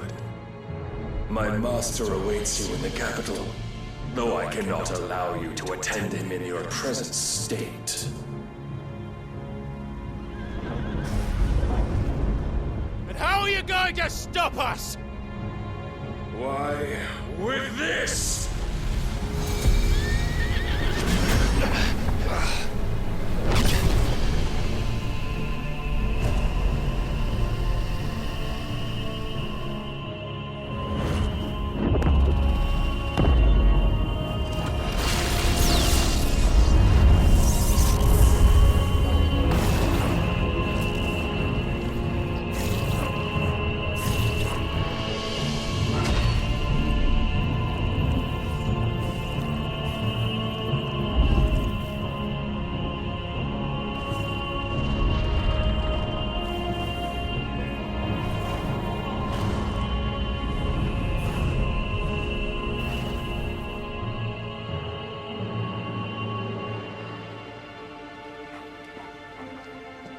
What did you do?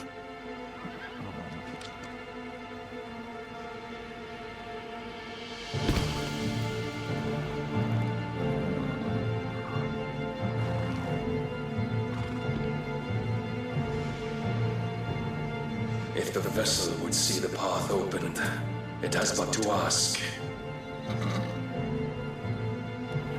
I shall see that my master's prize is made presentable.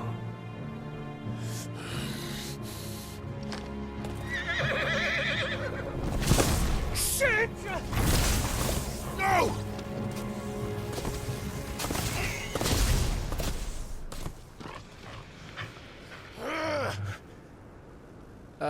Clive, would you mind telling me what the fuck just happened?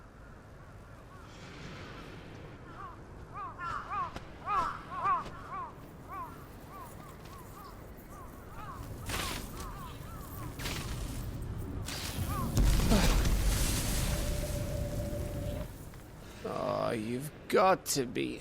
How are we supposed to get through that? We seek an audience with the king. If His Majesty wants me to come and ask him, then that is exactly what I'll do. Before you go practicing your petition, we don't even know where the fucker went. How about we cool our heads and think this through, eh?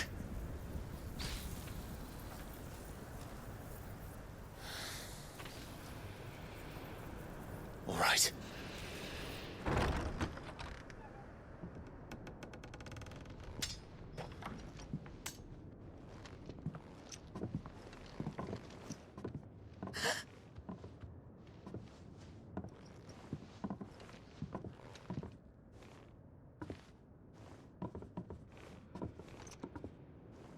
Please.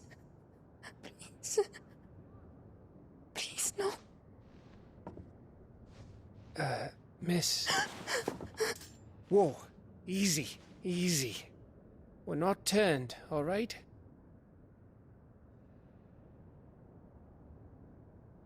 Who?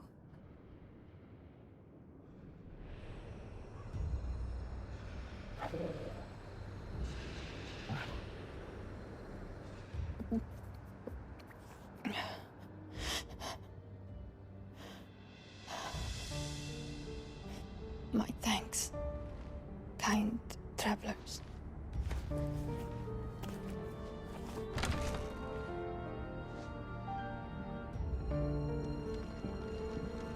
Edda, forgive me for asking, but what went on here?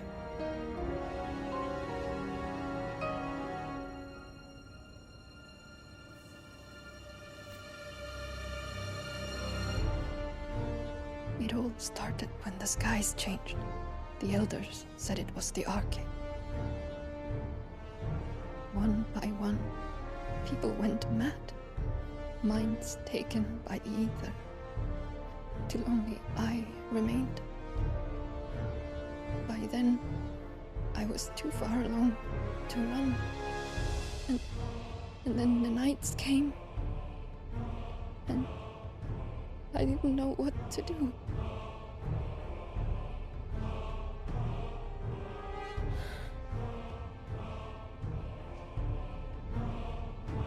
And this, Arcade is...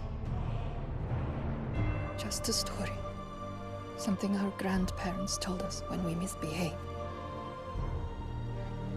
About how the heavens would grow dark before the land took her last breath. The end of the world. You said the others went mad. But where did they go?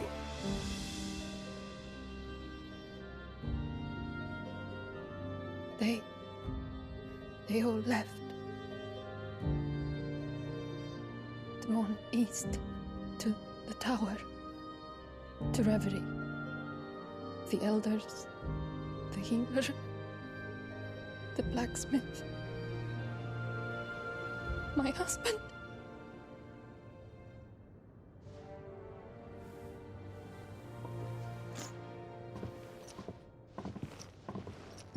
You thinking he did this?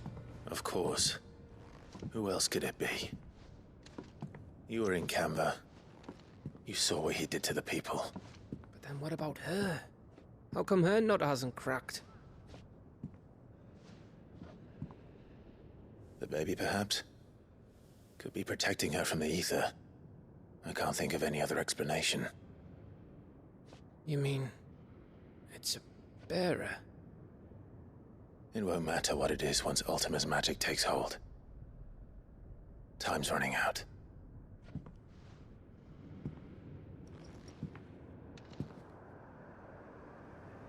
This tower. That's where we'll find the king.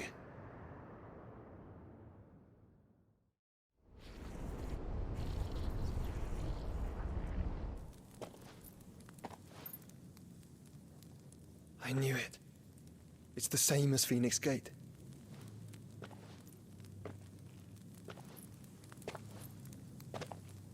Which means at the end of these stairs should be...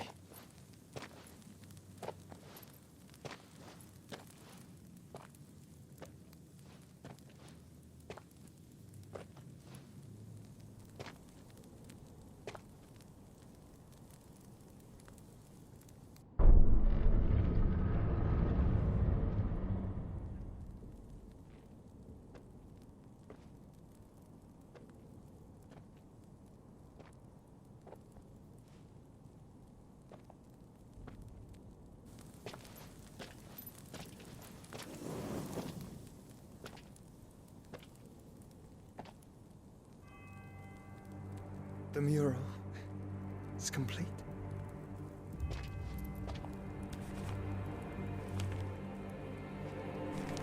Ultima and his vessel, Ifrit. Garuda, Ramu, Shiva, Titan, Bahamut, Odin. Even Leviathan the Lost is here. But where is the Phoenix?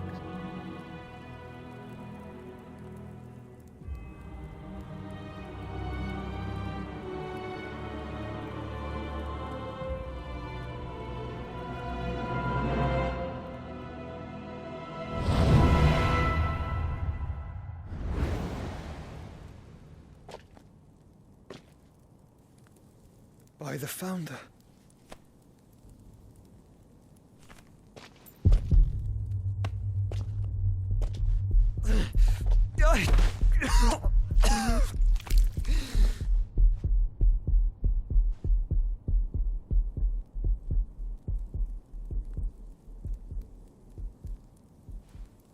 So that's what you want, isn't it, Ultima?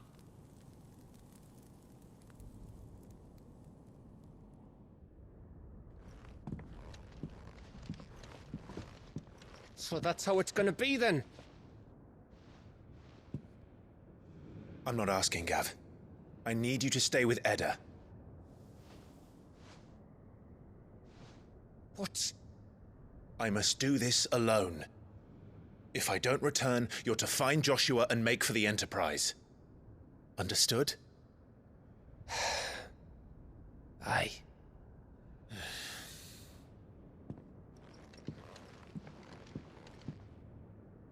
Just don't you go dying on me. Sid's name suits your miserable mug better than mine. Don't worry. I haven't finished with it yet.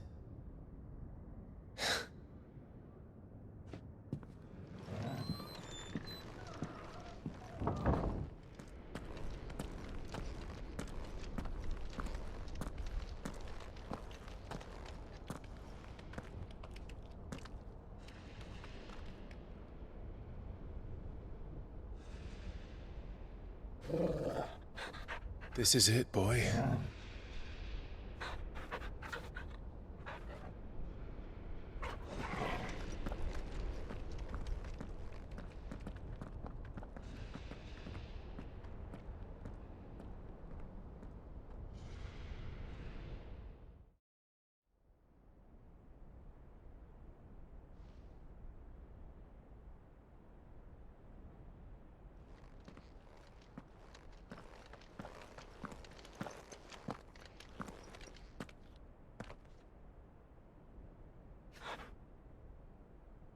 I've come for you, Barnabas.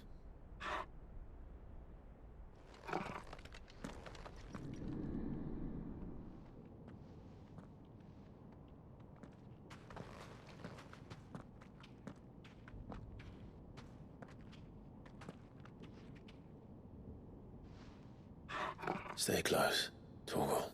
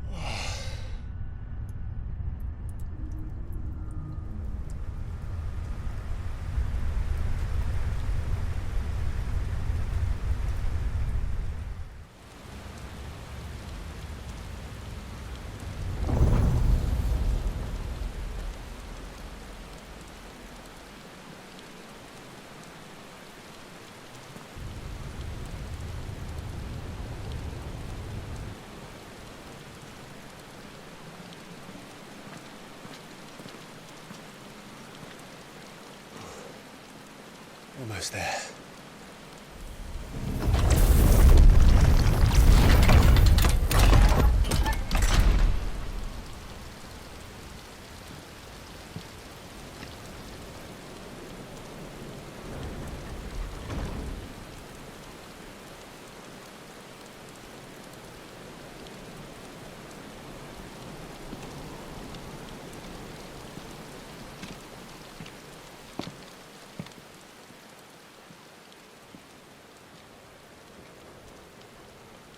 Why? The blade must ever feed if her edge is to remain keen. Butcher. What care you for these worthless creatures? They are nothing. Weak from the moment of their conception, ever longing for power not theirs to command, they turn unfailingly upon themselves. Like sheep, they roam in filthy flocks, eager to trample those few gifted a fleece of gold. Or that they might feel contentment with their pitiful existence. Prejudice and persecution, severance and strife, every earthly wrong springs from the malice in men's hearts. Malice born of the pain and suffering that is free will. Its corruption is gnawed at your being from the very moment of your birth. You're wrong. It is no corruption. It is who I am. Every choice I make, right or wrong, gives me reason to carry on. And carry on I shall. Not as a puppet, but as a man. Which are you? There was a time I too thought those the only choices.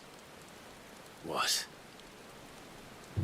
Long ago, God granted man the gift of magic. And with that gift did he build great civilizations.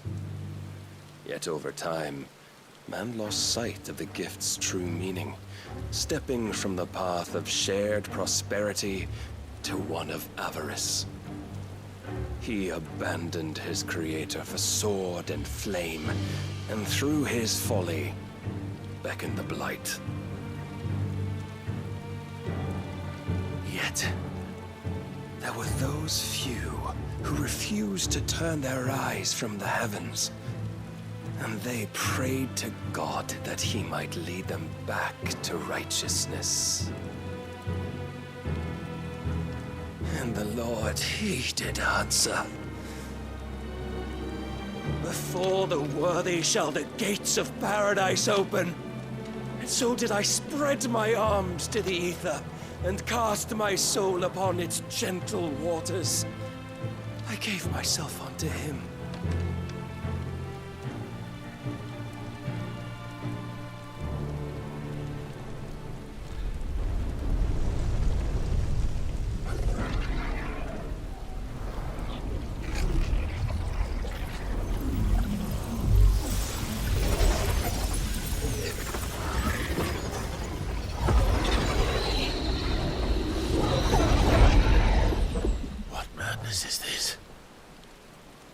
My worth proven, the Lord charged me thus.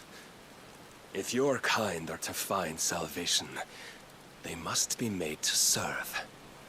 You see, paradise lies but a single step away. Could we only take it? Could we only leave our transgressions behind? For none save the pure of heart and mind may set foot in the new world. I will save us.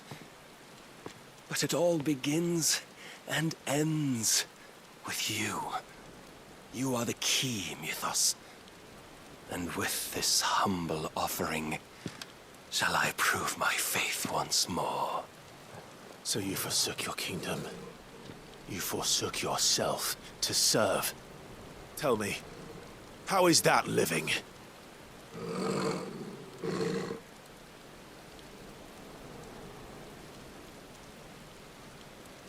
What you seek to provide is not salvation. It's anything but. Life is about always having a choice. Take that away, and we might as well be dead.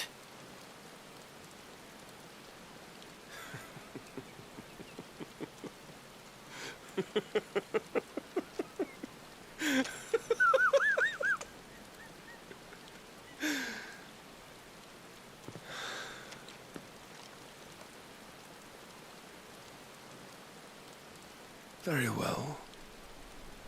Come then. Show us the strength of your will. It's not the strength of my will that should worry you, but the weakness of yours.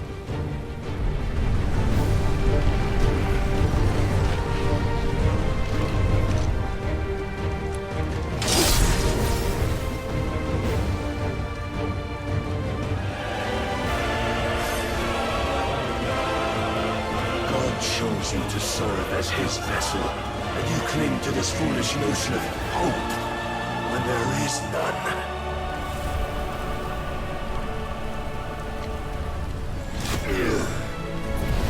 Fuck!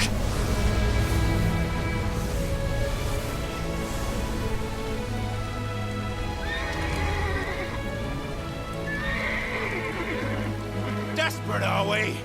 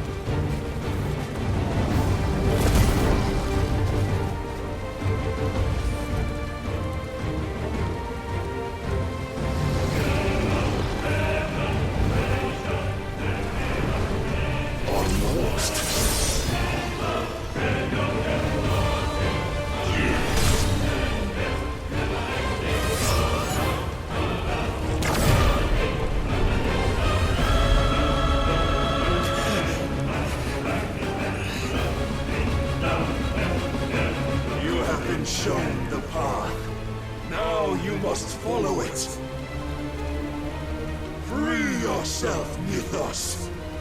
You will not defeat me otherwise. We'll see. But I cannot be. Defeated? You admitted defeat the moment you turned your back on us. When you turned your back on the truth, Barnabas. We are not as weak as your god believes.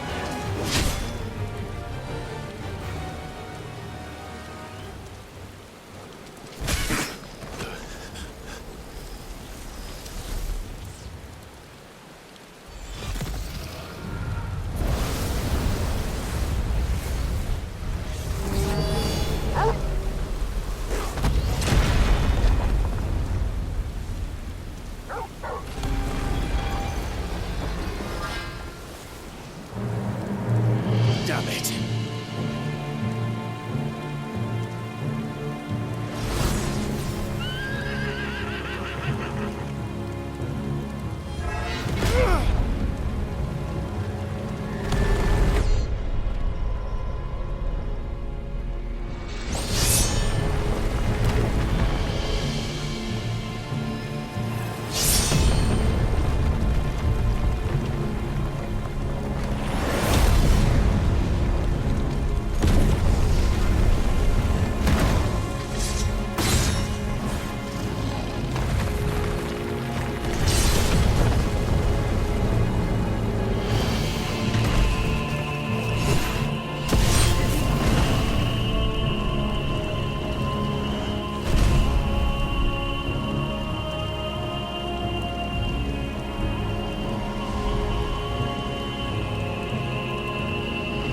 What are you waiting for? Men know nothing of strength.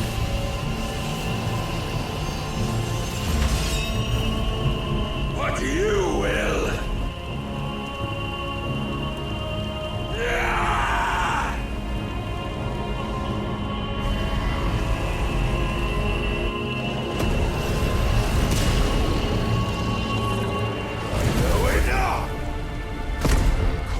You've made a weapon of your weakness.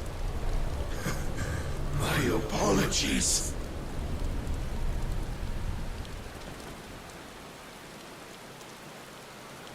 You are not the fool I took you for. And so it ends.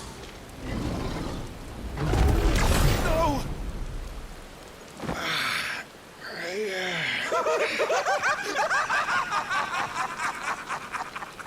Don't tell me you are tired, Mythos! Your stubborn defiance has stirred my long-becalmed heart, filling it with a joy that I have not known for generations! I had thought the tantalizing kiss of self-indulgence a dream forever out of reach. And now that its sweet ruin courses through my veins, I shall not be quick to relinquish it. Show me your work, Mythos, that I might revel in it!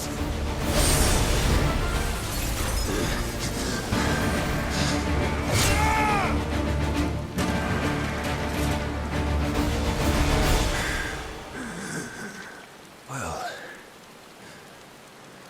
the day is at an end. And we both know the truth. It is I who stand victorious. My will that prevailed. Your will? No. It was his. Clive Rosfield.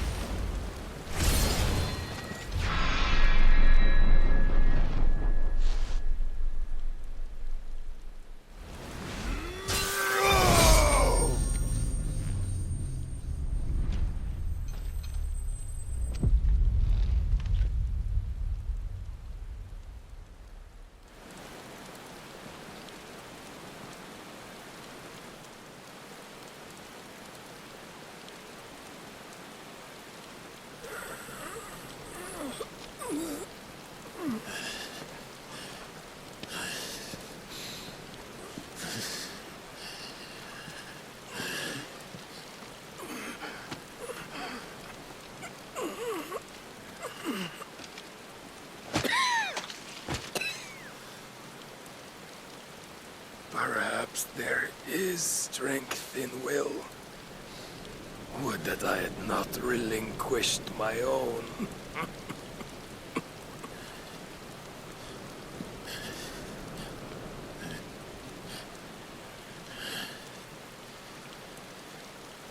You relinquished nothing. What was it, if not will, that made you strive for a new world?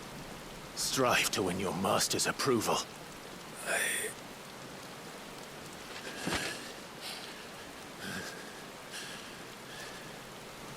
You were shown a fantasy, and you chose to believe it. But you were wrong. There is no world, but the one we live in. And that world is worth saving, even if it means killing a god.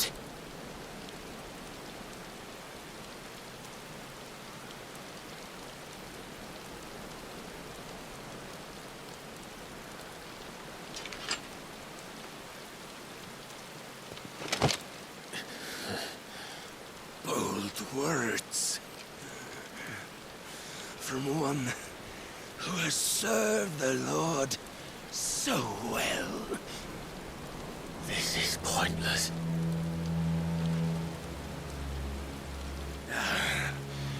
But I almost forgot. I promised that I would make you presentable. Did I not?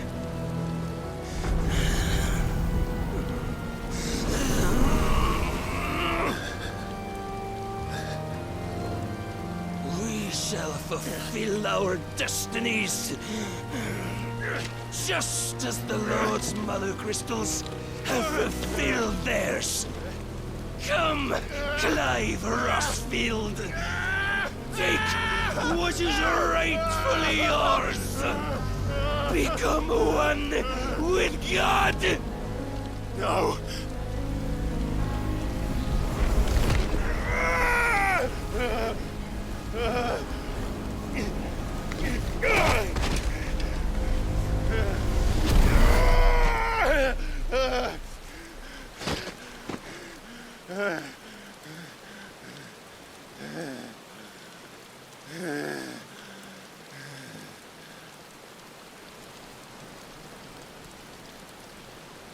At long last, salvation.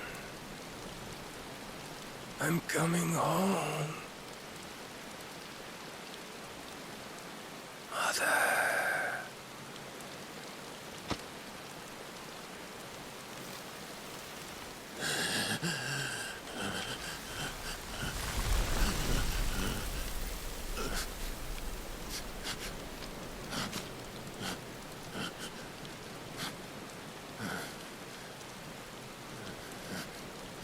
Tell me, how does it feel?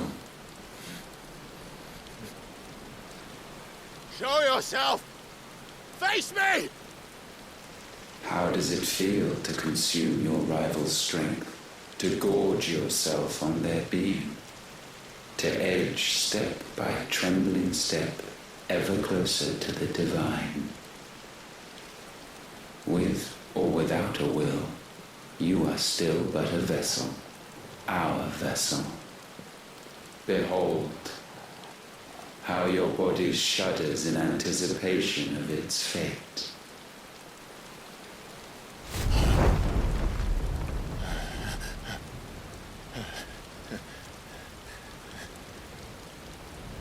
Oh, it's not yours yet. No. Come then, O wayward child. We shall await you upon the back of the first worm. There all shall end and begin again.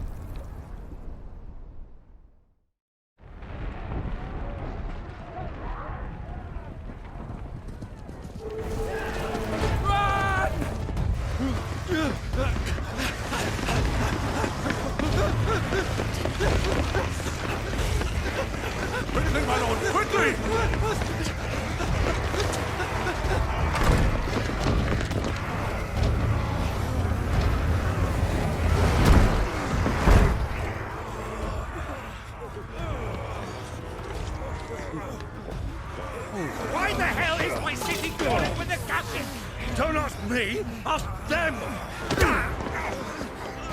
Since when was Eugen Hamel one to hide when there was a fight to be had? Since they stripped me of my rank and banished me from the battlefield. Now I'm stuck wiping the backsides of this one while the city burns and my wife tails off with a man half my age! And then you turn up! What the hell are you doing here anyway?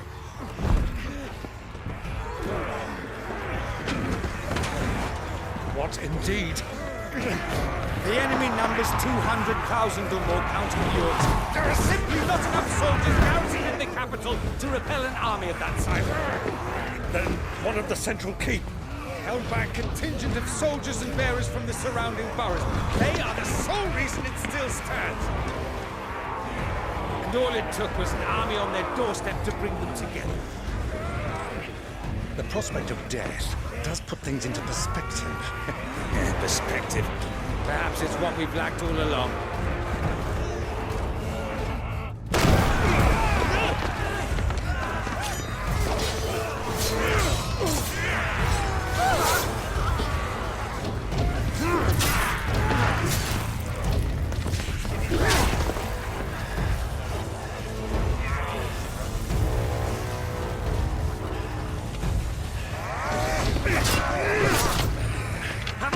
I need you to lend me some of your best men. Preferably all of them. My best men? Does it look like I'm able? I admit this might not be the most convenient time, but my nephew's in trouble. And I may have already promised him more help. Your nephew, the outlaw? Never! My soldiers have better things to do than die for nothing. And you and he are of the same mind.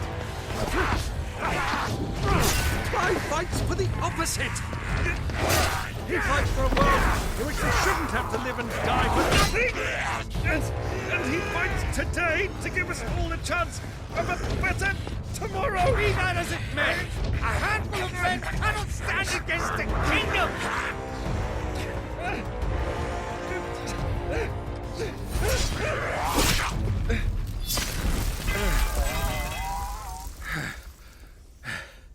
Then mayhap they are the wrong men.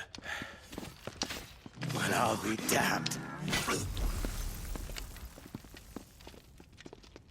Our numbers are few, but I shall rally as many of my dragoons as I'm able. You, apprise the Lord Strategist of the state of the city's defenses. Yes, Your Radiance. And you would fight alongside us? I owe the Phoenix a debt.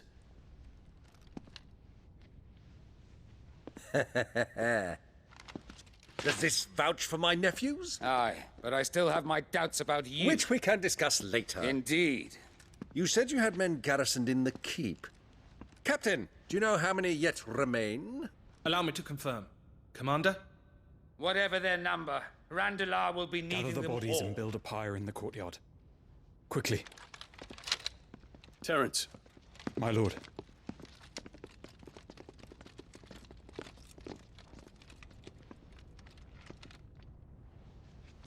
You will find a girl there. A girl? We are in the middle of a war. I owe her my life, and I always pay my debts.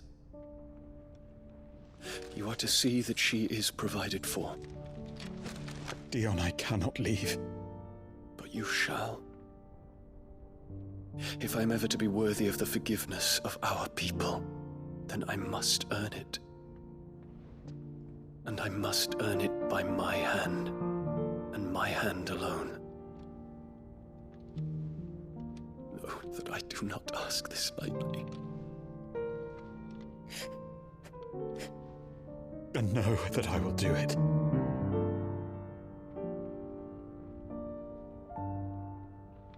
Farewell, Terence.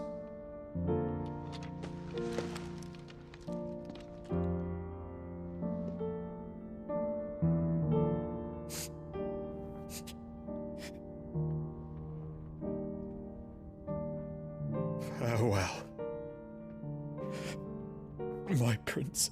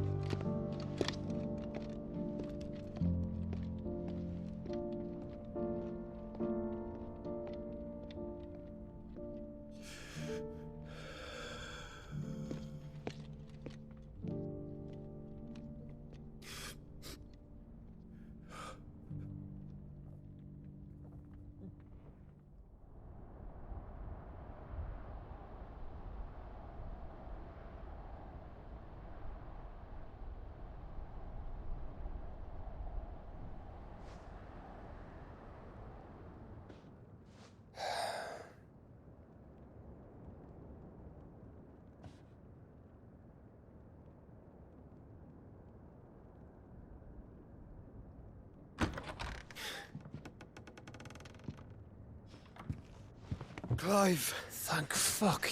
You alright? I am. But I'm a damn sight better for seeing you, Joshua. And Barnabas. The king is dead.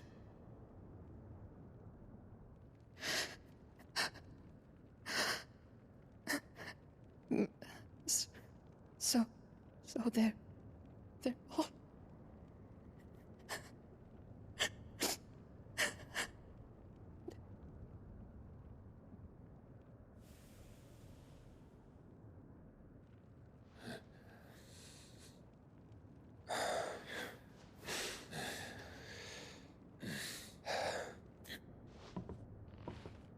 They are, but so is their killer.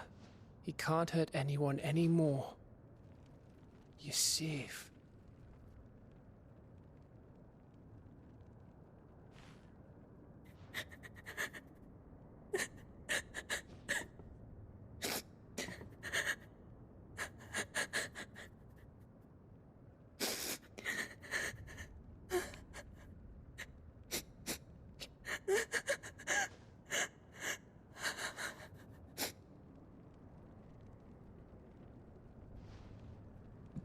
Gav, we need to talk.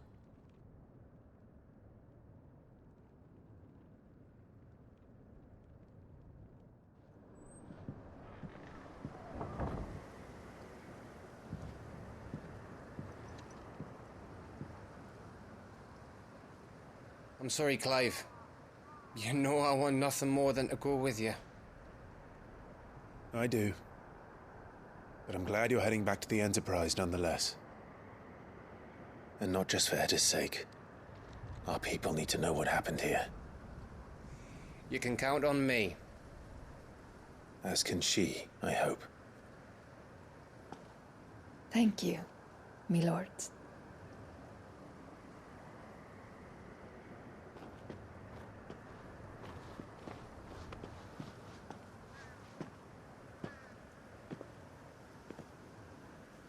Do you think that was wise? Wiser than leaving a woman with child alone in the Deadlands. They'll be safer at the hideaway. For now, at least.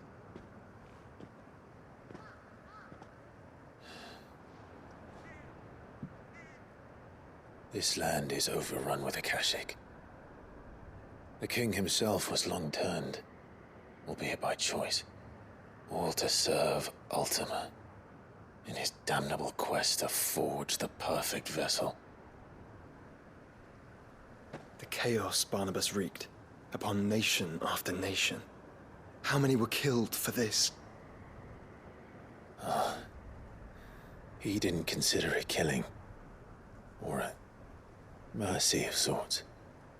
A way to end their suffering. He truly wanted to save mankind, and ultimately used that. As he uses us. But why us? What are we? What are we? We are dominants. That is our fate. But that doesn't mean we have to accept it, which is why we fight. For the right to deny it. Is that not so? It is. For our sins.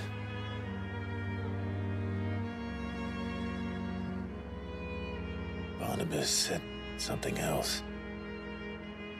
That the Mother Crystals were Ultimas. Ultimas? Are you certain? We know that the Mother Crystals have been leading the land of Ether. And we also know that it's this which hastens the spread of the Blight. But what I cannot fathom is what Ultima stands to gain from that. What did you find at the Stronghold? The truth about Ultima's prize. For so long, I believed it to be you, and you alone. Yet, it is not merely Ifrit that he desires, but Ifrit and Phoenix both. That which we became in the skies over Twinside. Only when the twin flames are joined shall his vessel be complete. Quite why he needs a vessel is another question. Unless there is something he cannot achieve without one. Something his immaterial form precludes. Something requiring an unthinkable amount of ether and a body resilient enough to channel it. If I did not know better, brother, I would think that he meant to cast a spell. A spell 1,000 years in the making. A spell to end all spells. And he cannot do it without us. Nor without the Mother Crystals. But if we destroy them all, we will stop not only the Blight, but Ultima as well.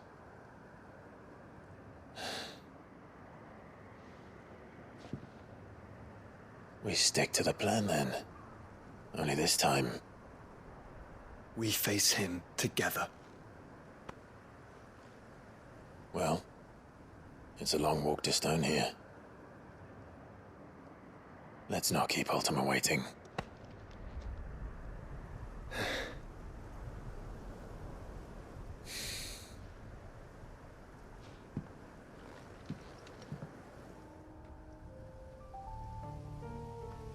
Don't tell me. The only way to the capital is through that gate, just as you surmise. There's an army down there, Joshua. Yes, but I don't see any dominance.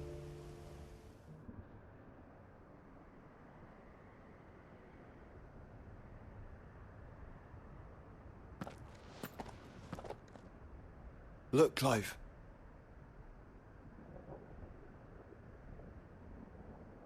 By the Founder, the place is a fortress.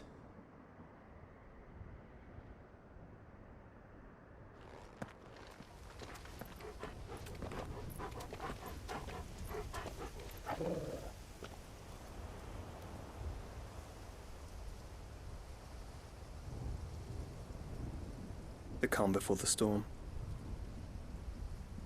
There's only one way into that city. Across the bridge. Through the main gate.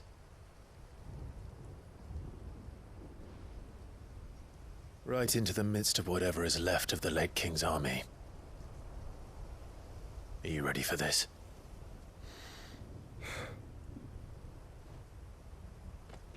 As ready as I'll ever be.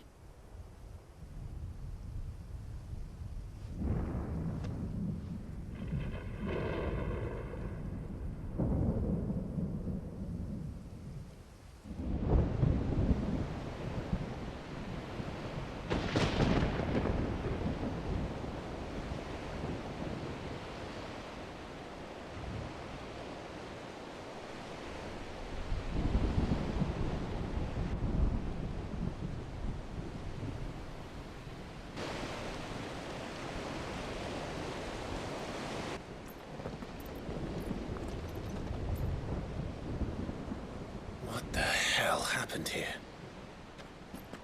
I dare not think. A stroke of good fortune, perhaps?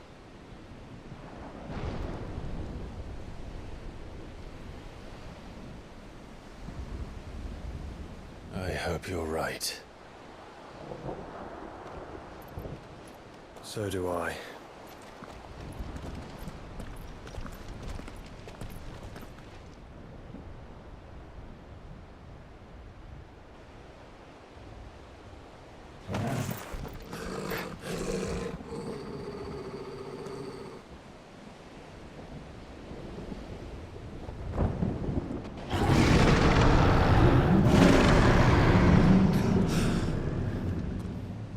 That's a behemoth.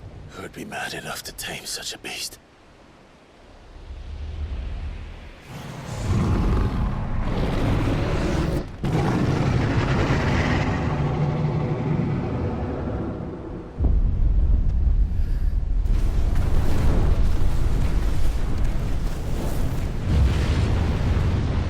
Stand back.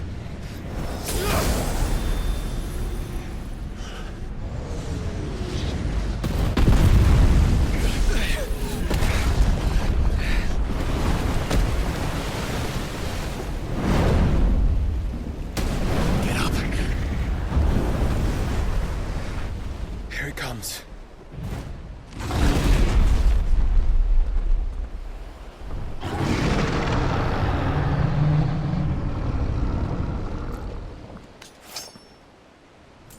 What are we waiting for?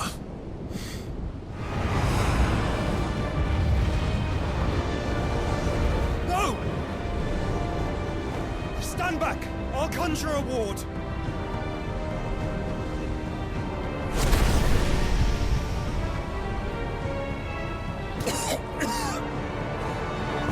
Joshua!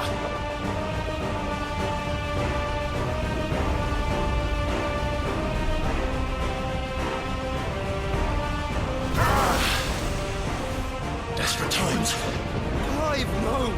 Trust me. I'm your shield, remember?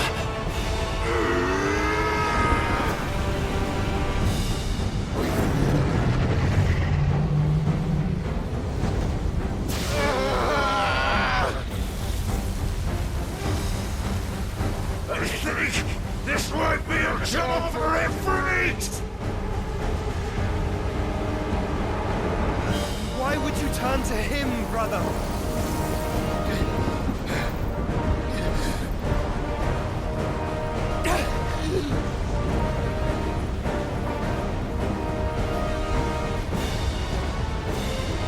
When we fight together.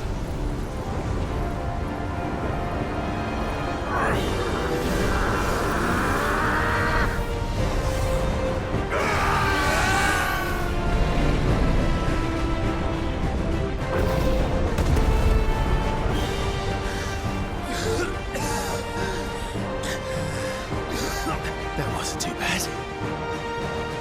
That was just the beginning.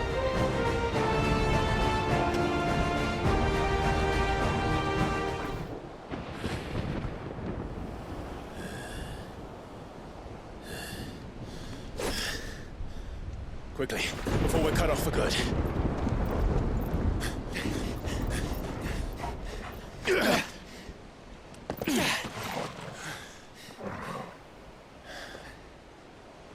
If it is like the others, the entrance to the inner sanctum will be at the foot of the crystal. We're almost there.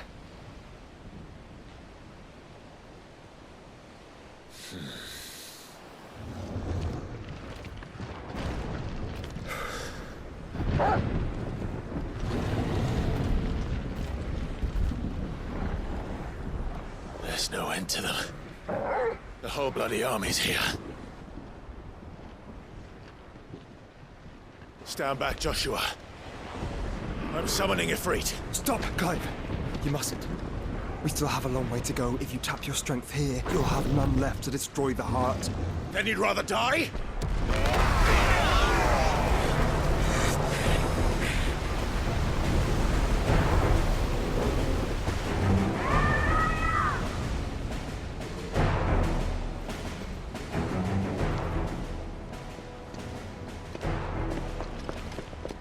Jill!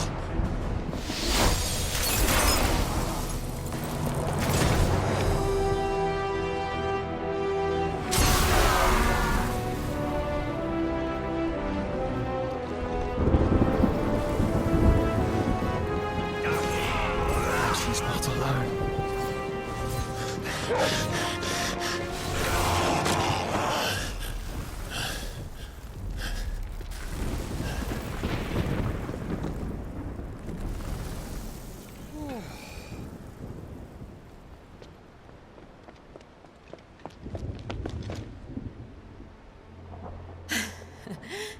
Surprised to see us. How did you? Gav. He told us exactly where you'd be. Even sniffed out a crack in the castle wall. And when we saw the heavens come crashing down, we had no choice but to believe him. It's been quite a day.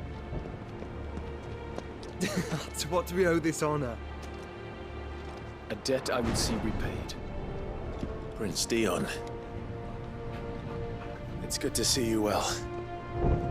So, this must be Ifrit. Your uncle bade me give you a message. Listen to your heart. It will guide your steel true. Your father would expect no less. That is all. Thank you. For everything, Your Highness. Dion, please. You do realize the only thing we've freed so far is this wall from its foundations, right? Now, if your lord and ladyship's quite finished... Well said, Gav.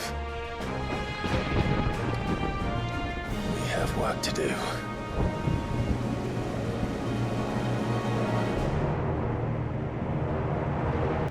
You see, Clive, we're not alone. If we are to win the day, we must all play our part. And ours. Ours lies beyond those doors. We fought long and hard for this moment. Sid's dream, our dream, is within our grasp. We need only endure this final trial, and we shall. Together.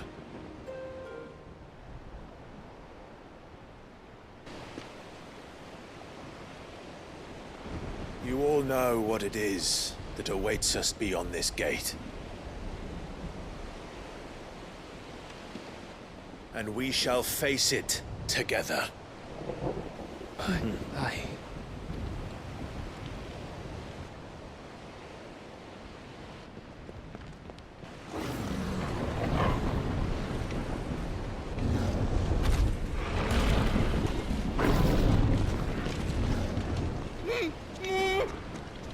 It seems our hosts would rather we remain.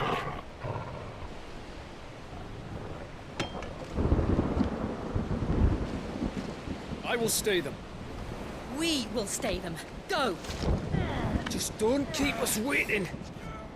Thank you.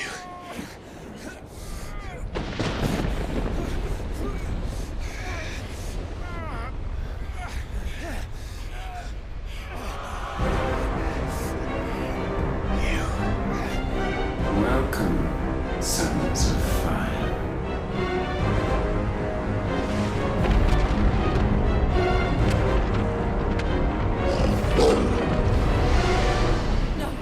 No!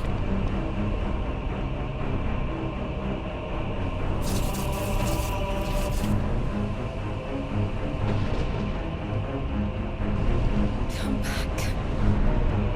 What?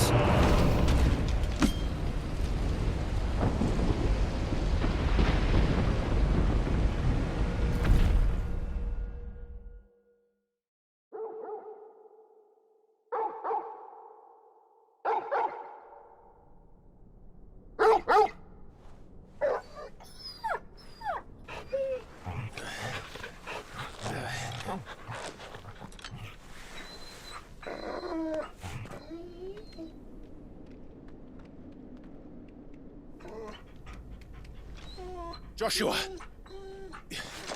Joshua! Wake up! Clive, is that you?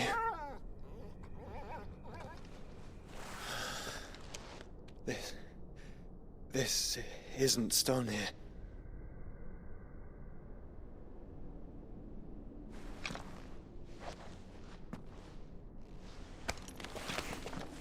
Welcome to our darkness. A rift between worlds wherein your kind might reflect. Show yourself! Grave and many are the sins of man. And we would have you know them. All of them. As fate has seen fit to deliver you home, consider this our welcoming gift.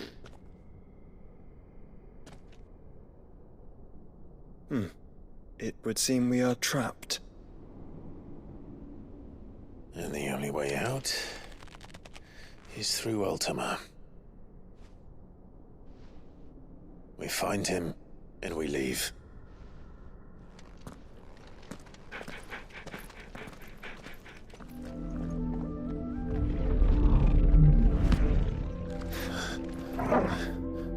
If you are to comprehend the full extent of your transgressions, we must go back to the beginning. When the world was still young, we visited upon it a miracle, magic, and in its light did all life flourish.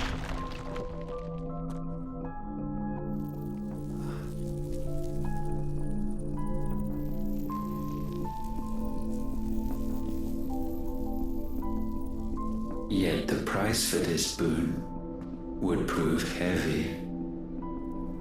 A pall descended upon the land, painting the horizon black as night. Though we labored to forestall its spread, in this one endeavor, we stood powerless. And so we fled, that we might endure, that we might discover a means of salvation.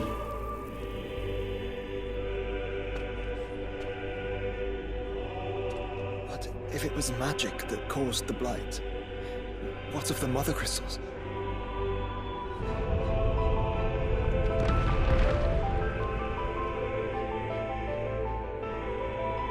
I expect he'll tell us soon enough.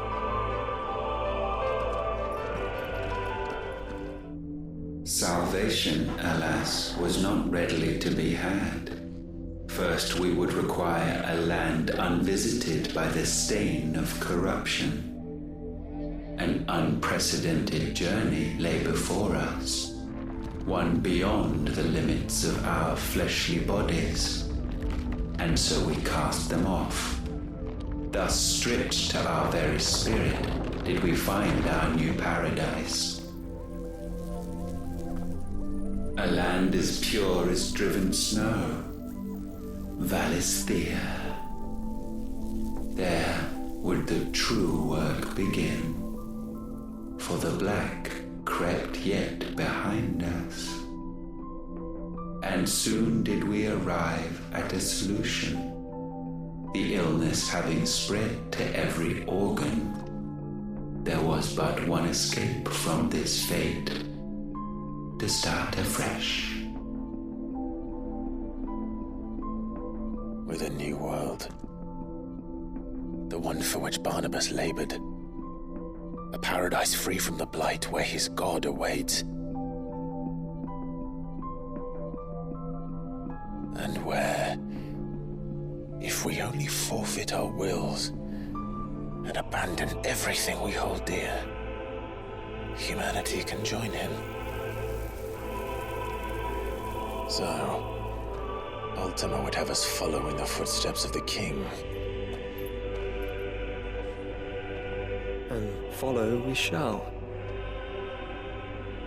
For now.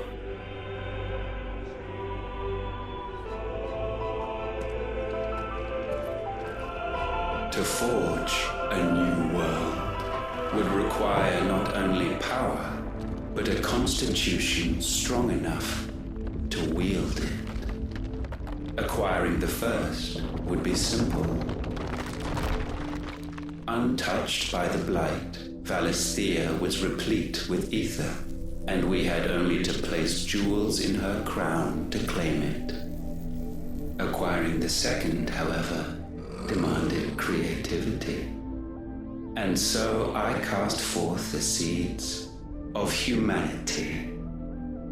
You created us. Is that not what gods do? We sowed the seeds for you, Muthos, all that you might one day blossom. And our future thus secured, we thought to slumber, though that would prove a grave mistake. For it was as we slept that man committed his greatest sin. He awoke. Alone in a world bereft of his God's radiance, he stumbled blindly, desperate for guidance. Finding no light, he sought to kindle his own. And from that single errant impulse was his will born. Having discovered himself at last, man turned his eyes inward and found he desired evermore that which only magic might afford.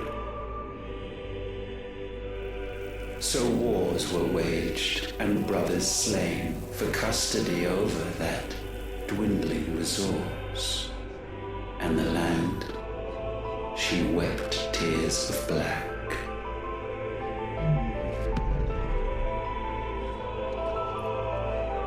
He would condemn us for this. Surely he cannot be so blind to his own hypocrisy. Not blind, just unwilling to admit the truth. That we're one and the same.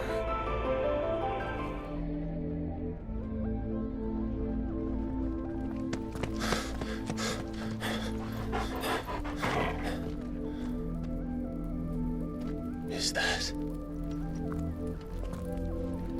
Ifrit, or what's left of him? Long have our ashes lain cold for want of a spark. Cast your eyes upon them and see what you must become.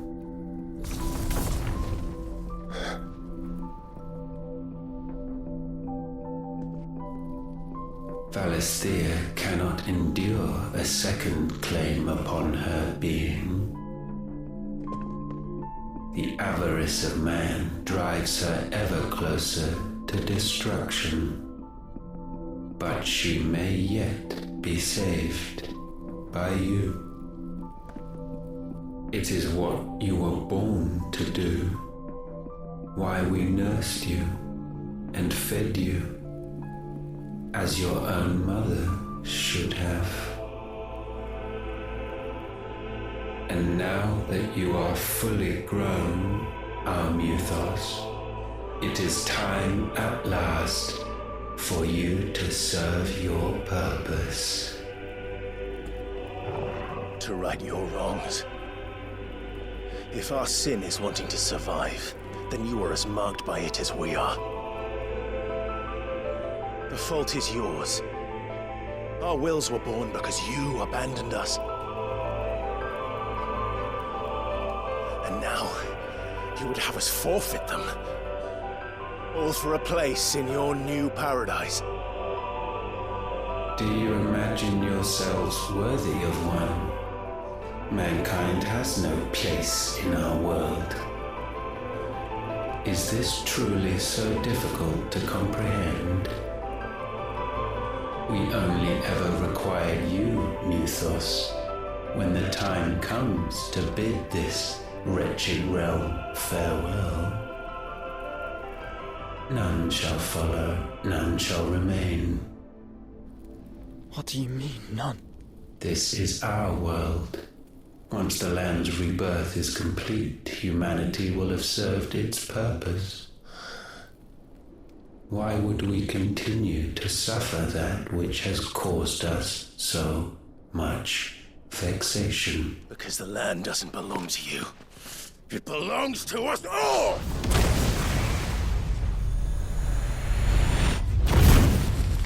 What? That is where you are mistaken. You own nothing but your precious will.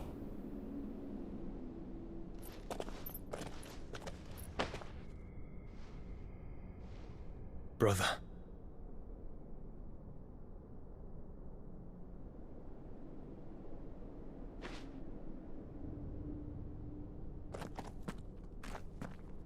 I can't do this alone. And you don't have to. I grow weary of your dissent. Now you must learn that this master will not tolerate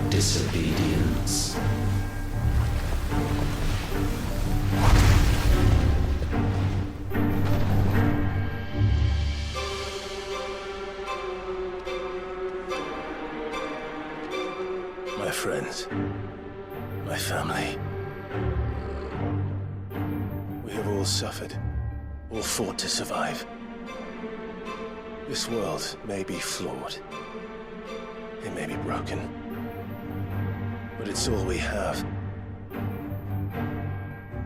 And if we can't share it, I see only one other choice. You have to go. You may have created us, Ultima. But it's time we lived on our own terms. This isn't your world anymore.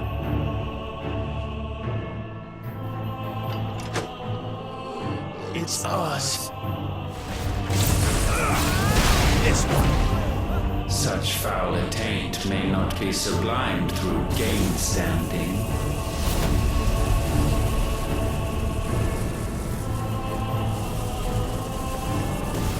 Only with heads hung low is penance paid. Gifted this chance, and still you would raise your hand against the Lord. What now? The darkness bends.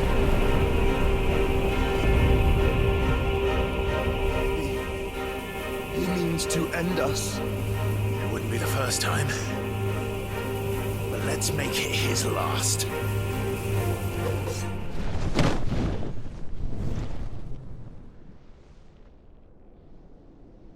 At last, for countless generations, have we awaited this moment.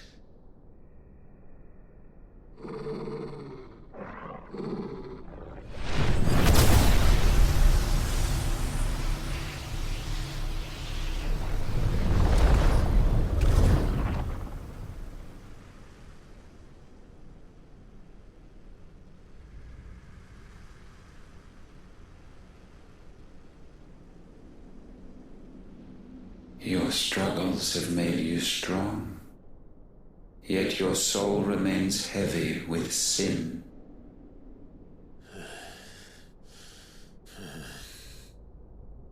Absolution is nigh.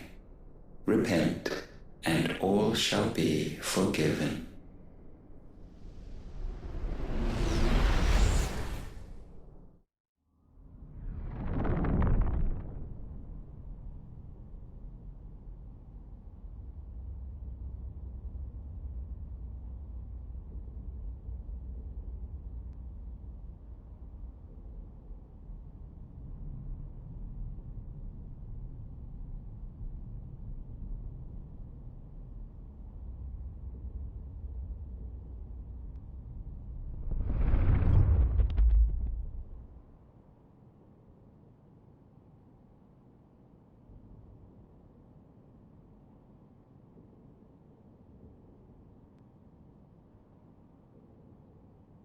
Tell me, Clive, how many lives have you saved since taking my name?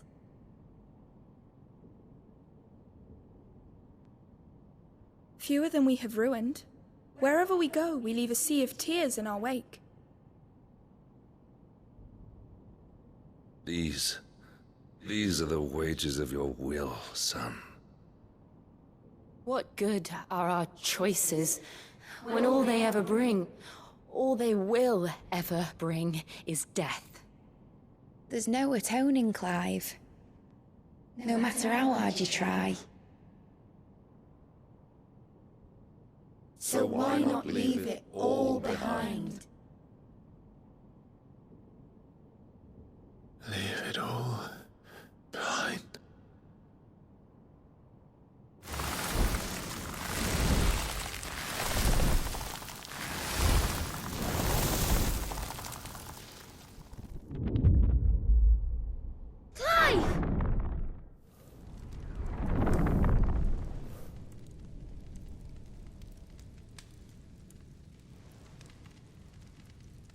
Please, won't somebody save me? Won't anybody love me? I yearn, yet still she is not mine. Have I not given enough? From will is born desire, and it is this which consumes you, rendering you incomplete. Do you not see how the world bends and warps under the weight of your hungering hearts?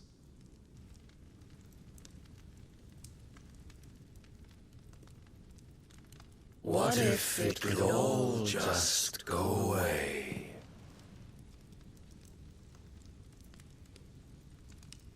Just go away.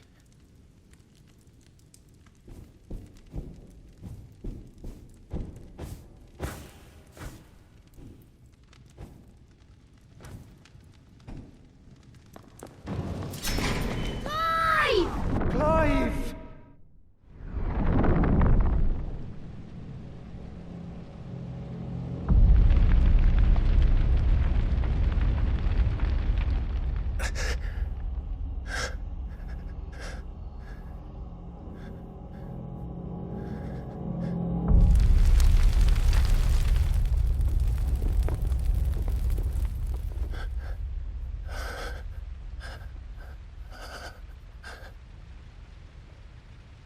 None of this is real.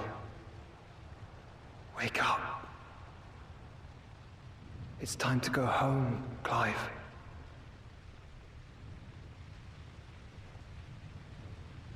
Clive. That's right. You're my brother. Brother.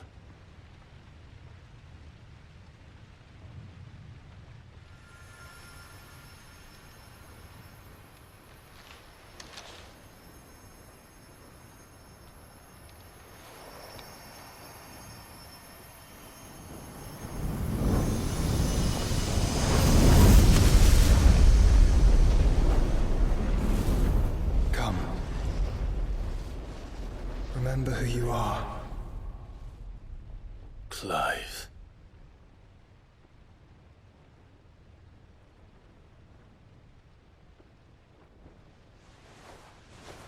Once more, lest you forget.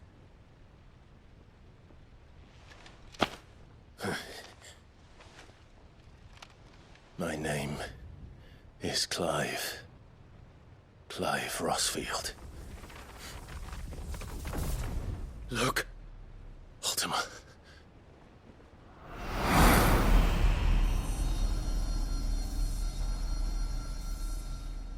Even here, the light of the vessel's will cannot be quenched.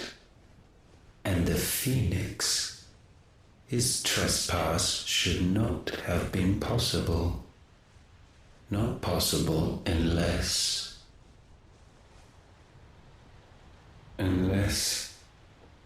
he has been with Mythos all along.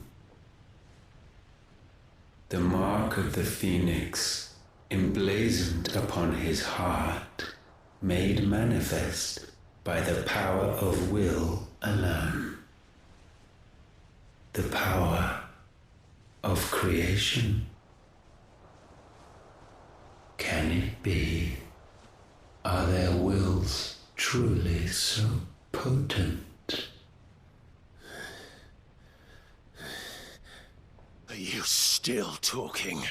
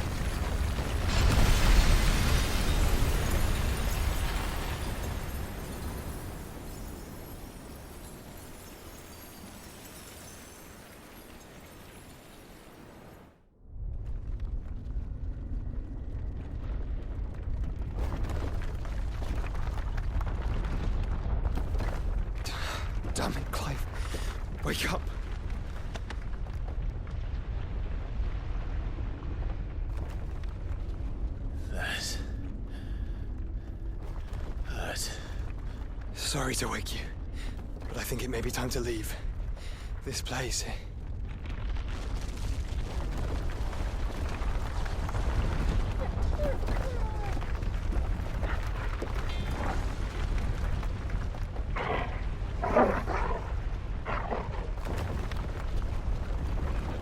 And once again does my creation stray from the path laid before it.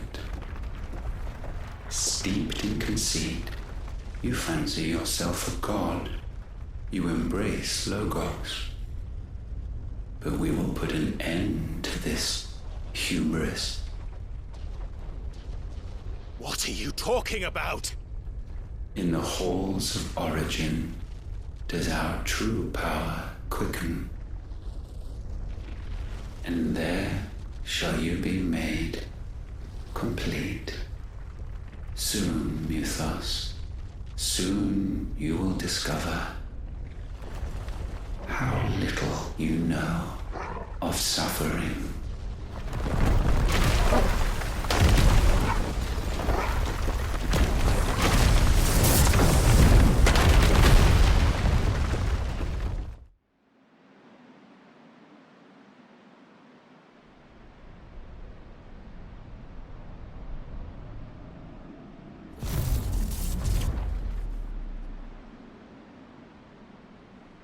And so the crystals are no more. Yet in their silence, a new song rings.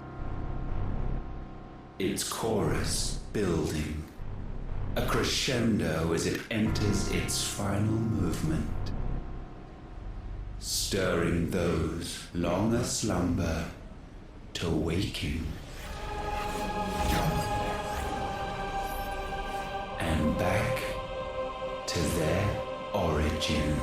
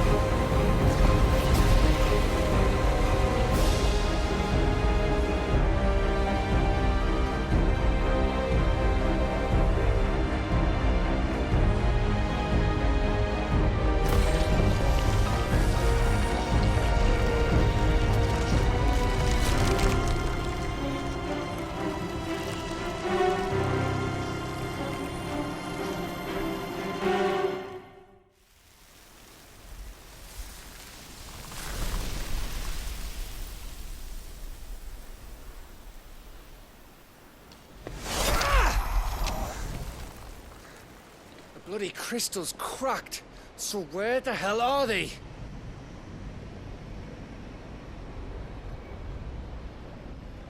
Oh, fuck me.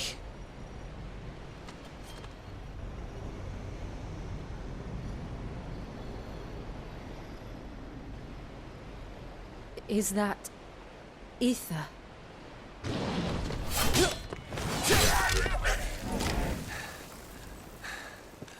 What in good Grieger's name is going on? This is wrong.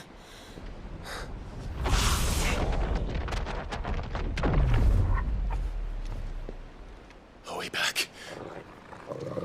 Clive! Joshua! Jill!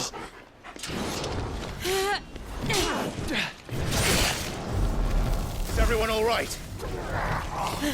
We're fine. What happened? Too much to explain here. Mate! We're leaving! Now! Everyone, fall back to the ship!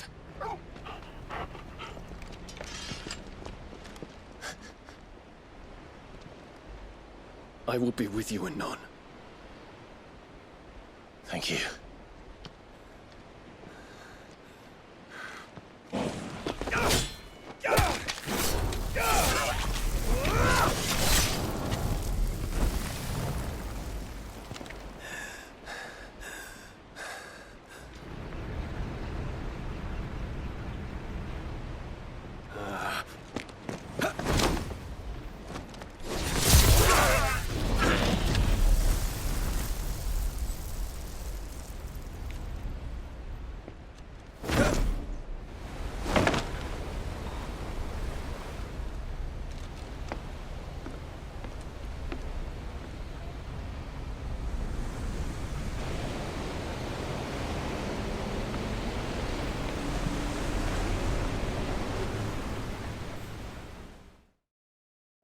Still alive, I see. Something tells me that I saw on the horizon is your doing. How'd you manage that? It's a long story. One that I'd rather only tell once. Right. All hands on deck, then.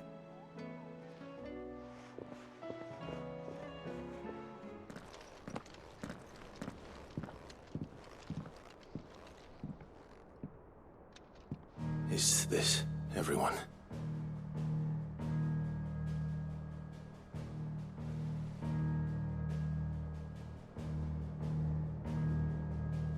As I'm sure you've all guessed, the crystal which now commands the eastern skies was summoned by Ultima. He called it Origin. Though the significance of that name is as yet unclear. What does it matter what it's called? Its emergence tore Twinside asunder and wiped my homeland from the map.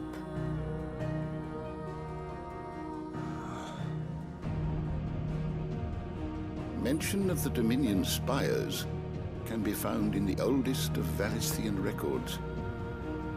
But to the best of my knowledge, none provide any hint as to their true nature. That they would prove the horns of some slumbering demon. Well, the Dominion's demise was at least quick. Elsewhere, the Republican army cannot hope to contain the chaos engulfing Randalar. Canva is in flames, and the Empire. Our allies are crying out for answers. I've sent the Cursebreakers to give them what assurances we can, but right now that amounts to fuck all. They wouldn't be able to stop what the skies have started in any case. People here and across the realm grow sicker with every passing day. Could it be that this new Mother Crystal is like the others? That it draws upon the land's ether? It certainly looked that way from stone here. If that were true, it would explain the hastening spread of the Blight since the crystal's appearance. Would it not? And as the land's ether slowly rises to the surface, it pools, corrupting all who cannot channel its energies. Archay above, ether floods below, and in the middle, here we languish, hopelessly entrapped.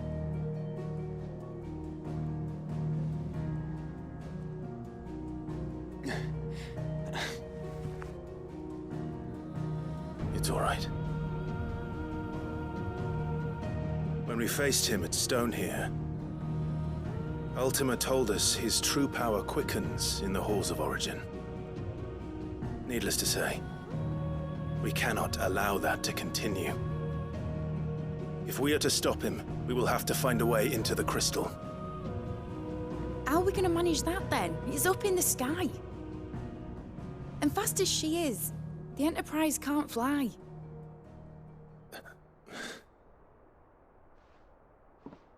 It's a lot to take in, and I reckon we'd all benefit from some time to clear our heads. The answer will come to us. Don't you worry. Ain't that right, Clive? Right. That's right. Well, go on then. Bugger off.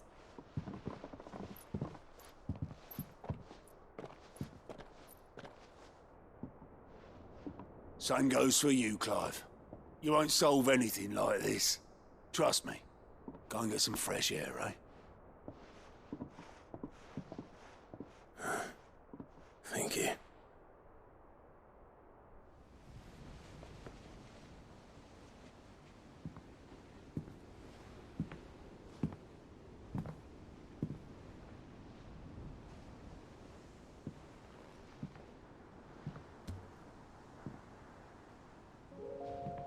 Ultima may have created us, but he doesn't make us who we are.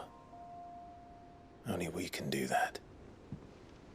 And if he would have us fight for our survival, so be it. It's what we've been doing all along. Much like Ultima himself, it would seem.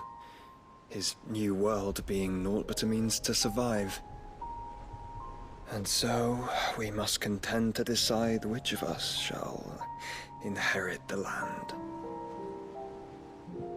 Should Ultima prevail, it will mean death for us all. Of that, we can be certain. But even should he fail, what world awaits us? A withered, godless place, where our newfound freedom will most like prove a chain in itself. Well, that may be. But a chain can always be broken. As long as one has the will to break it. It won't be easy. It may take generations. Centuries of suffering. And that is, if everyone plays their part. But it will happen. And when it does, it will be on our terms. That is the world that awaits us. Indeed. And what better world could one wish for?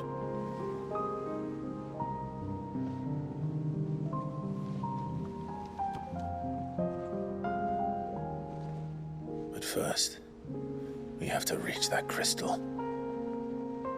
Then it's a good thing I have wings. You can barely stand, let alone fly. And only the Founder knows what horrors await in those skies. You certain about this? Am I certain? I am the Phoenix.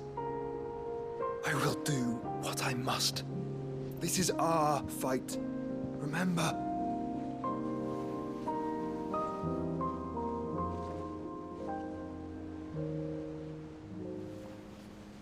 All right.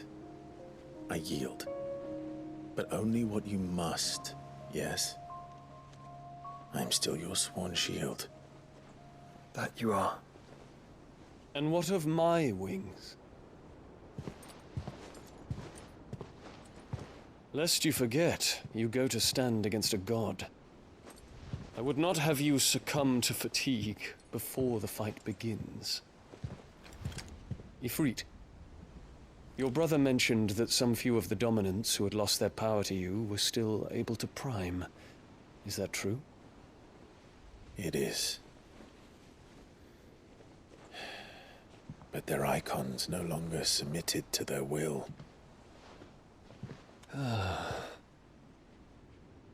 Then mine will have to be stronger. That you both might save your strength for the battle to come. You don't have to do this. If you do, there's a chance you might lose all you have left. And what have I but regret? My life ended in the Dominion. I fear death no more. Besides, I would have words with Ultima. He has much to answer for.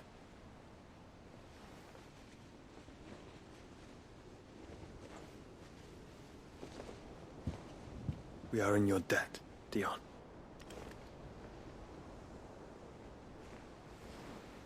We can speak of debts when this is over.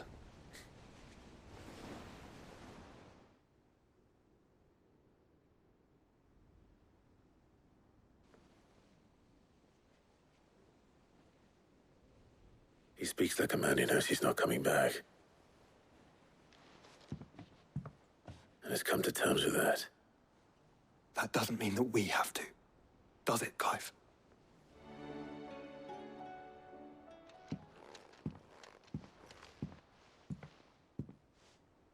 Come to wish on a star. That might not be such a bad idea. This is it, Jill.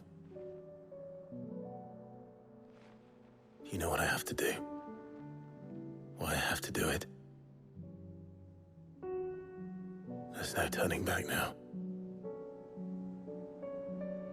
This is where our journey was leading us. Where it will end, for better or worse. I could pray to Metia for you. But you'll be all right, won't you, Clive? You always are. I did promise we'd watch the moon together. I'll be waiting.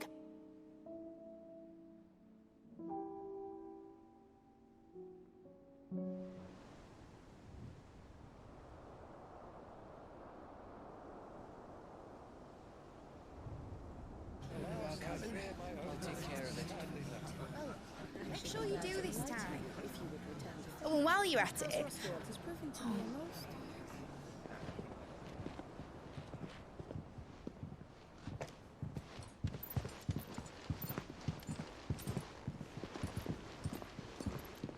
Clive, if you see me dad up there, tell him we were right to leave his legacy with you. Tell him he'll be in the front row. There's no way he'd miss this. Well, behave yourself, Mitt. We'll see.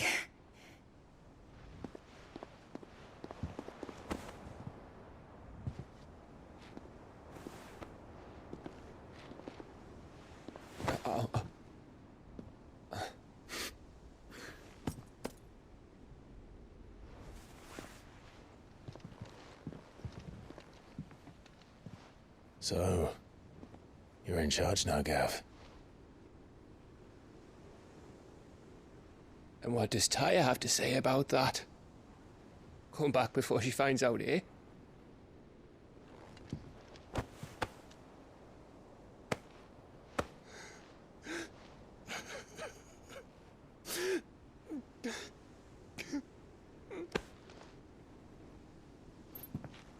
Thank you, Yote. I'm sorry. Your Grace, I shall pray for your safe return. That's kind of you. But you should pray he took his medicine. I didn't spend all night grinding herbs for his lordship to leave them on his nightstand. Again. You needn't fear, Lady Tyre.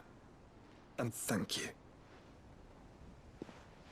See that your brother comes back in one piece. Or, at most, two. Any more and you can heal him yourself. I'll keep that in mind.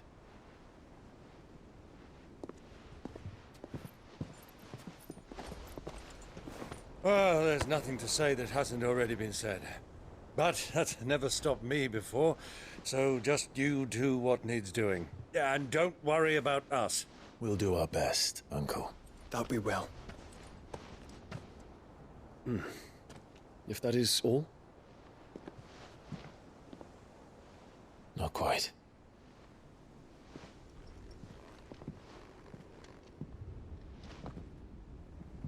Jill. It's time, isn't it? It is. Take care of him. And you. You take care of her too, boy.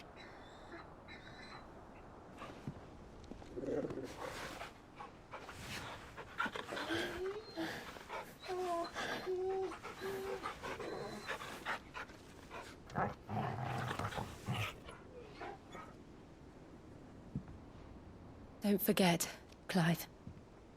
We all choose our own path. Believe in yours. I do.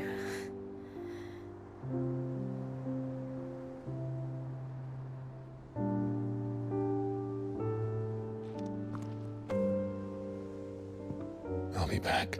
I promise. I love you, Jill.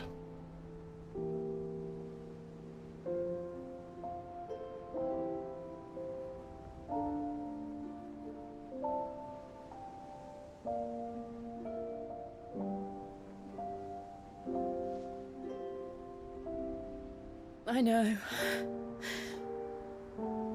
I love you too.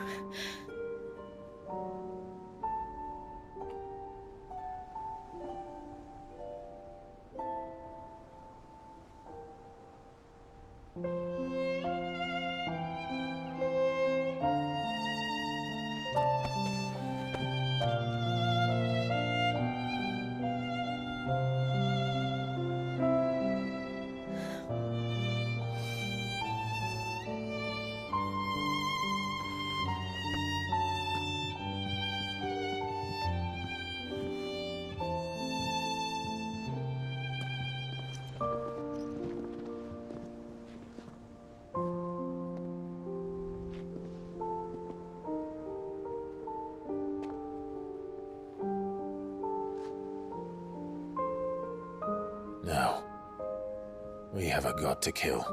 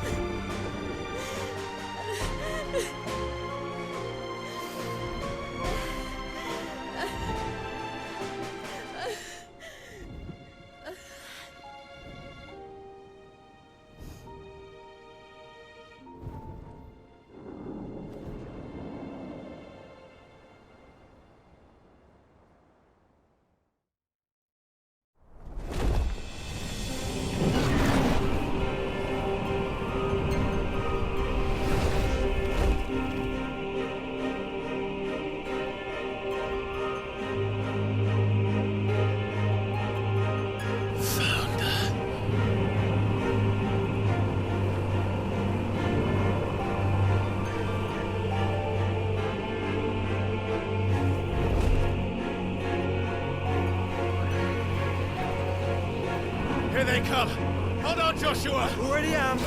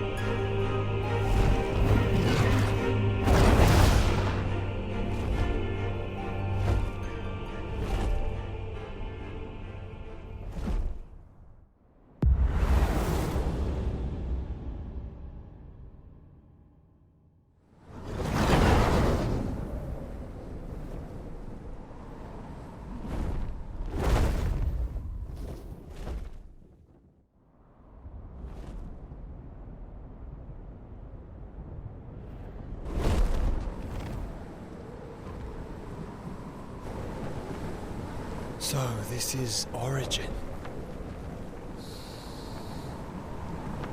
A far cry from heaven.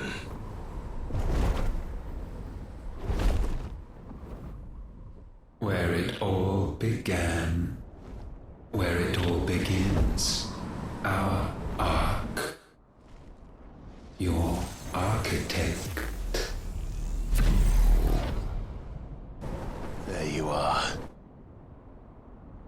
It was here that we slumbered, here that we waited for centuries, clinging to our decrepit shell, for fear that we might have need of it once again. But you have come at last. And now we shall be truly complete.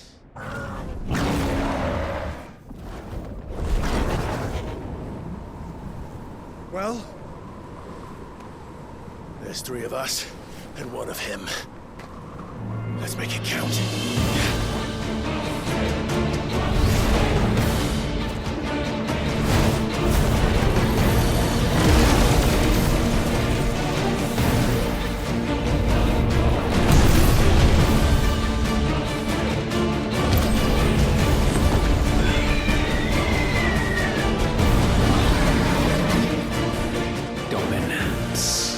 We will show you what it means to suffer.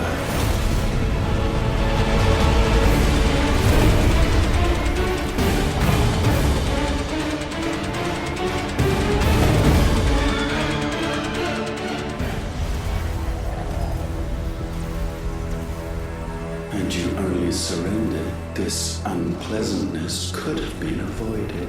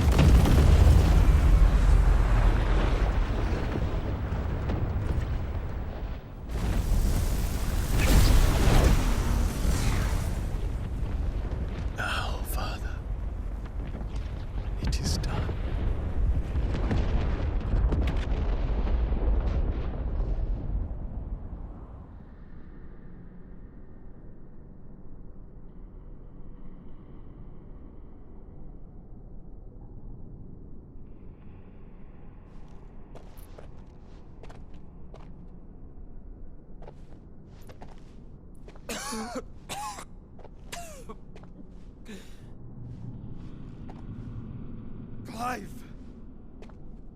Clive!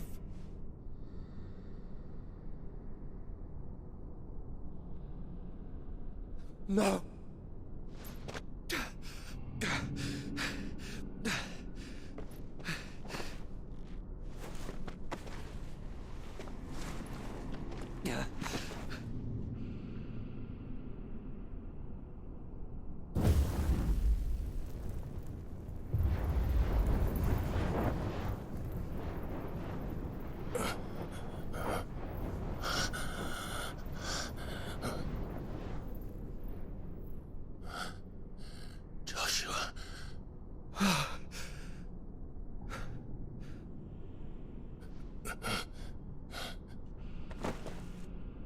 Thank the Founder.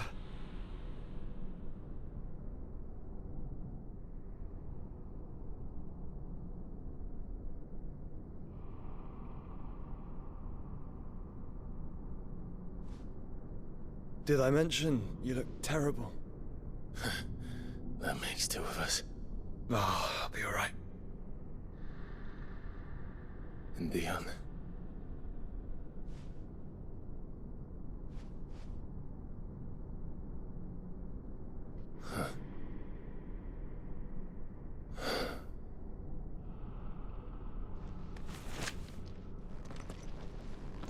Take my hand. I told you, I'll be...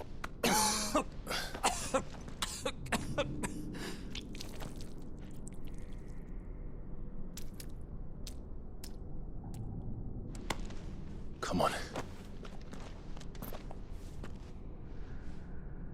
Thank you.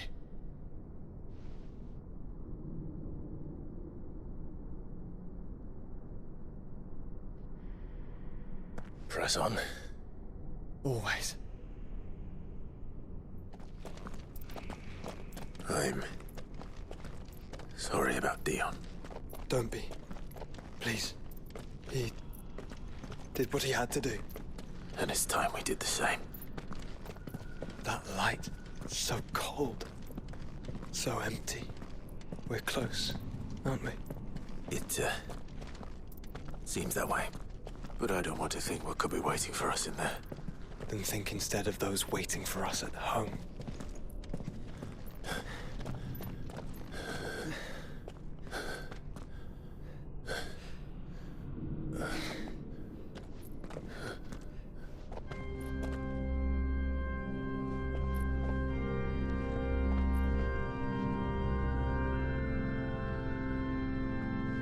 Clive.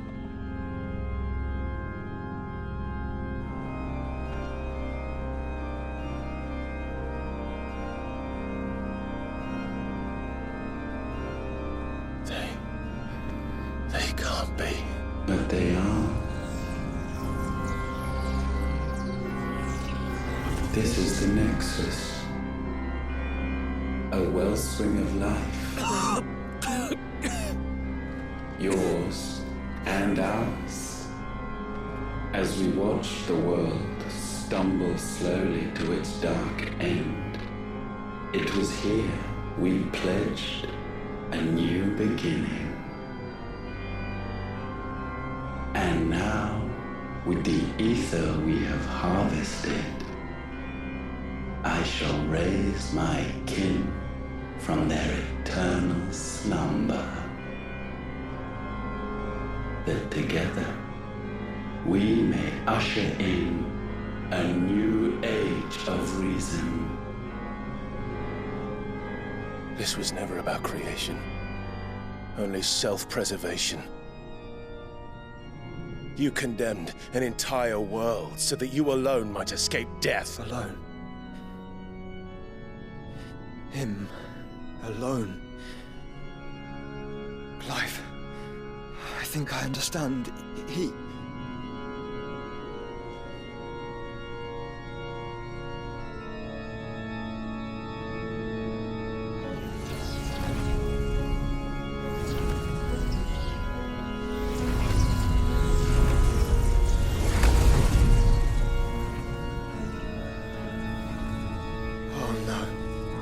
They sacrificed their flesh to become beating hearts of crystal that pumped the land's lifeblood from the depths of the earth unto this very chamber.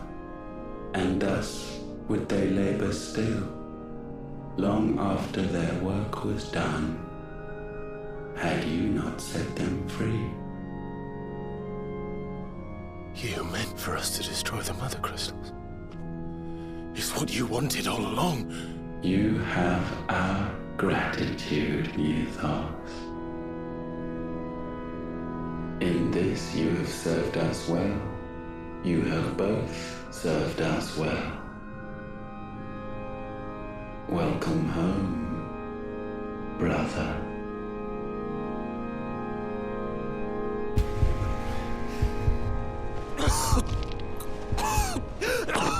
Joshua.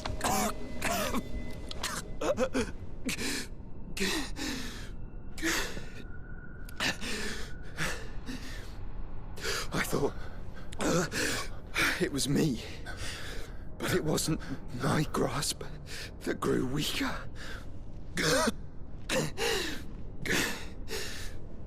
It was theirs that grew stronger.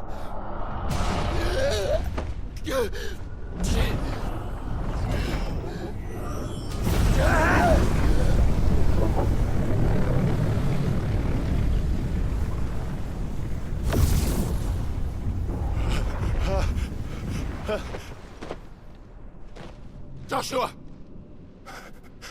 No!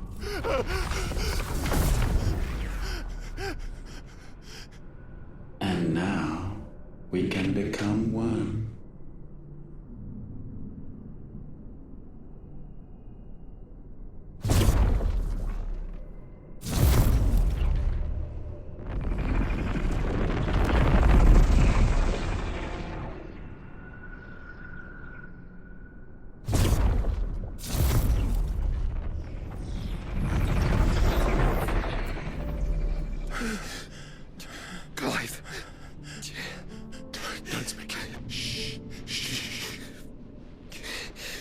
The one possessed of the destructive flames of Ifrit, and the healing flames of the Phoenix. This, I once believed, would be Ultima's true form. But I was wrong. I see it now. Why you will never become Ultima's vessel. I don't care. Just hold on. Listen to me, Clive. You remember the murals? People once knew that Ultima was their god. That he created them. And they worshipped him, prayed to him, looked to him for guidance. In vain. In vain. For he did not listen, did not acknowledge our will, and so we strayed from his path to forge one of our own. So absorbed was he in his own desires, so driven by his own will alone, that he shunned the one thing that could have made him truly powerful. Faith. The same faith people now place in you. Faith that you will fulfill their dream, Sid's dream, of creating a better world for us. Faith that you will follow in Father's footsteps and save those who need saving most. Faith that you will answer Jill's plea to save yourself. The difference is, Clive, that you chose to listen, and that is what has steeled our bonds. Bonds that helped you stand firm when Ultima's pull was at its strongest. His power may be absolute, but so is ours.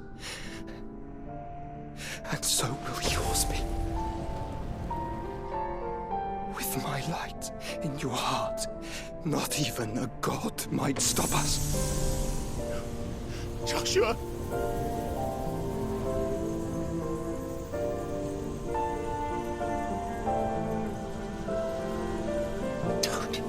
Don't do it, you'll... Enough, Clive. My body is too far gone. If the wound does not take me, the curse will.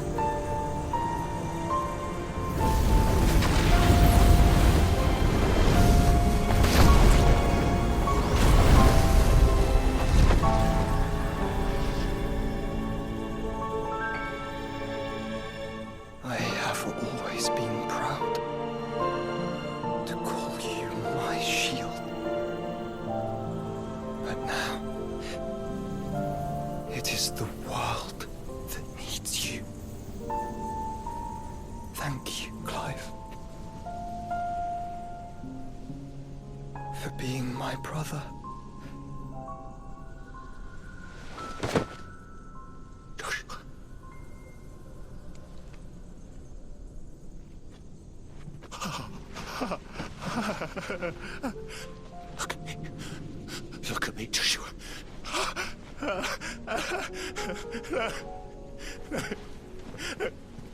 Open your eyes! Open your eyes, damn you!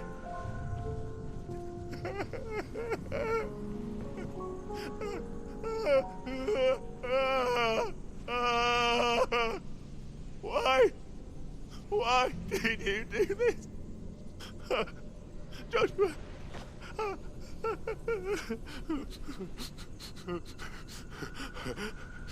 Joshua!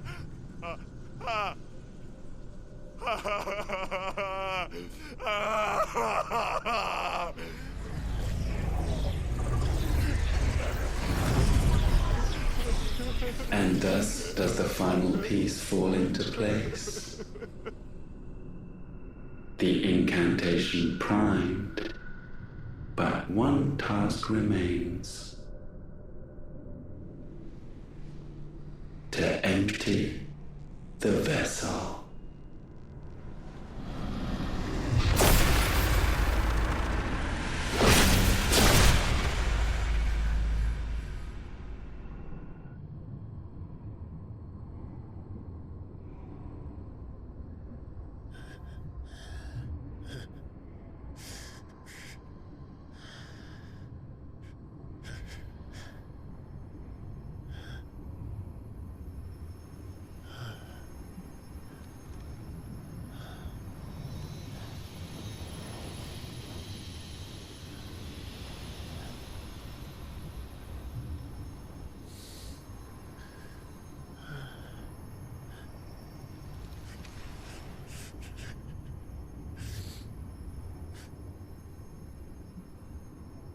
still here. With me to the end. Even now, you would deny the inevitable.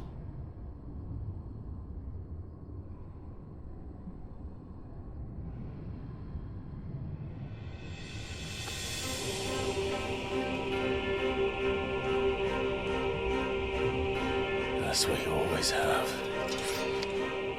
And always will.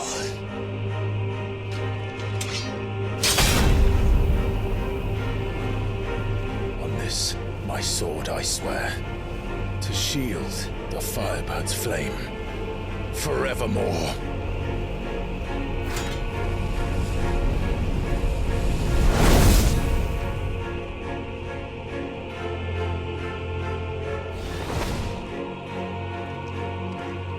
Countless centuries have I waited for this moment. This moment in which I might revel in my creation, only to find it profane and so it must be cleansed.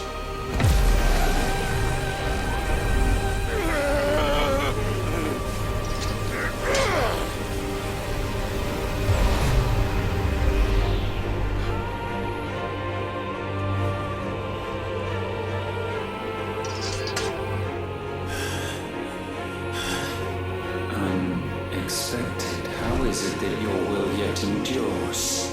Because it's not so easily broken. Why? What latent force feeds these flames? I sense more here than mere will. Is this Logos? Have you truly become free? No, I forbid it. You are not a god. You are but flesh and bone. You are not one of us.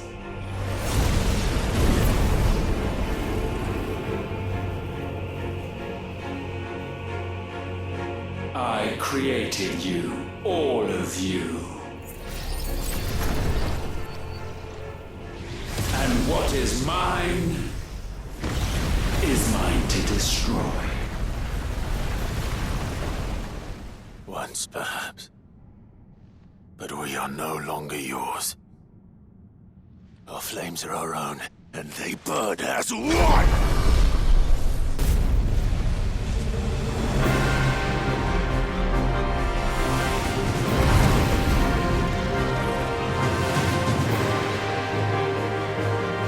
Have you learned nothing? Damned is the slave who would turn the scourge upon his master.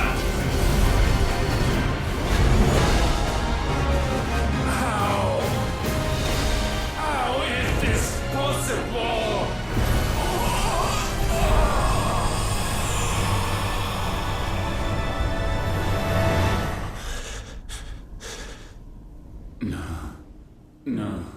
No. My will is inviolable. Something is wrong. You're afraid. You always have been.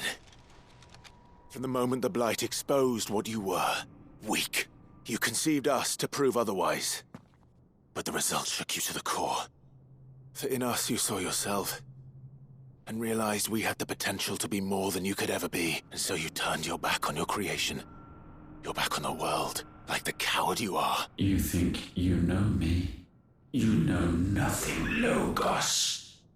Nothing.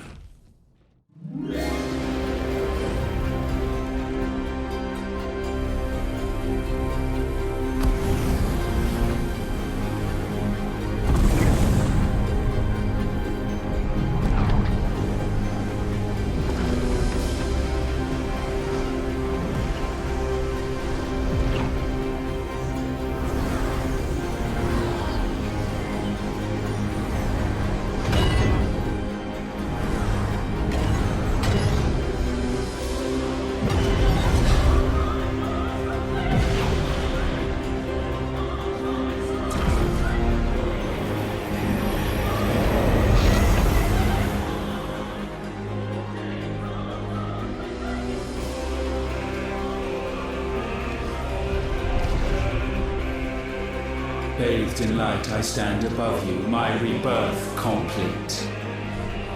And you, for your defiance, shall pay the proper price. An eternity of anguish. Anguish. Pain. Suffering. You have known none of these. But we have. So we know what they grant. They bring us together. And that makes us strong.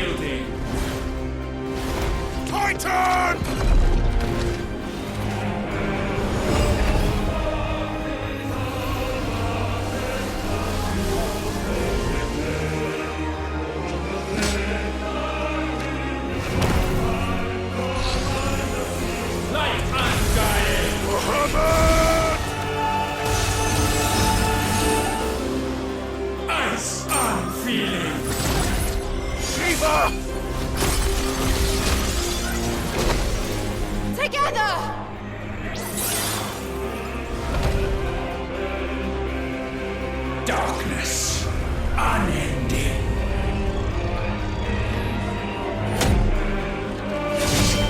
Odin.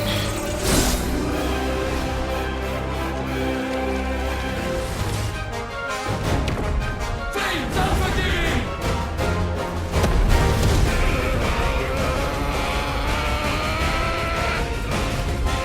With me, Phoenix.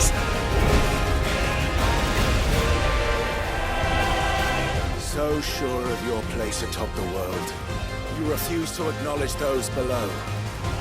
You chose to remain alone. And so you shunned the one thing that could have made you stronger. Pushed away the hands that could have raised you higher. I do not need you, or anyone. And that is where we are different. I could not have made it here on my own. I carry with me the hopes and dreams of my brothers, my sisters. And it is they who will give me the strength to end your reign.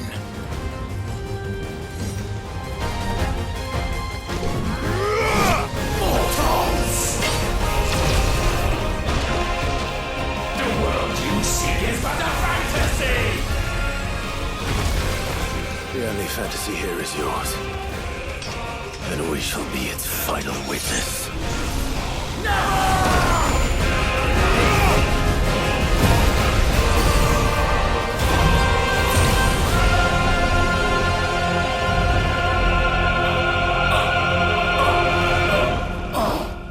I said, it's over!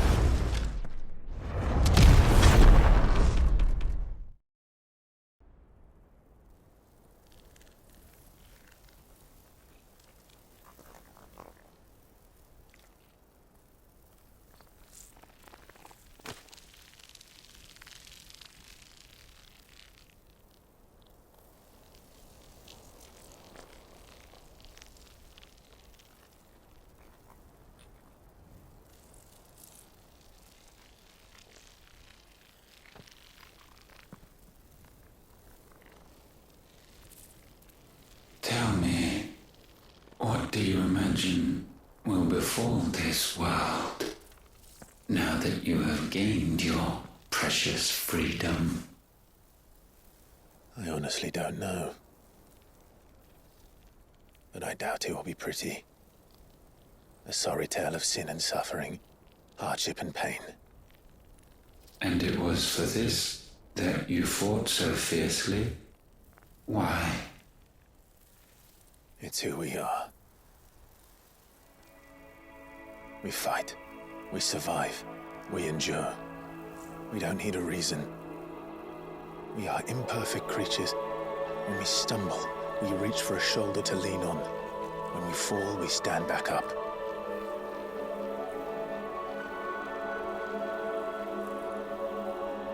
We see the horizon, Ever out of reach, and still we march on. Certain the answers lie just beyond it. Because that is our way.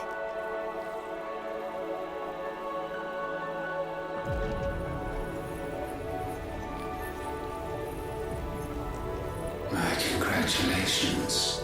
Relish this victory, knowing that you have but delayed the inevitable. Your world is already dead. May you enjoy an eternity on its blackened husk.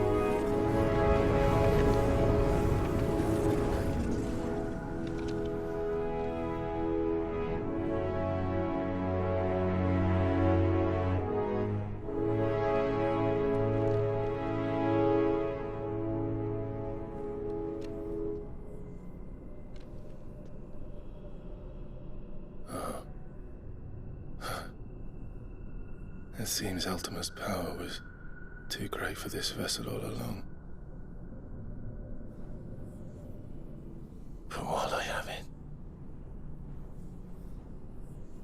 perhaps I can use it to set things right. And see Ultima's legacy. Bearers, dominance, crystals, magic, consigned to the flames.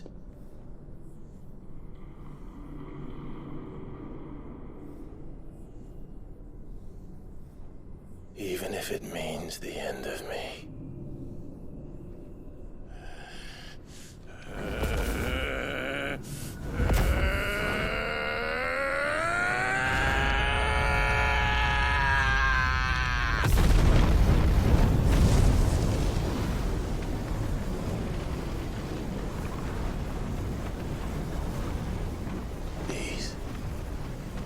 These are our terms.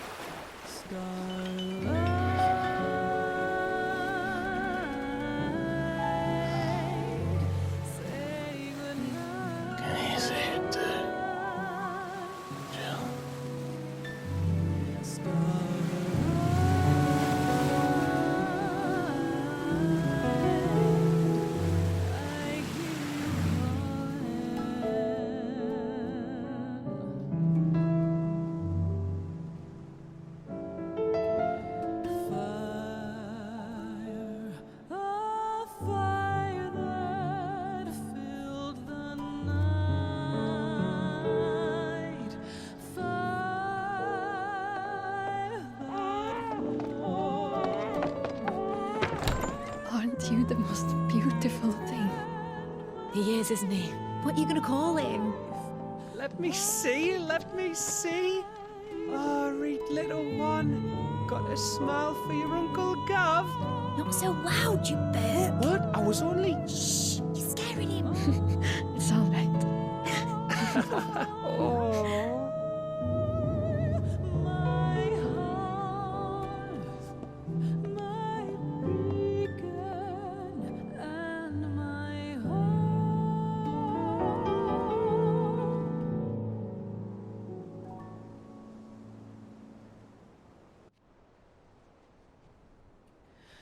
A sky of scattered tears,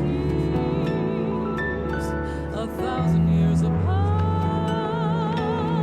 Should they fade, I will not be afraid of the dark. For if you need a rest, I can take him. I'll hold to that.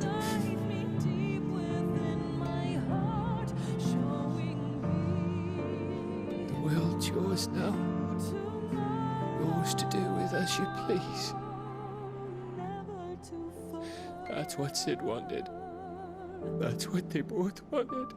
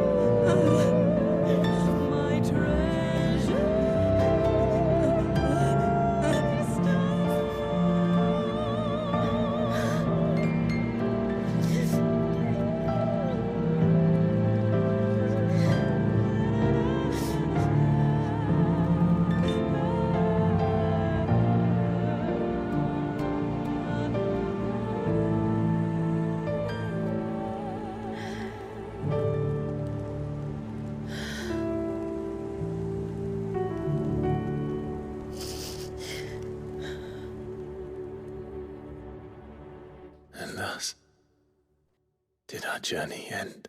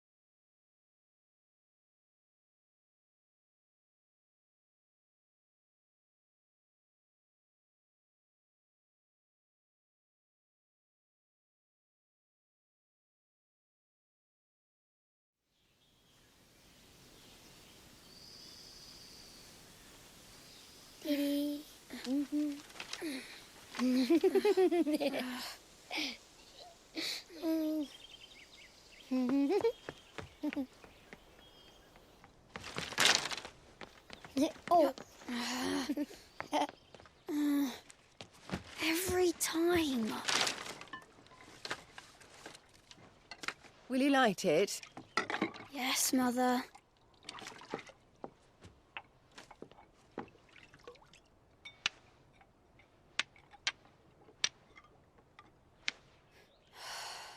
Come on. If only I had the flames of an icon. Icon? Have you been reading that silly story again? Magic belongs in fairy tales, and fairy tales don't boil kettles. You see? Well done. Now, be a good lad, and play with your brother until supper. Come on, hurry! Hurry! All right.